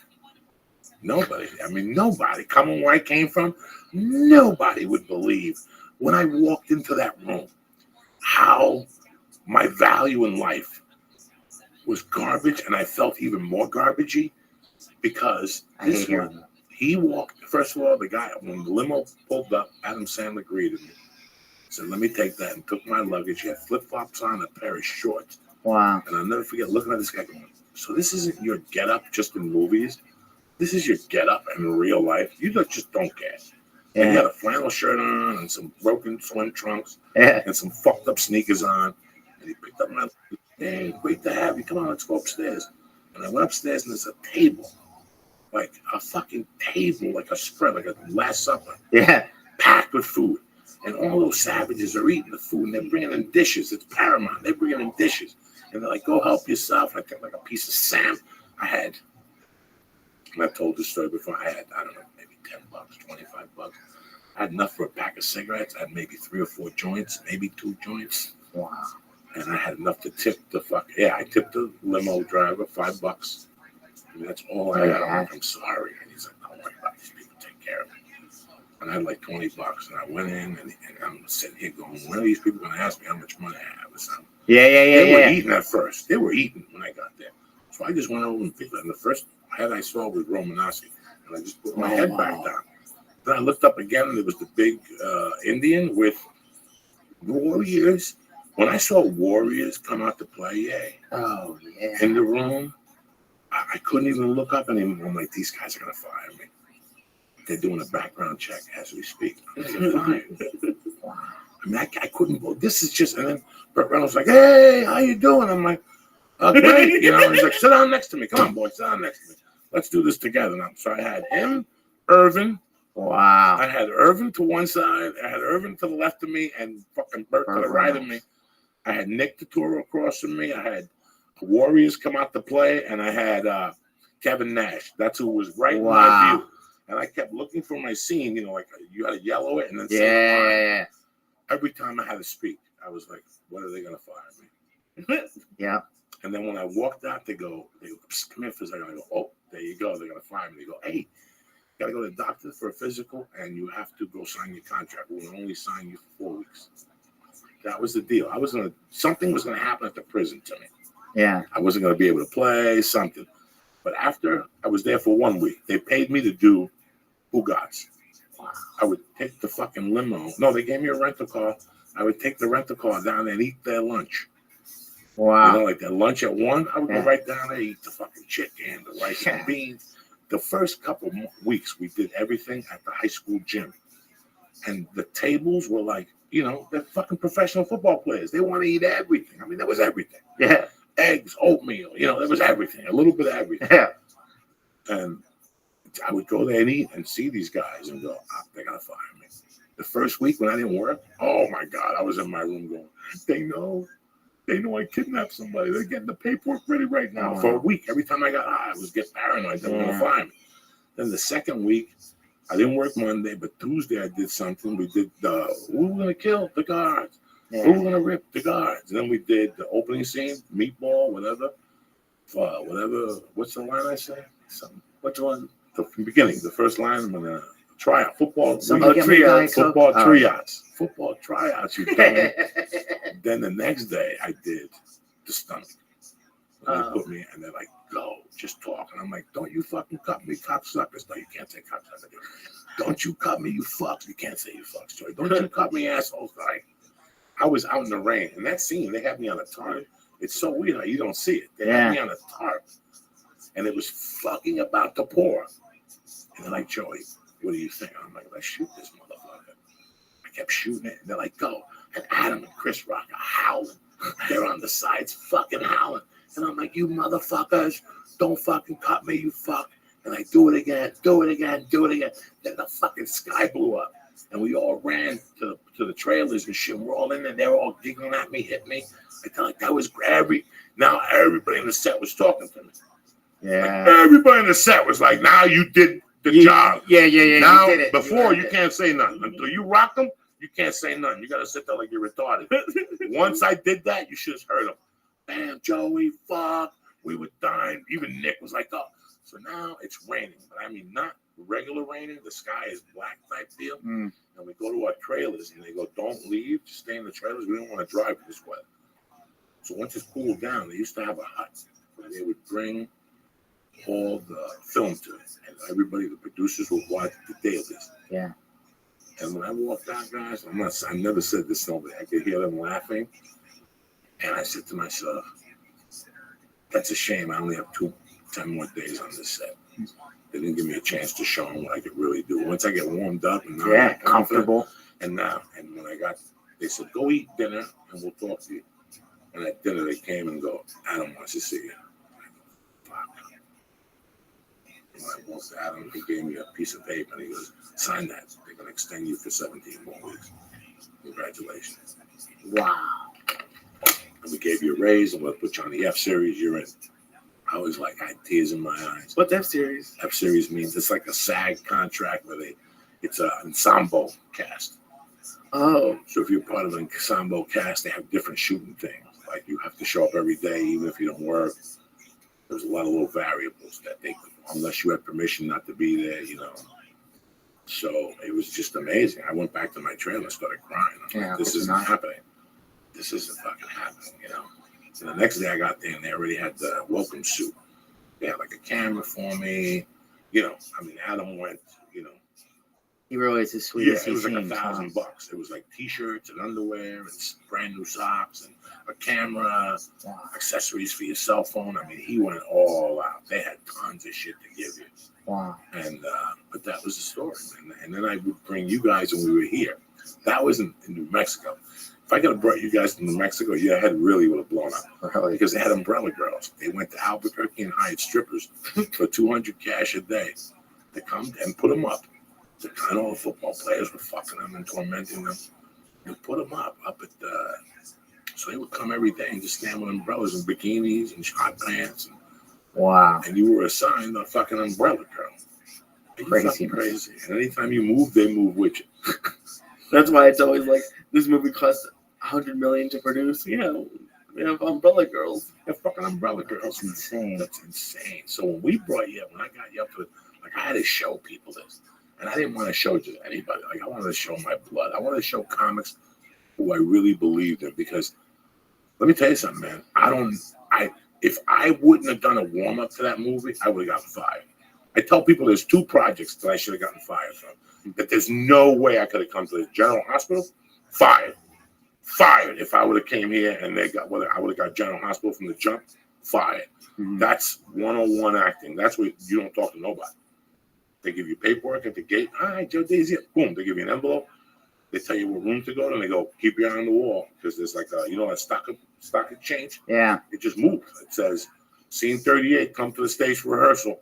They don't fuck. You can't be on the stage. You just have to sit in your room dressed. Wow. And there's a microphone and a like a thing. And they'll go, scene 44, come in for rehearsal. You got to go in there, rehearse the scene, go put your clothes on, and you go back in there, and there ain't no cuts. There's no nothing. Let's say the line is, I fucked you in the ass, Mildred, and you fucked everything up except Mildred. They go, pick it up in the top. And don't say, I fucked you in the ass, Mildred. They want you to pick it up from where you fucked up the line. That's how professional they are. They speed along. They don't have time. They don't have time to stop and train you. It's a 3-camera shoot against the wall. So they're just moving. They're just moving. So they call you out there and they're like, Joe, you ready? Yeah. Scene, they don't even call you by your name. Scene 34, come out for rehearsal. Blah, blah, blah, blah. All right. We'll see you guys. Go back to your room and change. Look up the teleprompter. Scene 24, come back and shoot. You go up there. Beep, beep, beep, beep, beep, pew. There's no turnarounds. There's no, let's do this. Let's do a halt from the top. Go sit down for 45 minutes. No. They fucking burn right through the scenes. When you go in there, you rehearse that motherfucker. You run back, you put your clothing on, and you come back. I would have got fired from that, and I would have got fired from the longest shot. If I would have got that right away, yeah, couldn't have handled it. There's no way. There was so many variables. The acting, like you have to remember tattoos, what tattoos you got and where, because they don't know. They just give the fucking guy a package every morning. Okay, so you have to tell them, no, it's right fucking there. So you have to know exactly for the camera. And some of the PAs will come and fuck with you. Bro, you got to go do that tattoo over. It's too close to your knuckle. And they'll have pictures from yesterday. You go, look where it was yesterday. Yeah, there was a lot of little things I couldn't get fucking used to. And plus my insecurities. Just your insecurity alone. You know, it's not a movie with 4 college kids. Right. This is Chris Rock looking at you and fucking, you know. Burt Reynolds. What's the other guy? You know, the guy that got into the car accident. Tracy Morgan. And all these fucking people. You can't fuck. When they say, all right, ready, Joey? Yeah, action. There's 200 people watching. Gotta deliver. This isn't fucking 10 people in a room. There's 200 people going, come on, Joey. And you're like, it's like a fucking fist fight. It's like going to a school play, you know? So I wouldn't have made it. So when I brought you guys, I wanted you guys. I only brought you and Ari. Wow. You, Ari, and maybe there was 2 other people. Dave Crowder, Marilyn's husband. I told Burt Reynolds that he was a probation officer. That's how I got him on the set. Like, you're on probation for what? Don't worry about it. What's his name? Why are you? And Burt Reynolds got him and gave him an ear beating for like 3 hours about why he wanted to go into law enforcement. So when Dave left there, Dave looks down on me from having everything. Goes, Joey's all right, no matter what happened. Because I took him on that set and fed him. He ate at the fucking lunch. You ate too. Oh, it was amazing. You introduced me to Burt Reynolds, first person you introduced me to. Did I? Uncle Burt. Here's Steve Simone of the Philadelphia Simones. And then you got him to start telling Steve McQueen stories about him and Steve McQueen at the Formosa. Oh my God. And I'm like, is this happening? So then that happens, and we're having laughs. You're making Burt Reynolds laugh. We were the whole time. We were getting So high. then Adam Sandler comes over, and Adam Sandler's like wanted to be in the mix with you and Burt Reynolds, and I'm going, what am I doing here? Don't say anything. Don't say anything. And then you introduced me as a comic, and then Sandler told me a story about when he had a big, huge showcase at the Ice House, and he bombed and forgot everything. And he was like, Joey, we're making movies now. He goes, it's so much easier than stand-up comedies. And I went, where am I? Where am I? Oh my God. I remember it all. You know, I love when I love decent people. I love like Lee. When I call Lee and tell him, I'm gonna fuck you up, motherfucker, we're doing heroin. And when he does, oh my God, he knows I'm giggling in the background. Yeah. When you went up to Adam, told him your story, like, Adam, hold on one second. Here's the script. Let me talk to you. Adam would look at me, and I could tell he was enjoying it. And I'll tell you why he was enjoying it, because I know I was rubbing a lot of people wrong, but he loved me. Do you follow me? Like, that's why he loved me even more. Yeah. Because he knew I was rubbing the fucking producer wrong. He knew the director hated me. He knew the other producer hated me. He knew, like, everybody was like, we don't know, we should take Joe Diaz. And he's like, I'm going to give this fat fucking shot. I'll watch him personally. When my nutsack fell out of my shorts, the first person that came over and said, put that skin back in your short was fucking Adam Sandler. And how cool is that? Most people come up there, what the fuck, you're not decent? Adam was howling. Adam and Joe Rogan are the same person. Within the room, serious, and people like, listen, Joe, you really got to team it down with Joey. Joe goes crazy. I go, why? Why? You better team it down. Why? That guy is fucking fun to have. Joe goes off. And that's how Adam, that day, when I went to Adam Sandler, I go, hey, he's talking to all these fucking industry people. It's the day Nelly's album went double platinum. He sold the 2 albums the same day. Whatever. Yes. He had that brand new Rolls Royce or Bentley or whatever. You have no idea, Lee. This is all going on this day. So they come in that morning and say to us, hey, now this is all the people from the movie, and that's the scene I took my pants off, right? I walked back and I'm like, okay, I'm not dressing for this. And they're like, you have to. And I waited till everybody left the room. I didn't argue. I knew exactly how to get what I wanted. I knew exactly how to get how I wanted. Adam. I didn't fuck around with nobody else. I went right to Adam and fought my case. Like, they wanted me to smoke. And I was like, Adam, come here. I ain't smoking. Who said you were smoke? You do what you want, Joe. Don't bother me. He loved it. The day he gave me the microphone, it was him that gave me the microphone with all those kids there. And then he ran away, and I could see him in the back going, howling like a kid. Dante was there. That's Dante. They said, don't give Joey the microphone. Don't give him the microphone. Wait, I don't know if I know this story. What happened? It was crowd. The crowd warm-up stuff? When the crowd warm-up comes in, there's some warm-up. Yeah. So they're like, and Dante knew me. So me and Dante were fucking around. I guess they went to Dante and said, when you pass that mic around, don't give it to Joey Diaz. Adam took it from Dante, gave it to Joey Diaz. And he's like, go up there and do 5 minutes. And people like, shut it down, shut it down. They're grabbing kids. And Adam is like, feed him, go. He's loving it with his little fucking meme machine shit. I'll never forget it. He was loving it. And then when they came back and they gave him the thing, he goes, don't fuck them. Just don't worry about them. He goes, I told him, that's the one who, he gave me that moniker. He goes, listen, as soon as you walk in the room becomes R-rated. They all knew that fuck him. He walked away from him. Wow. That's how cool that man was. That's how cool. Anybody, listen, that's why when people talk about Adam Sandler, like his movies, it's not about his movies, man. It's how he treats people. Mm-hmm. Freddie, because Freddie Soto did the movie with him after me. Yeah, Spanglish. So Freddie went to the premiere with Adam. And Freddie called me the next day. He goes, dog, I asked him, he goes, I didn't want to ask him during the movie, but I asked him at the thing about, what do you think of my man, Joey Diaz? And he goes, hold on a second. He goes, where did that motherfucker come? He stole my movie. He goes, he fucking came on that set. And he was high-fiving people. I mean, after a month, I ran. Yeah, I had my own uniforms. Everybody. People giving me massages. You had guys picking us up on golf carts. And gators. I'm like, no, he'll take you to get something to eat. Did they give you gators? The guy picked me up. With gators on. Yeah, and I go, what is this? Because Romanowski had a gator company. So he was giving those shoes to everybody. And he gave the gay guy a pink one. Romanowski don't fuck around. He hated that kid. He gave him pink fucking shoes. You had Roma? Oh. Romo, I got a big Eagles fan over here. You introduced me to everybody. I brought now. Did I bring you or Ari the day Burt Reynolds hit the touchdown to win the game? Was it both of you, or was it Ari? Because Ari said he was right. I was right there. Oh my God, that's Burt fucking Reynolds. I had to call my father. It was fucking surreal. And now I never wanted you to go on the set and go, this is shit. I was on the longest show with Joey. These motherfuckers are punk ass bitches compared to what I saw. Oh, I remember telling people when I got back to the Comedy Store, they were like, I forget who it was. They were like, oh, really? Was that? And I go, you don't understand. And then they told everybody that me and you got into a chicken fight with Adam Sandler and Burt Reynolds. I was on your shoulders, and Burt Reynolds was on Adam Sandler's shoulders. People were like, no way. It was the best. It was the best. He so really, I think Adam, like I watch Adam in other movies now. And like the other day, Sohan was on yesterday. People didn't like That's Sohan. Great. I love that. I one. watched it because it's Pretty Adam. good one, yeah. I watched it because it was Adam. Because I was thinking how I went to audition. And I wrote him a letter. Well, if I want work, all I have to do is write Adam Sandler a letter. Like, I haven't seen him in 2 years. He just finished the Cowboy movie. Oh, cool. I'm writing him a letter next week. I've been thinking about it for like a month. It's time for an Adam Sandler letter. So maybe his next movie's in Hawaii. Because he shoots all those fucking movies in Hawaii, too. Genius. They were going to shoot the longest shot in Hawaii. I think they would have been. But then they couldn't figure out how they were going to CGI the trees up. Oh, my God. That was the problem. They didn't know how they were going to get rid of the fucking palm trees. Really? No, that's why I brought.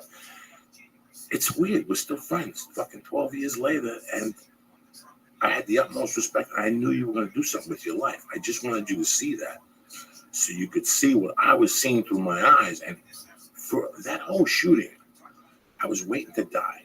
I'm not going to lie to any of you guys. I was waiting for a building to fall on me, and I was ready to accept it. I was that far.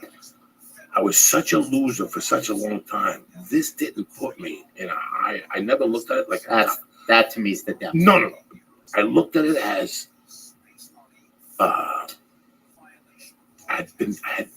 nothing had been working out for me for so long. Yeah. So when I got this, I felt like something was going to happen. Like I was going to die of a heart attack. I kept thinking a building was going to fall on me. I remember laughing in Santa Fe, going, when is this building going to fall on me? It's only 5 floors. It's not going to happen here. It's going to happen in LA. Not a fucking regular one. It's like a piano is going to fall on me. It was just too surreal.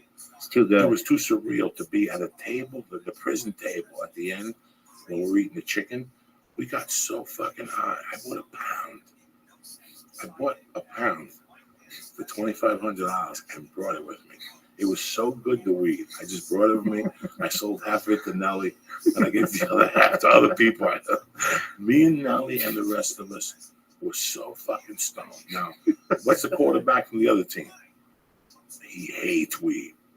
They put him in Nelly's trailer by mistake. And he had smoked weed in there, and he got pissed. He didn't like drugs. So we went out of our way to torment that fucking guy. Wow, that's a start. The quarterback. But that scene, we got so high. We ate so much chicken.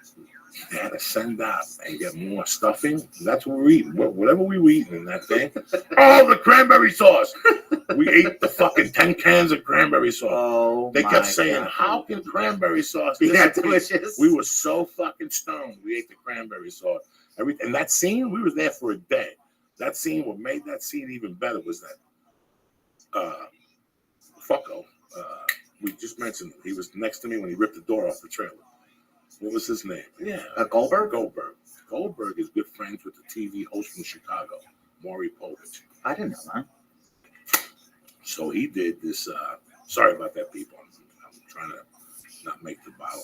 So he did a benefit. He brought kids that day. Like, 100 homeless kids or something. Wow. Maury Povich did? And we're wrecked. And Goldberg, we're wrecked.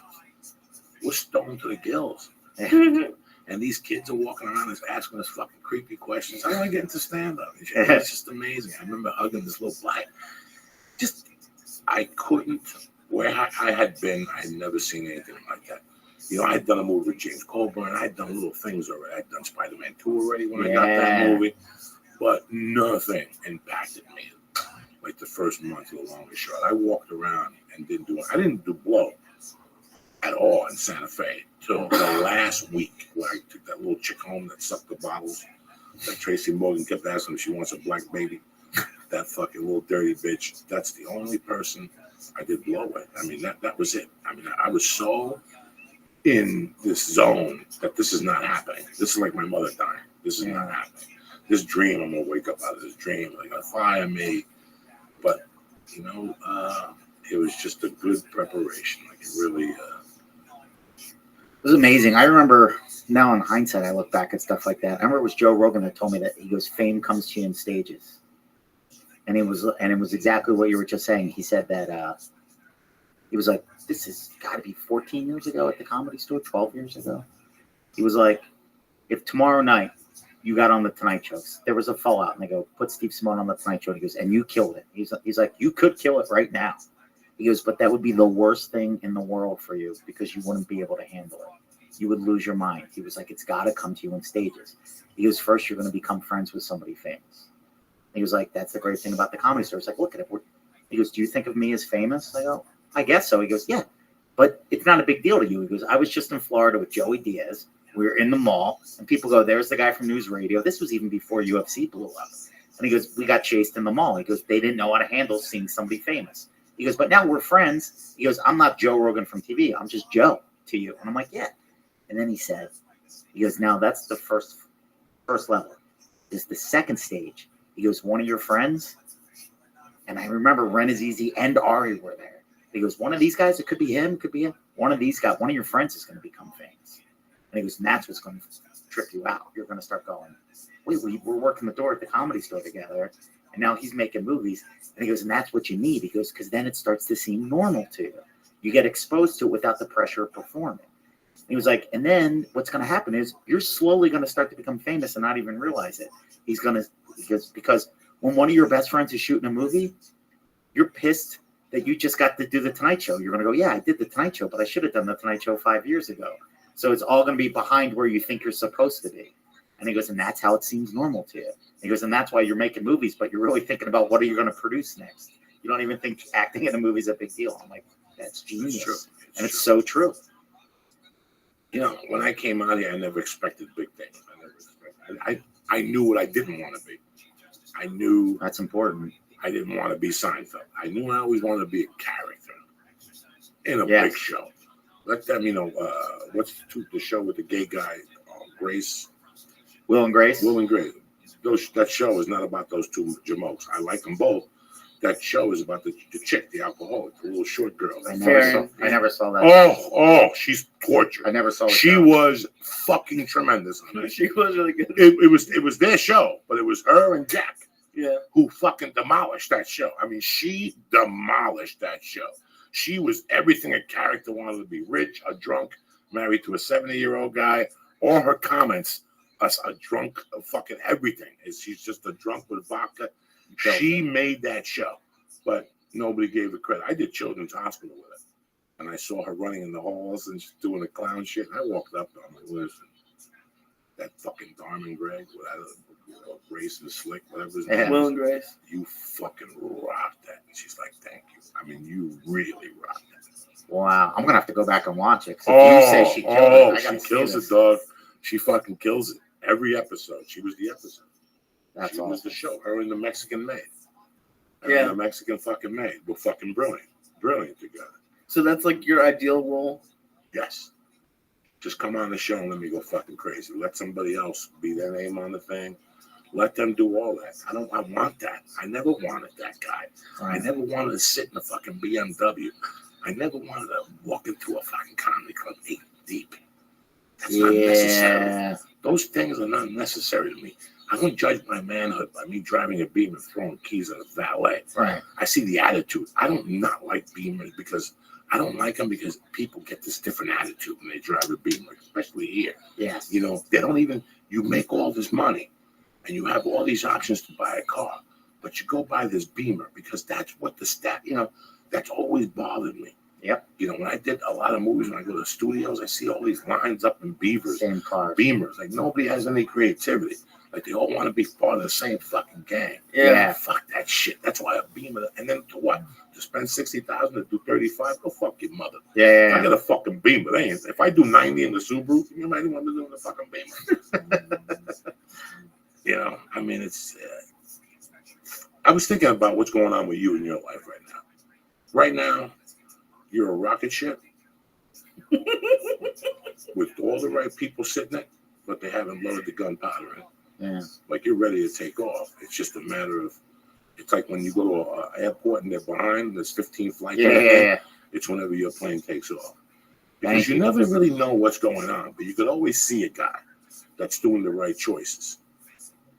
I didn't know then, but I know now that for some reason in all my cocaines when we were fucking around in Vegas with TJ and DJ and I was fucking in, that I still was making good choices as a comic. I was still trying.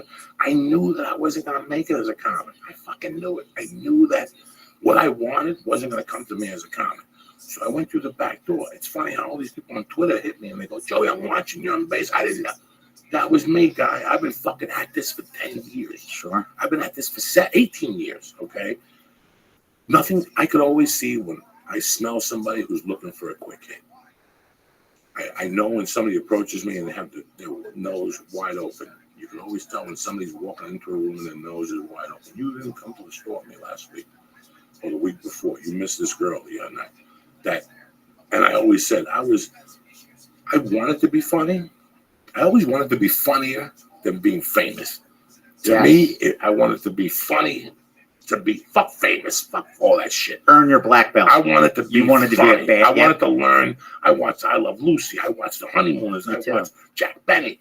I watched comedy from every fucking level to be funny, to take a little piece from those people, not a joke, a nod from their eye. I watched Jess. The other day I was on the phone with Don Herrera and I explained to Don how many times I watched that Rodney special that he's on with all those famous comedians. I rented it so much they wouldn't take my money at the fucking video store no more. Wow. Nobody else was renting that fucking movie when I was renting it, but I rented it so much that they were like, Joe, we can't take your money no more. Thank you. You paid for this movie 3-4 times. I lie to people. I tell people that I was a pussy. It wasn't that I was a pussy. It was I was covering my fucking bases. First thing I watched was Punchline. With Tom Hanks. Yep. And then after that, you make the call, you buy Judy Carter workbook. Yep. You read that. Then you buy the Jean Carré bullshit. Yes. And you read that Round for a little table, while, right? yep. Now, in the meantime, I wasn't a pussy. I was preparing myself for Mary Angle, just like jiu-jitsu. I didn't want to miss a beat and I'd come back to it later. So I got the Rodney Dangerfield, both of them, with fucking Roseanne and Hicks and Kennison and the black guy that made the movie for $4,000 on his credit card. Robert Townsend killed it. Don Herrera. Big Petey, Little Petey, what's the Petey? I watched Don Herrera killed on that. The only fucking times I watched that and made notes and cried and went to bed. Is it on YouTube? It's one of the best pieces of stand-up ever. Rodney Dangerfield's comedy special. Put that in there. I had no money at all. No money. When I was living with Fat James. And I remember coming off the road with Paulie. One time I bought the Rockies. There was 5 Rockies. I bought the 5 Rocky DVDs. Next time I came off the road, I bought the Rodney Dangerfield. They did a collection of those. And it was all the specials. It was comedy. And I'm sorry I haven't spoken about this earlier. It was comedy 101 for me. Rodney Dangerfield, no respect. Let's try that. Let's try what happened. All right, Young comedian special. There it is.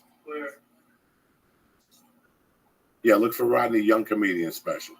Sorry about that, guys. You really, really, if you have not seen this, try in 1884. Oh, Nelson! Shit! Have you seen Bob Nelson, Lee? No. Oh, he's so Tap him, Bob. Where? Right on top, right at the top one. That's Bob Nelson with the fucking the boxing gi on. You really never seen this? Jeff, what? All right, put this on, Lee, for the people at home. Oh, here's the... If you've ever wanted to be a professional boxer, or just look like one, come on down to Jiffy Jeff's gym in New York City. You never saw and this, learn Lee? how to become a I'm gonna boxer. shoot you in the fucking head. No, wait, no, you showed And now part of here's it. the proprietor of Jiffy Jeff's gym, Jiffy Jeff himself, to give you a few free pointers on how to become a professional fighter.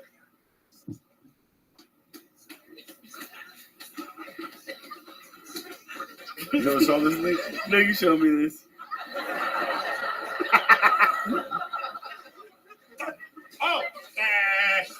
Am I on? Am I on camera? Hello, Hello. Hello. Hello. Hello. Welcome to Jiffy Jeff's gym. My name is Jeff. Sorry, my name is Jeff, and I'm the proprietor. I own the gym, and I'm here to give you a few free tips on the professional fight. Become a professional fighter. How to become a professional fighter. First of all, let me start off right off the bat. Let me start off. There's a lot of training, train every day. Training. But a lot of training. As a matter of fact, some of the guys take the train from their homes into the day, into the city, every day into the city, which is a lot of training itself as well. So you have to train. Get a monthly ticket if you take the train. I have a monthly ticket. I don't take the train, but it's such a fucking bargain. I get one anyway, you know? Okay, training, that's one. Now also, you need elemental P, Q. You need a nickel. You need a nickel? I can't get in my pockets. You need a nickel. Necklace. Oh, you need a nickname. Yeah, that's it. If you want to become a fighter. If you want to become a fighter, you need a good nickname. Okay, Jerry Cootie. Jerry Cootie, he's got a good nickname. They call him Gentleman. Gentleman. Start your engines. They call him Gentleman. And do you know why? You know why they call him Gentleman? You know why? I have no fucking idea why. That's a good nickname. And then there's Marvelous. There's Marvelous Marvin Hagler. You know what I call Marvelous? Because he looks good. That's what I call that. I have a nickname. They call me Jeff. What? That's very nice. I'm sorry. I thought I heard somebody calling me. Anyway, they call me Jeff. What? I'm going to commercial. You're probably looking at me saying, who the hell are you to tell me about the fight game? Well, let me tell you right now. I've had alto training. I've had a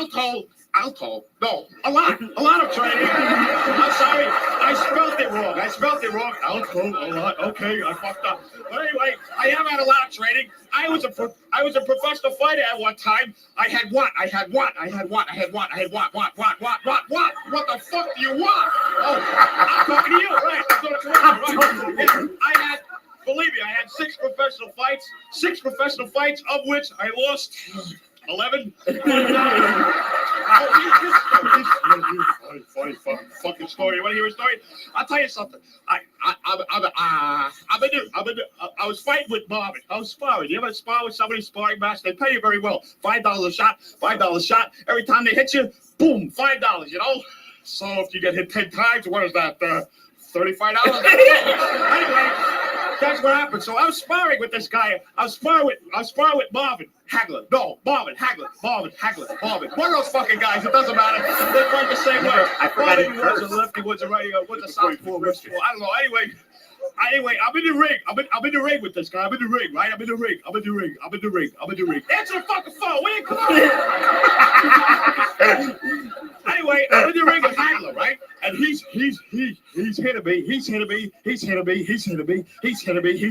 I'm counting my money. $5. Good payday. $5. Now all of a sudden, he stops hitting me. I'm fighting with the guy. All of a sudden, he stops hitting me. I'm in the corner like this, coming up like that, you know. I can't see him. So after about 30 seconds, I'm thinking one of two things. Either he went home or he ran out of money. I don't know which. You know, I'm standing. So what do? I drop my nose down like that. Yeah. And there he is, standing right in front of me doing this. This is brilliant, guys. Physical, well written. You know, I'm sorry I didn't talk about this for all the people who wanted to stand up and start. Let's see what else they got on that. Okay. They got who else on? They have look for. Oh shit! Look for Andrew Dice Clay. Oh, he kills it. Oh, he fucking kills it. He follows Bill Hicks. Just scroll that down. Right there. You want to do Dice Clay? Yeah. He fucking kills it. This is what made him a star. You never saw this thing? No, you showed me this. It's okay. No, I don't think we watched Okay, that. coach, this next gentleman comes from Brooklyn, okay? I'll show you Bill Hicks. Yeah. And I guess the best way to describe him is to say he's the typical boy next door. Say hello to Andrew Dice Clay, okay? Who's the gay dude that was cool at the store? I loved him. He always showed up with young boys. He opens up the store. He opens all these up. But they're cool. Yeah, there are cool. Guys, like I said, I'm sorry. Go on Amazon and look for Rodney's Young Comedian Special if you want to know Comedy 101. Because you got 10 of the best comics of all time to learn from Lenny Clark to fucking Kennison at the end. Yep. And you know Hicks how to follow this fucking animal. Yep. And he follow, does it and great. He fucking follows him great. This is just Comedy 101, guys. Loneless Muffet sat on a tuffet, eating the curds and whey.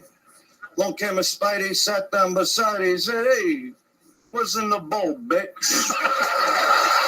It's still funny.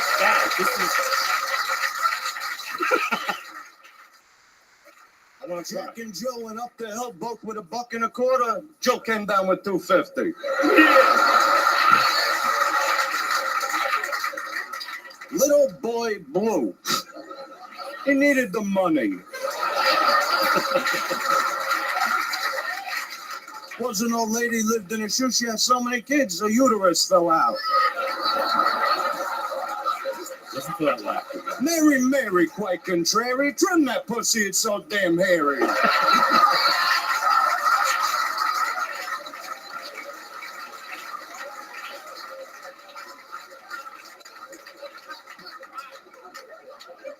Old Mother Hubbard went to the cupboard to get her old dog a bone. She bent over. Rover took over. She got a bone of her own. I don't know. Yeah, good old Mother Goose. Remember her? 27, I fucked her.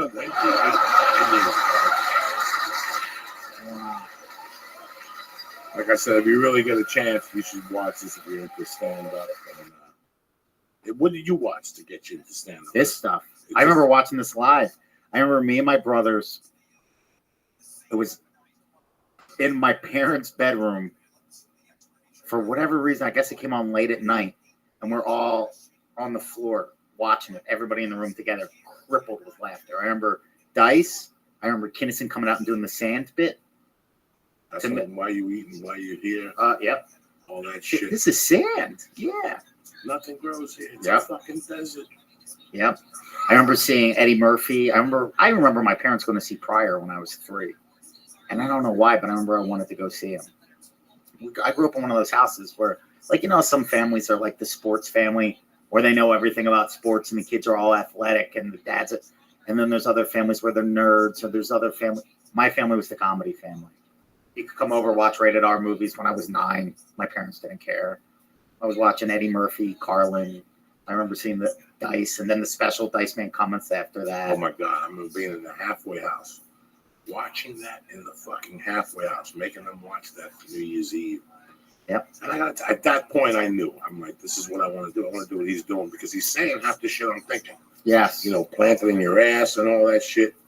He's saying half the things I'm fucking thinking anyway. So I want to give this a shot. You know, Dice really fucking was the one that pushed me over the ledge. Yeah. I liked Rodney. I liked Richard Pryor, but Dice was the one that said, wait, you know, when I watch Richard Pryor, I go, maybe I could do that. But when I watch Dice was the convincing thing. Yes. Because my thoughts were like that. You know, people, you know, just so many things that when I'm walking, and I was telling people on stage the other night, your first reaction is your real reaction. Yes. When you guys saw a picture of Caitlin last week and you said in your heart, Jesus Christ fucking almighty, that's your first reaction. Yeah. Then your mind gets that reaction and makes it, society forms it. So you have an answer. So when you go to Starbucks, you don't offend your friends and you don't offend your coworkers. Right. That's the problem with society today. Everybody can't offend and we can't say what's really on our mind. But your first reaction is, what the fuck is this? Yeah. What the fuck? There's so many things like that happen in today's society that we're not really fucking thinking about. Like, what the fuck is this? Yeah. What the fuck is this? You know, it even applies to the medical marijuana business. I just went to Denver and I'm like, what the fuck is this? You know, I like this. This is great, blah, blah, blah. But what the fuck is this? This cannot be. This cannot be happening. I fucking like that. What are you guys laughing about? You cleaned the microphone. I don't know. There was a piece of fucking something. No, I wasn't laughing at that. I was laughing at your reaction. Like, this is too good to be true. No. Listen, I look at it from both perspectives. When I look at things like that, I'm not going to lie to you. I'm not going to lie to you. I'm a pot smoker. I've smoked pot for fucking 30-something fucking years. Am I proud? No, I'm not proud of it. Right. But there's one part of that I see it weakening the moral fight. I'm not going to lie to you. Interesting. You know, this thing with Caitlyn, he had female feelings. I'm going to go on the ledge here. He had female feelings. And whatever he had, he knew he was a female. I watched the whatever Diane Troy, and it was very touching, and I cried myself. I get in the way what he's doing. Yes. I don't get the applaud for this. I think it's a fake applaud. You know, again, I'm going to go on the limb here. Two guys getting married. Listen, I got a gay cousin. I have fucking tons of friends that are gay, and I break their balls. I call them faggot. I say it on stage, but I have no hatred for gays or nothing like that. But I got to tell you something. Two guys walking down the street fucking married. So it doesn't bother me. It does not bother me. But I have to ask you, how is Lee and his wife, that they're attorneys and they're straight-laced people? Lee wouldn't curse if he didn't hang out with me. Lee wouldn't do half the fucking things. How would him and Paula, what would they talk about? How would they tell their son? They're going to have a nice son or a nice daughter. Yeah. They're not going to curse. They're not going to drink in the house. They're two nice white fucking people. Yeah. How do you explain to your son at 5 why Jim and fucking Pat are swapped and spit down the fucking block? Because you're going to see it. You're going to fucking see it. Your daughter, who is 6, is going to go, Daddy, you told me mommy and daddy. It's already happening in the schools. It's happening. So I'm not mad at it, but this is something that America would have said, hey, man, what the fuck is going on here? There's pro and con to it. I understand you want a man and you want to make your fucking statement, but I still got to fucking tell people. I still got to talk to 6-year-olds that can't comprehend that type of shit. I always listen. I saw Juan shoot whatever at 8. I'm telling you right here, guys. Did it affect me in a lot of ways? I do not know. If you talk to psychiatrists, it did affect me somewhere. You know, did it give me PTSD? I don't know. Yeah, you don't know. But this morning's episode also on The Sopranos, very interesting. I got up early this morning. We're up to season 3. Wow. We haven't watched it in 5 or 6 years. Okay. Great when you haven't It's seen just them in a while. that's what I did. I go, let me turn these on. Wow. And that episode also is when Anthony figures out why he started fainting when he goes to Satrial's, and they take Satrial in the back and they cut his finger off. Okay? They cut his finger off. He's fine. He gets in the car. He goes home. The guy who plays his father, great. It's fucking great. Have you seen him yet? No, I'm only in season 1. He was in Carlito's Way. He's the brunette that chases Carlito to the train at the end. Get him! He's the son. He's the son. He's what's his name's son. Oh, yeah. Both of them, him and the guy who plays Young Junior, are in Carlito's Way. That was a good movie. I gotta go back. Carlito's Way is a very fucking good movie, but what do you call that? What were we talking about? Sopranos. How the childhood incident affected him as a grown-up. So he went to Satrial's.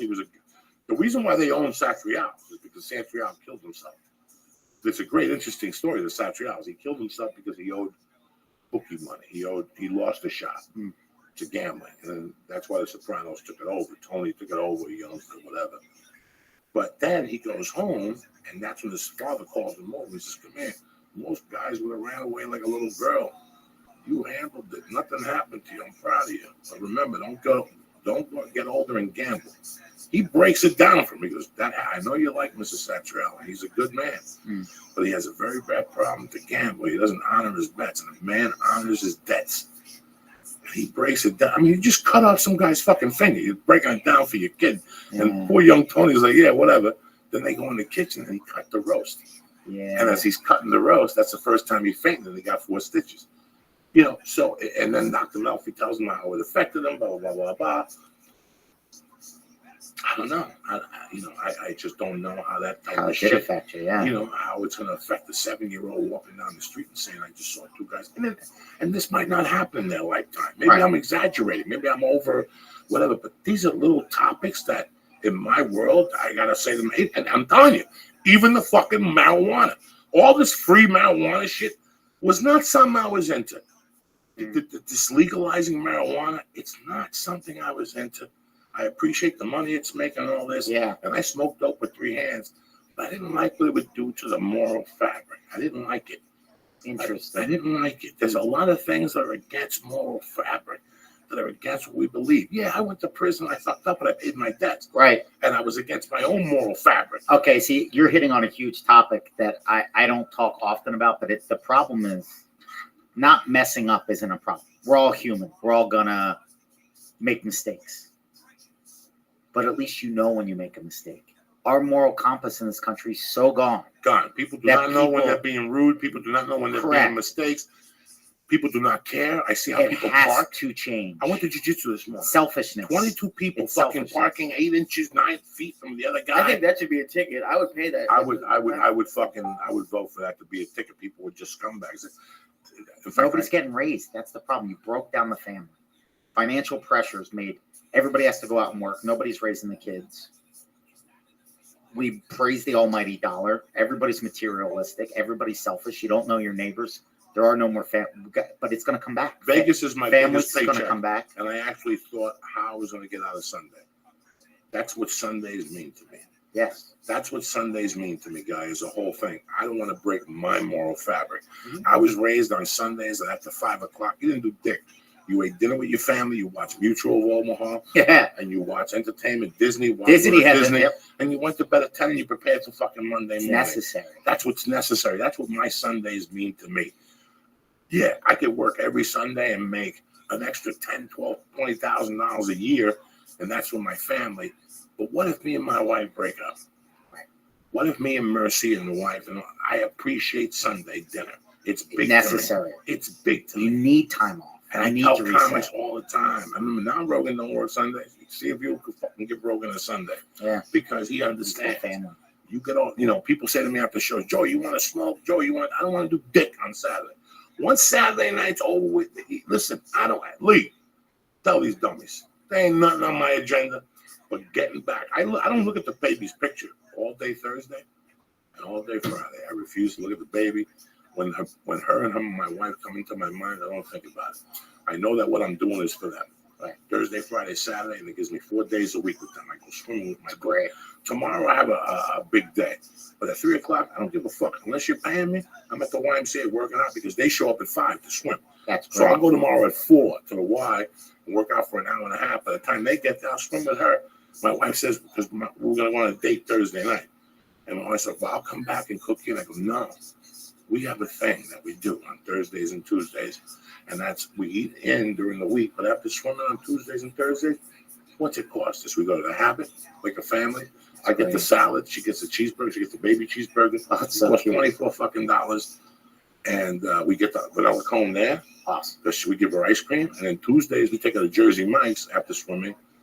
She gets the half of, she likes the Philly cheesesteak on white with chips, a cookie. You guys didn't know that? This is what I do on Tuesday. Mercy gets the steak and cheese? Macy gets the steak and cheese, and she's not on the carb. She opens it up and eats the bread first, and then eats the cheese, then the inside of the white bread. Oh, that's so cute. Then we give her a cookie, we give her a bag of chips, and we give her milk. So she drinks that, and then we take it to the custard store next door, and I get her a gizmo. Whatever the flavor is, that's light yogurt, light custard with Italian ice, and I mix it for her. Is that Rita's? Yeah. Yeah, and we sit there, right there in the full like a family, and we fucking do that. And like last week, Lee and I had to do a podcast at 8 on Thursday, and at 7, I go, ladies, I have to take you home now. And they know. They go home, but we spent that time.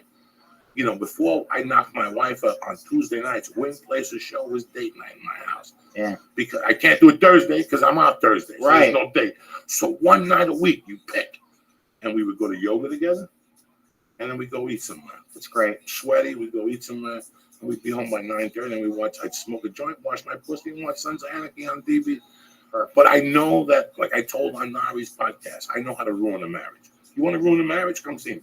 I'll tell you all the things. Go play softball with your fucking moron buddies. Oh, yeah. Go play golf with your jerk-off friends on Saturday and Sunday and spend $200 fucking chasing the ball with your jerk-off buddies. Oh, you want to go to Vegas? because it's your friend's birthday and you don't get out too much. You go to Vegas with your 6 loser fucking friends, whatever. Right. These are all the things that once you walk down the aisle, it's all over. Yeah. Because every time you do that, it's giving her an opportunity to go, where's his fucking head at? Yeah. Maybe I should suck the neighbor's dick. He's home next door doing nothing. He's a great guy. He's got class. He's got style. My husband's in Vegas with a bunch of jerk-offs jumping up and down. These, when I see guys playing softball on Sunday, look, I went 4 for 4. When are you going to play softball? When you're playing softball, your wife's sucking somebody else's dick. So go play softball with your little faggot fucking friends. Fucking softball. You're 30 years old. What fucking softball? You're 30 fucking years old. What softball? What softball are you talking about? What dart league are you? Take a dart and throw it at your fucking dick. Your wife is either she's sucking or she's gonna suck somebody else's dick. She's thinking about it. She's thinking about it because you're out with your fucking idiot friends, and she's gotta think of loyalty of where the fuck you stand. Yeah.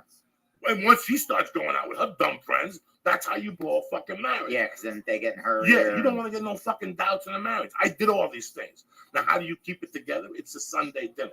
It's those little things. Last Thursday, her and I, we fucking, and listen, I hate going to the movies in the daytime. Yeah. But I had to go. That 2 hours saves a marriage. Yeah. Fuck your dumb friends and a barbecue and a fucking football. I don't give a fuck about none of that shit. I never did. When it comes to your wife, you have to give them the attention they deserve, or it's going to go down the tubes. Yeah. They don't want to hear about it. Me and Lee went to with your stupid fucking softball shirt on. You're a real fucking man. You want to play softball? You should have played softball and done the fucking thing when you were 14, when your father told you to go play catch. Now you want to be a fucking all-star baseball. Oh, yeah, I'm on the semi. What are you talking about? What the fuck are you talking about? I want to be around little Tony Bennett soon, this motherfucker. It's Monday, cocksuckers. June 8th, we're dropping it here. Steve Simone in the house. Lee, pick it up a little bit. You're fucking slipping tonight. You know what I'm saying? You're slipping. Fucking guy, eat a taffy and a mushroom and look at him. He's falling apart. Ready for another star? No. A cap? No. Crazy.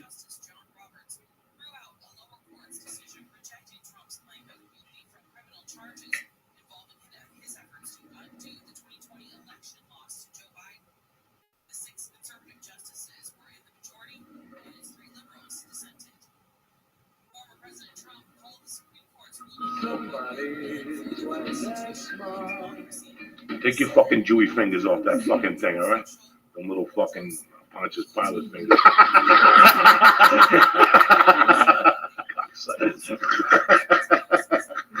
One thing with the system, Put on the beginning of the next song. I left my heart in San Francisco. I love the beginning of that song. It's fucking beautiful. The loveliness of Paris. Are you fucking kidding me? Are you fucking kidding me, you motherfuckers? That's why this guy's still rocking. I bet Lady Gaga looks at him and says, drop this knowledge that you have. Oh, sure. You were dropping songs in 55. That's when this came out. I left my heart in San Francisco. What was the release on that? I just got to play. Hold on 1 second. Where's the volume here? What is this for deaf people? Joke.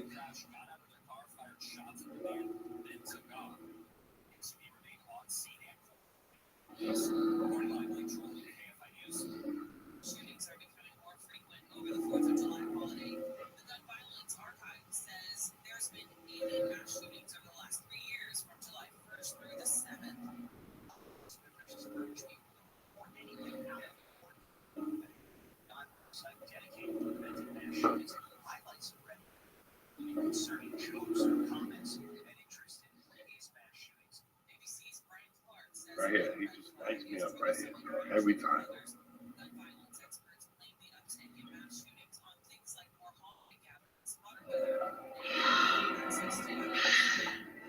God damn.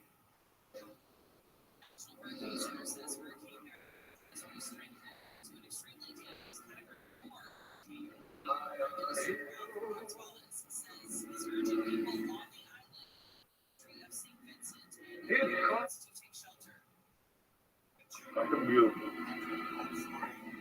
Fucking beautiful. I love all that shit.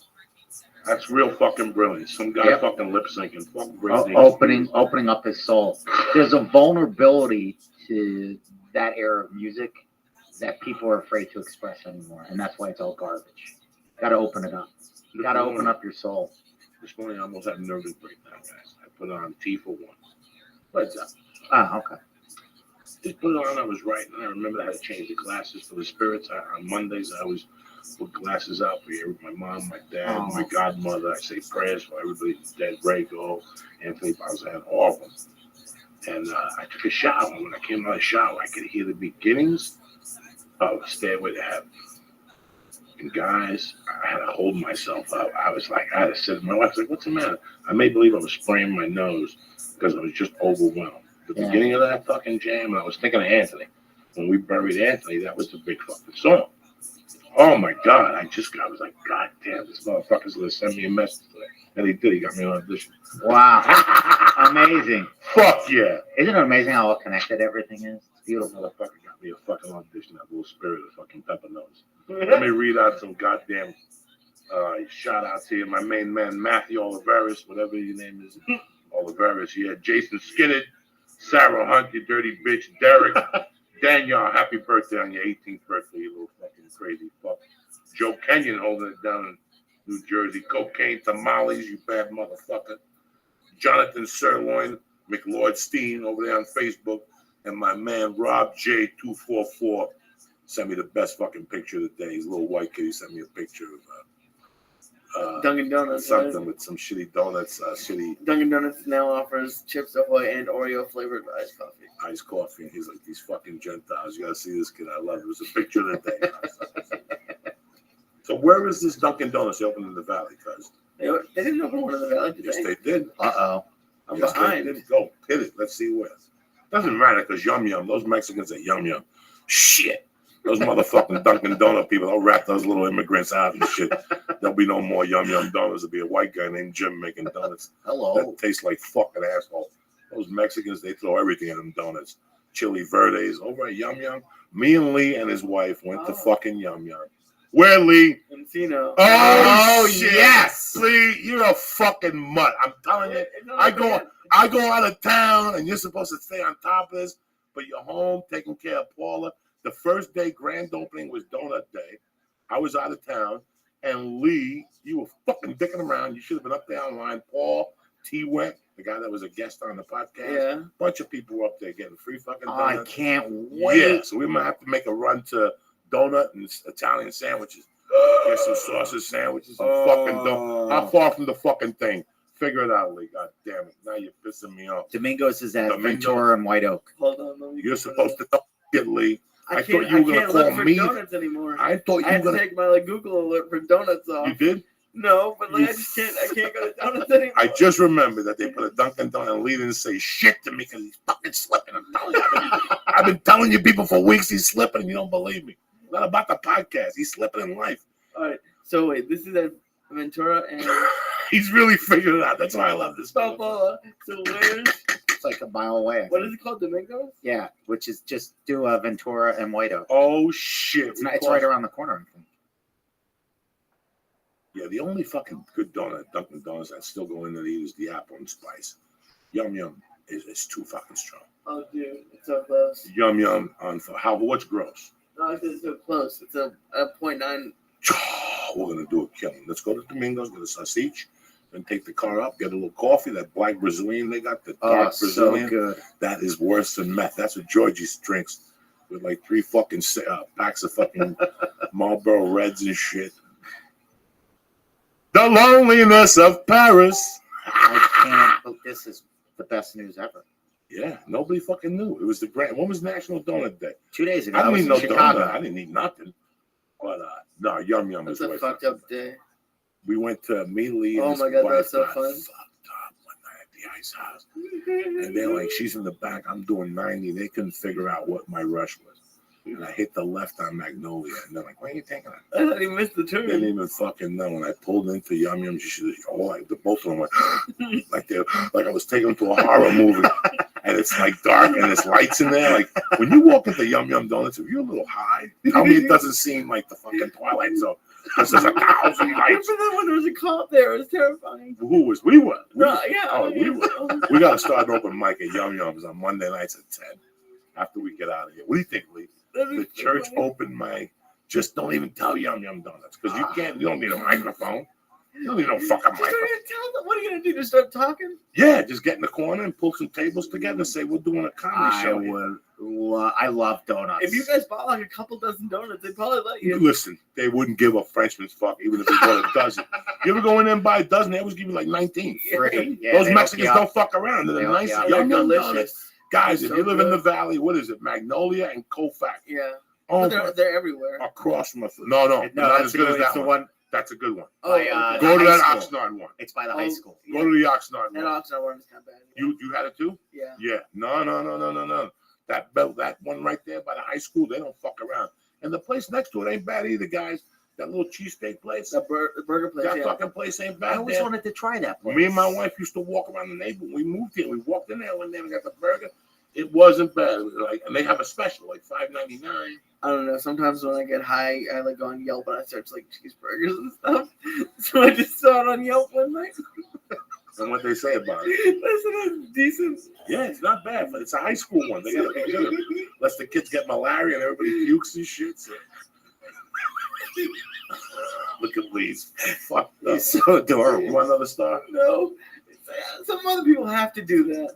What's that? Go on Yelp when they're high, just like looking good Look food. for food. Just look for Yelp. Hell yeah, when you're on the That's diet. what you do in the mornings, cocksucker. You should be out getting sun, you fuck. You're like a vampire Jew. There's no Jews that are vampires. You're the only fucking one. Look at you. Speaking of food, there's a Grimaldi's down in by the airport. I heard something like that. And I had heard that rumor, and I was like, is that right? Because I always get Grimaldi's confused with the other one from Chicago, so I just thought they were wrong. What's the one you went to with Paul with the peppers and the fucking Portillo's? Portillo's. So I just thought that they were saying the wrong word. No, there's a Portillo's in Orange, and there's a Grimaldi's really- down in like Hermosa Beach, Redondo, Torrance, somewhere down there, South Bay. I had never had like the Italian beef sandwich before. How fucking was it, Lee? I just melts. And if you get the Italian beef with the sausage in the middle and dip that You too, put sausage in the sandwich? that's how they do it, half and half. Oh, that's a fucking heart Yeah, attack. that's dog. When you put that in what's the name of My Fitness Tracker? My Fitness, huh? It just The blows fat up. content. I dog. remember Fuck you. one of my favorite Uncle Joey quotes is, you looked at me and you go, if we're going to get fat, we're going to get fat off the good stuff. And I think about that all the time. I've been telling Lee for 20 years he don't want to believe it. He wants to go eat shit food and then get pissed off. And I tell him it's not worth putting in your body. Right. I'll eat And something exercise healthy. and garbage. Right. Like I stopped eating Chinese. I had to stop. It was an insult to my fucking moral fiber. It was Yeah. a fucking insult. Every time I walked in there, the egg rolls They shut. don't know how to do it. No, and they're nice people. Oh, that green apple. They're the Yeah. nicest people in the world. The filet mignon, the Chinese style filet mignon is to die for. But I had to stop fucking going in there. That's what's killed. I lost 23 pounds because I stopped eating garbage anymore. Yeah. I had to stop. I had to fucking stop eating all those.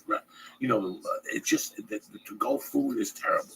It'll fucking kill you. Yeah, and in this city, I think it's not good. So if it doesn't taste good on top of it, I'm like, forget it. Oh my God, Denver! I went to this place called Sam's.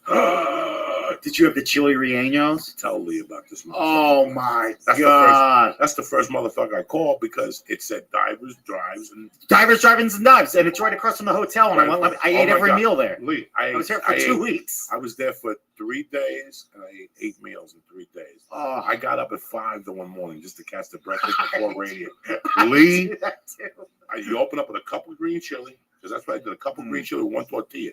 They're like 1,000 fucking grams of carbohydrates, tortillas. Oh, don't tell me that. Yeah, I didn't know. I would take 3 of them and dip them in there. And I went up to my room, put it in fucking whatever, and I'm like, what have I done? I'm over the fucking carb limit. So for dinner, I was getting a 6-ounce sirloin, and I would eat half a baked potato and the mixed vegetables, and I wouldn't eat the bun, the fucking butter on the bun. Delicious. I ate a 6-ounce sirloin all fucking 3 nights at Sam's. That's good. I had breakfast all 3 mornings at Sam's with the cup of green chili. I wouldn't eat the potatoes. I only ate 1 piece of wheat bread with the 2 eggs. That's beautiful. It was the bacon was fucking delicious. Lee, what did we spend for food? Tell Lee. Breakfast, you ready? The number 4. That's what that is. 2 eggs, home fries, 2 pieces of toast, and coffee. Number 4 is $4.49. You know what my breakfast was every day except Saturday? It was $13. It was $9.80 every day.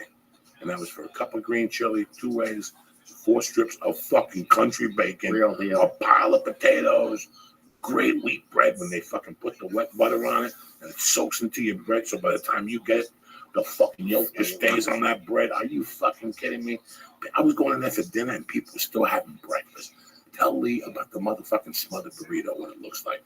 I kept dreaming about getting the ground beef. He called me, he's like, I'm scared to get it.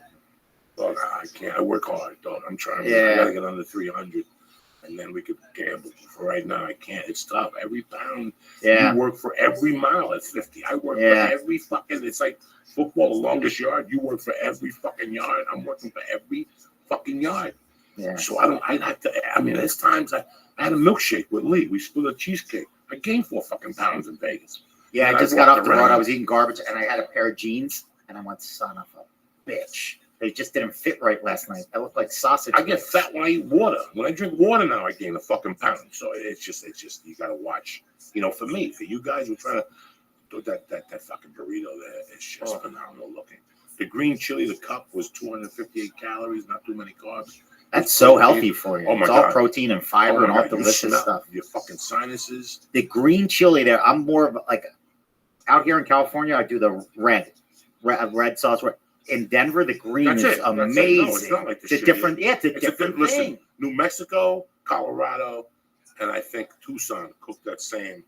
Then you get to Texas, and it's called Tex-Mex. So there's three or four different styles of Mexican cooking and shit like that. So good. This is a great podcast today. I enjoyed the topics we spoke about. So happy to be just here. you being here on Monday night is always great. I was trying to get you like 3 weeks ago. I had somebody scheduled for this afternoon. I really like the guy, but my Monday nights have to be a comic. I want them to have a fucking morning to go, wow, that was a great podcast. Lee was high. Thursday, we'll do a thing about Sistema. He's a great guy. We're going to have the guy that just, this kid, friend of mine, Eric Medina, used to date a friend of mine, Bonnie, and he opened up you going to jiu-jitsu tomorrow night? If I can with this thing, I guess. Yeah, you're going. Forget about the eye. Don't even blame the eye. No, we'll put a patch on it. Make sure you go. He went to jiu-jitsu. It's great. I'm very proud of him. He has no idea.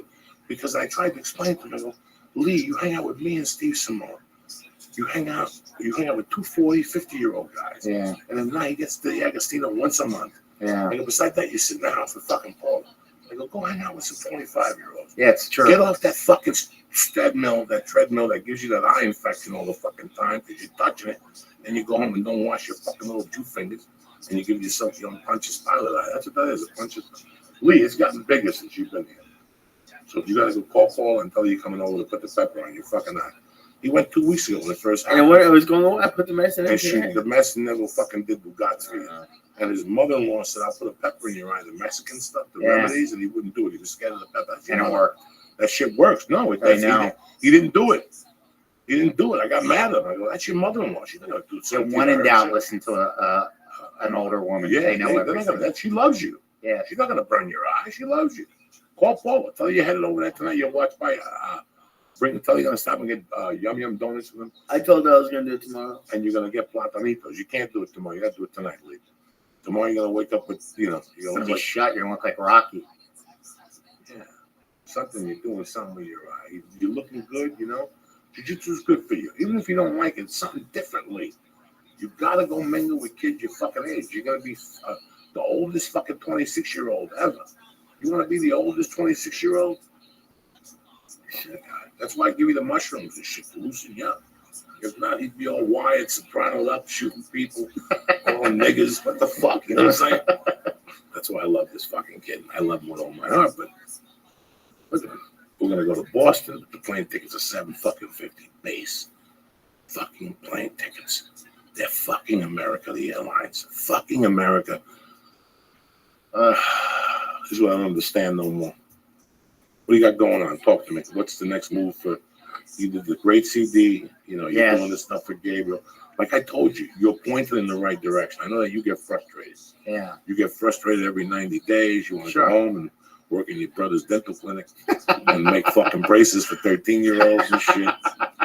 But you're invested now. Yeah. You can't go nowhere. It's only going to get better. That's what these young comics. You told me. Get the CD. You helped me a lot because I used to be a prisoner of perfection, I call it. If it wasn't perfect, because it was fear. It's a form of fear. It's fear. And you go, if it's not perfect, I don't want to do anything. I'm not going to jiu-jitsu until I get in shape. That's what jiu-jitsu is. Go to jiu-jitsu. You get in shape. Nobody's going to laugh at you. Right. You're going to do great. It's like anything else. Everybody's always preparing for the thing. Just go out and live. So then I put it. As soon as the CD came out, now I'm looking. I'm going, wait, I'm making a living. I don't know how it's coming in. It's never, and it's taught me how to live. I don't live in the future anymore. But I go, you know what? The phone rings. I get a gig, and it works out. So that's it. I've been busy. Been around the world twice. You don't need to question nothing. No. All you need to do is get up every Monday and keep doing what you're doing. I got this the other day, and I really wanted to talk to people about this. And it sounds kind of stupid and gay, but let's just discuss this real quick. I got this off of Google, and it was 16 things that people do on a Monday, successful things that people do on a Monday. I've been doing 11 of them. Just because naturally, me and Lee have always discussed this. That's great. Get up early. That's why I don't want to fucking fly. There's no comedy club that's worth for me to fly Monday. Monday, you have to be ready to go. Not, and that's why I tell Lee again. Lee and I got into it about a year ago. I go, Lee, you have to be at work Monday. You gotta fly back Saturday. Yeah. Yeah, but I don't give a fuck. You gotta fly back Saturday. Yep. That's it. Get rid of You your need that day guest. to bounce back. One day to bounce back. You cannot get in at 11 and do a job at 8 in the fucking morning. You cannot. It's a fucking shitty job. It's anybody. It's not just. It's anybody. You got to get up early. I don't give a fuck what they tell you. You get back, you have to take a vacation from the fucking vacation. Absolutely. All right? Exercise on a Monday. This is the one I have over. Healthy breakfast. You know, that Monday, that starts your week. You know, work, you got to be there at 8. I don't have to be there till 8. There's going to be traffic. Then get there. Arrive early. Whatever you got to do, make it a point. Monday. Just Monday. Yeah. I don't give a fuck what you do Tuesday. You know, greet the team. Good morning. Everybody you talk to. When you wake up in the morning, if you don't say I love you in the morning, first fucking thing, it ain't going to work out for you, man. That's true. You know, I was thinking about that book, The Warrior. Remember years ago, there was a big thing. People getting involved with some book, the creative, unleash your creative. Oh, the warrior spirit. So, yeah, I remember that. The big thing about them is they tell you when you wake up in the morning is to write. Just get up. You don't have to be a comic or fucking anybody, because when you get up, what's the first thing you do? Go to the bathroom. How bad does it smell to pee? Pretty bad. Okay, now after you have your first cup of coffee, what happens? A bowl of cereal. Take shit. Okay, so if you everything has waste, what about your mind? What about the shit you saw the day before that you dreamt about? Now it's in your mind that you might wake up a little fucked up over. So you know what? If you usually get up at 7:30 because you got to be at work at 8, you're a fucking loser. Get up at 6:45. Get that cup of coffee. At 7, you sit down and relax and write out what you woke up with. Right, every morning. Why do I always wake up with a song in my head every morning? That's a song track. That's a song track of my fucking day. That's but when great. I wake up in the morning, I'll show you the notebook. What I write, my penmanship's off. Yeah. My words are off. My spelling is off. I go from talking about comedy to talking about Lee's. You're cleaning the tubes out. You're cleaning the tubes. 2 pages. Don't get up. Don't fucking get up. I'm buying a notebook on my way home. Don't tonight. get up. A Just new one I just for look at that thing. It's like getting home. It's like drinking and trying to write jokes, and you wake up the next morning and look at them. It's reverse. Yeah. It's your mind's waste in the morning. Just sit there. That's 15 minutes. That you're gonna be so much fucking better person. Your work, you're gonna be. You ever write a lot and have to go on stage that night, like when you write your script? You're not writing comedy. You're writing your script. Yes. Go on stage and see what happens to you that night. You will bring down the fucking because you're still writing. It doesn't have to be comedy. You do better when you don't write comedy and get on stage. Yeah. But you write something. You write a chapter in your book. You write your bio. Whatever the fuck you write is gonna everything. You know, I remember going to karate once a week. I was 400 pounds. I was snorting blow, and I saw him the jeer. And I told him, I looked him in the face and I said, I'm really sorry, but I'm not going to class. He goes, with my traveling, I made a bunch of excuses. He goes, if you go once a week, it's going to help. Once a week. Because everybody knows that if you go once, you're going to go twice. You're eventually going to go twice. Better habits, better decisions. What I tell Lee about jiu-jitsu, I go, Lee, you're only going to go on Tuesdays. You're only going to go on Tuesdays. Until one day you go, you know what, man? I'm sick and tired of not figuring this out. I'm going to go to day class today. And that's when you just, well, he ain't going nowhere now. Look at him. He's sitting there like a dunce. He's sitting there like one of Jerry's kids, staring out into fucking space, Thinking when they're gonna let him out of this cage. What did you give me, motherfucker? Then you give me your fucking Jamoke. Look, I love you. I'd be dialing 911 on you. Where we going for donuts tonight? Sure. You go for a couple of fucking yum yums tonight. Always. All right. So where you at the next couple of weeks? Talk to me. I'm in town. I'm finally in town. And where you at this summer? What club you going to? June 30th, I'm doing a podcast show down at Nerd Melt on Sunset. Hopefully the special guest will be Roddy Piper. Okay. There's a sponsor that's going to do a pizza party. They're like, let's throw a little kid birthday party for grown-ups. Good times.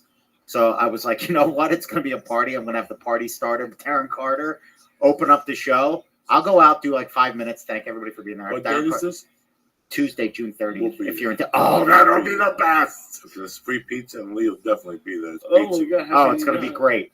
And then, so I'm really looking forward to that. And then I'm going to do La Jolla Comedy Store the 10th and the 11th. And then depending on the plane tickets, I'll probably be at Helium in Philly the week after that with Steve Byrne. And then Toronto in August. And that's my summer. I have 100 pages of a family-friendly feature comedy that God willing, next 3 weeks, I'll have the time to look it over and get it good and send it out and see what happens. In your eyes. Close your eyes for 5 minutes. I want you to think about when we were on the road with, what's his name? What year was that? 2002, maybe? 2003? How broke you and I were. Oh, God. The shape I was in. I remember you and Dice trying to get me to the gym. I was about to die. I was pale. Yeah. You know, that's a long time ago, Simone. So I think that first time would have been 2001. That was a long time ago, Simone. Me, you, Bobby Lee, Jim Norton. My God. That was a long time ago. That was even a little before Opie and Anthony. He was just doing spots. He wasn't on Opie and Anthony. No. Yeah. So if you close your eyes and you think about that, this journey is that much better. Just the fact that we're still fucking Goombas. But to me, that's everything. That's everything. Just the fact that we're still in this fucking game. Whether we're broke, poor, depressed, we're still here. Yes. You know how many people have gotten up and left already? Left. Said, you know what? Yeah. Oh, it's for fags. You got to be gay to be in LA. Fuck you, motherfucker. You didn't do the work. Now you're blaming it on whatever. You didn't do the work. I think a Raging Bull. You never had me down, Ray. You never had me down. Just keep on getting punched and punched. And now, I got to be honest with you, I'm sorry. I believe now. I already feel like I made it because of my friends. It's like, this is it. Every day's a gift. I'm paying my bills. What else do I want? I'm happy. I'm the happiest person I know. It's all blessing. Thank you for keeping us as a family. Thank you for. I look at that picture and it's a great picture of us three. We're fucking family. You know? It's the best. And we got Ari Shafi and we got Renazizi. Renazizi's moving out this summer. I can't wait for that. Then before you know it, Ari will be so back he's out moving here. Back? Yeah, he's moving to Pasadena. It's going to be great. He hasn't sold the house yet. No, no, we straightened that out. So you're gonna live there like a doctor. God bless you. See you all depressed when I remember. You know what? That was the final piece where, not to get relit, but I'm starting to finally learn how to trust. And like when you were talking about being on the set of The Longest Yard and something about you just almost didn't feel worthy to be there. I lived my life like that for too long, where blessings. That's what I meant. Blessings would come into my life, and I didn't feel you judged them. So I told God no. Yeah. I said, no, I deserve to be in hell. And now I'm going, wait a second. I don't deserve. I don't want to be in hell anymore. Right. So now I just go, all right, I can't control anything really. I wake up every day. I work hard and I do all I can do, but I leave the results to God and trust it's all going to work out. And you know what? It always does. It always does. It always I sat does. there on the plane back from Colorado going, if you had any idea what was in my mind when I left town, when I was driving out from Boulder to Longmont to catch whatever road I had to catch to 70 West, I don't even remember anymore. You guys have no idea what I was thinking. I mean, I just paid for gas with an extra driver's license I had. Wow. I found out that if you fill up your tank, you don't have the money, they'll say, yeah, just give me your license and come back. I had 2 licenses. I found them as I was leaving. I said, this is a free fill-up. This is 800 miles on somebody. That's how I left both. Giving these people a license and leaving a $30, whatever it was. That right. Tank that I don't fucking know. And just how I felt, how bad I felt about myself, how angry I was at my ex-wife and the daughter. And through all that, like through all that junk, I still had enough belief to get in the Datsun B210 and drive to Ogden, Utah, and say, I'm never coming back here after Ogden. I like Ogden. I forget what run that was. I forget where even you end up. It doesn't matter, you know. But that Tuesday, I drove to